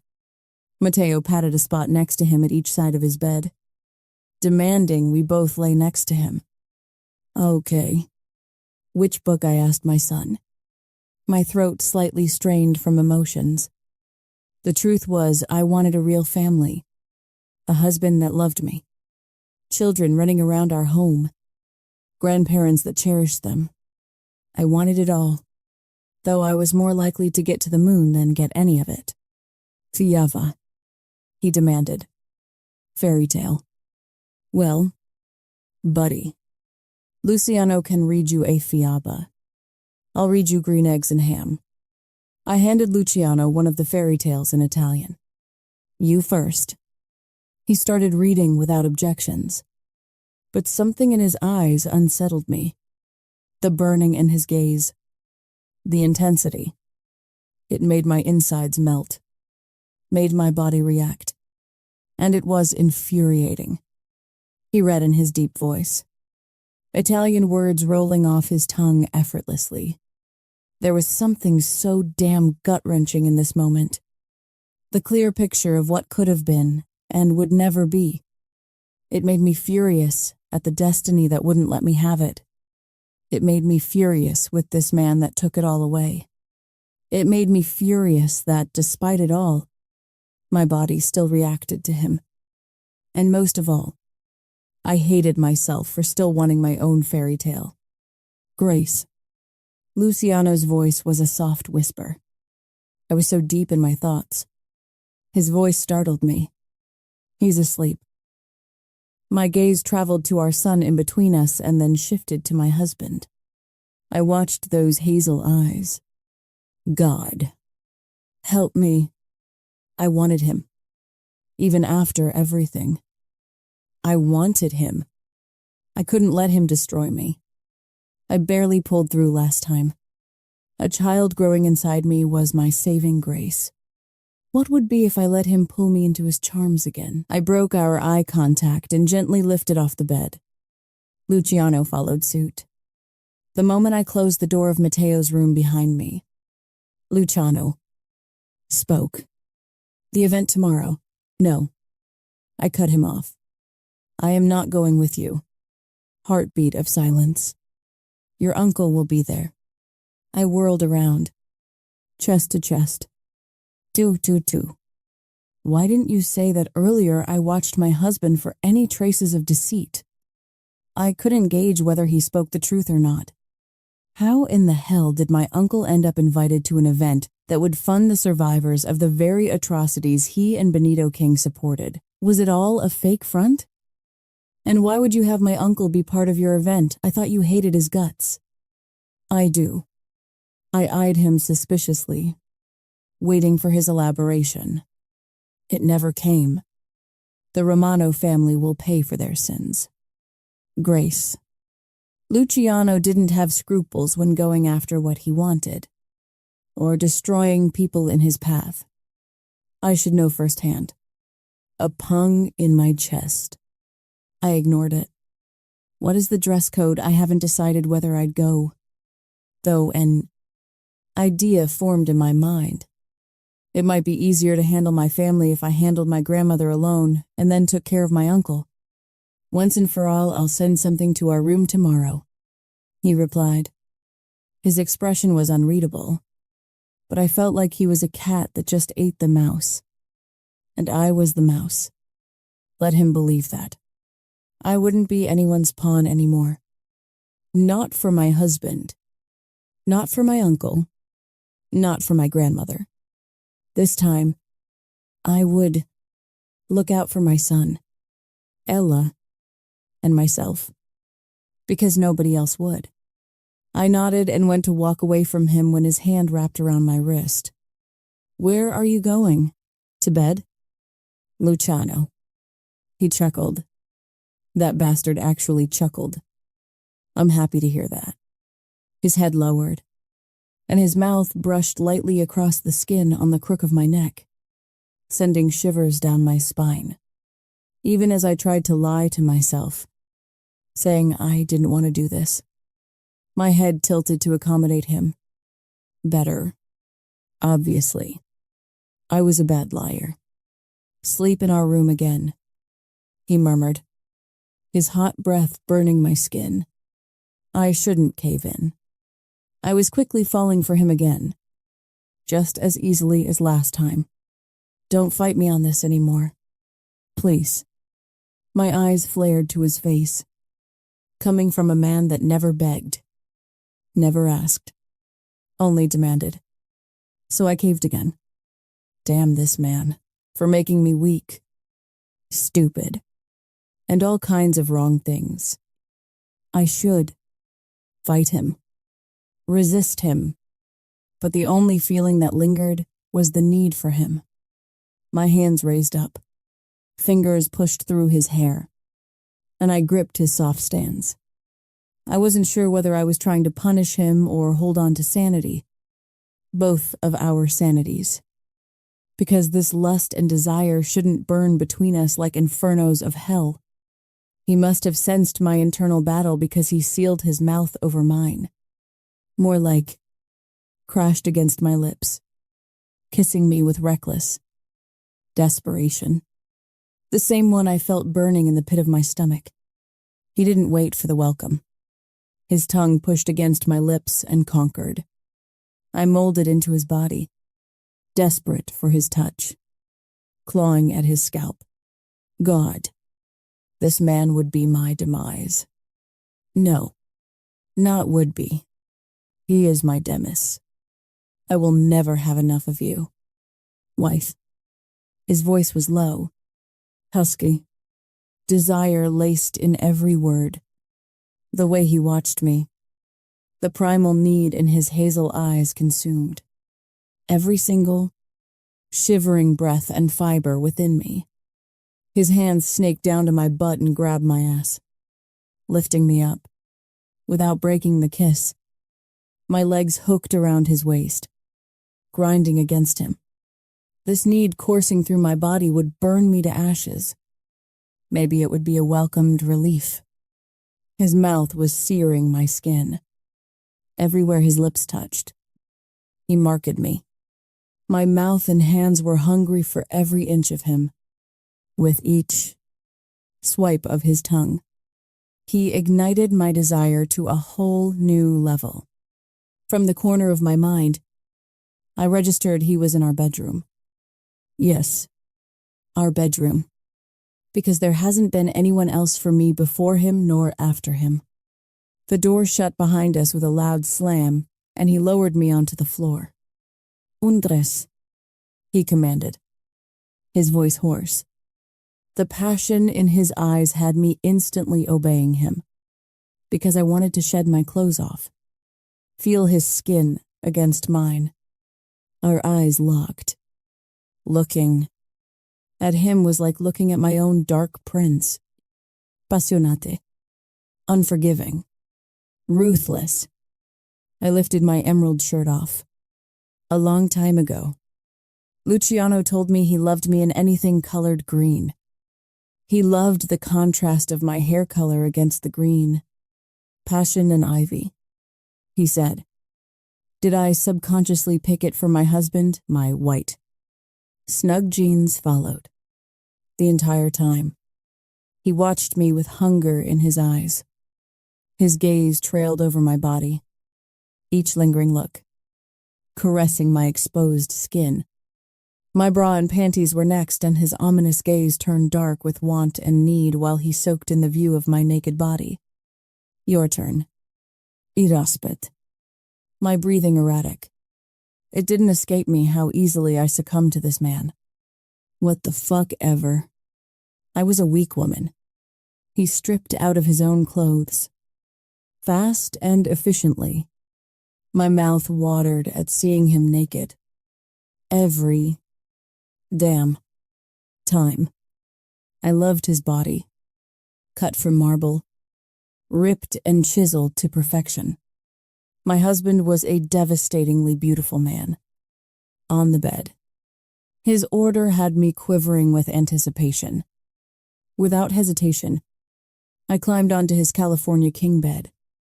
He hadn't even touched me yet, and I felt the trickle of desire running down my inner thigh, watching him through hooded lids. He moved onto the bed, like a predator stalking his prey. I am his prey. Willing prey, it would seem. He had stalked me for the last 3 years. He hovered over me, his knees parting, my legs wider. As his eyes zeroed on my pussy, there was no hiding my body's reaction to him. The desire glistening between my thighs was all the evidence he needed. I was eager to have him inside me. So fucking beautiful, he croaked, his hand on his cock, stroking himself. There was no glee or mocking in his voice, only reverence. Every fiber of me melted for him. I arched my back, telling him without words I needed him inside me. I'm gonna fuck you until the entire house, entire city, hears you scream my name. His words affected me, making me a slave for his touch and his claim. He rubbed himself against my entrance, toying with me, teasing me. My nipples were so tight that they ached, needing him to bite down on the sensitive skin to release this tension. Please, Luciano. He was driving me insane with this burning need, licking every inch of my skin. I thrust my hips up with desperation, uncaring that I seemed greedy and desperate for him. He didn't seem to notice or care, though, because the next instant, with one hard thrust, he pushed all the way in, filling me to the hilt.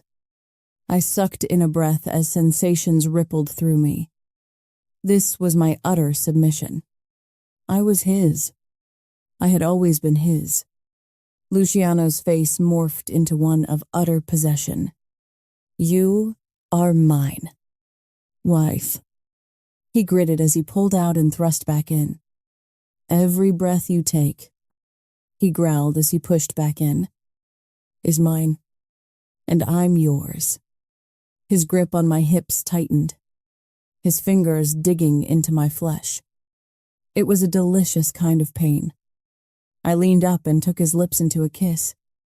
His strokes, initially measured and leisurely, started increasing in speed. And then he started moving relentlessly. Like a possessed man, my nails scraped down his back, encouraging him, begging him to fuck me harder, deeper, merciless and ruthless. I dug my nails into his back, my eyelids closed, focused only on the pleasure he was giving me. More, I pleaded. Harder. His movements became harder.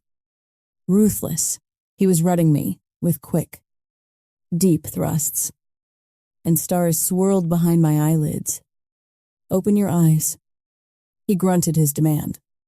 I barely peeled my eyelids, meeting his lust-crazed gaze. I felt like I was coming unglued, blinded by the pleasure he was offering me. I want you to see who's fucking you. He drove deeply into me. Yes. Yes. Yes. More. I begged through broken moans, my head whipping from side to side. Mine to fuck. Thrust. Mine to break. Thrust. Mine to save.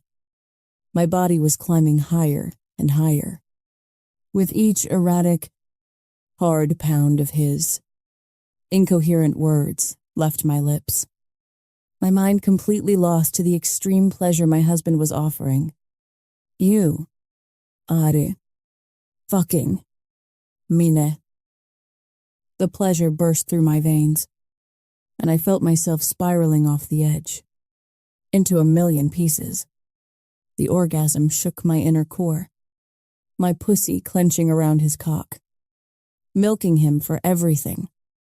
He continued to move, thrusting through my orgasm, thrusting once, twice, till his body tensed as he groaned his own release.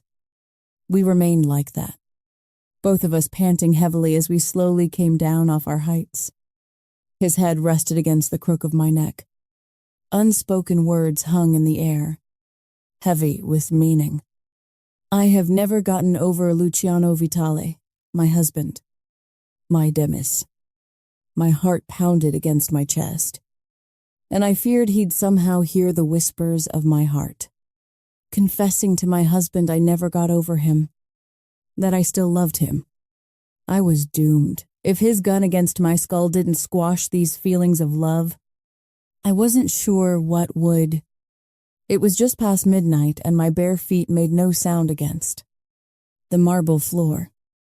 I wore nothing but my panties and Luciano's dress shirt that came down to my knees. There was something comforting about the familiar citrus woodsy smell of it, brushing against my skin. I headed downstairs, to the pool area where I told Ella to meet me. The moment I stepped outside, the cool September air hit my flushed face.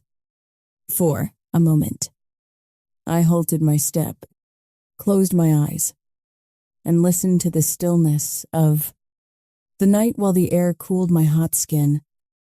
If only I could freeze time and leave us in this cocoon.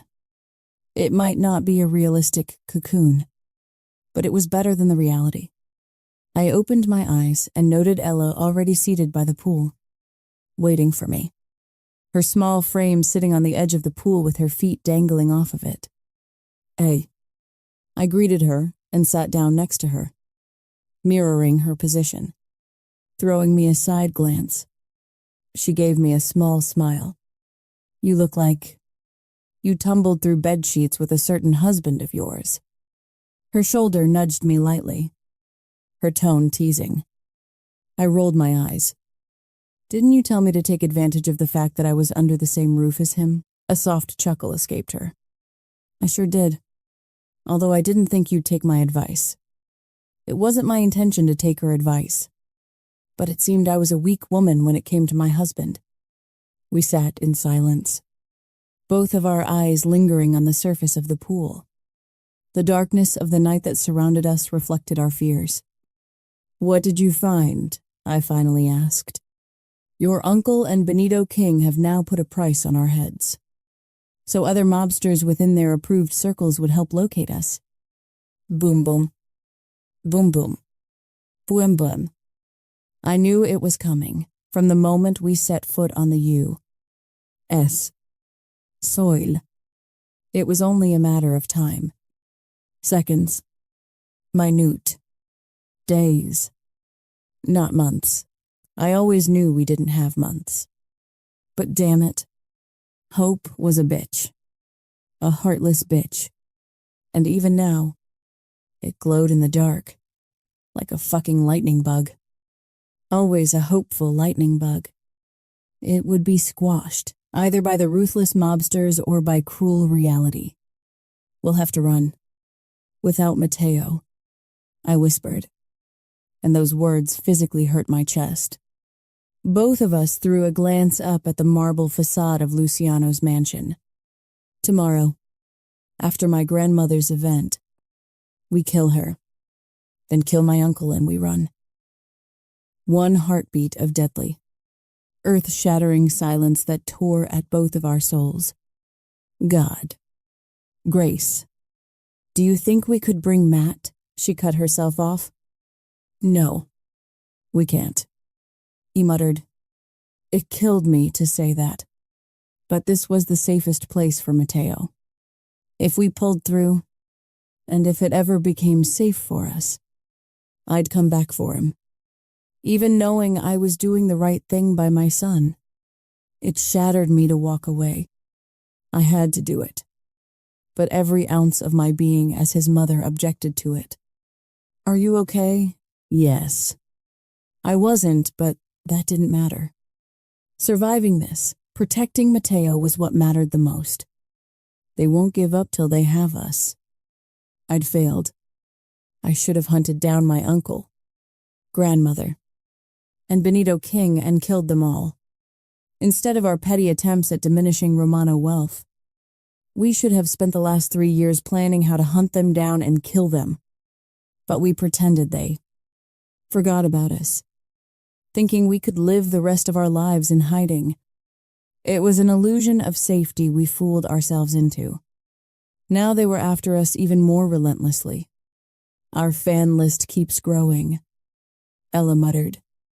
She was scared, as she should be. I was terrified. I swallowed hard. I knew what I had to do, but my heart twisted in agony with the thought of it. Tomorrow, I'd leave Matteo behind. Shit.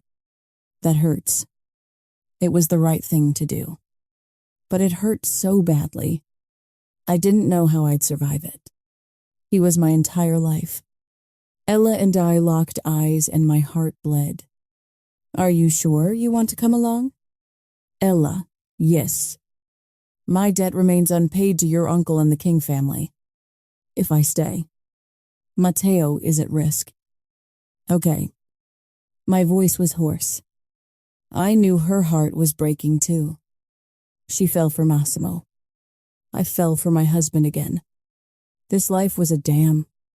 Cluster, what happened to a simple life with a white picket fence? Oh, yeah, it was interrupted by some ancient agreement by my ancestors to provide a bell for fucking mobsters. Monsters. More like it. God. I didn't know if I could survive life without my son in it. Matteo was forever part of my DNA, and we would leave it all behind.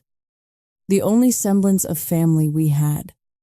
At the gala, we kill my grandmother. I whispered low, ignoring the dull ache in my heart that would soon be the only thing left to feel. Then we go to Luciano's fundraiser and corner my uncle. Once they are dead, Matteo is safe from my family, and the two of us will run. I took a deep breath in and slowly exhaled. Luciano wants me to go with him to his fundraiser. I'll tell him we'll meet him there. It will be our only chance to get close to him. She swallowed hard, her eyes shimmering with unshed tears. I know. It's the best we can do, but I wish we could kill Benito and Marco King too. I wished it too. It would be a suicide. I whispered. We are way out of our element. And that was an understatement. Yes. We learned how to hack. Yes. We laundered dirty money. We learned to shoot a gun. but we were at least smart enough to realize when we were outmuscled. What are my favorite ladies doing up in the middle of the night? Nano's voice startled us, and both of us jumped out of fright. My hand on my chest tried to calm my racing heart, giving Ella a side glance. I nodded. We'd be ready to run tomorrow night, after we killed my grandmother and uncle. She lifted herself onto her feet, and I followed her suit. Nana was too old to try and sit down at the edge of the pool. Good night. Nonno, she muttered, and leaned over to place a kiss onto his wrinkled cheek. It was her goodbye. She left both of us behind as she went into the house. We both have jet lag. I answered his earlier question. We couldn't sleep. My lies were bitter. Mateo had a good time at the beach. It was my attempt to change the course of our discussion. He is a good boy, he murmured, smiling. Talking about him always made him smile. At least Nano loved him. Even not knowing Mateo was Vitali. Both. Luciano and Nano were good to him. Once they got their confirmation, I knew without a doubt Mateo would be loved and protected. Nano loved him already. No. Can you promise me something? What's that? Daughter, my throat was squeezing, making it hard to speak. If something happens to me, keep Mateo safe. His sharp inhale lingered in the air. You and Luciano keep him safe, please. What is it? Grace, his hand, took mine, and I looked at the old man. It was ironic that my life was connected to his even before my parents died, and I never knew it. Until that night when Luciano dragged me out of his nightclub and right down the aisle. I never even knew of this man that was supposed to be my guardian. My life would have been so different if he had been. Promise me. Please.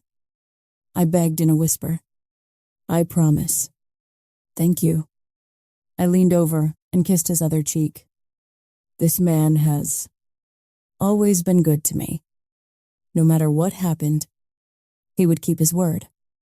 I strode towards the house, leaving him behind. I headed back into my husband's bed. It would be our last night together, before going to Luciano's bedroom. I stopped by Mateo's room. He was fast asleep, his feet dangling off the bed. Leaning over him, I placed a kiss onto his forehead. He had my heart from the first time I felt him move inside me. And once he was born, I was completely in love. Luciano's and my son. A product of a bitter revenge, but the best outcome, regardless of the heartache that would follow when I walked away, leaving my heart behind. Different scenarios played in my mind, trying to find any safe alternative that would make it safe to bring him along. I couldn't see any. Luciano would keep him safe. My husband was a lot of things, but one thing he excelled at was protecting his family. And Mateo was his family, his flesh and blood.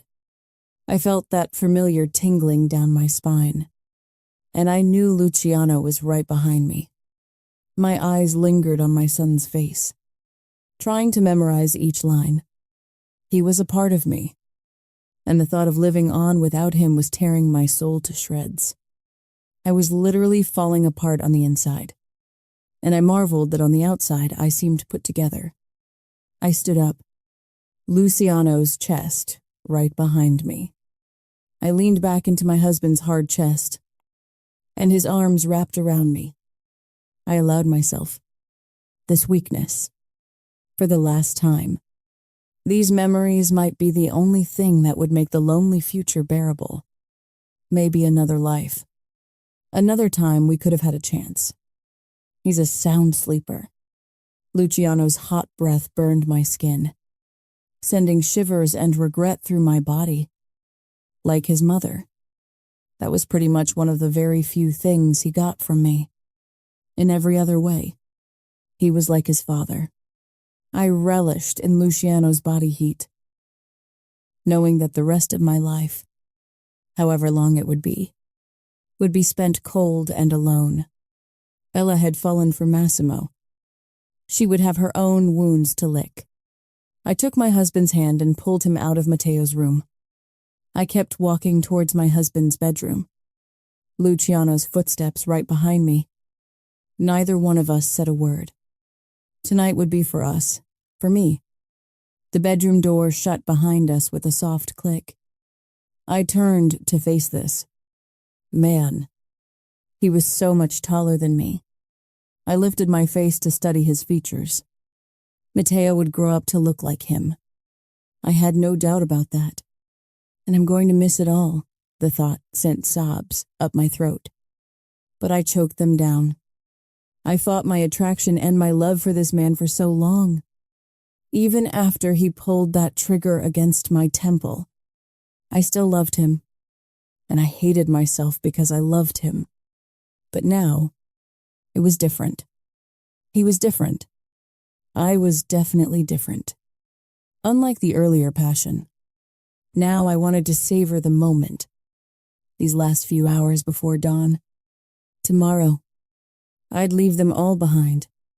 I lifted on my toes and reached for his lips. Those sinful lips that could send my body into flames. Those lips that could send my heart to fluttering heights and shatter it into pieces. I grazed my teeth across his lower lip, brushing my tongue right behind. His tongue pushed into my mouth, conquering like he always had. He didn't need to conquer what was already his, but I couldn't tell him those words. Instead, I would show him.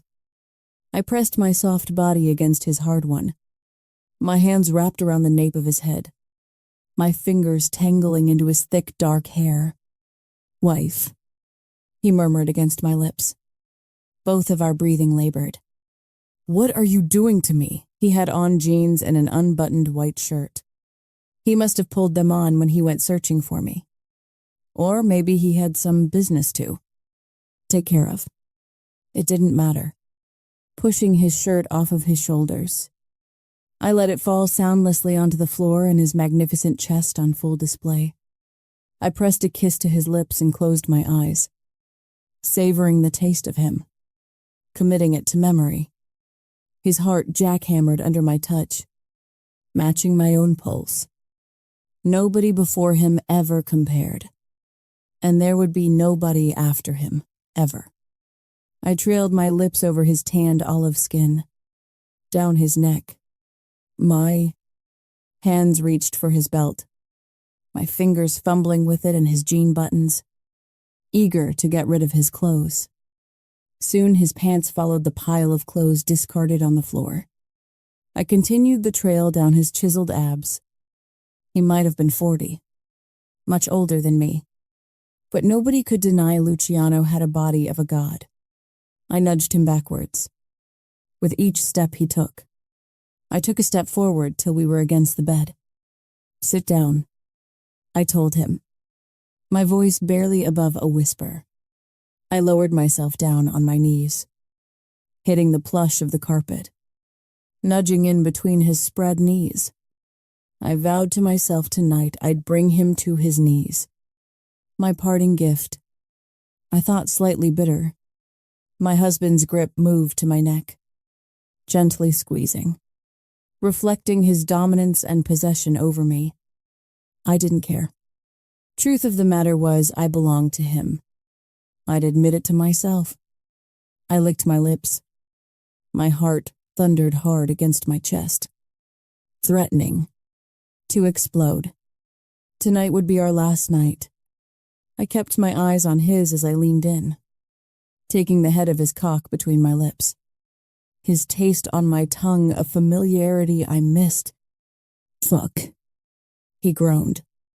His hand fisted into my hair as I circled the head of his cock with my tongue. His legs spread wider to make more room for me, and I broke our eye contact to lick him from base to tip, resulting in another tortured groan from him. Luciano might own me, but I owned him too. I circled the head of his cock again and again, flicking my tongue at the clear pre-cum that beaded on the tip, humming my approval. He tasted delicious. My eyes raised to meet his hazel. Possessive gaze again.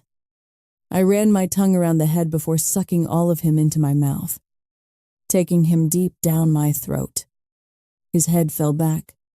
That's it. My love.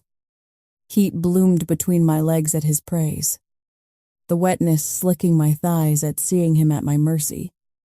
My breasts rubbed against his thighs, the thin shirt material in the way, although sparks of pleasure fluttered through me.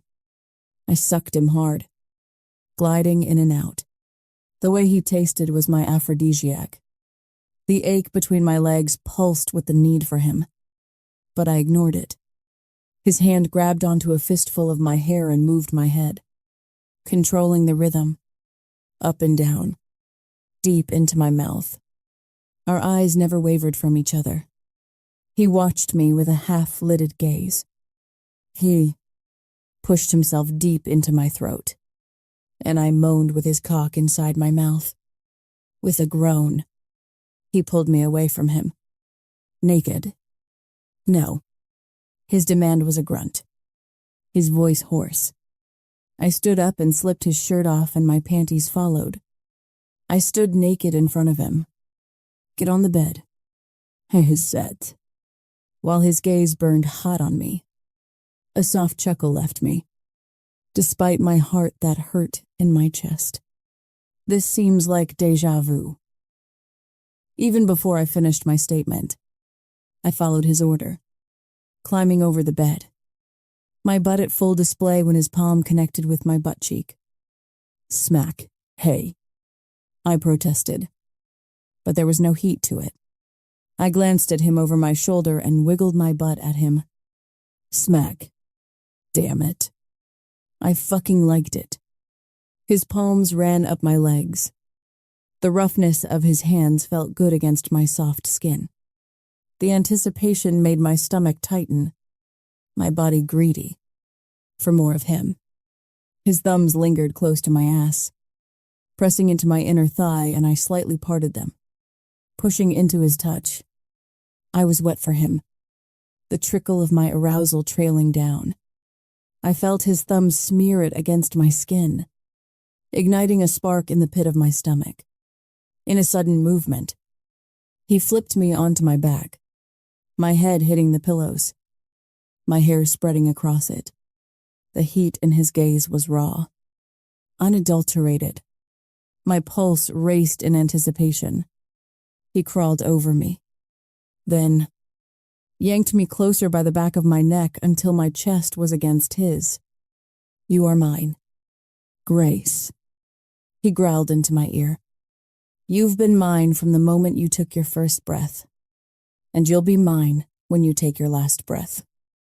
And then he nipped my neck, marking me.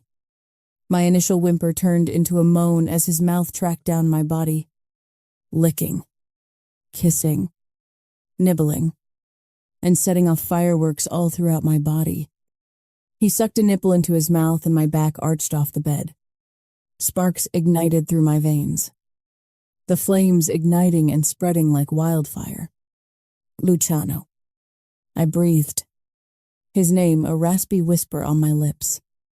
Then he lowered himself down my body, positioning himself between my spread thighs and buried his face between my legs. Then shoved his tongue deep inside me. My back arched off the sheets, and I cried out, while my fingers fisted the sheets. My body shuddered under the heat of his tongue, and a rush of pleasure flooded me. He made a low hum, like he was enjoying the best cognac or dessert. It vibrated through every single inch of me. Both his hands pushed under my ass, and he lifted my hips, his fingers digging into the soft flesh of my ass as he fucked me with his tongue. It was as if he needed me on his tongue. Something reverent in the way he was devouring me. Oh, my God, I moaned, digging my hands into his thick, dark hair, his name slipping from my lips as his tongue swirled over my clit before. Sucking. Luciano. I breathed. More. Oh, God, please. His deep noises as he devoured me drove me crazy with lust. I peeled my eyes open and met his smoldering gaze, burning me with his own heat. He watched me as he lapped me steadily, fingering me faster and harder, until I was wanton putty under his touch. In and out, in and out. Loud moans echoed through the silence of the night. As I rocked my hips against his face shamelessly, his one hand reached up and pinched my swollen clit, then immediately brushed his tongue over it. Fuck. Pleasure rippled through me, my core shaking as my husband continued lapping at me hungrily, making soft noises of approval. He continued sucking on my clit, then pushed his finger inside me as his other hand reached up my body and pinched one of my nipples. It was too much. It wasn't enough. His stubble scratched my inner thighs. His teeth, grazing over my clit, and a scream clawed its way out of my throat as an orgasm rippled through me. I writhed against his mouth as raw pleasure shook my body and small sobs of relief rang in our bedroom. The pulsing, throbbing need for him was still here. He rose to his knees, his chin wet from my juices. His mouth took mine in a hard, possessive kiss, our tongues tangling, as I tasted myself on his lips. I need you inside me. I pleaded against his lips, opening my legs wider. His eyes flared with heat. His body covered mine, making my skin burn for him. He kissed my neck as he braced his hands on either side of my head. My hands slid down his back, his muscles hard under my fingertips. There were so many words on the tip of my tongue. I wanted to tell him I loved him. I craved him. I need you, he begged, my body pushing up, as he positioned himself at my entrance. He stroked his cock up and down my slit, nudging forward. My fingers trailed down to his abs, then snaked around his back, as my lips sought out his mouth. In one forceful thrust, he filled me to the hilt, burying himself deep inside me. His mouth swallowed my scream, and then he started to fuck me hard, driving deep, his hips working like pistons. His grunts of pleasure matched mine. My body opened to him, letting him lay claim. I loved feeling him inside me, like fitting a last piece of the puzzle, his weight on me comforting. He fucked hard, dominating me, breaking me with each thrust. I surrendered my body, heart, and soul to him. I buried my face in his neck, inhaling his unique, masculine sang, committing it to memory for all the lonely nights that would come. I was so close. His shuddering grunts told me he was close, too. I love you, Grace. He groaned hoarsely, and it sent me tumbling over the edge, my body convulsing around him, and at the same time my heart leapt into the clouds, recognizing his words. The pleasure consumed every fiber of me as I bucked underneath him, as I sucked hard on the pulse pounding in the side of his neck. He didn't falter, but kept thrusting hard through my clenching pussy as the orgasm shook me to my core. My head was spinning, my heart was breaking, and my body was crashing. My wife. My life. He rasped, and he shuddered, his final thrust deep, before he stilled and spilled inside me, his breathing ragged. His chest rose and fell with each breath, and I listened to his breathing as everything around us stilled, my hands wrapped around him, holding on to him for the last time, tears prickling behind my closed eyelids, and I didn't dare to move, or risk breaking down into a full-blown sobbing. 3 years ago, I told my husband I loved him. He sent me away. Today he gave me those same words, and I would run away. Chapter 21, Luciano. "How is it going with your wife?" Cassio questioned me. After getting his shipment back yesterday and our dinner, we all went our own ways. We had legitimate businesses to run, and not so legitimate ones. More importantly, I wanted to work on my marriage to Grace, as well as getting a security detail to keep her protected from Marco King and her family. My eyes have been locked on the view outside my window, where Grace played with Matteo and Ella in the pool. She didn't know I was back home. Her carefree laugh carried through the open window, and I watched her hold Matteo by his waist, teaching him to swim. My father, Matteo and Grace spent yesterday afternoon at the beach. When they got back, they both decided it was time for Matteo to learn how to swim. Hence today, Grace, Ella, and my father dedicated all their day to swimming lessons. You are doing it. Her happy voice carried through the breeze, amidst the water splashing. Good job, baby. See, Matteo, good job. My father commended him as he watched the entire scene with a smile on his lips. Since Grace came back, he had been rejuvenated. He spent every waking moment with them. I wanted to spend every waking moment with them too. But there was so much shit happening right now. Grace wore a white two-piece bathing suit, in the old-fashioned style. It wasn't revealing, but it made her look hot as fuck. I thought back to 2 nights ago and our ride back home. There was no resentment in her eyes after our desperate rumble in the car. But unlike in the past, she retreated. Once we came back from our high, she cleaned herself up and sat back into her seat. I could sense the invisible walls she immediately raised around herself. Same happened when I brought her home, and then again last night after we put Matteo to bed. But I could be patient.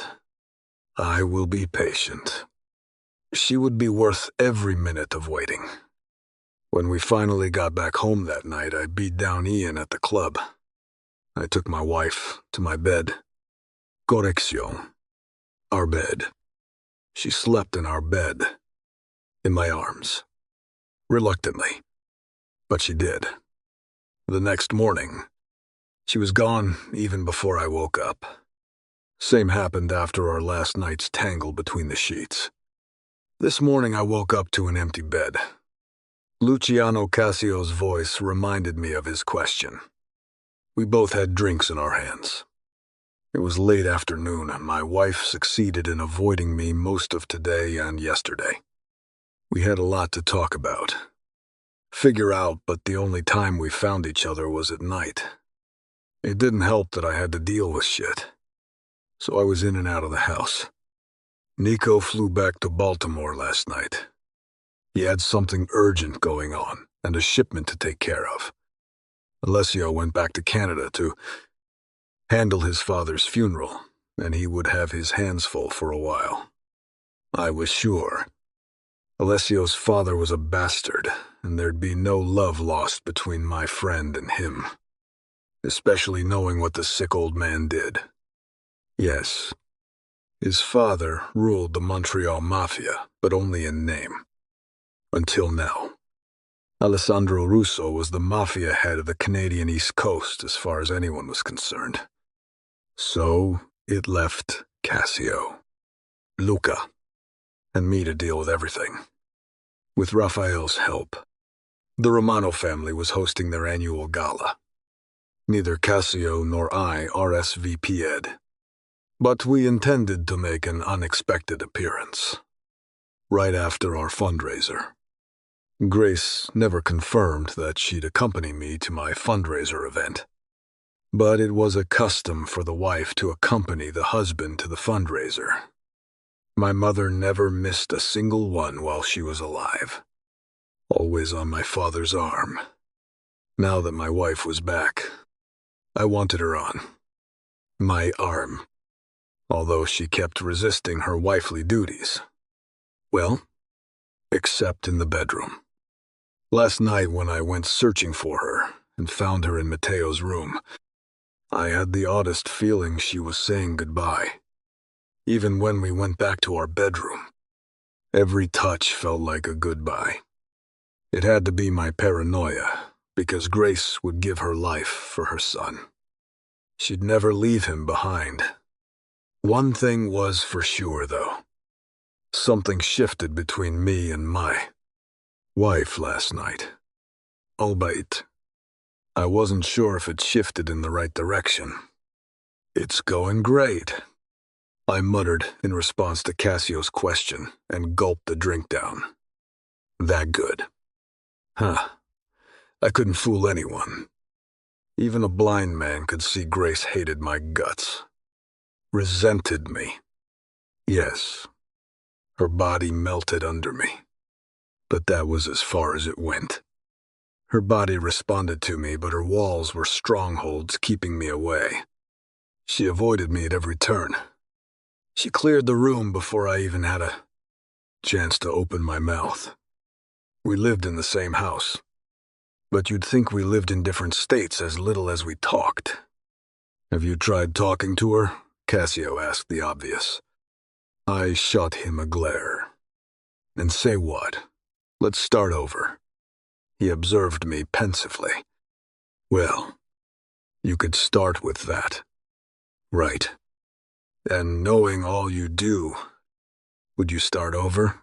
Well, first of all, I know the entire story, and know that gun was empty. She doesn't. If I didn't know it, I'd tell you to give it up, and you have no chance with her. As it stands, I think you have a real chance." I poured myself another glass. I've done some fucked up shit over the last 3 years. Those first few months after she left me, I was on a rampage. I tried to take many women to bed, desperate to get Grace out of my system. I was so fucked I couldn't ever take it all away. It was all wrong, with every single one of them. I couldn't even get hard for them. They smelled wrong, felt wrong, looked wrong. They were all wrong. After 3 months, I realized I was doomed. There wouldn't be a woman ever to capture me the way my wife did. But she was out of my reach. Disappeared without a trace. Obviously, Grace had men too. She had no issues taking it all the way. After all, she got knocked up.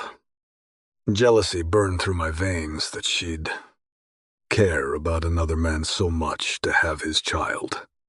When we got married, she insisted on not having children. It would seem she just didn't want them with me.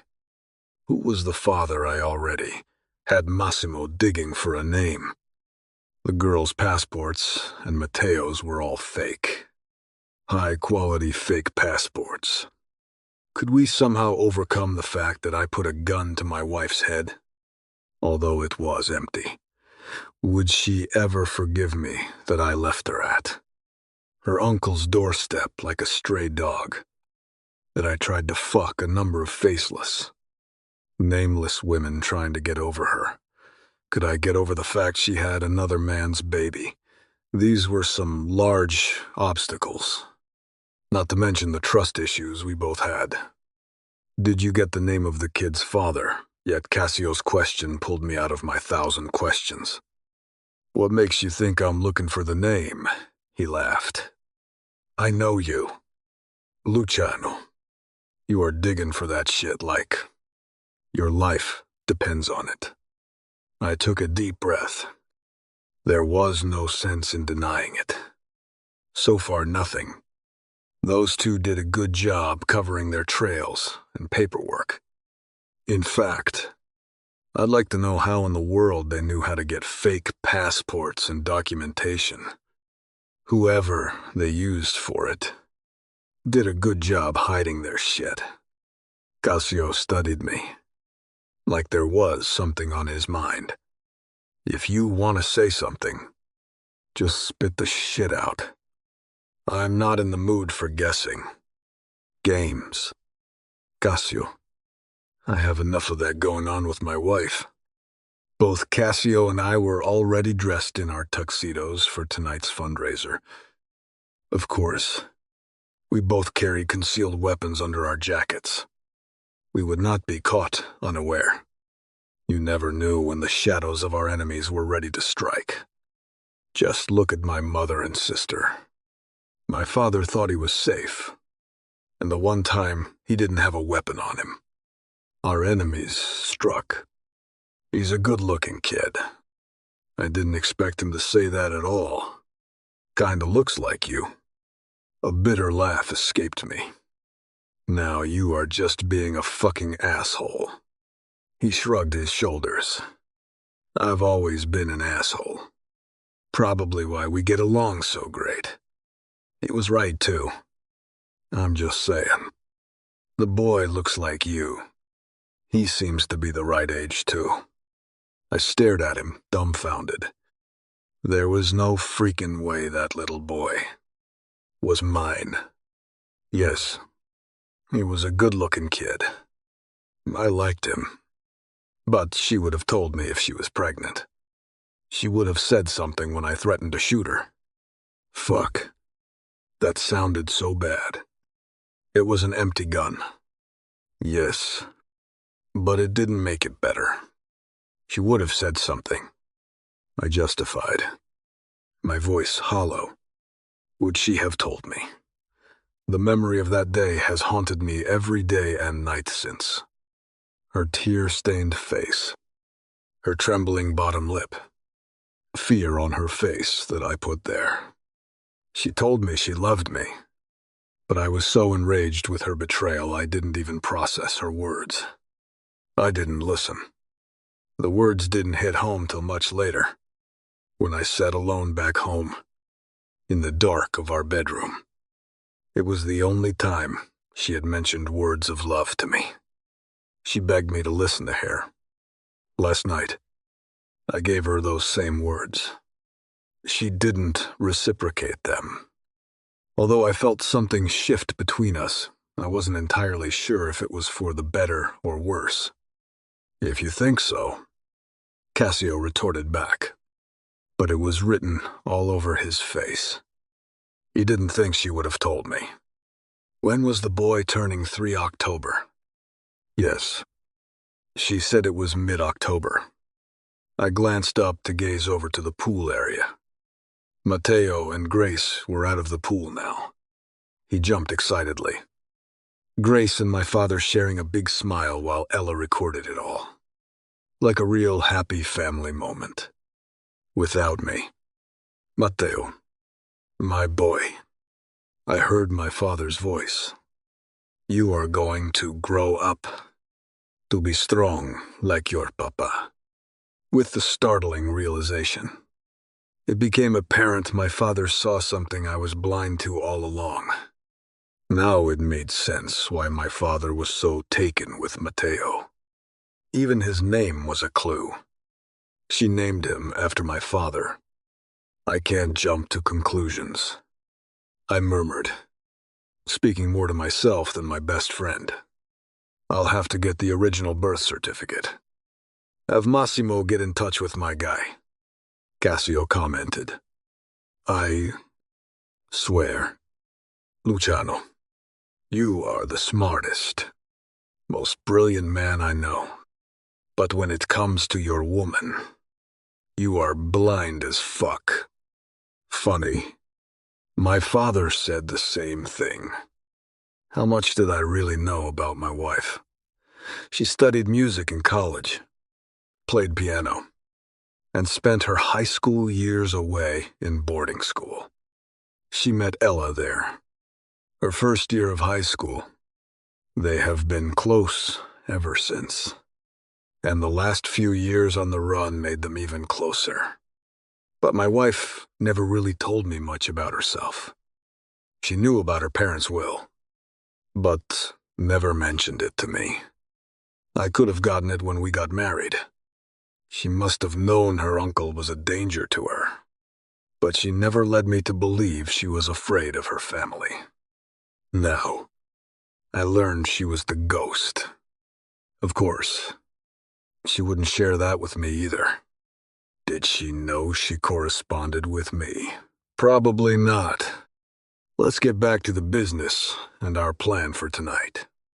I had to focus on eliminating threats that lurked in the shadows of my wife's life. Agreed. By the way, did you ask your father about his connection to Kennedy Romano? I did. That was another thing that irked me. The fact my father kept that large piece of detail a secret. My father never kept secrets between us, and this one was pretty big. Kennedy Romano and my father crossed paths when Kennedy went after his brother and Benito. They both wanted to reveal to the world that his brother and grandmother had their hands into human trafficking. He said they became good friends and worked together against them.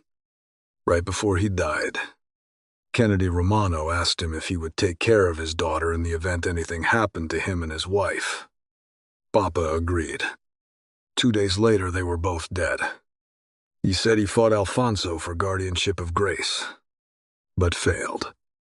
Since then, he kept an eye on her whenever he could. Did they die before or after your mother and sister? Her folks died a few months before. Is there a connection? If there is one, my father didn't bring it up. Although, I had to admit it. There seemed to be a lot of connections between Grace's family and mine, even without taking our marriage into account. The timing of Alfonso coming after my father, killing my mother and sister, is dangerously close to the timing of her parents' death. I think you are right. Cassio agreed. Grace's value to Alfonso was big enough for him to kill and go after the Vitali family if your father tried to get Grace under his protection. Just think. She was the promised belle, worth millions from her mother's side, and combine that with her pedigree and beauty, he didn't have to finish. My wife suffered under her family's brutality just as mine did. Yes, Grace and I had to talk. Lay it all out on the table, and fight them together. I couldn't fault her for her distrust. I earned it, but I'd prove it to her, over and over again for the rest of our lives, that she could count on me. The next hour was spent strategizing the best way to hit Alfonso Romano and Benito King. We would see Alfonso tonight, but the venue was too public, and without risking Benito King's retaliation, we wouldn't be able to hit without a cause. Alfonso will know today that Rafael's deal with him was a trap. I told Cassio he might attack first, so we have to be prepared. It will be a perfect excuse to kill him. I'm counting on it, Cassio muttered. He was just as eager as I was to start on eliminating threats. Have you warned Alexei and Vasily? The Nikolaev men were more than capable of protecting themselves and their family, but advance warning never hurt anyone. I'd hate to see Alfonso or Benito try to get the women. Vasily will burn down the world if anyone ever touches his pregnant wife. Not that I blamed him. Yes, I sent them the status. They'll be there at the fundraiser. Vasily's wife insisted. She has the scary fucker wrapped around her little finger. We both grinned. Vasily and his brothers were a special kind of breed. It was almost comical seeing them cave to a woman's request. Probably as comical as seeing me lose my shit over my own wife. Movement outside had me glancing to the French doors. Grace and Ella stood outside, all dolled up. There was no mistaking they were going out. My wife wore a black strapless gown, accenting her soft curves, and it made my cock jump. Each step she took Slits of her dress revealed her long legs. Her heels peeked underneath her long dress, and I noticed they were nude color. She never liked matching her shoes to dress color. I still remembered her reasoning. It makes it stand out when my shoes are a different color from the dress. Her ginger hair, stark against the dress, was pulled up in a slick, high ponytail, exposing her graceful neck and slim shoulders. She was ready for the fundraiser event, although it was too early, and she wasn't wearing the dress I sent for her. Admittedly, this looked beautiful on her, so there would be no complaints from me. There would be men I'd have to fight to ensure nobody touched her. Pride swelled inside my chest. It made me want to shout to the world that she was my woman. Have it blasted across every billboard sign in the city and surrounding states. I was surprised she didn't resist going. I almost expected and readied for bickering. Like our own little foreplay. Without thinking twice, I strode to the French door and opened them wide. Tesoro, you look stunning. I complimented her. She whipped around, her violet blue eyes capturing me in their depths, making me feel like I was drowning. There were so many layers and depths to my woman. Her cheeks blushed pink, and it reminded me of how she looked in the heat of passion. Flushed and perfect. I had to stop thinking about that. Otherwise, I'd get a major case of blue balls. We have another few hours before we leave for the fundraiser, I added. She cleared her throat. It was her telltale of nervousness. I have something else I have to take care of before your fundraiser. What I questioned her. The briefest of glances between her and Ella told me something was going on. Just some business. Her voice was calm, but the graceful movement of her neck as she swallowed told me she wasn't calm. In fact, she was the exact opposite. Rattled, nervous, almost scared. I told myself not to lose my shit, to keep my temper under control, keep a lid on my jealousy. And I fucking lost. I was fucking lost around my wife. I wanted her everything, and it made me blind as fuck. Just like my father and Cassio claimed. What kind of fucking business are you doing dressed like that? I acted like a damn jackass. Startling Grace, but she quickly got herself together.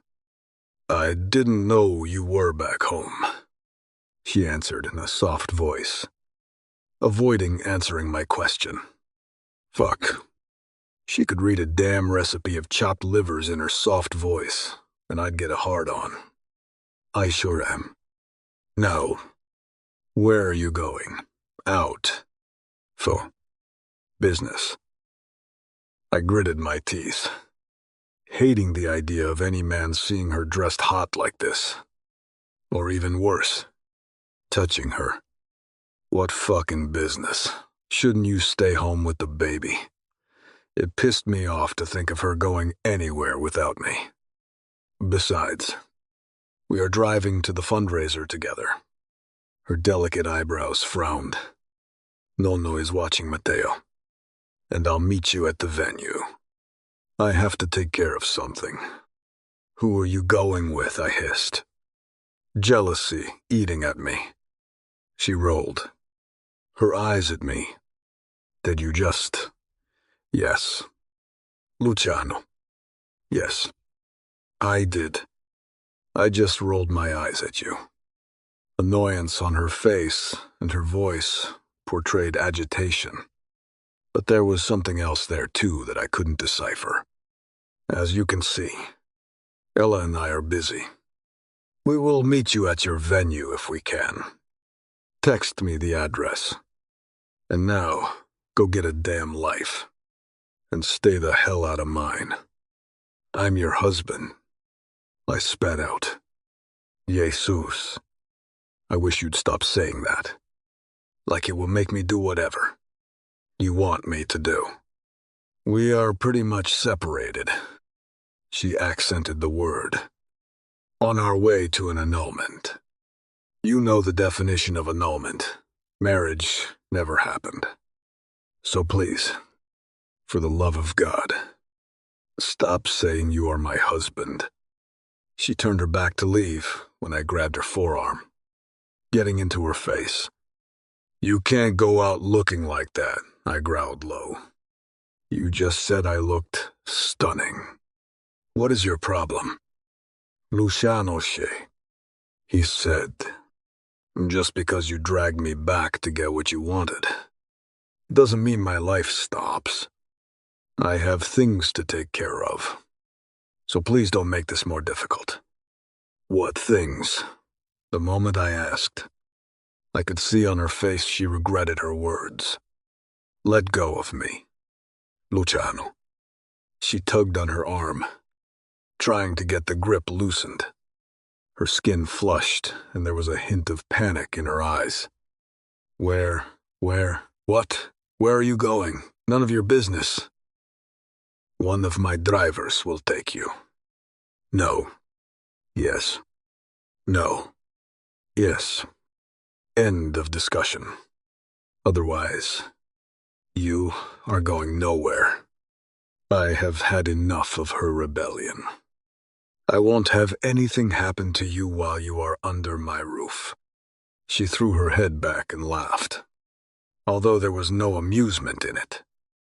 Seriously, she asked. There are so many words I could say now, but unfortunately I have no time.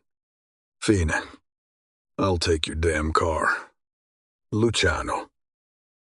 She pulled her arm out of my hold and strode away from me, like a queen doing a catwalk. Fuck. She was sexy. A chuckle interrupted my longing stare after my wife, and my head snapped to my best friend. Luciano, that woman is your vice. Shut up. Fuck her. Another chuckle. Just you wait. You'll get it back. By now, Grace disappeared from my view. I fucking hated that she didn't trust me. That she kept secrets from me. I wanted to help her. Yes, I fucked up big time. My wife and I had to sit down and have a talk, starting with the way our marriage commenced. At least she took my driver and she wouldn't be wide open. I would find out where he took them and send someone to keep an eye on her. Besides, Cassio, aren't you scheming for your woman? I decided to taunt my best friend, and I needed to relieve some of my frustration. How is that going? His face turned dark. Fucker. I chuckled. Don't like it when the tables are turned. Do you? I joked bitterly.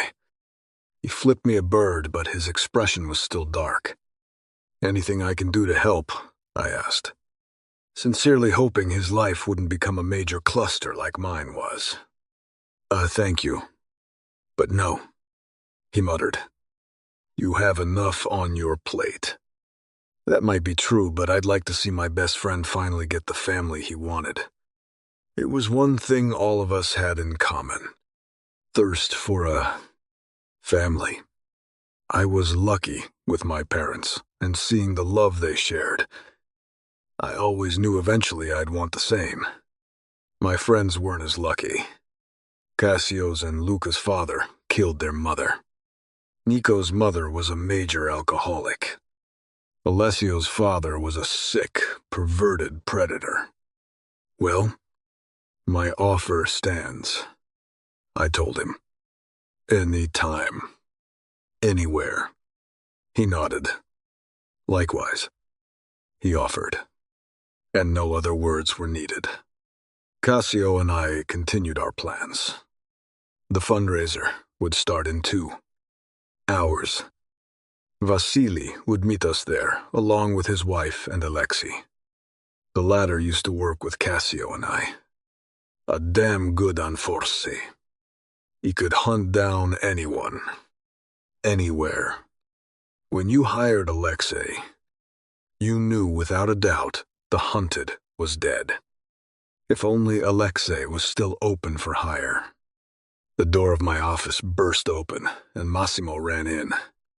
Both Cassio and I turned our eyes to him in alarm. "What is it?" Massimo looked disheveled. "Shaken. Where are the women?" "They left about an hour ago." "Fuck." His eyes darted like he was hoping by some miracle they'd reappear. Dread pooled in my stomach. "Speak now." Those two, he searched for words. "They are going to get themselves killed." "What the fuck are you talking about?" Massimo rushed to my comm system and hooked it up. "Roberto has been deleting surveillance footage. It's been him all along." "What the fuck was he talking about, Massimo?" "You are not making any sense." I barked out. He picked up the remote and turned around facing us. "It was Roberto that betrayed our location 3 years ago. Acid burned in my veins, fury feeding it with rage. Ever since Grace got back, he has been deleting snaps of surveillance. He's been working with the Romano and King family." Cassio and I shared a glance. "How do you know?" I inquired. "Roberto has been working for me for 13 years. He had never betrayed us before." "Why 3 years ago? Why now?" "He's Alfonso's son." A said. "His fucking son." "Are you sure?" Cassio and I asked at the same moment. "He would pay." "I'd make him pay." "Yes, I'm sure." Massimo pushed his hand through his hair, making it an even bigger mess. "Grace and Ella discovered Alfonso had a kid. They have been digging, trying to find leverage against Alfonso. But they didn't have any clues. No gender. No woman in Alfonso's past. Nothing. I thought he's playing for the other team." I commented. "He does. His relationship with Ian Laszlo is a long one. He impregnated a woman through in vitro treatment. One of the kidnapped women. He wanted to make sure not to have a girl and was desperate for a descendant. Il descendant. To the Romano line." "Are you sure it is Roberto, yes?" I located the records. He muttered. "Roberto's mother was killed after she gave birth. But her mother, Roberto's grandmother, lived to tell the tale." "Why do you say they will get themselves killed?" Cassio inquired. "Are they going after Roberto? No? After Sofia, Romano, and Alfonso. Neither Grace nor Ella are killers." He muttered frantically. "I have the surveillance that Roberto wiped out 3 years ago. When Grace's stuff came back, the chip we installed on her was among her stuff. By sheer luck. I decided to check it out. Play the footage. The fury was arctic cold in my veins." Her uncle's voice came through the speaker. "I told you Luciano was bad news." "Grace." Her uncle scolded her. "He was trying to use you to destroy the Romano legacy." Grace remained quiet. I wished we had a video surveillance of this, so I could see her face. "Pull yourself together. I don't want your face all puffy." "Yes." Fuck. My heart hurt at hearing her voice. "I did that to her. Don't worry. Belle of the season. We'll annul your marriage. A few months and you'll never remember him. What I have in store for you. You'll have a better criminal in your bed. Romano bells are a highly sought-after commodity." Silence. Fuck. "You. Uncle. A loud slap sounded through, followed by a low whimper that almost sounded like a wounded animal. That fucking bastard hit her. He was dead. I couldn't wait to kill him. Don't tell me you are crying for that piece of shit. Her uncle mocked in a taunting voice. I didn't deserve her. Grace should have gotten so much better than me. But she was my wife. It was time we made the responsible people pay. It was never my wife's burden to bear. I learned that fucking lesson. Now I just had to convince her to give us a chance. In the meantime, I'd burn down every single person that ever hurt her. I didn't give a shit if I did it in open retaliation. Fucking bastards deserved it. No. Uncle, can I go to my room? Might as well. You will be useless today. Tomorrow, I expect you to look your best. Footsteps echoed and the door closed. Then, sobs broke through the audio. Hearing Grace cry felt like multiple stabs into my heart. A knock on the door and crying immediately stopped. Just a minute. Shuffling, and then the door opening. Ella, what are you doing here? I have to tell you something. Can it wait? It's not the best time. Your uncle plans on taking us both tomorrow. Tomorrow I wondered what they were talking about. Take her where? They expect to sell us tomorrow. The auction is tomorrow. No. I could hear the terror in her voice. Are you sure? Yes. Another stretch of silence before Ella's shaking voice came through. Could your husband help? A pang in my heart. Grace needed me, and I wasn't there. Damn it. She needed me, and I failed her. No, I think we are on our own. But he married you. It was about revenge. I don't know all the details, but it doesn't matter anymore. He thinks I betrayed him. About what? About some location he told me about. Did you? No. Grace's voice sounded tired. I think it's Roberto. I saw him with Uncle once. But it was a few years back, when I was a kid. It was so long ago. A few months before Mom and Dad died, I caught my uncle threatening Mom backstage, in her dressing room. I didn't know who he was and didn't understand the words. She let out a bitter laugh. I certainly understand them now. My chest squeezed. It wasn't Grace. We could call him and tell him. Ella's voice sounded hopeful. Another stretch of silence. It doesn't matter. Ella, I'm leaving anyhow. There was some noise and a crash.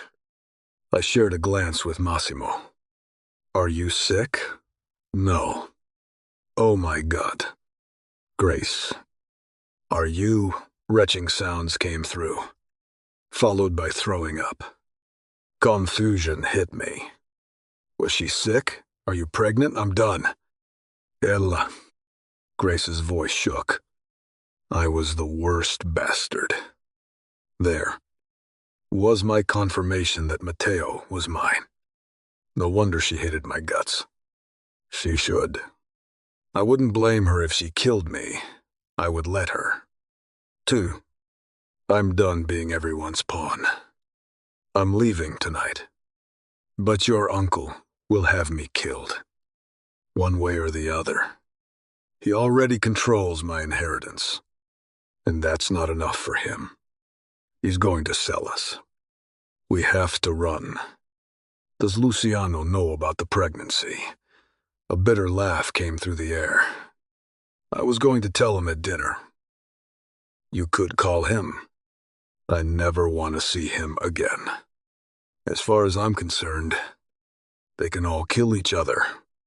I'm leaving and never looking back. Are you sure? Absolutely. Your uncle and the King's family will hunt us relentlessly. That's why it has to be tonight. Another stretch of silence. I could take the first flight out. To Europe. Any other continent but here. I'm coming with you then. A soft gasp. Are you sure? Yes.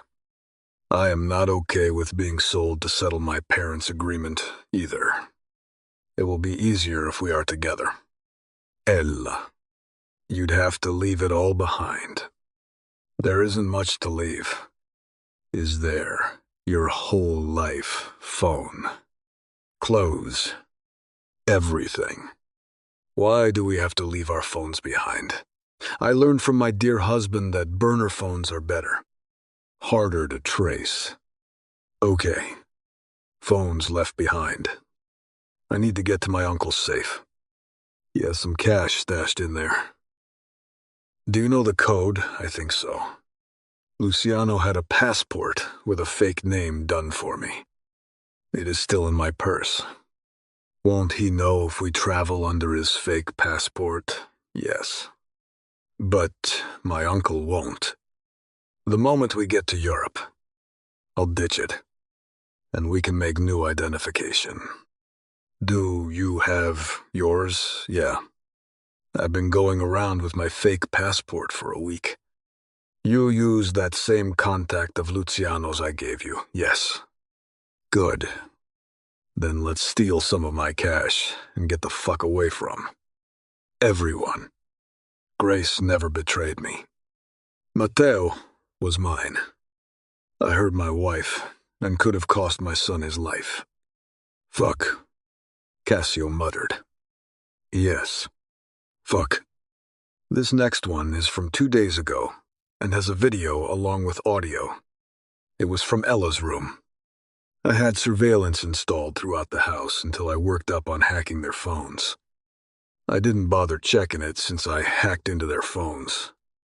Roberto didn't know about any of the installs I've done or upgrades I made. Thank fuck, he switched the USB. I installed the tracing in the surveillance room, throughout the house, and a separate code on the software. I used whatever Ella and Grace have been using. That fucking Roberto has been the culprit all along. Massimo pushed a hand through his hair. Watch this. Massimo turned the large screen on, and the two best friends showed up on the screen. Both of them had tumbled hair, sitting on the bed in Ella's room. I thought of something. Grace told Ella. It must have been the morning she slept in my room. She wore one of my shirts that came down her knees. She was only 5'4", and although my shirt hung too big on her, it made her look like mine. Not like she was mine. Ella must have worn Massimo's shirt. I guess she was his. What?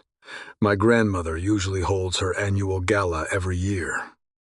What if we made an appearance there? My uncle usually never misses it. I frowned. That was today. What are those two up to? Yeah. I remember, but what good would that do? We could take him and her down there. They stared at each other, and I wondered what they were thinking. I'll do it. Grace spoke softly. But that's not going to fix our problem in full, though. What do you mean? Even with them gone? That agreement of selling me still stands. It has been standing for centuries. Same is true for your parents' agreement for you. My uncle might have ruined your family, but he sold that agreement to Benito King. What are you saying? Grace, we have to kill all the kings. Cassio laughed, and my head snapped to him. It wasn't funny. I didn't want my wife anywhere near Marco and Benito King. You have to admire your wife, Cassio murmured, a small smile still on his face. She has guts. Didn't I know it? Are you suicidal? Ella raised her voice slightly. We'd have to kill Them all at the same time. Otherwise, they'll hunt us down. They know how to hunt and kill. We don't. And Grace. They wouldn't just kill us. I know. But what other way could we ensure they never got their hands on us? I watched Grace take a deep breath and then exhale. Gabriella, if they get their hands on us, we are dead anyhow. Fuck. What about Cassio and Luca? King Ella questioned. What about them? Well, they are the kings too. Grace's delicate brows scrunched, as if she was debating whether she would kill them too. I don't know. They are Benito King's sons. But it is like they don't know anything about all this. We should probably kill them too. Cassio chuckled and tried to quickly cover it with a cough. He failed. What if they are innocent? Ella questioned, her face full of fear. And what if they aren't? Ella, did I do this to my wife? Did my actions force her to consider killing? I could see it clearly as day on her face. She didn't like the idea of killings. They seem close friends with your husband, Ella murmured. And those 5 men, including your husband, I don't think we are a match for them. I know. But what do we do if they decide to enforce the agreement? They are the kings after all. Jesus. We had dinner with them. So we should let them kill us because we had dinner with them. That is not what I am saying.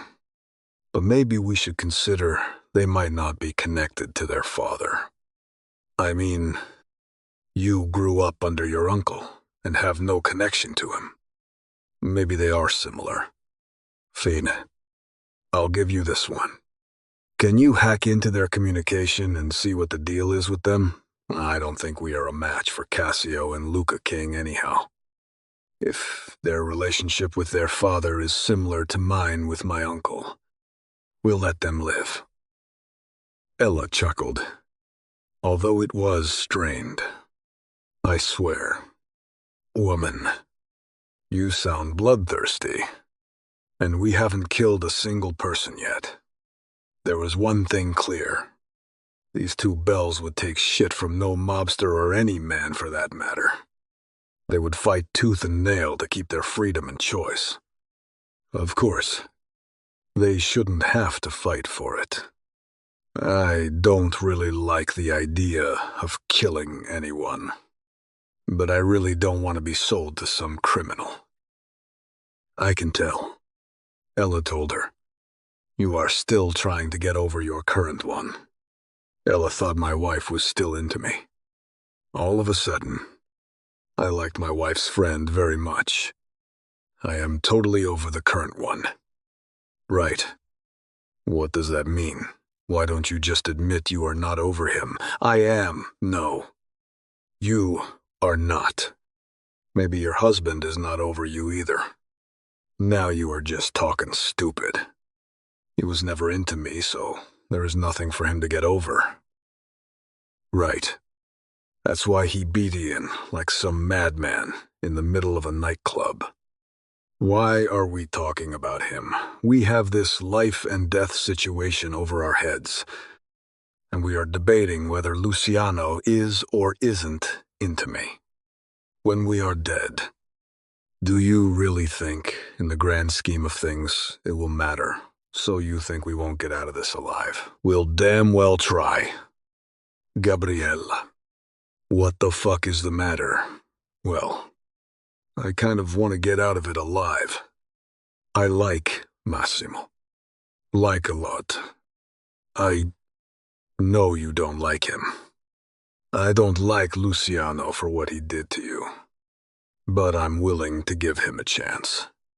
Can you do the same for Massimo? She pushed her hands through that gorgeous hair. Resignation all over her face. Sure. Ella, you know I love you, and I want you to be happy.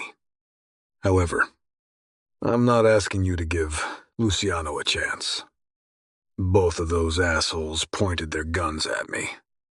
Besides, thinking about Massimo while we have the king. Family hunting for us along with the Romano family isn't the right thing to do right now. I know.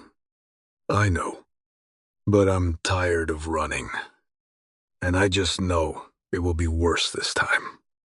It was hard watching you last time, and your pregnancy was what helped us both get through. It was the only thing that drove us. What will we have this time? We can't bring Matteo along. It's too risky. Luciano will make sure he is safe. You have everything ready so he knows Matteo is his. My wife nodded, but no other words left her lips. I immediately called up my driver. Bring my wife and her friend back. I barked the moment he answered. Sir. They had me drop them off 10 miles from the house.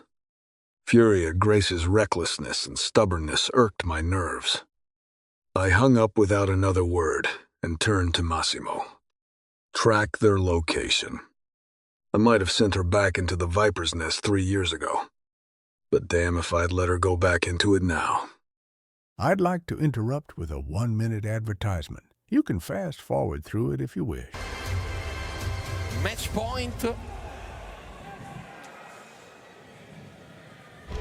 Montaperto contro Casapieri. Montaperto. Prova suolata! Che gol! Di Montaperto con il destro all'ultimo. Golasso, bravissimo. Bravissimo perché era praticamente finita. Match point Big Bro. Merlonghi contro Gudo! Ci mette dalla Batcaverna! Esulta anche Murray! Vincono agli shootout i suoi big! Cade l'altra capolista! Cadono gli sbaglio! Abbiamo assistito a una giornata fantastica che può riscrivere la storia di questo campionato. Bellissimo. Una Pasquetta che è stata una benedizione per tutti noi. Chapter 22, Grace, thank you, I said to the Uber driver. I knew Luciano wanted us to take his driver, so he knew our whereabouts. If Ella and I failed, I couldn't risk any of what we were about to do to be pinned to Luciano. For Matteo's sake. The likelihoods of Ella and I killing Benito King were slim to none. If we succeeded with our plan, we'd run again. Somewhere the King family couldn't find us and sell us like stock. But first, I'd make my uncle and grandmother pay for everything. Needless to say, we haven't made it to Luciano's fundraiser yet. If my uncle was there, it would be easier to handle my grandmother alone. She wouldn't expect it. So we might have an element of surprise. Getting rid of one, then the other might be our only way. My 5-inch Louboutins hit the pavement as we exited the car. The large, wedding cake-style marble steps opened a magnificent view to a large mansion. The Romano mansion that had been in my father's family for centuries. That I had never stepped foot in till I was 12. After my uncle murdered my parents. Taking one step at the time, Ella and I slowly made our way up to the entrance where the old butler awaited all guests. If he recognized me, he hid it well. Good evening, he greeted us. I nodded without a word. The ballroom is straight ahead, and take the second double-door entrance on the left. I didn't bother telling him I knew where it was. Ella and I both did. When her parents were killed by my uncle's actions, he only took her in so he could protect his investment. He would make money off her, one way or the other. We continued on, our heels slapping loudly against the marble floors. Although there was a party in full swing, it felt eerie. The echoes of our heels rattling my nerves. We paused at the entrance of the ballroom, my nerves teetering on the edge, the glitzy, Flashy ballroom of my ancestors' estate disguised all kinds of ugly. The wealth of the Romano family was made on the blood and tears of innocent women. I understood why my parents wanted nothing to do with my father's family. The knowledge of how they made their money tainted every single thing in its vicinity. The room got a few notches quieter. The air just a bit more tense. Or maybe it was just me. My grandmother always made me feel small. Unworthy. She hated me as much as she hated my mother, blaming her for taking her firstborn from her. She blamed my mother for my father abandoning the family, when it was her filth that made him turn his back on the Romano name. I'm your grandmother, Sophia Romano. I had never known my father's family was alive. Neither one of my parents mentioned it. This woman didn't even come to the funeral. Should I hug her? I wondered. I took a tentative step when her voice stopped me. You are a firstborn female, and the only female born to the Romano family line. I didn't understand the words, nor the meaning behind her words. My eyebrows crunched in confusion, staring at the woman that stared at me with distaste. What have I ever done to this woman? My hands clenched around the book I held. It was actually an album with my parents' pictures. The only object I brought along. They forbid me to bring anything, not even my clothes. You look more like your mother than my Kennedy. My grandmother's dark eyes flashed with cruelty and hate. But you'll make a good belle for a mobster when you come of age. I wrapped both my hands around my album, pressing it against my aching heart. I didn't understand what this woman was saying. If Grandma and Grandpa Astor were still alive, I'd live with them. But they died last year, and now I lost my parents. It felt like I lost all my family, to be left alone in this world. A single, lonely tear rolled down my face. I had cried many of those since my parents died, and the ache never eased. Wipe that shit off your face. Girl. My grandmother smirked. I just needed my own room, so I could hide and watch the photos of my mom and dad. It would ease the sting to think about our happy times. Just think about happy times, my mother always said, as if my grandmother read my thoughts. Her eyes lowered to my chest where I gripped the album like my life depended on it. What is that? She questioned. A book? Technically, not a lie. A slap across my cheek had my head whipping to the left, a burning sting flaming across my right cheek. Don't ever lie to me again. Girl. I swallowed hard, a terror settling into my bones. I had never been hit before. Give it to me. No. My voice was small but firm. Don't ever let them clip your wings. Grace, my mother's words were still with me. Did she know this was going to happen? She took a step forward, and instinctively I took one back, but not fast enough. Her cold hands grabbed the collar of my dress, and a shredding sound tore through the front of the driveway. From the corner of my eye, I spotted ravens. Their cawing sound rattled me to my bones, and I was just as frightened as they were by this human. The loud, spooky blackbirds flew away, leaving me alone with the stranger in nothing more than my underwear. I gripped the book, covering my chest, and I felt my lower lip tremble, threatening violent sobs to let loose. I bit it hard, to keep any sounds from coming out. The book. Her wrinkled hand extended. She tapped her foot impatiently.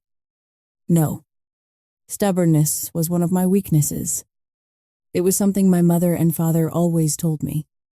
My grandmother shifted her gaze behind me. Take her to her room. One of the housekeepers gently nudged me, and I followed her into the Kryn house with a relieved breath. My body shivered as I followed the maid's rush steps, whether because of cold or fear. I wasn't sure.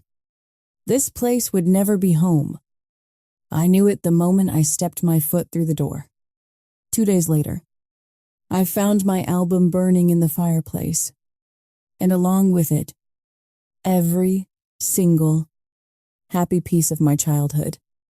I straightened and raised my chin, shoving all my fears into a dark corner of my mind. We could do this. Ella and I didn't survive the last 3 years to cower now. Ready, Ella whispered next to me. No, but we'll get it done anyhow, I murmured, under my breath. I strode through the room like I owned it, placing a smile on my face. Ah, Miss Romano. So nice to see you. It was my grandmother's bodyguard, Charles. He knew very well I was married. It is Mrs. Vitale. Luciano's voice came behind me, startling me. They must have taken a direct route to my grandmother's to get here so quickly. I glanced behind me to find him with Cassio, Nico, Massimo, and Luca. There was also a couple, and a man I hadn't recognized before. I should have objected to Luciano's interruption, but I was glad to see him there. He was the lesser of 2 evils. Charles ignored him. Your grandmother will be pleased to see you. He strode away, and I exhaled a breath I didn't realize I was holding. Fancy seeing you here. Wife. Why? I retorted back. After all, I used to live here. Remember, they were the worst years of my life, but no sense dwelling on that now. My eyes traveled over the group, and you all are here. Why, I questioned them with a raised eyebrow. All of them watched me, like they were debating whose side I was on. My son's side. My side. Ella's side. I didn't sure we'd get out of this alive. Somehow, my eyes traveled to a young woman and her companions. It was obvious those 3 came together. Her dark hair and brown eyes complemented their blonde features. It was an odd contrast, but it worked in their favor. My eyes traveled over her slim features, and I only now noticed she was pregnant. The swell of her belly attractively accented her soft features. She looked small, too frail and short next to the 2 tall and stocky men. They both looked like some damn MMA fighters, their large frames towering over the woman. Those 2 men had to be brothers with the eyes. They shared the palest blue eyes I had ever seen. Even their facial structure was similar. She held hands with one of them, leading me to believe they were an item. And the way that guy held her protectively told me he'd kill anyone that even dared look at her wrong. The other man stood on the other side of her. But unlike the other guy that only had tattoos on his hands, this guy was all tatted up. He Evenhut. Tattoos on his face. In fact, every visible inch of skin displayed striking and beautiful ink. He looked scary and beautiful at the same time. Grace. This is Vasily Nikolaev and his wife Isabella. They live in New Orleans. Another mobster I should have known. And Alexei Nikolaev is Isabella's brother. I frowned. In chest, shit. Did I say that out loud? The tattooed guy growled. And instinctively, I took a step backwards. Right into the hard, marble chest of my husband. No, not in chest. The beautiful, face-tattooed guy answered darkly. Isabella and I are half-siblings by my mother. Alexei and I share a father. Vasily deadpanned. At least he wasn't growling at me. It's a bit complicated. Yeah.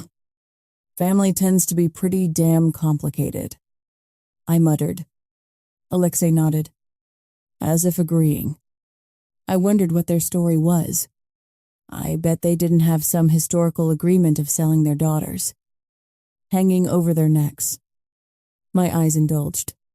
traveling over his ink and inventorying each visible tattoo.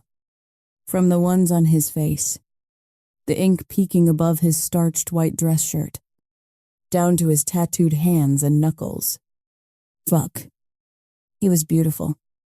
I never cared much for tattoos until Luciano. But this man took ink to a whole new level. The ink on this man. It packaged the cruelty etched on his face, the art and ruthlessness, into one fine, deadly specimen. Grace, you have come back. The interruption came in the form of my grandmother's cold voice. My mouth pressed into a thin line, and something in Alexei's eyes told me he understood exactly where I was coming from. My heart rate sped up and anxiety kicked up a notch, but I kept it hidden. After all, I got really good at hiding my emotions since I started living under my grandmother's roof. She offered me her cheek to kiss in greeting. I leaned in stiffly to kiss the offering and felt like Judas, because I came to kill her. But I remembered the lesson well from the last time when I refused to kiss her cheek. She starved me for 2 days. It wasn't something easily forgotten. Grandma, I murmured. I see you are still hanging out with the riffraff. Her eyes traveled over Luciano and his friends and ended with Ella. Her lips pursed at the sight of my best friend. I thought you left your husband. My little Belle. Don't let her taunt you. Don't let her taunt you. The words played on repeat in my brain. She purposely called me that, reminding me that was my only worth to the Romano legacy. Well, I didn't give a fuck about the Romano legacy. A hard gleam entered her eyes. She was hoping to get Luciano worked up. He kept his calm, although I felt more than saw him stiffen, never looking his way. I answered, No. Someone must have given you the wrong information about my marriage status. I kind of like being riffraff, so only appropriate I hang out with them. Don't you think so? Grandmother, I wasn't a little girl anymore. I wouldn't take her mental beating, nor my uncle's physical abuse. She smiled, although it didn't reach her eyes. Will you play for us today? Dear, no. Your mother's piano is here. She cut me off as if I hadn't spoken. Tonight will be your last chance. We are getting rid of it. I blinked in confusion. But why? It was in Mom's family for centuries. It has no purpose here. We locked gazes, her dark black eyes staring me down, challenging me. Unlike my uncle, who didn't mind physical punishment, my grandmother preferred mental torture. I'll take it. The words escaped me before I thought better of them. She liked to take away everything I cared for or loved. Now that I expressed that I wanted it, she'd rather burn it to the ground than let me have it. You were always so sentimental. Grace. She mocked me. It will be your downfall. That piano is worthless. Just like your little family. Unspoken threat. Unspoken humiliation. I took a step forward. When I felt Ella's hand wrap around my upper arm, I envisioned myself wrapping my fingers around her neck and choking her to death. I wanted to kill that mean, old witch. The only thing she was good at was bringing misery to people. Before I could think of a comeback, my husband stepped in. You watch yourself. Sofia Romano. Luciano got in her face. A menacing and ruthless mobster in full mode. My wife might keep things civil for your party, but I won't have any qualms about ripping out your throat and seeing you choke on your own blood among your guests. My grandmother didn't even bat an eyelash, but I did see her guards near her. Of course, she wasn't scared when she never fought her own battles. The piano is worthless, she continued, as if Luciano never spoke. You don't have a daughter and won't have a chance to spawn another child. Luciano growled next to me, but I put my hand on his bicep, squeezing lightly. Truthfully, it belongs to me. Grandmother. I spoke, seemingly calm, although every ounce of blood inside me boiled with fury. The interruption was welcome because it diverted her attention from Luciano to me. After all, my parents left it all to me, didn't they? To be turned over to you on your 25th birthday? Or when I got married. My lips curved into a fake smile. And I am married. I glanced sideways at my husband. Aren't I? Darling, we sure are married. Tesoro. Luciano smirked at my grandmother, his eyes shooting all kinds of menace her way. Go play one of those vulgar songs you like so much, she continued as she strode away, ignoring both of us. Say goodbye to your mother's legacy. The last heirloom and generation of the Astor family will soon be gone in ashes. I dug my fingernails into the palm of my hand, focusing on the pain to ground me. She wouldn't win. My uncle wouldn't win. The Astor legacy would never burn into ashes. Because Matteo was part of me too. I turned my head towards my husband, locking eyes with Luciano. Call your father and tell him not to leave the house with Matteo. I spoke low, my voice shaking. Without another word, I walked away from the group, my back stiff as I heard my grandmother make the announcement. I could feel his eyes, staring at me even with my back to him. Oddly enough, it was comforting to know that my husband was here. It gave me the extra courage I needed. Everyone, thank you so much for coming. She greeted the audience. Grace Romano will be playing a piece for us tonight. I am sure many of you have heard of her world-famous mother, Aria Astor, who captured the world with her voice as well as took my firstborn's heart. There was a double meaning to all her words. The blame she placed on my mother when in fact it was her own actions that cost her the firstborn. She lost her own son. Nobody else did it for her. Grace Vitale, I interrupted with a tight smile, speaking into the microphone to ensure everyone heard. Not Romano. Her beady, cruel eyes flashed to me with hatred and I smiled. She would pay for her sins if it was the last thing I did before I died. Death of my grandmother and uncle would mean protection for Matteo. And for my son's safety, I'd sell my soul to the devil. It was the Romanos' turn to lose. Chapter 23. Luciano Grace paled at her grandmother's words, and it made me want to wrap my hand around that old witch's neck. I never liked Sophia Romano. She was a cruel and twisted old woman. But today I liked her even less. I quickly dialed up my father. When there was no answer, I called Lorenzo, my top guard. Boss, any word on Roberto? I asked. After we found out he was the traitor, I hired Sasha, Vasily's other brother, to find him and eliminate him. Sasha, Nikolaev was good. Not as good as Alexei, but he would hunt that motherfucker down and put a sniper bullet into his skull. No, but Sasha's on the trail. Good. Tell my father not to leave the house with the boy. Keep security tight. If something happens, protect the boy and my father at all costs. I'll update you later. I hung up and saw my wife's step falter at her grandmother's announcement. I wished I knew what my wife's plan was. She wanted to. Kill them, I knew that. But she couldn't do that here. Not in such a public place. Fuck it. I was done letting that fucking evil witch play with my wife's life. I took a step forward, ready to put a stop to it all. Don't you dare move. Luciano. My head snapped to Ella. Who in the fuck did she think she was? You were going to get her killed. She hissed.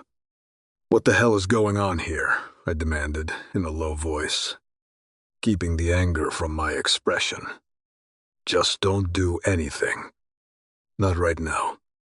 Ella muttered, her eyes on Grace as she sat herself on the piano. You almost cost her life once before. Don't repeat it. What the hell are these two up to? Ella's gaze traveled behind me, and I followed her gaze. Sophia's bodyguard was leering at her, and she visibly paled. Just don't do anything now, she whispered and took a step backwards. Her eyes locked on the bodyguard the entire time. Massimo must have seen the same, because he came behind Ella, ready to protect her. What's the matter? I asked her. She shook her head, remaining numb and frozen. Nobody is getting to you or Grace. She swallowed hard. But something told me, just like my wife. She didn't believe it. Just keep your eyes on her guards, she uttered in a low voice. I noticed the Romano family had their men everywhere. It didn't matter, because they were no match for us. Our men were also outside, and Rafael Santos wasn't far behind either. After we discovered Grace's plan, we diverted our plan from the fundraiser to here. We had one of our event managers step in for us. On the way here, Cassio gave a brief overview to the men so they understood what we were up against. At all costs, save Grace and Ella. I appreciated Vasily and Alexei coming along, though I was worried about Isabella Nikolaev being so close to the two men that almost kidnapped her. So was her husband because he kept his hand close to his weapon. Maybe we were all eager to end Alfonso and Benito, once and for all. Criminals or not, we all wanted to enjoy our life. Benito King's associates were a different brand of criminals, more like psychopaths. I had to admit that I was surprised that Benito King wasn't here, considering the tight business relationship between the King and Romano family. The soft piano notes sounded in the room, and Ella, along with everyone else, was forgotten behind me. Massimo would be at her back, protecting her. Vasily would protect his woman, and the rest of us were capable of standing our own. The light tunes of Gnocien, no. One played. The recognition immediate in my memory. How could I ever forget it? They were the same tunes she played that night during our short marriage, when the evening ended with me fucking her bent over my grand piano. Everyone's eyes were turned to Grace's form as she sat, her fingers drifting across the keys. I had seen her play the piano only a handful of times. She loved it. The music was part of her. From those short months we had together and how she talked about music, I knew she loved it. But I never realized how much till just this moment. I watched my wife's face mesmerized by her transformation. It was as if the whole world ceased to exist for her. Her fingers moved expertly across the piano. Her eyelids lowered. Her expression distant and soft, like that of a woman dreaming of her lover, of the day she could hold him again. There was pain, love, softness, hope on her face. She was completely lost in the music. Your wife plays beautifully. Luciano, Vasily's wife, Isabella, whispered softly, her voice full of awe. I'm getting goosebumps from listening to it. She's amazing. Yes, she is. I had been so consumed with revenge when I married her, I never took time to get to know my wife. I kidnapped her, forced her to marry me, and then became obsessed with her.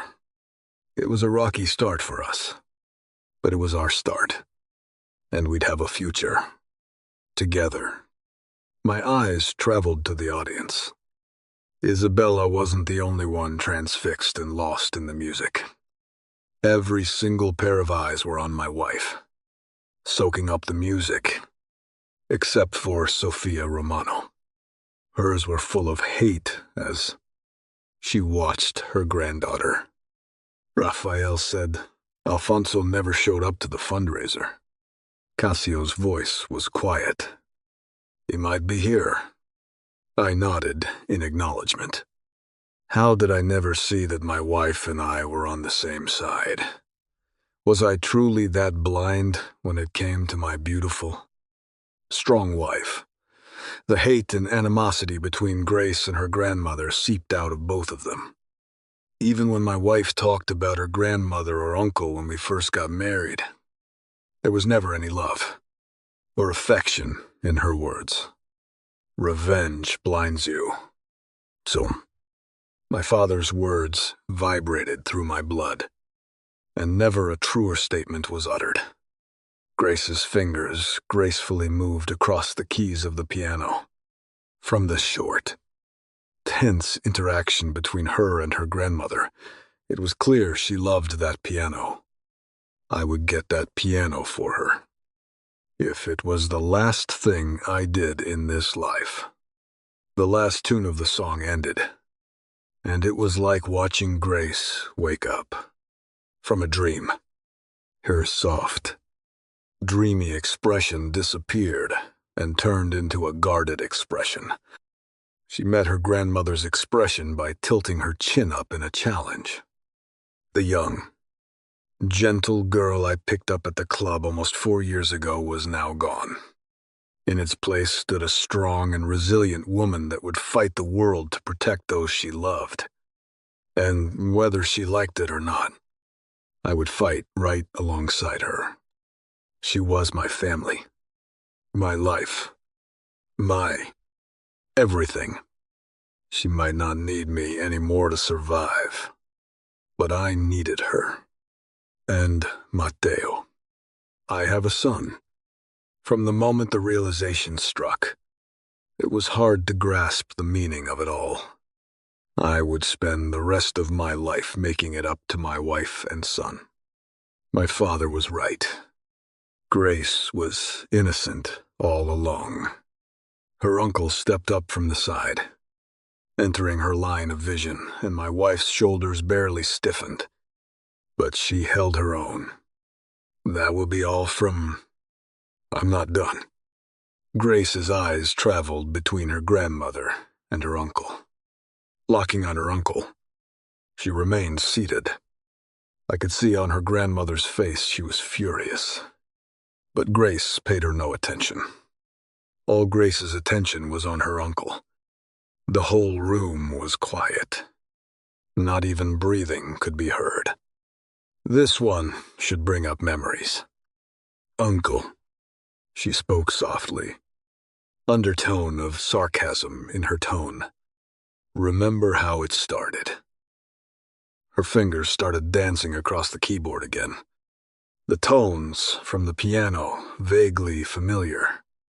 She didn't tear her gaze from her uncle, her expression daring him to say or do something. Is that Listen to Your Heart by Roxette I heard Isabella ask Vasily Nikolaev? Her husband, in a hushed tone. That's kind of an abrupt music genre switch. She muttered.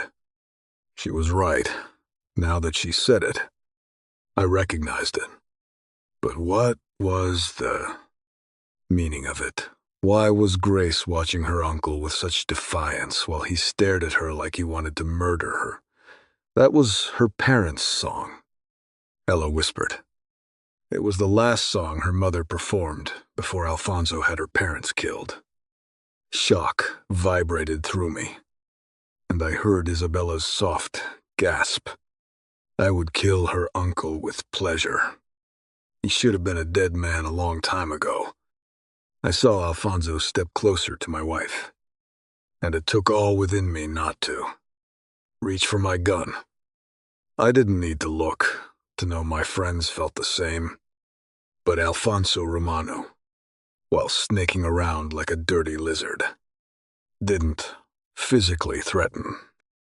He had a sneaky smile on his pale, small face accented with black, beady eyes. Sofia Romano and Alfonso Romano shared their features, thin, pale, dark hair, and beady eyes. Same sneaky, backstabbing personality, too. The only difference: one wore a skirt and the other wore pants. They will both be dead before the night is over. I vowed, for the pain they caused my wife, my mother, my sister, and my father, and to protect my son. Alfonso's lips barely moved, but there was no mistake that he whispered something to my wife. Whatever he said had Grace's jaw clenched, and the music stopped mid-song with Grace slamming the keyboard cover down, covering the keys. Every single pair of eyes in the room were on them with anticipation. The air stilled, hushed gasps echoed, and the room fell silent. It was a grim kind of silence that led to a moment that would mark a catastrophe. Like pulling out my gun and shooting that fucker Alfonso clear across the room and starting a full-blown war. Grace stood up from the piano stiffly, her eyes never wavering from her grandmother and uncle, while the latter two kept artificial smiles on their faces. Grace's expression was stoic. She wouldn't give them the pleasure of faking anything. My wife has grown a spine and spread her wings. She neared her grandmother and spoke into the microphone, her eyes locked on the man and woman that should have protected her but instead sold her out. Thank you for letting me play for you. Grace's soft voice boomed through the microphone. My grandmother decided generously to have my mother's piano transported to my husband's place instead of burning it to ashes. She paused, letting the meaning sink in. Isn't that wonderful? We should give a round of applause. Grace's voice dripped with sarcasm, but the audience either ignored it or didn't pick up on it. I really like your wife. Vasily Nikolaev deadpanned. Oh, this is nothing. You should see her hit list. Cassio chuckled, half serious and half joking. I believe Alfonso and Sofia Romano, along with the King family, are at the top of that list. Smart woman. Nico Shimedin. And I could hear a smile in his voice, ignoring them all.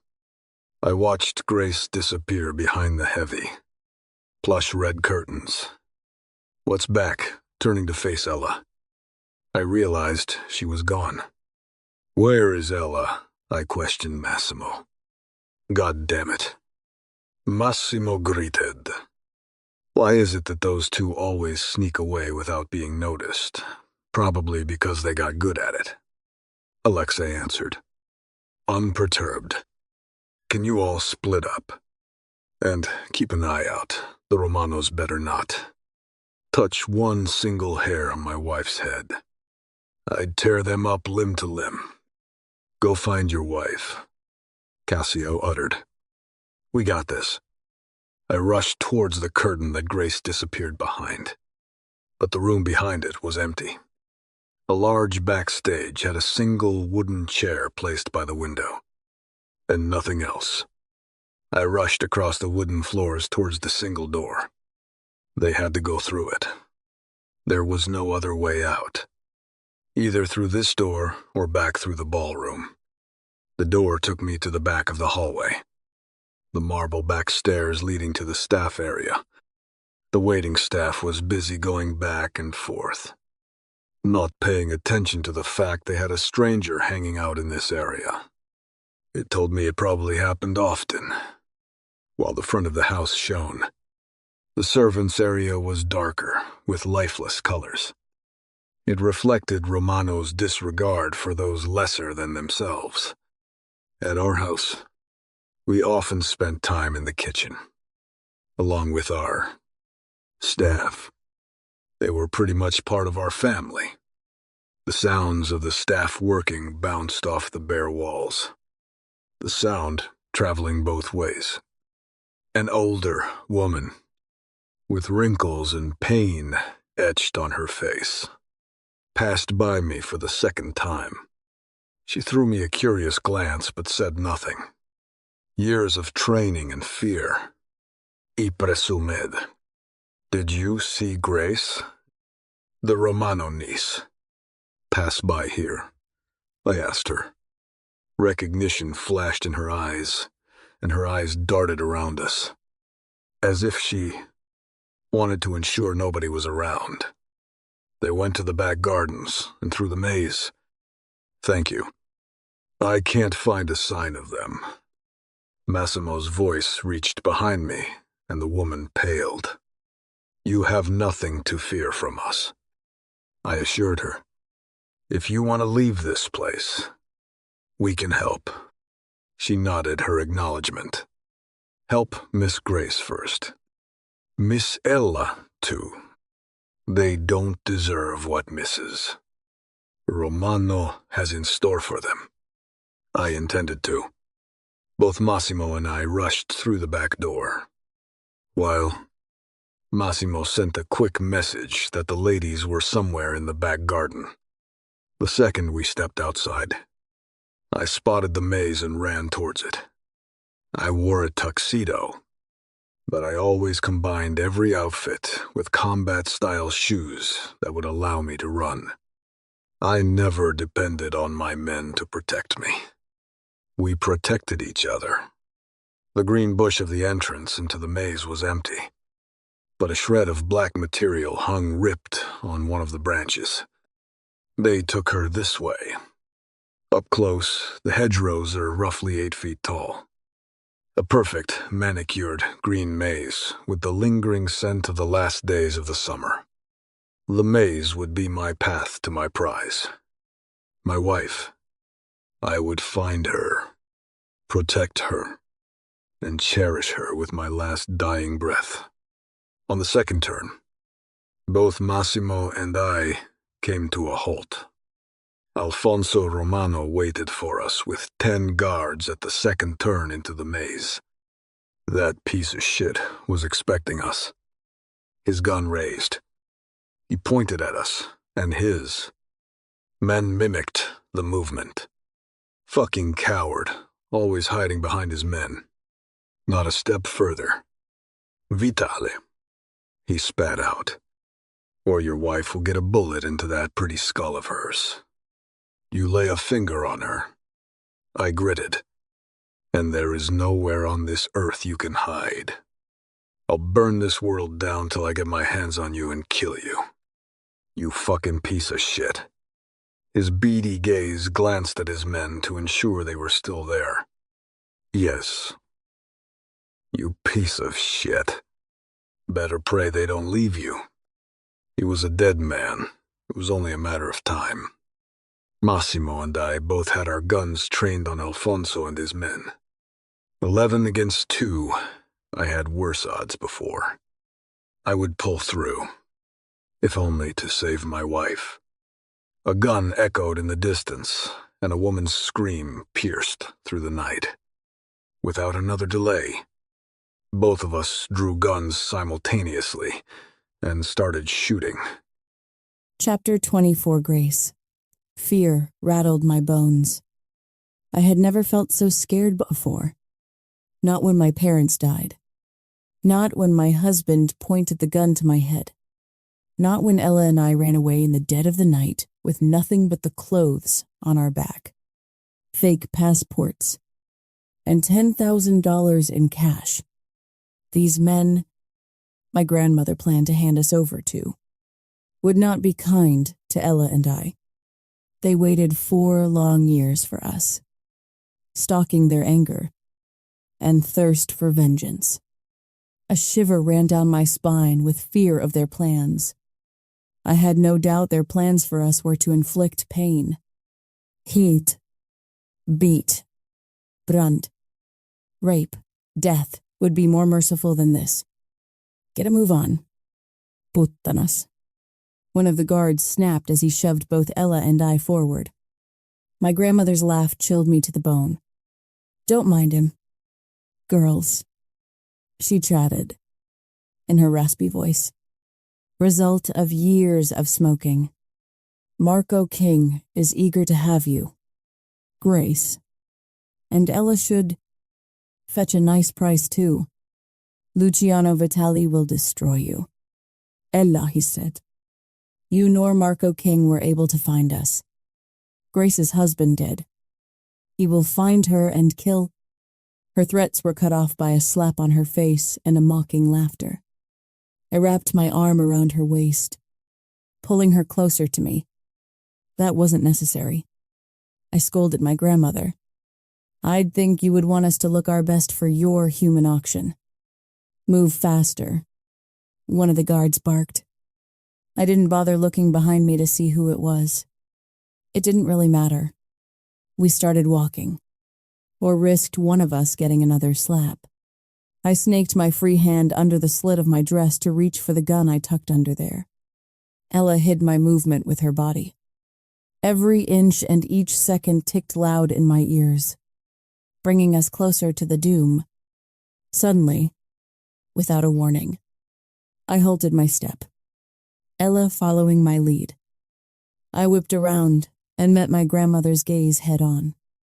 The cruel, dark, eyes on me without an ounce of regret for what she was about to do. Can I end a life? My hand with the small gun hid behind me, pressed against the tall bush. Above me, stars flickered over the horizon of the night sky.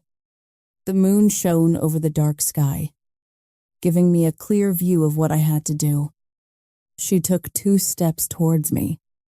Her small frame shouldn't have been threatening, but years of her dishing punishments made my body instinctively stagger backwards. Stop delaying the inevitable. Grace, you'll be put up for auction to the highest mobster bidder, and Marco King will outbid them all. He has been waiting for you for a long time. 3, 2, 1. From the back, I brought my arm forward and raised it with a firm grip on the gun, just like I was taught in our class. Don't hesitate. Keep a firm handle. Shoot. Without delay or another thought, I pulled the trigger. Click. My grandmother's piercing scream colored the night, and she swayed, tumbling down onto her side, her face planted into the dirt. Very metaphorical before I could ponder on the morality of my actions. I pulled the trigger again, this time hitting one of the guards. And again. I'll think later about the fact I hurt someone. Right now, I was thirsty for revenge and driven by the need to survive. I felt an arm wrap around me from behind. My eyes widened. Panic surged through me, and I started kicking. I saw Ella doing the same from the corner of my eye, but I couldn't twist my body enough to elbow kick him before I felt a prick in my neck. My whole world turned black. The silence and pitch blackness were the only thing that registered. My eyelids were stone heavy.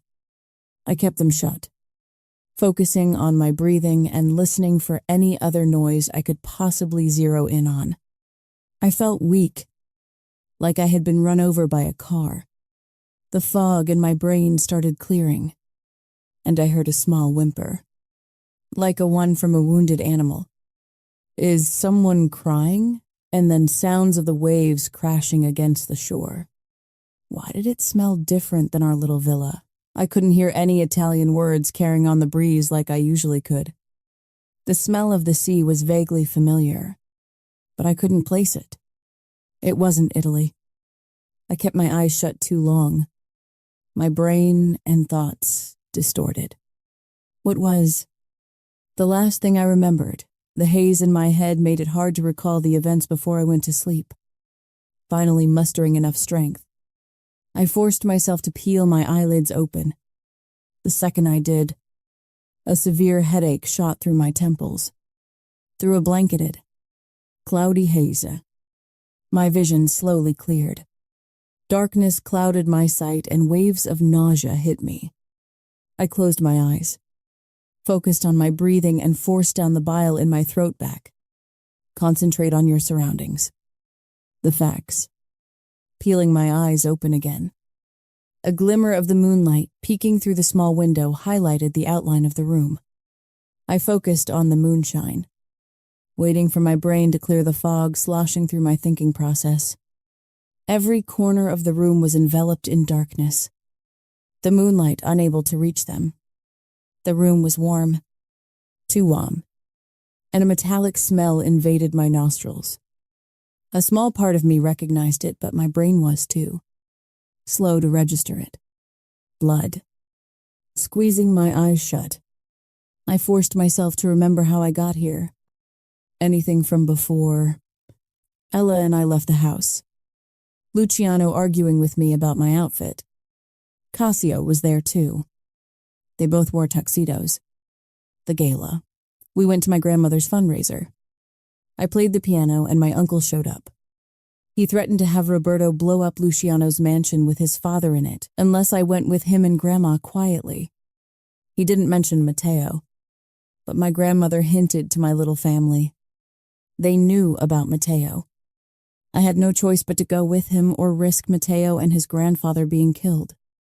Memories flooded back in a rush, and the choking fear was the only emotion lingering in my veins.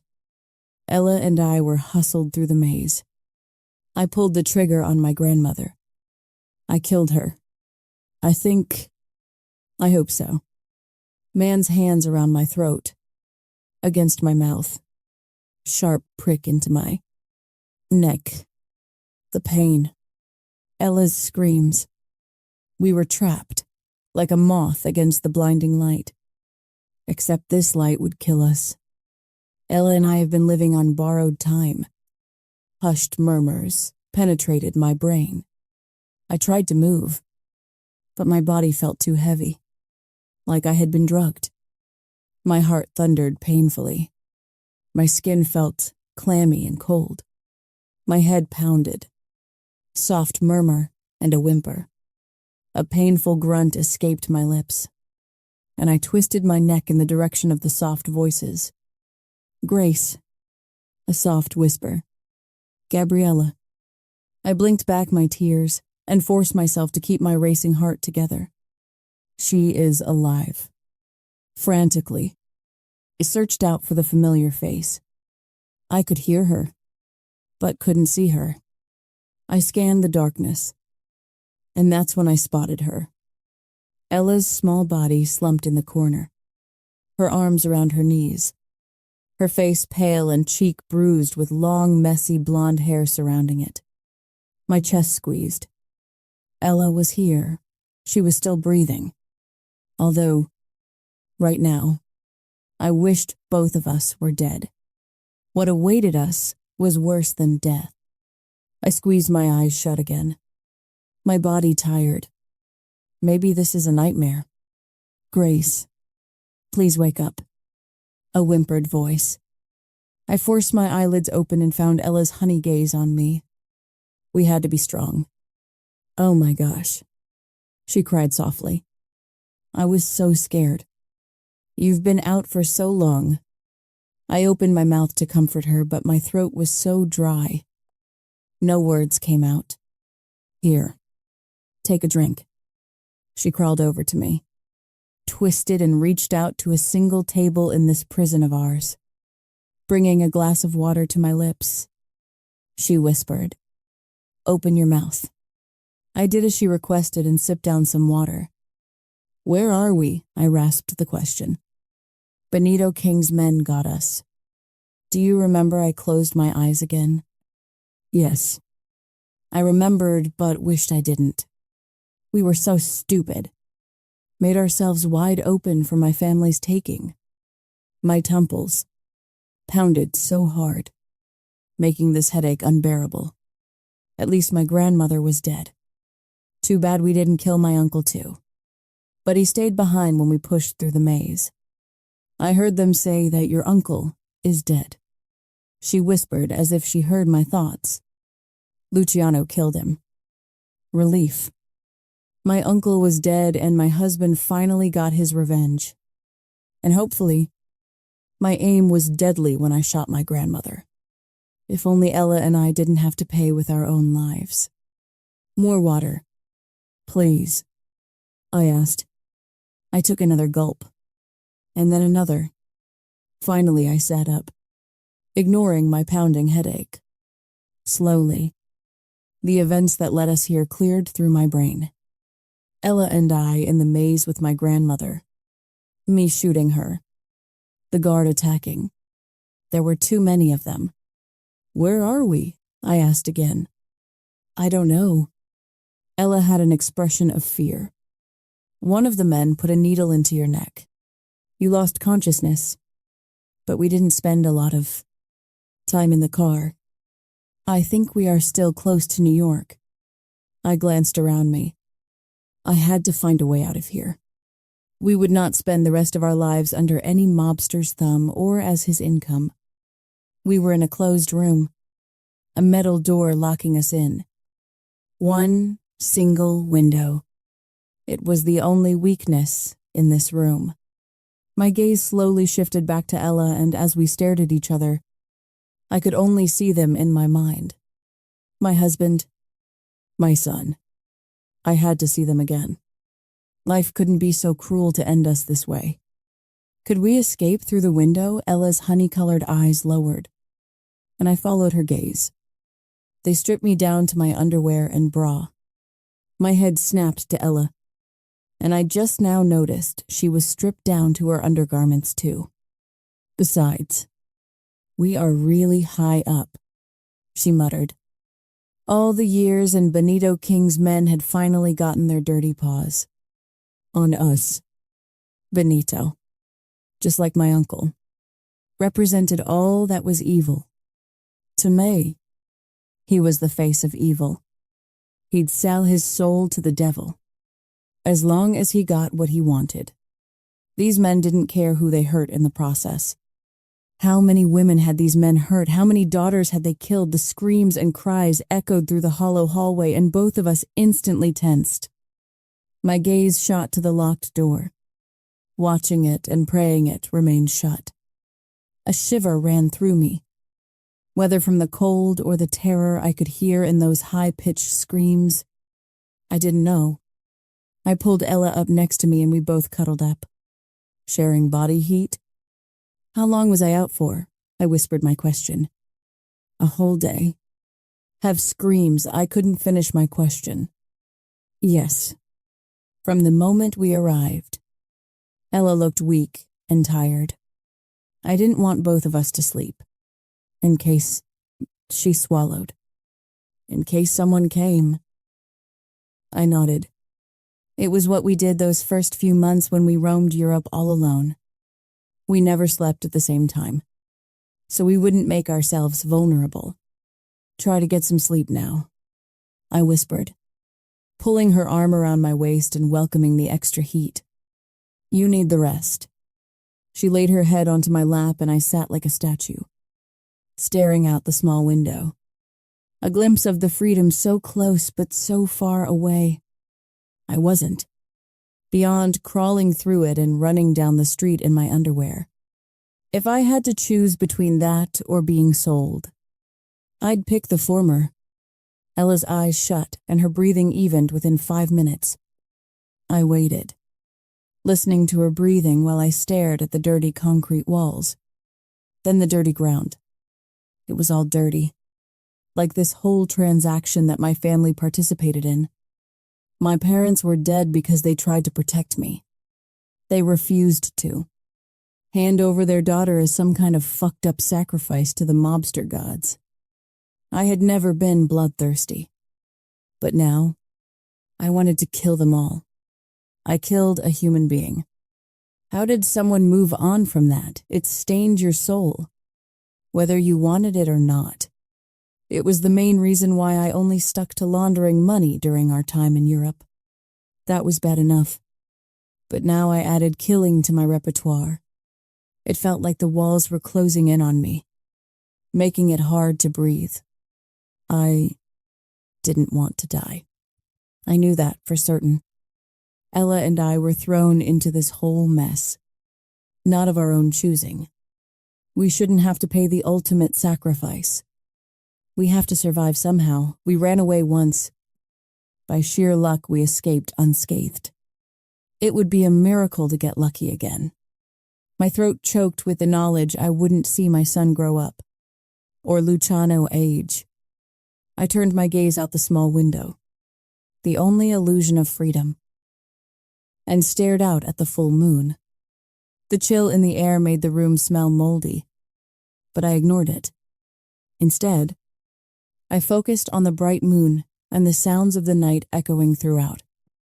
I recalled the similar reflection of the moon mere weeks ago while Ella and I sat on the balcony of our little villa. The reflection against the surface of the waves. The constant sound of the waves crashing into the world. It was so peaceful. We ignored all the problems so we could enjoy that little piece of heaven. Please keep him safe. Luciano, I whispered to the moon. That was the main thing that mattered to me now. My son would live to grow up into a good man. My uncle and grandmother were dead. There were no threats from my family anymore. My eyes lowered to Ella and her curled-up form. I wished she'd escaped. Maybe stayed behind in Italy. It was her best chance at survival.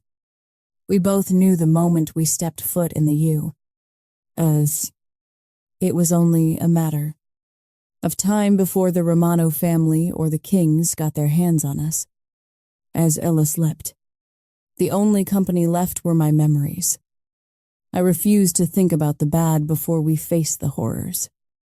I would hang on to the good memories, both with Luciano and our son. That moment Luciano and I crossed paths. My entire world shifted. Yes, the bastard pulled the gun on me, but I couldn't even solely blame him. It was the result of grief after his own mother's and sister's untimely death. Maybe I should have shouted at him that I was pregnant, told him my family was out to get me and hurt me as much as him, but I didn't. So maybe we both fell short. We created the most beautiful life, our Matteo, and all the pain was worth it. I just hoped Luciano got the letter I left with the lawyer by now. I wish the window was bigger. I'd rather jump out of it with the slim chance of freedom than remain locked here and live. This window to freedom was cruel. It was like tempting a thirsty man with a glass of water, but keeping it out of his reach. My heart beat against my ribcage, each pump with Luciano in my blood and Matteo in each shuddering breath I took. A night breeze swished through. The fresh air welcomed. It made Ella's body shiver, but my skin felt hot, tight, too stretched. The weight was agonizing. Not knowing what comes next was excruciating. I gently shifted Ella's body and covered her with the flimsy, dirty blanket. It would seem it was all we were good for.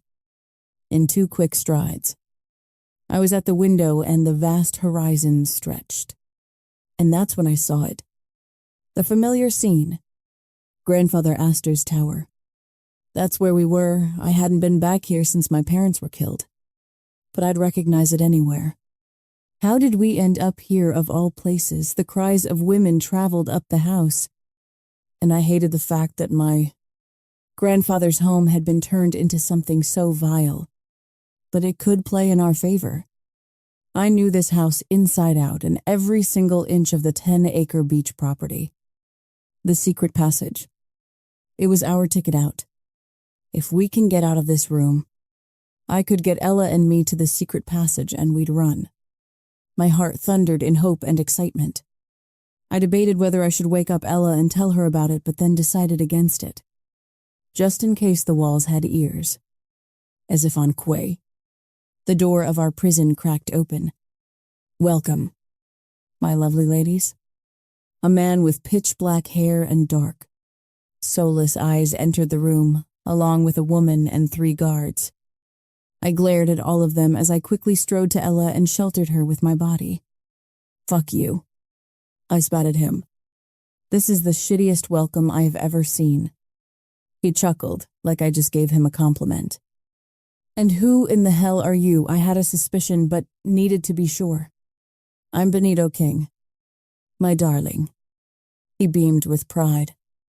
And you, my little bird, have been causing some serious trouble. I'd say I'm sorry, I muttered. But my parents taught me not to lie. He grinned with malice. Oh yes. My son Marco will have so much fun breaking you. There is fire in you that even makes my cock hard. Terror shot through my veins. But I made sure it didn't show. I wouldn't give him the satisfaction. I'm surprised at your age you can even get your cock hard. I taunted. It was stupid. But it was my only weapon at this moment.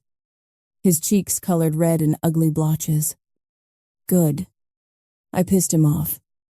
The next instant, however, my cheek exploded in pain as the guard's hand struck across my face. Hard. I staggered backwards, the back of my knees hitting the bed, and I fell next to Ella. She instantly jolted up and wrapped her hands around me. My cheek burned from the impact, and I felt like my entire face was in flames. My eyes stung, but I refused to let any tears fall. Not for this motherfucker. Not for his despicable son. I see, we'll have to teach you some manners, Benito murmured, his eyes gawking over my almost naked body. I have never been so glad to have opted for full briefs underwear, instead of G-strings. My strapless bra was slightly lacking, but it was better than nothing. A word of advice. My little bird. It was on the tip of my tongue to tell him to fuck off. I wanted no advice from him. Instead, I held the words back. There was no sense in taunting him. We wouldn't be able to run if they physically beat us, making our bodies too weak to move. And I had no doubt these men were not beyond that.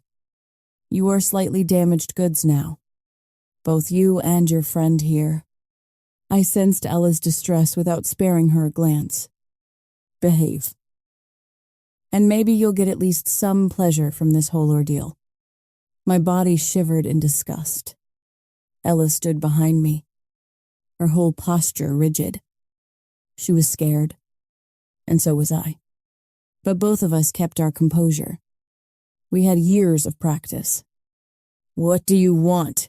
I asked him angrily. Tonight, we are hosting a party. He chuckled, although I failed to see the humor. Auction. Really, but it is a marvelous party for my men.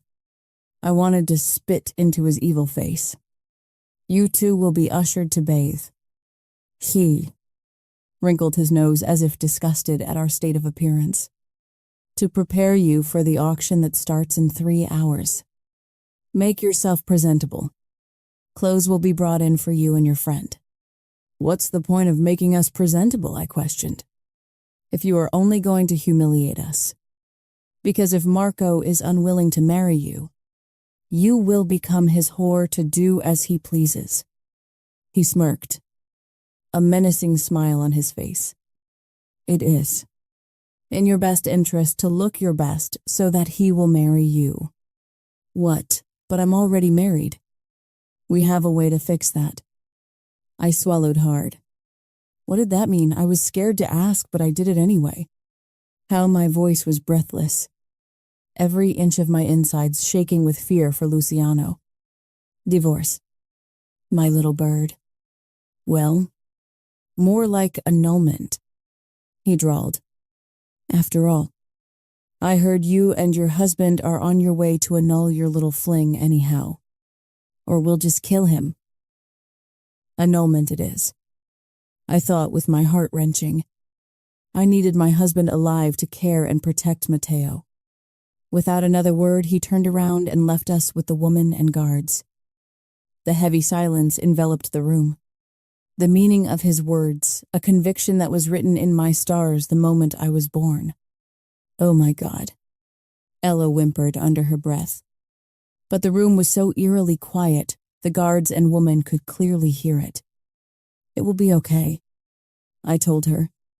I was surprised my voice sounded stronger than I actually felt. The chances of escaping were slim, but I refused to lose hope. We wouldn't stop fighting. Benito King had something coming to him if he thought we would just sit down and take whatever this fucked up world wanted to dish our way. The woman that has been tasked with getting us prepared for the event watched us with pity. But there would be no help coming from her. From each breath she took, every movement and look, I could see she was a broken woman.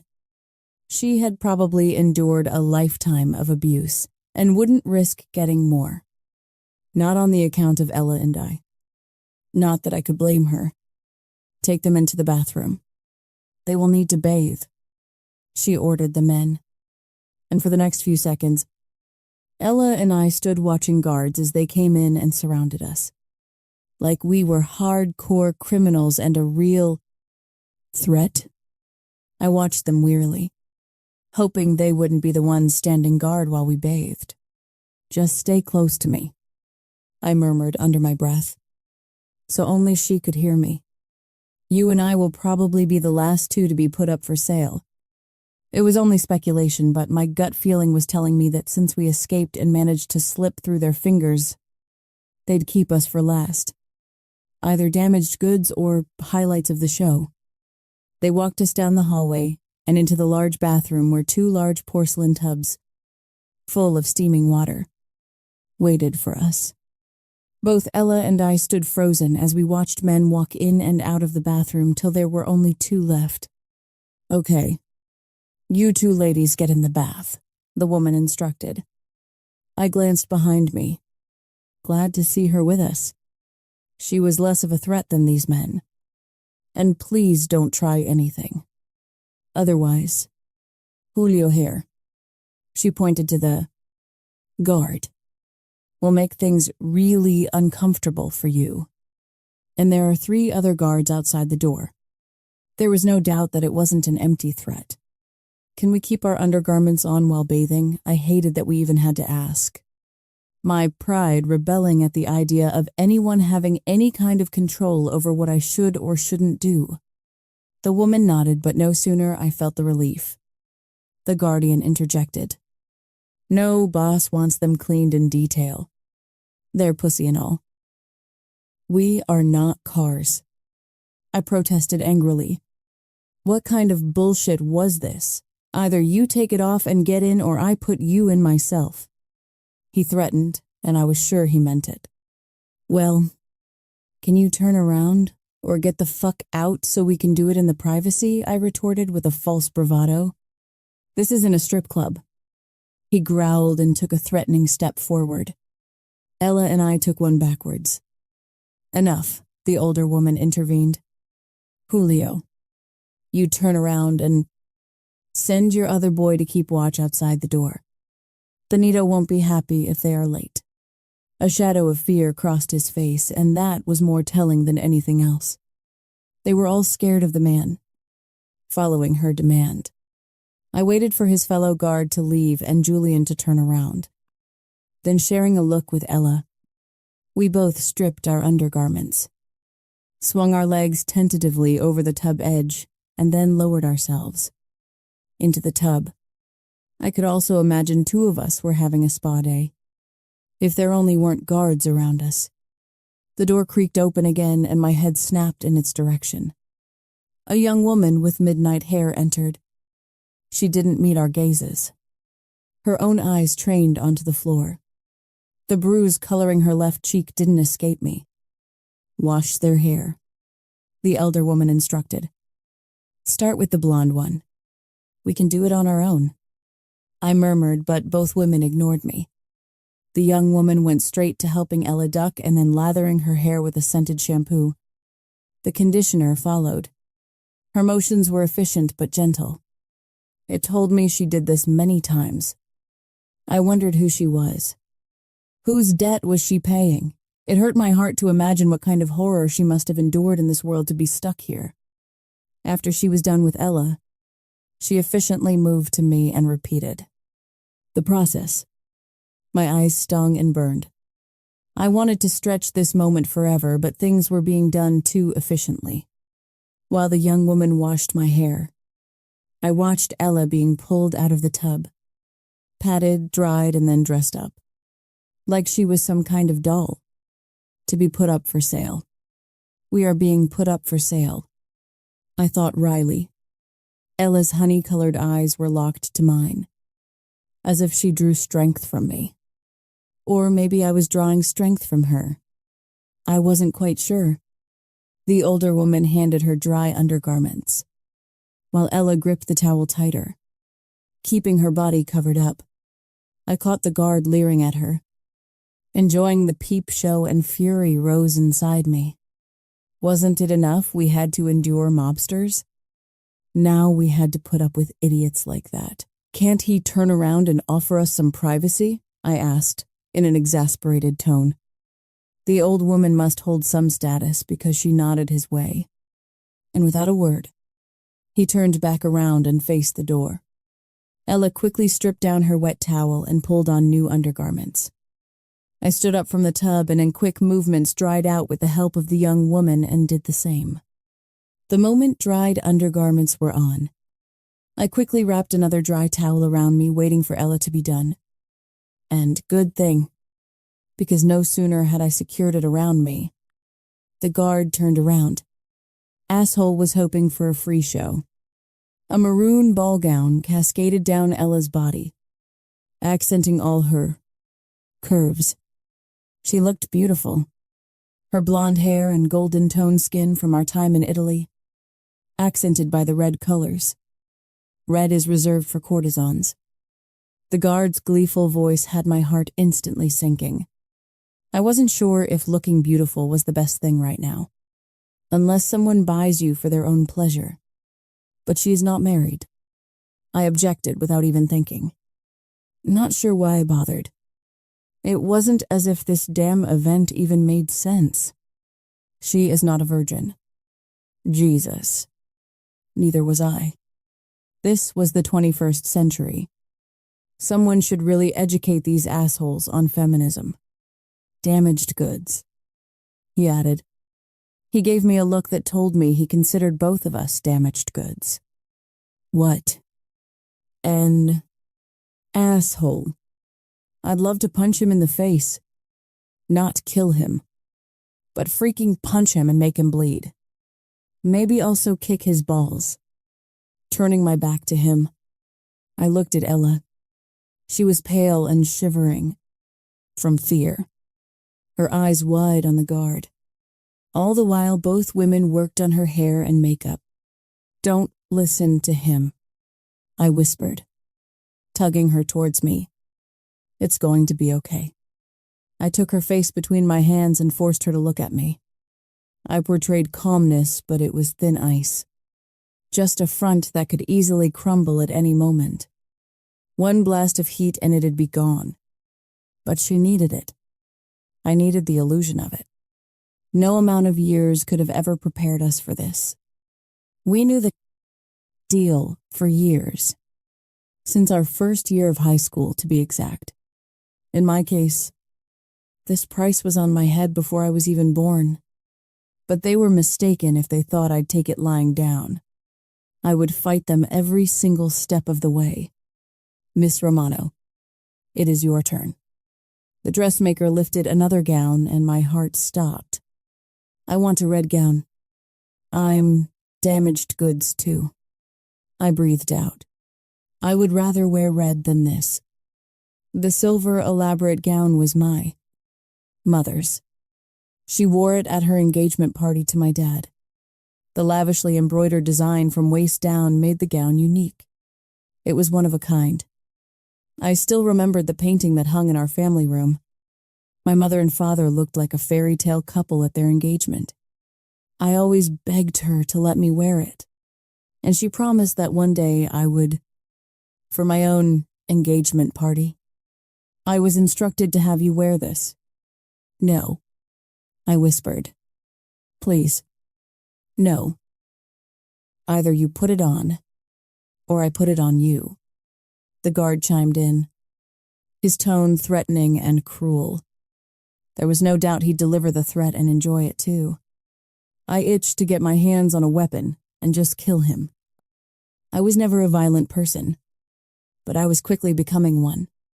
I wanted to draw blood, make them pay for touching my mother's stuff, for putting their filthy, blood-infested hands on them, and on us.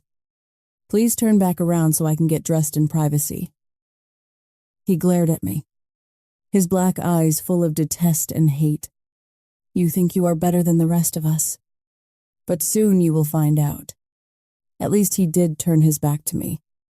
With the lead in the pit of my stomach and my heart squeezing in my chest, I dropped the towel onto the floor and stepped into the beautiful silver gown. I felt my bottom lip quiver, and I bit into it. Instead, I focused on Ella. We can do this. We'll survive this. As if she knew what I was thinking. She nodded. Both ladies pulled up the elaborate gown up my body, and one of them started buttoning the platinum buttons up my back. Never in a million years did I think I'd wear my mother's dress to be sold off. Like some whore. To be property of a mobster. Bellissima.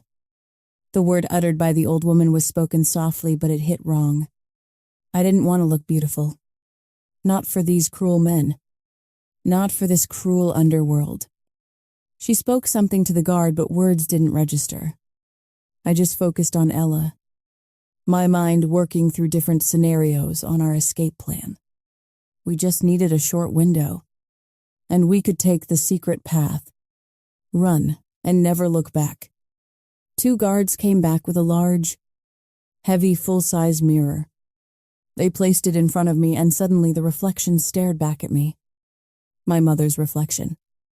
The bodice of the silver gown hugged my bust. The staples. Elaborate dress accenting my breasts and pale. Slim neckline. The dress shimmered on me. Even the poor lighting in this room couldn't take away its sparkle. With her expert hands, the old woman pulled my hair into a loose bun with curly strands framing my face. No makeup for me. Please bring the tiara from Mr. Romano. It has been in our safe for the past 4 years. They really thought of everything. What a cruel, twisted mind my family has. A short minute, and my mother's platinum tiara, sparkling with diamonds, rested on my head. Like a heavy crown. I'd give it to these people. They managed to transform me into an innocent, fragile-looking temptress. For the Romano belle to fetch the highest price, I thought bitterly. But I was neither innocent nor fragile. Not anymore. Chapter 25. Luciano, death comes for us all. I've watched hundreds of men die. Some I have killed. Others were killed by my enemies. Some I remembered. Others I didn't. Some deserved it. Others maybe not. But this one did. Many times over. Alfonso Romano's body laid at my feet. Full of lead. Full of bullets. Some from my gun. Some from Massimo's. And some from Alexei's. You good Alexei's Russian accent was thick.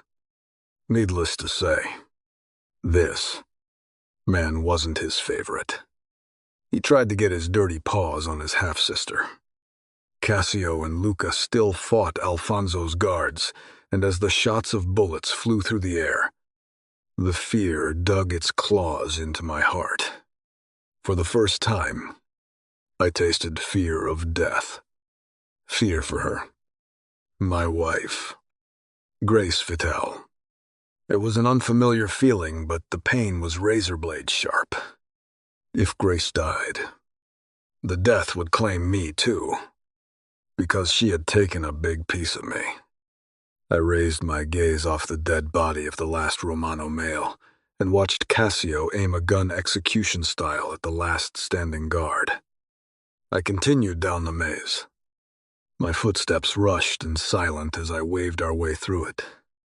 Keep Grace safe. Keep Grace safe. The gunshot sounded off. Too near. Another scream. A woman's... That's Ella. Massimo's voice portrayed the terror I felt. Why didn't I hear Grace's voice? My boots hit the ground running. Our movements silent and deadly. I couldn't run fast enough. I'll kill anyone who touches her. I'll burn this world to the ground if anyone hurts her. With my hand on the gun and my finger wrapped tightly around the trigger, I ran ahead. My wife's name echoed in my brain with every step, with every heartbeat. As soon as we got to a clearing, my step faltered. Sofia Romano's body lying motionless on the dirt ground, her blood tainting the earth. 2 other dead bodies spread across the small clearing. And that's when I saw it. My wife's nude pump shoe. The crushing of my chest felt like a physical punch as Massimo let out a raggedy breath. What the fuck happened here, Alexei and Cassio asked at the same time. The gurgling sound came from Sofia's mouth, taking the 2 strides to her body. I bent down on my haunches. Where is my wife? I watched the woman gurgle her own blood, choking on it. Let her choke on it. After I get my answers. Her fingers reached out to me and gripped my shirt. Help me. She was fucking nuts if she thought I'd ever help her. All the pain she caused my family. And now she took my wife. Threatened my son. But I kept my emotions in check. I needed answers. Where is my wife? I repeated. If you give me a good answer, I might spare you. Glancing down, I watched her desperation and the will to live move her thin lips. I never said I'd let her live, but I'd spare her choking on her own blood. Her lips moved, her voice faint as she tried to give me the answer. I dropped down onto the dirt, my knees digging into it, my face leaning close to hers. I could smell blood on her breath. Where is my woman? I snarled, shaking her. Where is she, Luciano? Cassio kneeled down beside me, his hand on my shoulder. I turned to meet his gaze and found him holding out a needle. The rawness, it shattered through me, dragging me under. Drowning. Me. The drawing inside my chest spreads, clawing the hole deep and burying itself into its darkness. Grace was my light. Grace is my light. I need her. Our son needs her. Nono needs her. We need her. You fucking bitch. He said. Where's my wife, or I swear to God. I'll keep you alive so I can torture you over and over again for the rest of your miserable life. She shot me. Her voice was barely audible. My Grace. My sweet wife. She shot her grandmother. I bet you deserved it. Vedma. Alexei spat out, his towering frame nudging her legs, kicking them around like the piece of trash he was. He looked like a fucking psychopath, or an angel of death, towering over her like that. He called her a witch, which she truly was. Where is my wife? You bitch, I shouted into her face. She and Alfonso cost my mother's and sister's lives. I wouldn't allow her to take my wife from me, too. The mother of my son. What happened to her? Benito. She rasped faintly. Astor Beach House. Stealing my yaw. I lifted my arm and aimed my gun at her head.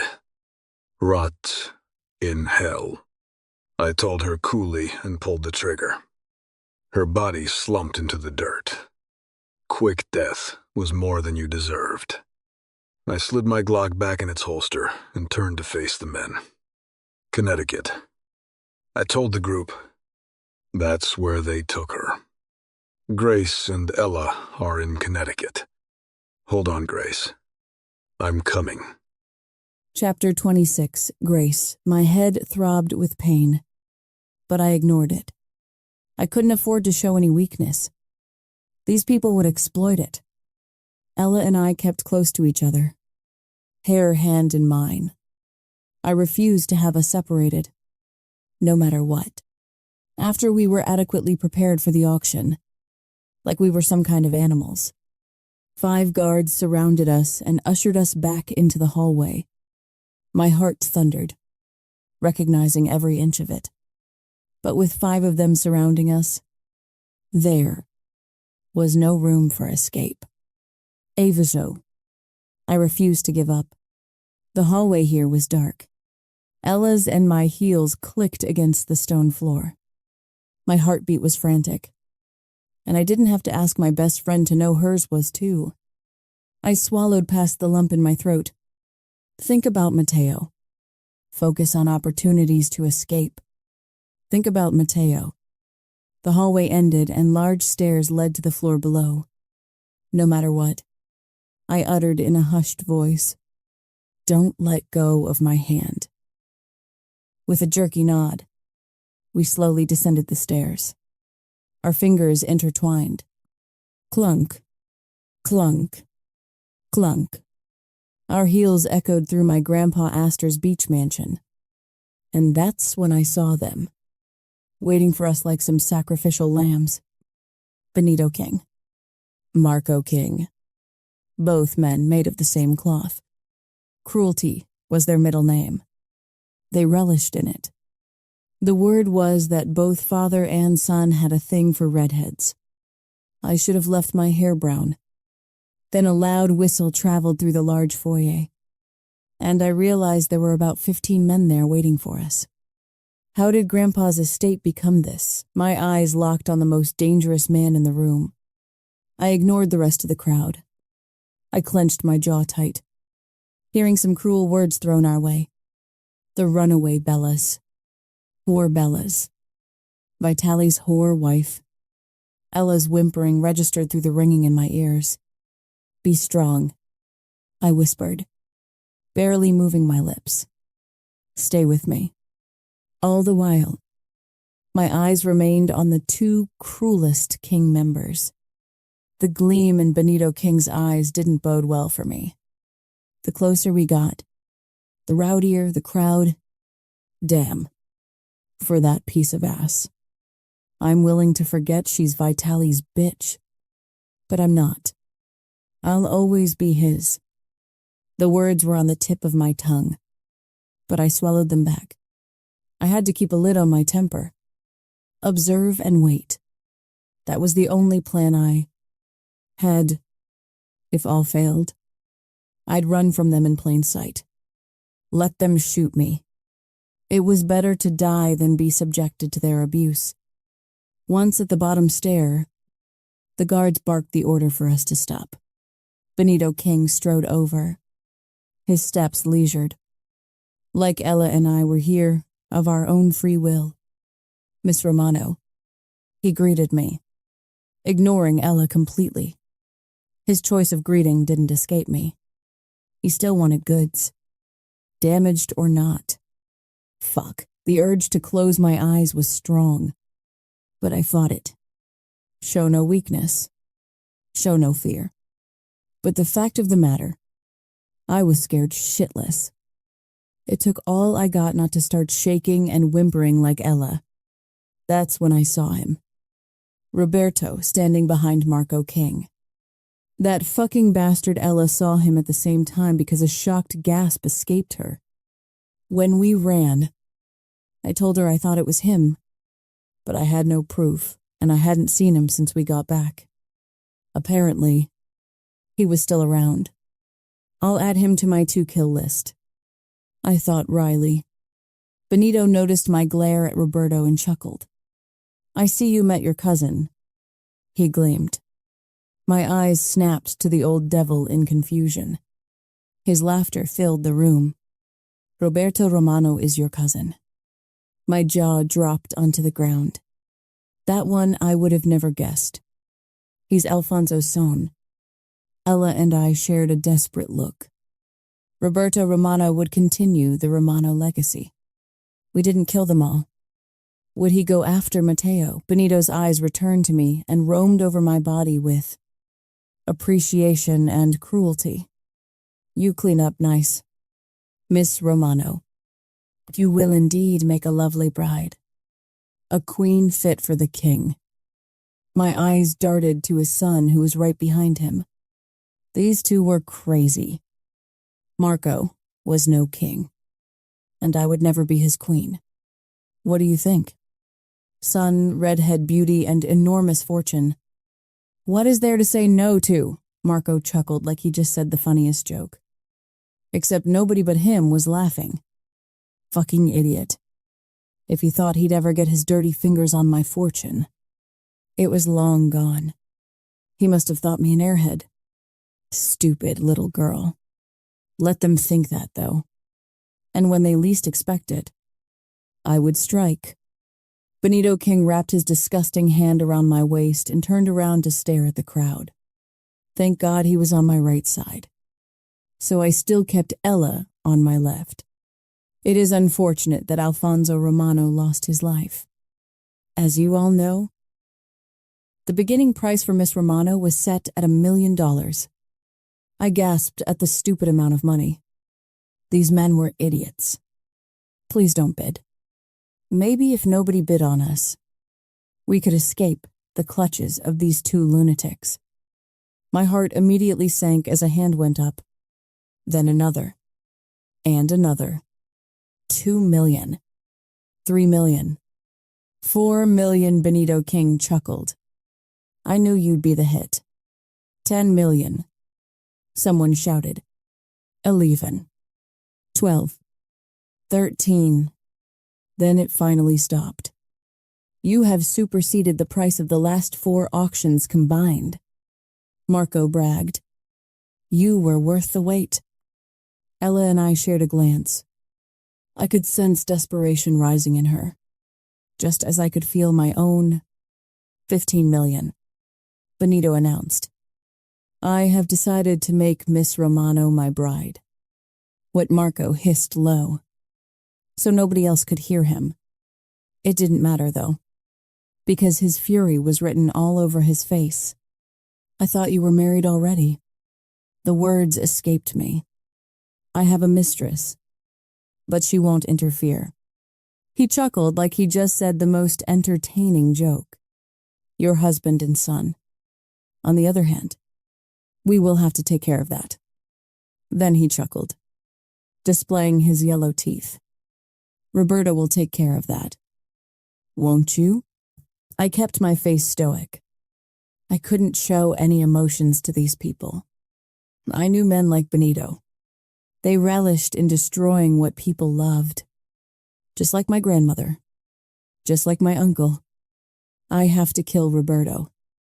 It finally made sense why I saw Roberto in my mom's dressing room backstage alongside my uncle. My lips pressed tightly together. I held his gaze. He wanted to see me react. Well, he had another thing coming. I wished he'd hold his breath waiting for my reaction. My back stiff. I refused to even blink. He finally looked away. Bored expression on his face as his eyes shifted to Ella. Now what to do with your friend? He pondered, although the damn Bastard already knew. He kept waiting, hoping I'd say something. I squeezed Ella's hand, biting my tongue. Do not show any emotion, just like my grandmother. He would destroy what I loved and cared about. She can be mine and my son's courtesan. The greedy bastard thought he won. What do you say?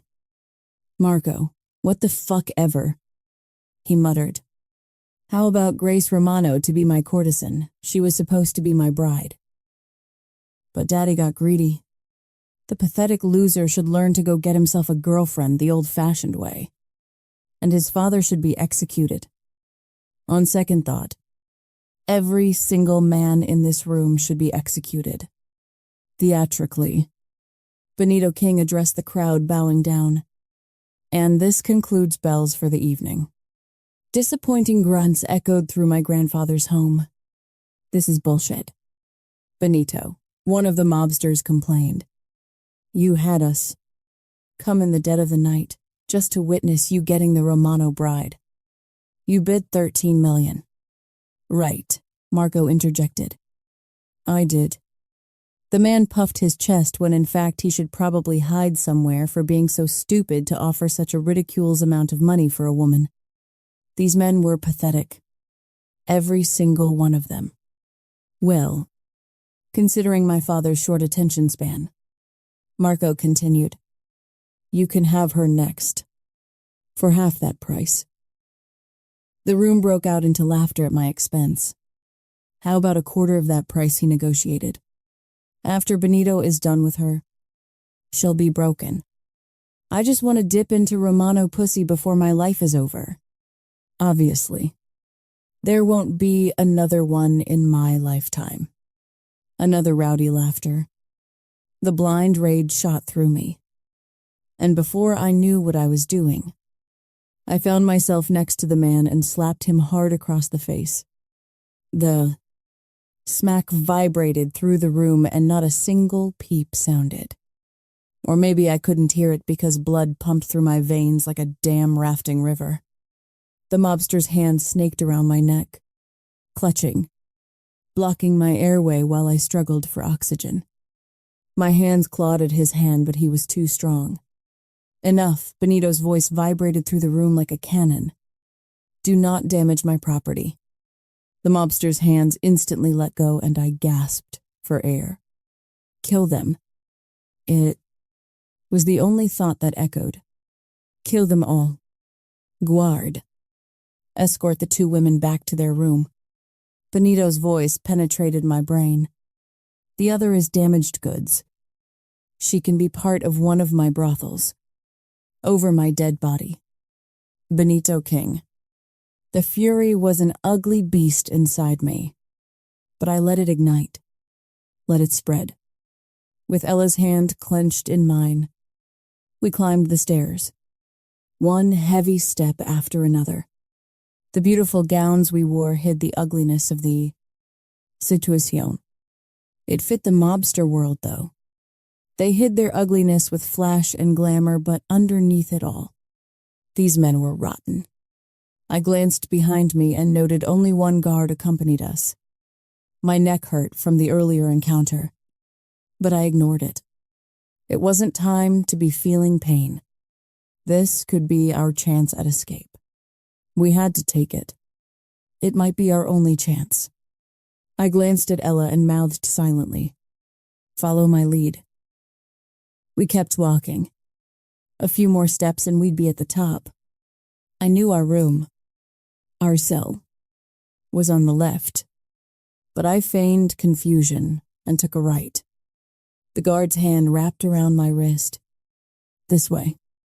And I let my body instinctively apply the years of self-defense classes. I twisted my body inward and gripped my hands on his forearms with all the strength I could muster.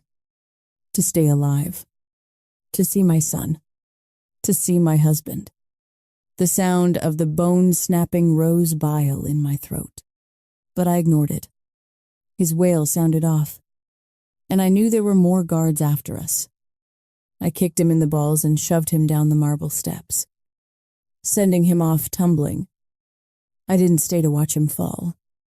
I grabbed Ella's hand and headed for the secret passage. Run. Run, I muttered to myself, where I ignored her question as we came to the end of the hallway. Faced by the stone wall, it is a dead end.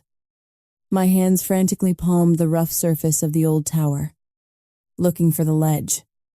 Small, I muttered. Please. Small. The rough stone cut into my soft palm, but I ignored it. That pain was nothing compared to what Benito King would have in store for us. We had to run. Here it is, I whispered victoriously. I pulled the ledge, and the wall shifted.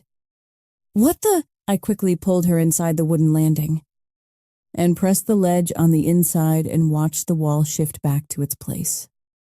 How did you know about this? Ella questioned in a hushed tone. This was my grandfather Astor's place. I whispered my response.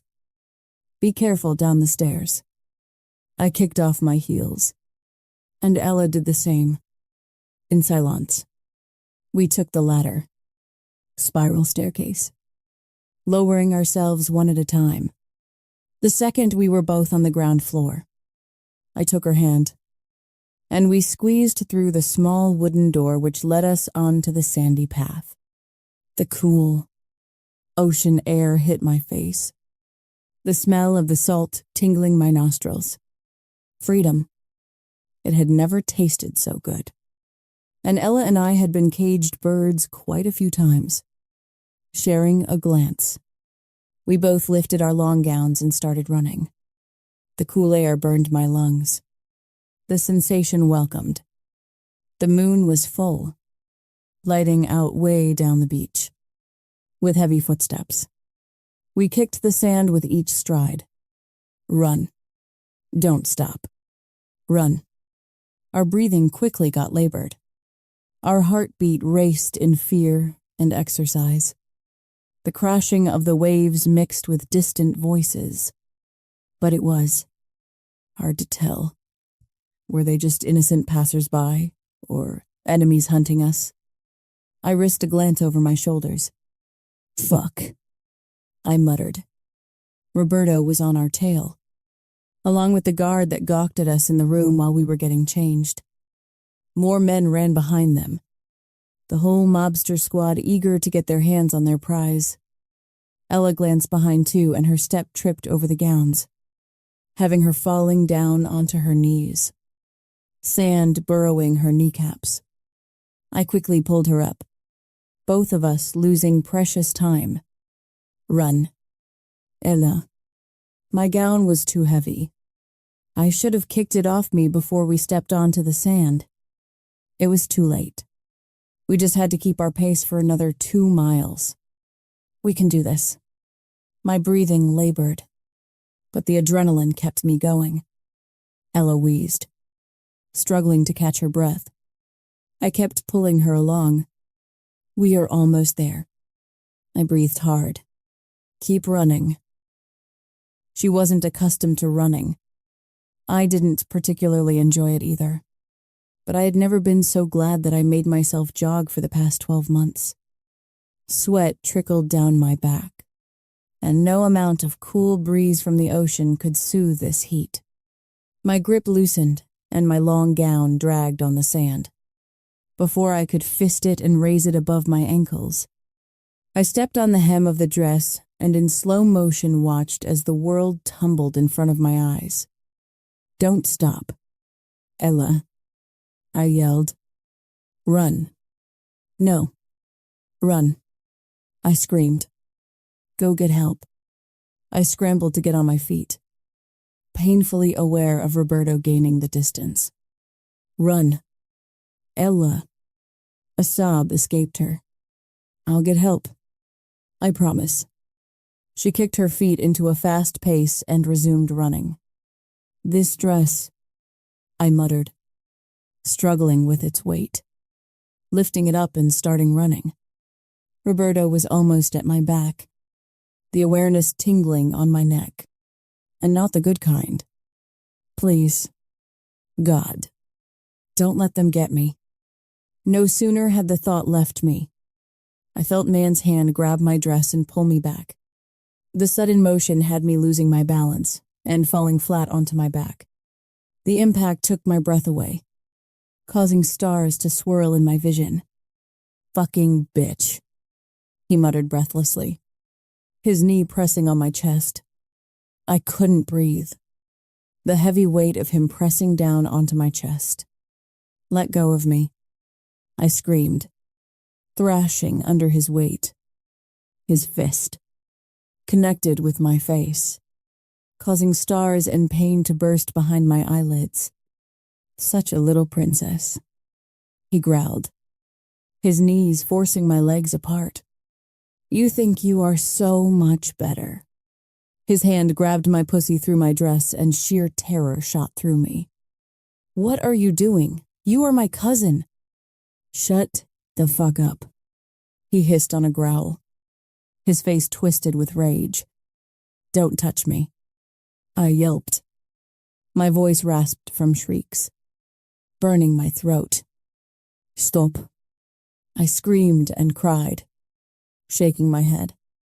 He leaned over, his strong frame keeping me in place, as his knees nudged my legs further apart, shoving his hand up my dress. "I'm going to have so much fun fucking you," he said, licking my ear.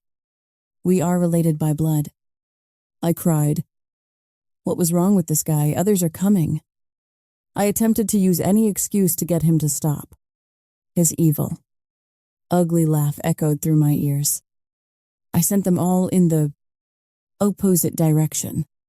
"I'll fuck every hole, just like the putana that you are." I spit into his face.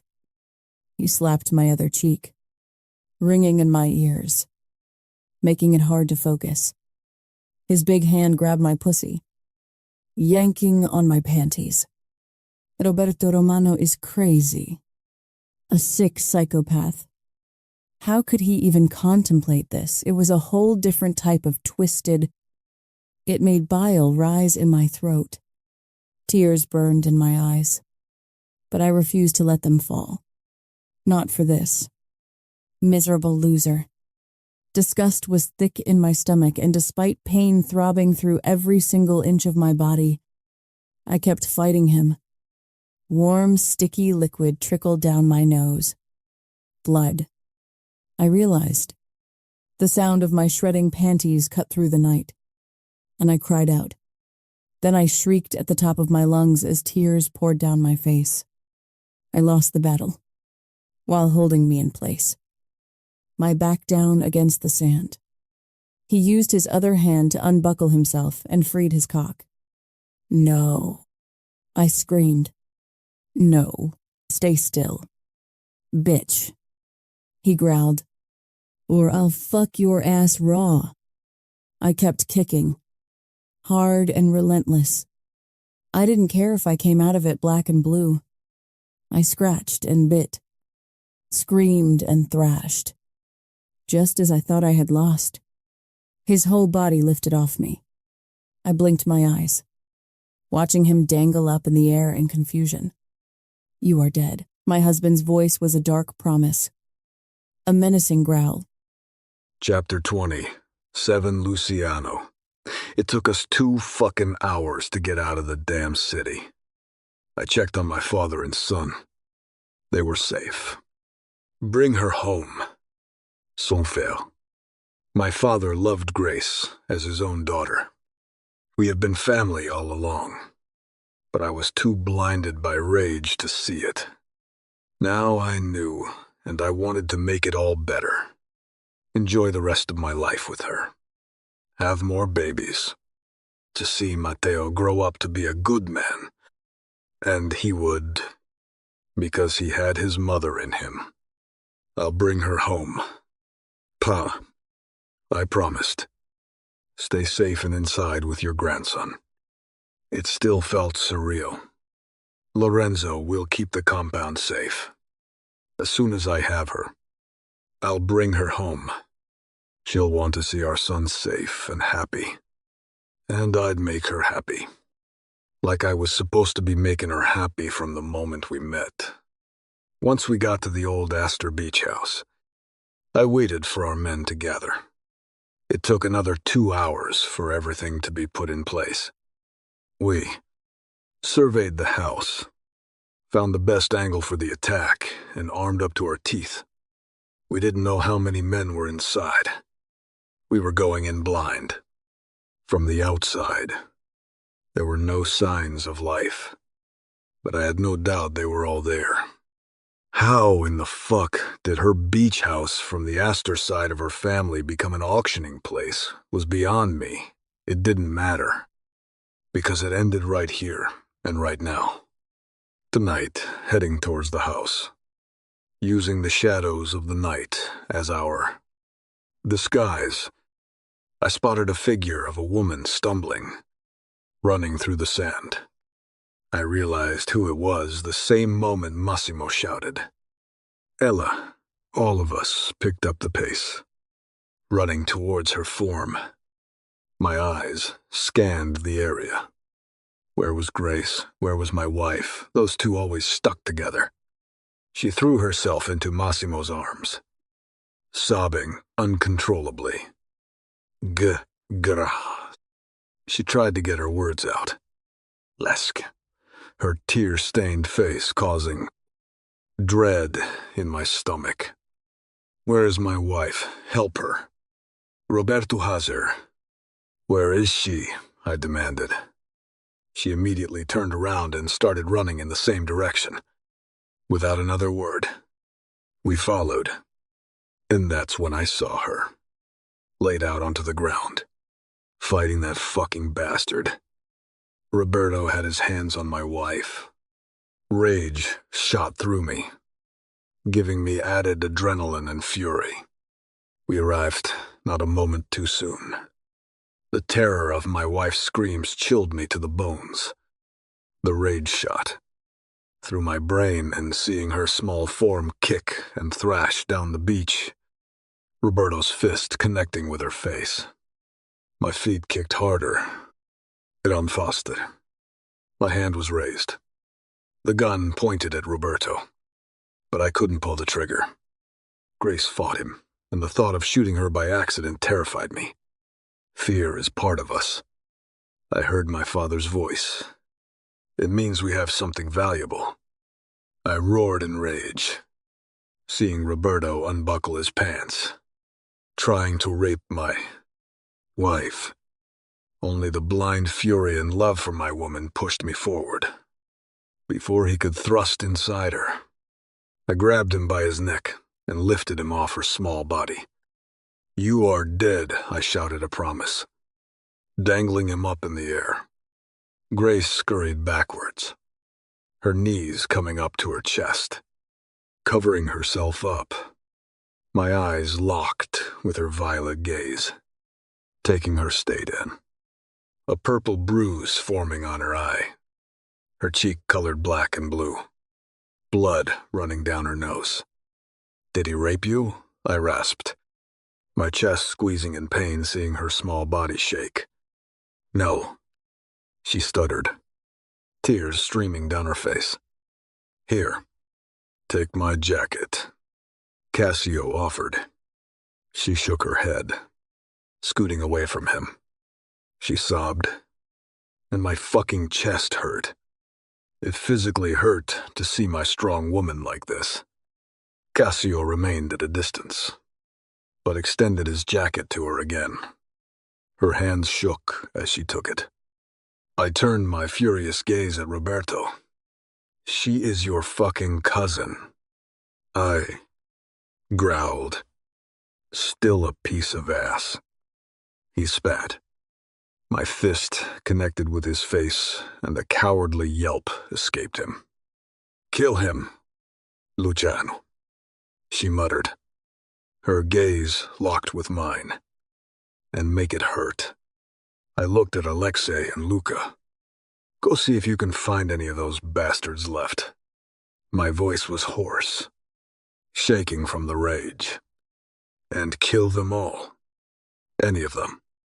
The two took off, ready to start the massacre of those bastards. My eyes shifted back to Roberto and dropped him down, letting him fall, down onto his knees like a dog he was. My fist connected with his face, over and over again, till my knuckles were raw. "I'll kill you slowly," I promised darkly, holding his stare. There was so much adrenaline pumping through my veins. I could dish out punches all night. "I'll cut you into the tiniest of pieces and scatter you all over this bloody planet. A saint won't be able to put you together." I drove my knee into his stomach. Pulling out my knife, he bowled over, with the impact into his gut, and it gave me a perfect angle to grab his hair and shove his face into the sand. I pressed it hard against the granular material. Hearing him choke on it as he struggled unsuccessfully against me had me grinning with satisfaction. "Nobody touches my woman," he said, cutting his cheek open. "Nobody touches my family." Blood gushed out of it, smearing all over his face, mixing with sand grains. His arms flailed, reaching for anything to grab a hold of, but there was nothing. Only sand grains. "You fucked up," I growled, my murderous rage blinding me. I shoved my knife into his neck, where his main artery kept him alive, and watched him gurgle, choking on his blood, and I never delighted more in the sound of a man dying. "My woman." I let go of his body, and he collapsed sideways into the sand, the blood soaking into it. "Luciano." My wife's soft voice snapped me out of my rage, and I turned to find her watching me. Fuck. I kept showing my ruthless side to my wife. It wasn't exactly a way to get her to stay with me. I had to take care of her first. She didn't need to see all my cruelty and ruthlessness. At least not now. But with our gazes locked, instead of fear, her eyes glimmered with something else. She raised her hand, reaching out for me, and I rushed to her side, wrapping my arms around her. And then sobs won out, and her small body shook as she buried her face into my chest. "It's okay, tesoro," I murmured. "I'm here. I'll always be here." My hand clumsily rubbed her back, staining her dress with blood. They killed for her. But right now, nothing mattered more than making her feel better. I'd clean her up later. I'd give her anything and everything she needed. Right now, I'd comfort her. I raised my head and met Cassio's eyes. He shook his head. Benito and Marco King were still on the loose. His eyes traveled to my wife's shaking. "Form." Worry edged on his face. He was familiar with the gut-wrenching pain of watching your woman almost getting raped. My gaze shifted to Luca and Alexei. Massimo already took Ella back to the car. She was barely holding herself together. I couldn't fault him for taking care of his woman. "Thank you," I told them all. All three of them nodded in silence, watching my brave, strong wife fall apart in my arms. I murmured, "I got you." Chapter 28, Grace. My whole body jolted out of bed. My breathing labored. I struggled to catch my breath, my eyes darting around looking for anyone lurking in the dark. "It's okay. I'm here." Luciano's voice penetrated through the fog and his face came into focus. "You need to rest." He watched me with love, his hands gently wrapped around me. "Am I dreaming, Matteo?" I rasped out, my voice cracking. Ella is safe. She's with Massimo. Matteo's safe. he whispered. I just checked on him. Our son is safe. I blinked my eyes. Our son, Roberto, is dead. So are his father and grandmother. Matteo is safe. So are you. He leaned forward and placed a kiss on my lips. I love you. Grace Vital. I love you too. But words refused to leave my mouth. So much has happened since we first met. So many ugly words and memories. My chest felt tight, like someone pressed on it with weights, as if he could read my thoughts. Luciano reached out and took my hand into his. Please. Luciano.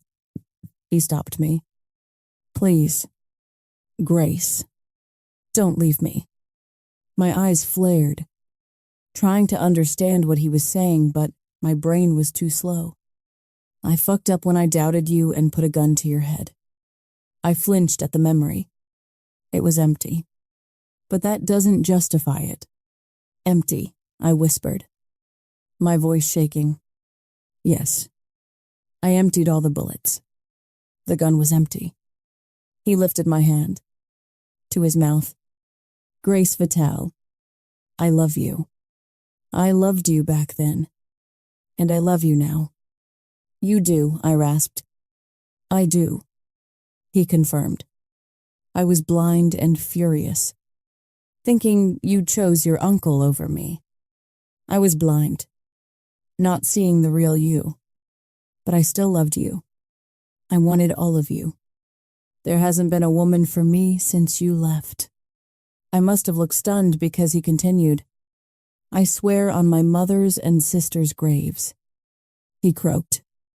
The gun was empty when I pulled the trigger, and I haven't had another woman in my bed. I tried, I won't lie. But all I could see and smell was you.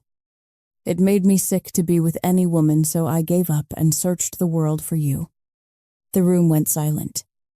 His confession, heavy in the air. I loved him too, but fear held me back. The gun was empty, yes. His forehead leaned against mine. You are my life. Grace. I was an asshole. Your words, telling me you loved me, didn't sink in till I sat in our bedroom that night, alone in the dark. But those words will forever be part of me, engraved in my heart and soul. I wanted another chance with him. Didn't I? I wanted my happily ever after. My own fairy tale. I stared up into his hazel eyes that always pulled me in. The eyes that I lost myself again and again. The eyes of our son. There hasn't been anyone else for me either. I told him, my admission raw. It made me feel vulnerable. I love you, I whispered. Our mouths connected and our kiss was desperate. His lips devouring me like I was his oxygen. Eventually, Luciano pulled back, both of us breathing heavily. My wife. Yes, I was his wife. He was my everything. My strong, brave wife. I don't know about that, I muttered. I was scared. Both Ella and I were. I thought back to the struggles as we roamed Europe. Worries about Matteo. Hiding from him and my family, where they wasted years for naught. You are brave, and I don't deserve you. He took my face between his hands, his lips brushing against the tip of my nose. But I will spend the rest of my life making it up to you. You gave me a son, named him after my father, even after I fucked up majorly. I loved you, I told him simply, and I still do. I didn't betray you. I'll never betray you. But I can understand your anger. My family cost you a lot, but that wasn't your debt to pay. I had to agree with him there. Fresh start, I murmured. Yes, fresh start. He agreed. I have to tell you one more thing. We might as well lay it all on the table. He waited, tense. I have been laundering money. I won't do it anymore. But you should probably know, just in case some shit follows when I give my notice. Though, to be honest, I kind of liked it. I peered at him through my lashes. I wouldn't mind continuing it. As my little side hustle. Maybe we will become competitors. His booming laugh filled the room, and I wondered what was so funny. I know, my little ghost. Because I'm the ruthless king. My eyes widened at his admission. What I just found out you were the ghost a few days ago. He pressed a feather-light kiss against my mouth. My little criminal. My lips curved into a smile against his. I had the best teacher. Epilogue, Luciano 1 year later. Our home backyard was draped in silence. As we listened to the priest's words, blessing our baby girl, our little Francesca Aria Vitali, named after my mother and Grace's. Dark hair framed her little face, matching her big brother's and mine. But it was her eyes that had everyone falling all over themselves. She had her mother's beautiful eyes. My wife. I'd never get sick and tired of saying those two words. She cradled our daughter in her arms, her small body leaning against mine. I studied my wife's rosy cheeks and ginger red hair strands flying with the light breeze. This woman was my beginning, my middle, and my end. She was my whole life. This family, blood and non-blood, was what this life was about. You're staring at me, she whispered under her breath, so only I could hear it. You love when I watch you. And her wide smile was my confirmation. I'd never tire of watching her. Soft smile and happiness on her beautiful face. The christening ceremony for our new addition was perfect. Nono and Matteo practically shone like light bulbs. My father must have taken some kind of reverse aging cream, because I swore he looked better and younger each day. He swore it was happiness and our family. Vasily and his wife, along with their 1-year-old son, were here with us, as well as Alessio, Nico, Luca, Alexei, and Raphael. The priest called for the godfather to step in. I was surprised when Grace suggested Cassio for the godfather, knowing her aversion to the King family. He is your best friend, she murmured. Ella is my best friend. She is Matteo's godparent. It is only fair. Your best friend is Francesca's. Needless to say, Cassio was shocked as well. There might have been a slight resemblance of a tear in his eyes. I wasn't sure. Grace gently handed our daughter to Cassio and smiled. Protect my baby, she joked. With my life, he vowed, and I knew he would, as the priest recited the verses. My wife's hand found mine, and our fingers interlocked. Her eyes were on Francesca, watching her like a lioness. She protected the one she loved with all her might, and it made me love her even more. May Almighty God, the Father, the Son, and the Holy Spirit bless you, Francesca Aria Vitali. The cheer sounded off, and Grace's proud smile breathed life into my guest. No matter what life had in store for us, she would always be my rock, my flame. Francesca's tiny body looked even smaller in Cassio's arms. He looked like a big bear, worried about hurting its cub. I couldn't help but chuckle at the sight and laugh when my father snapped a picture of the two of them. and Cassio warned him he'd wake up the baby. I nuzzled my face into my wife's neck, inhaling deeply. Her scent always calmed me, grounded me.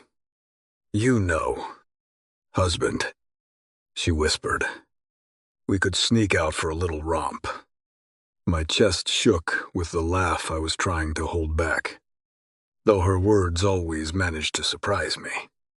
I wasn't going to bring attention to ourselves.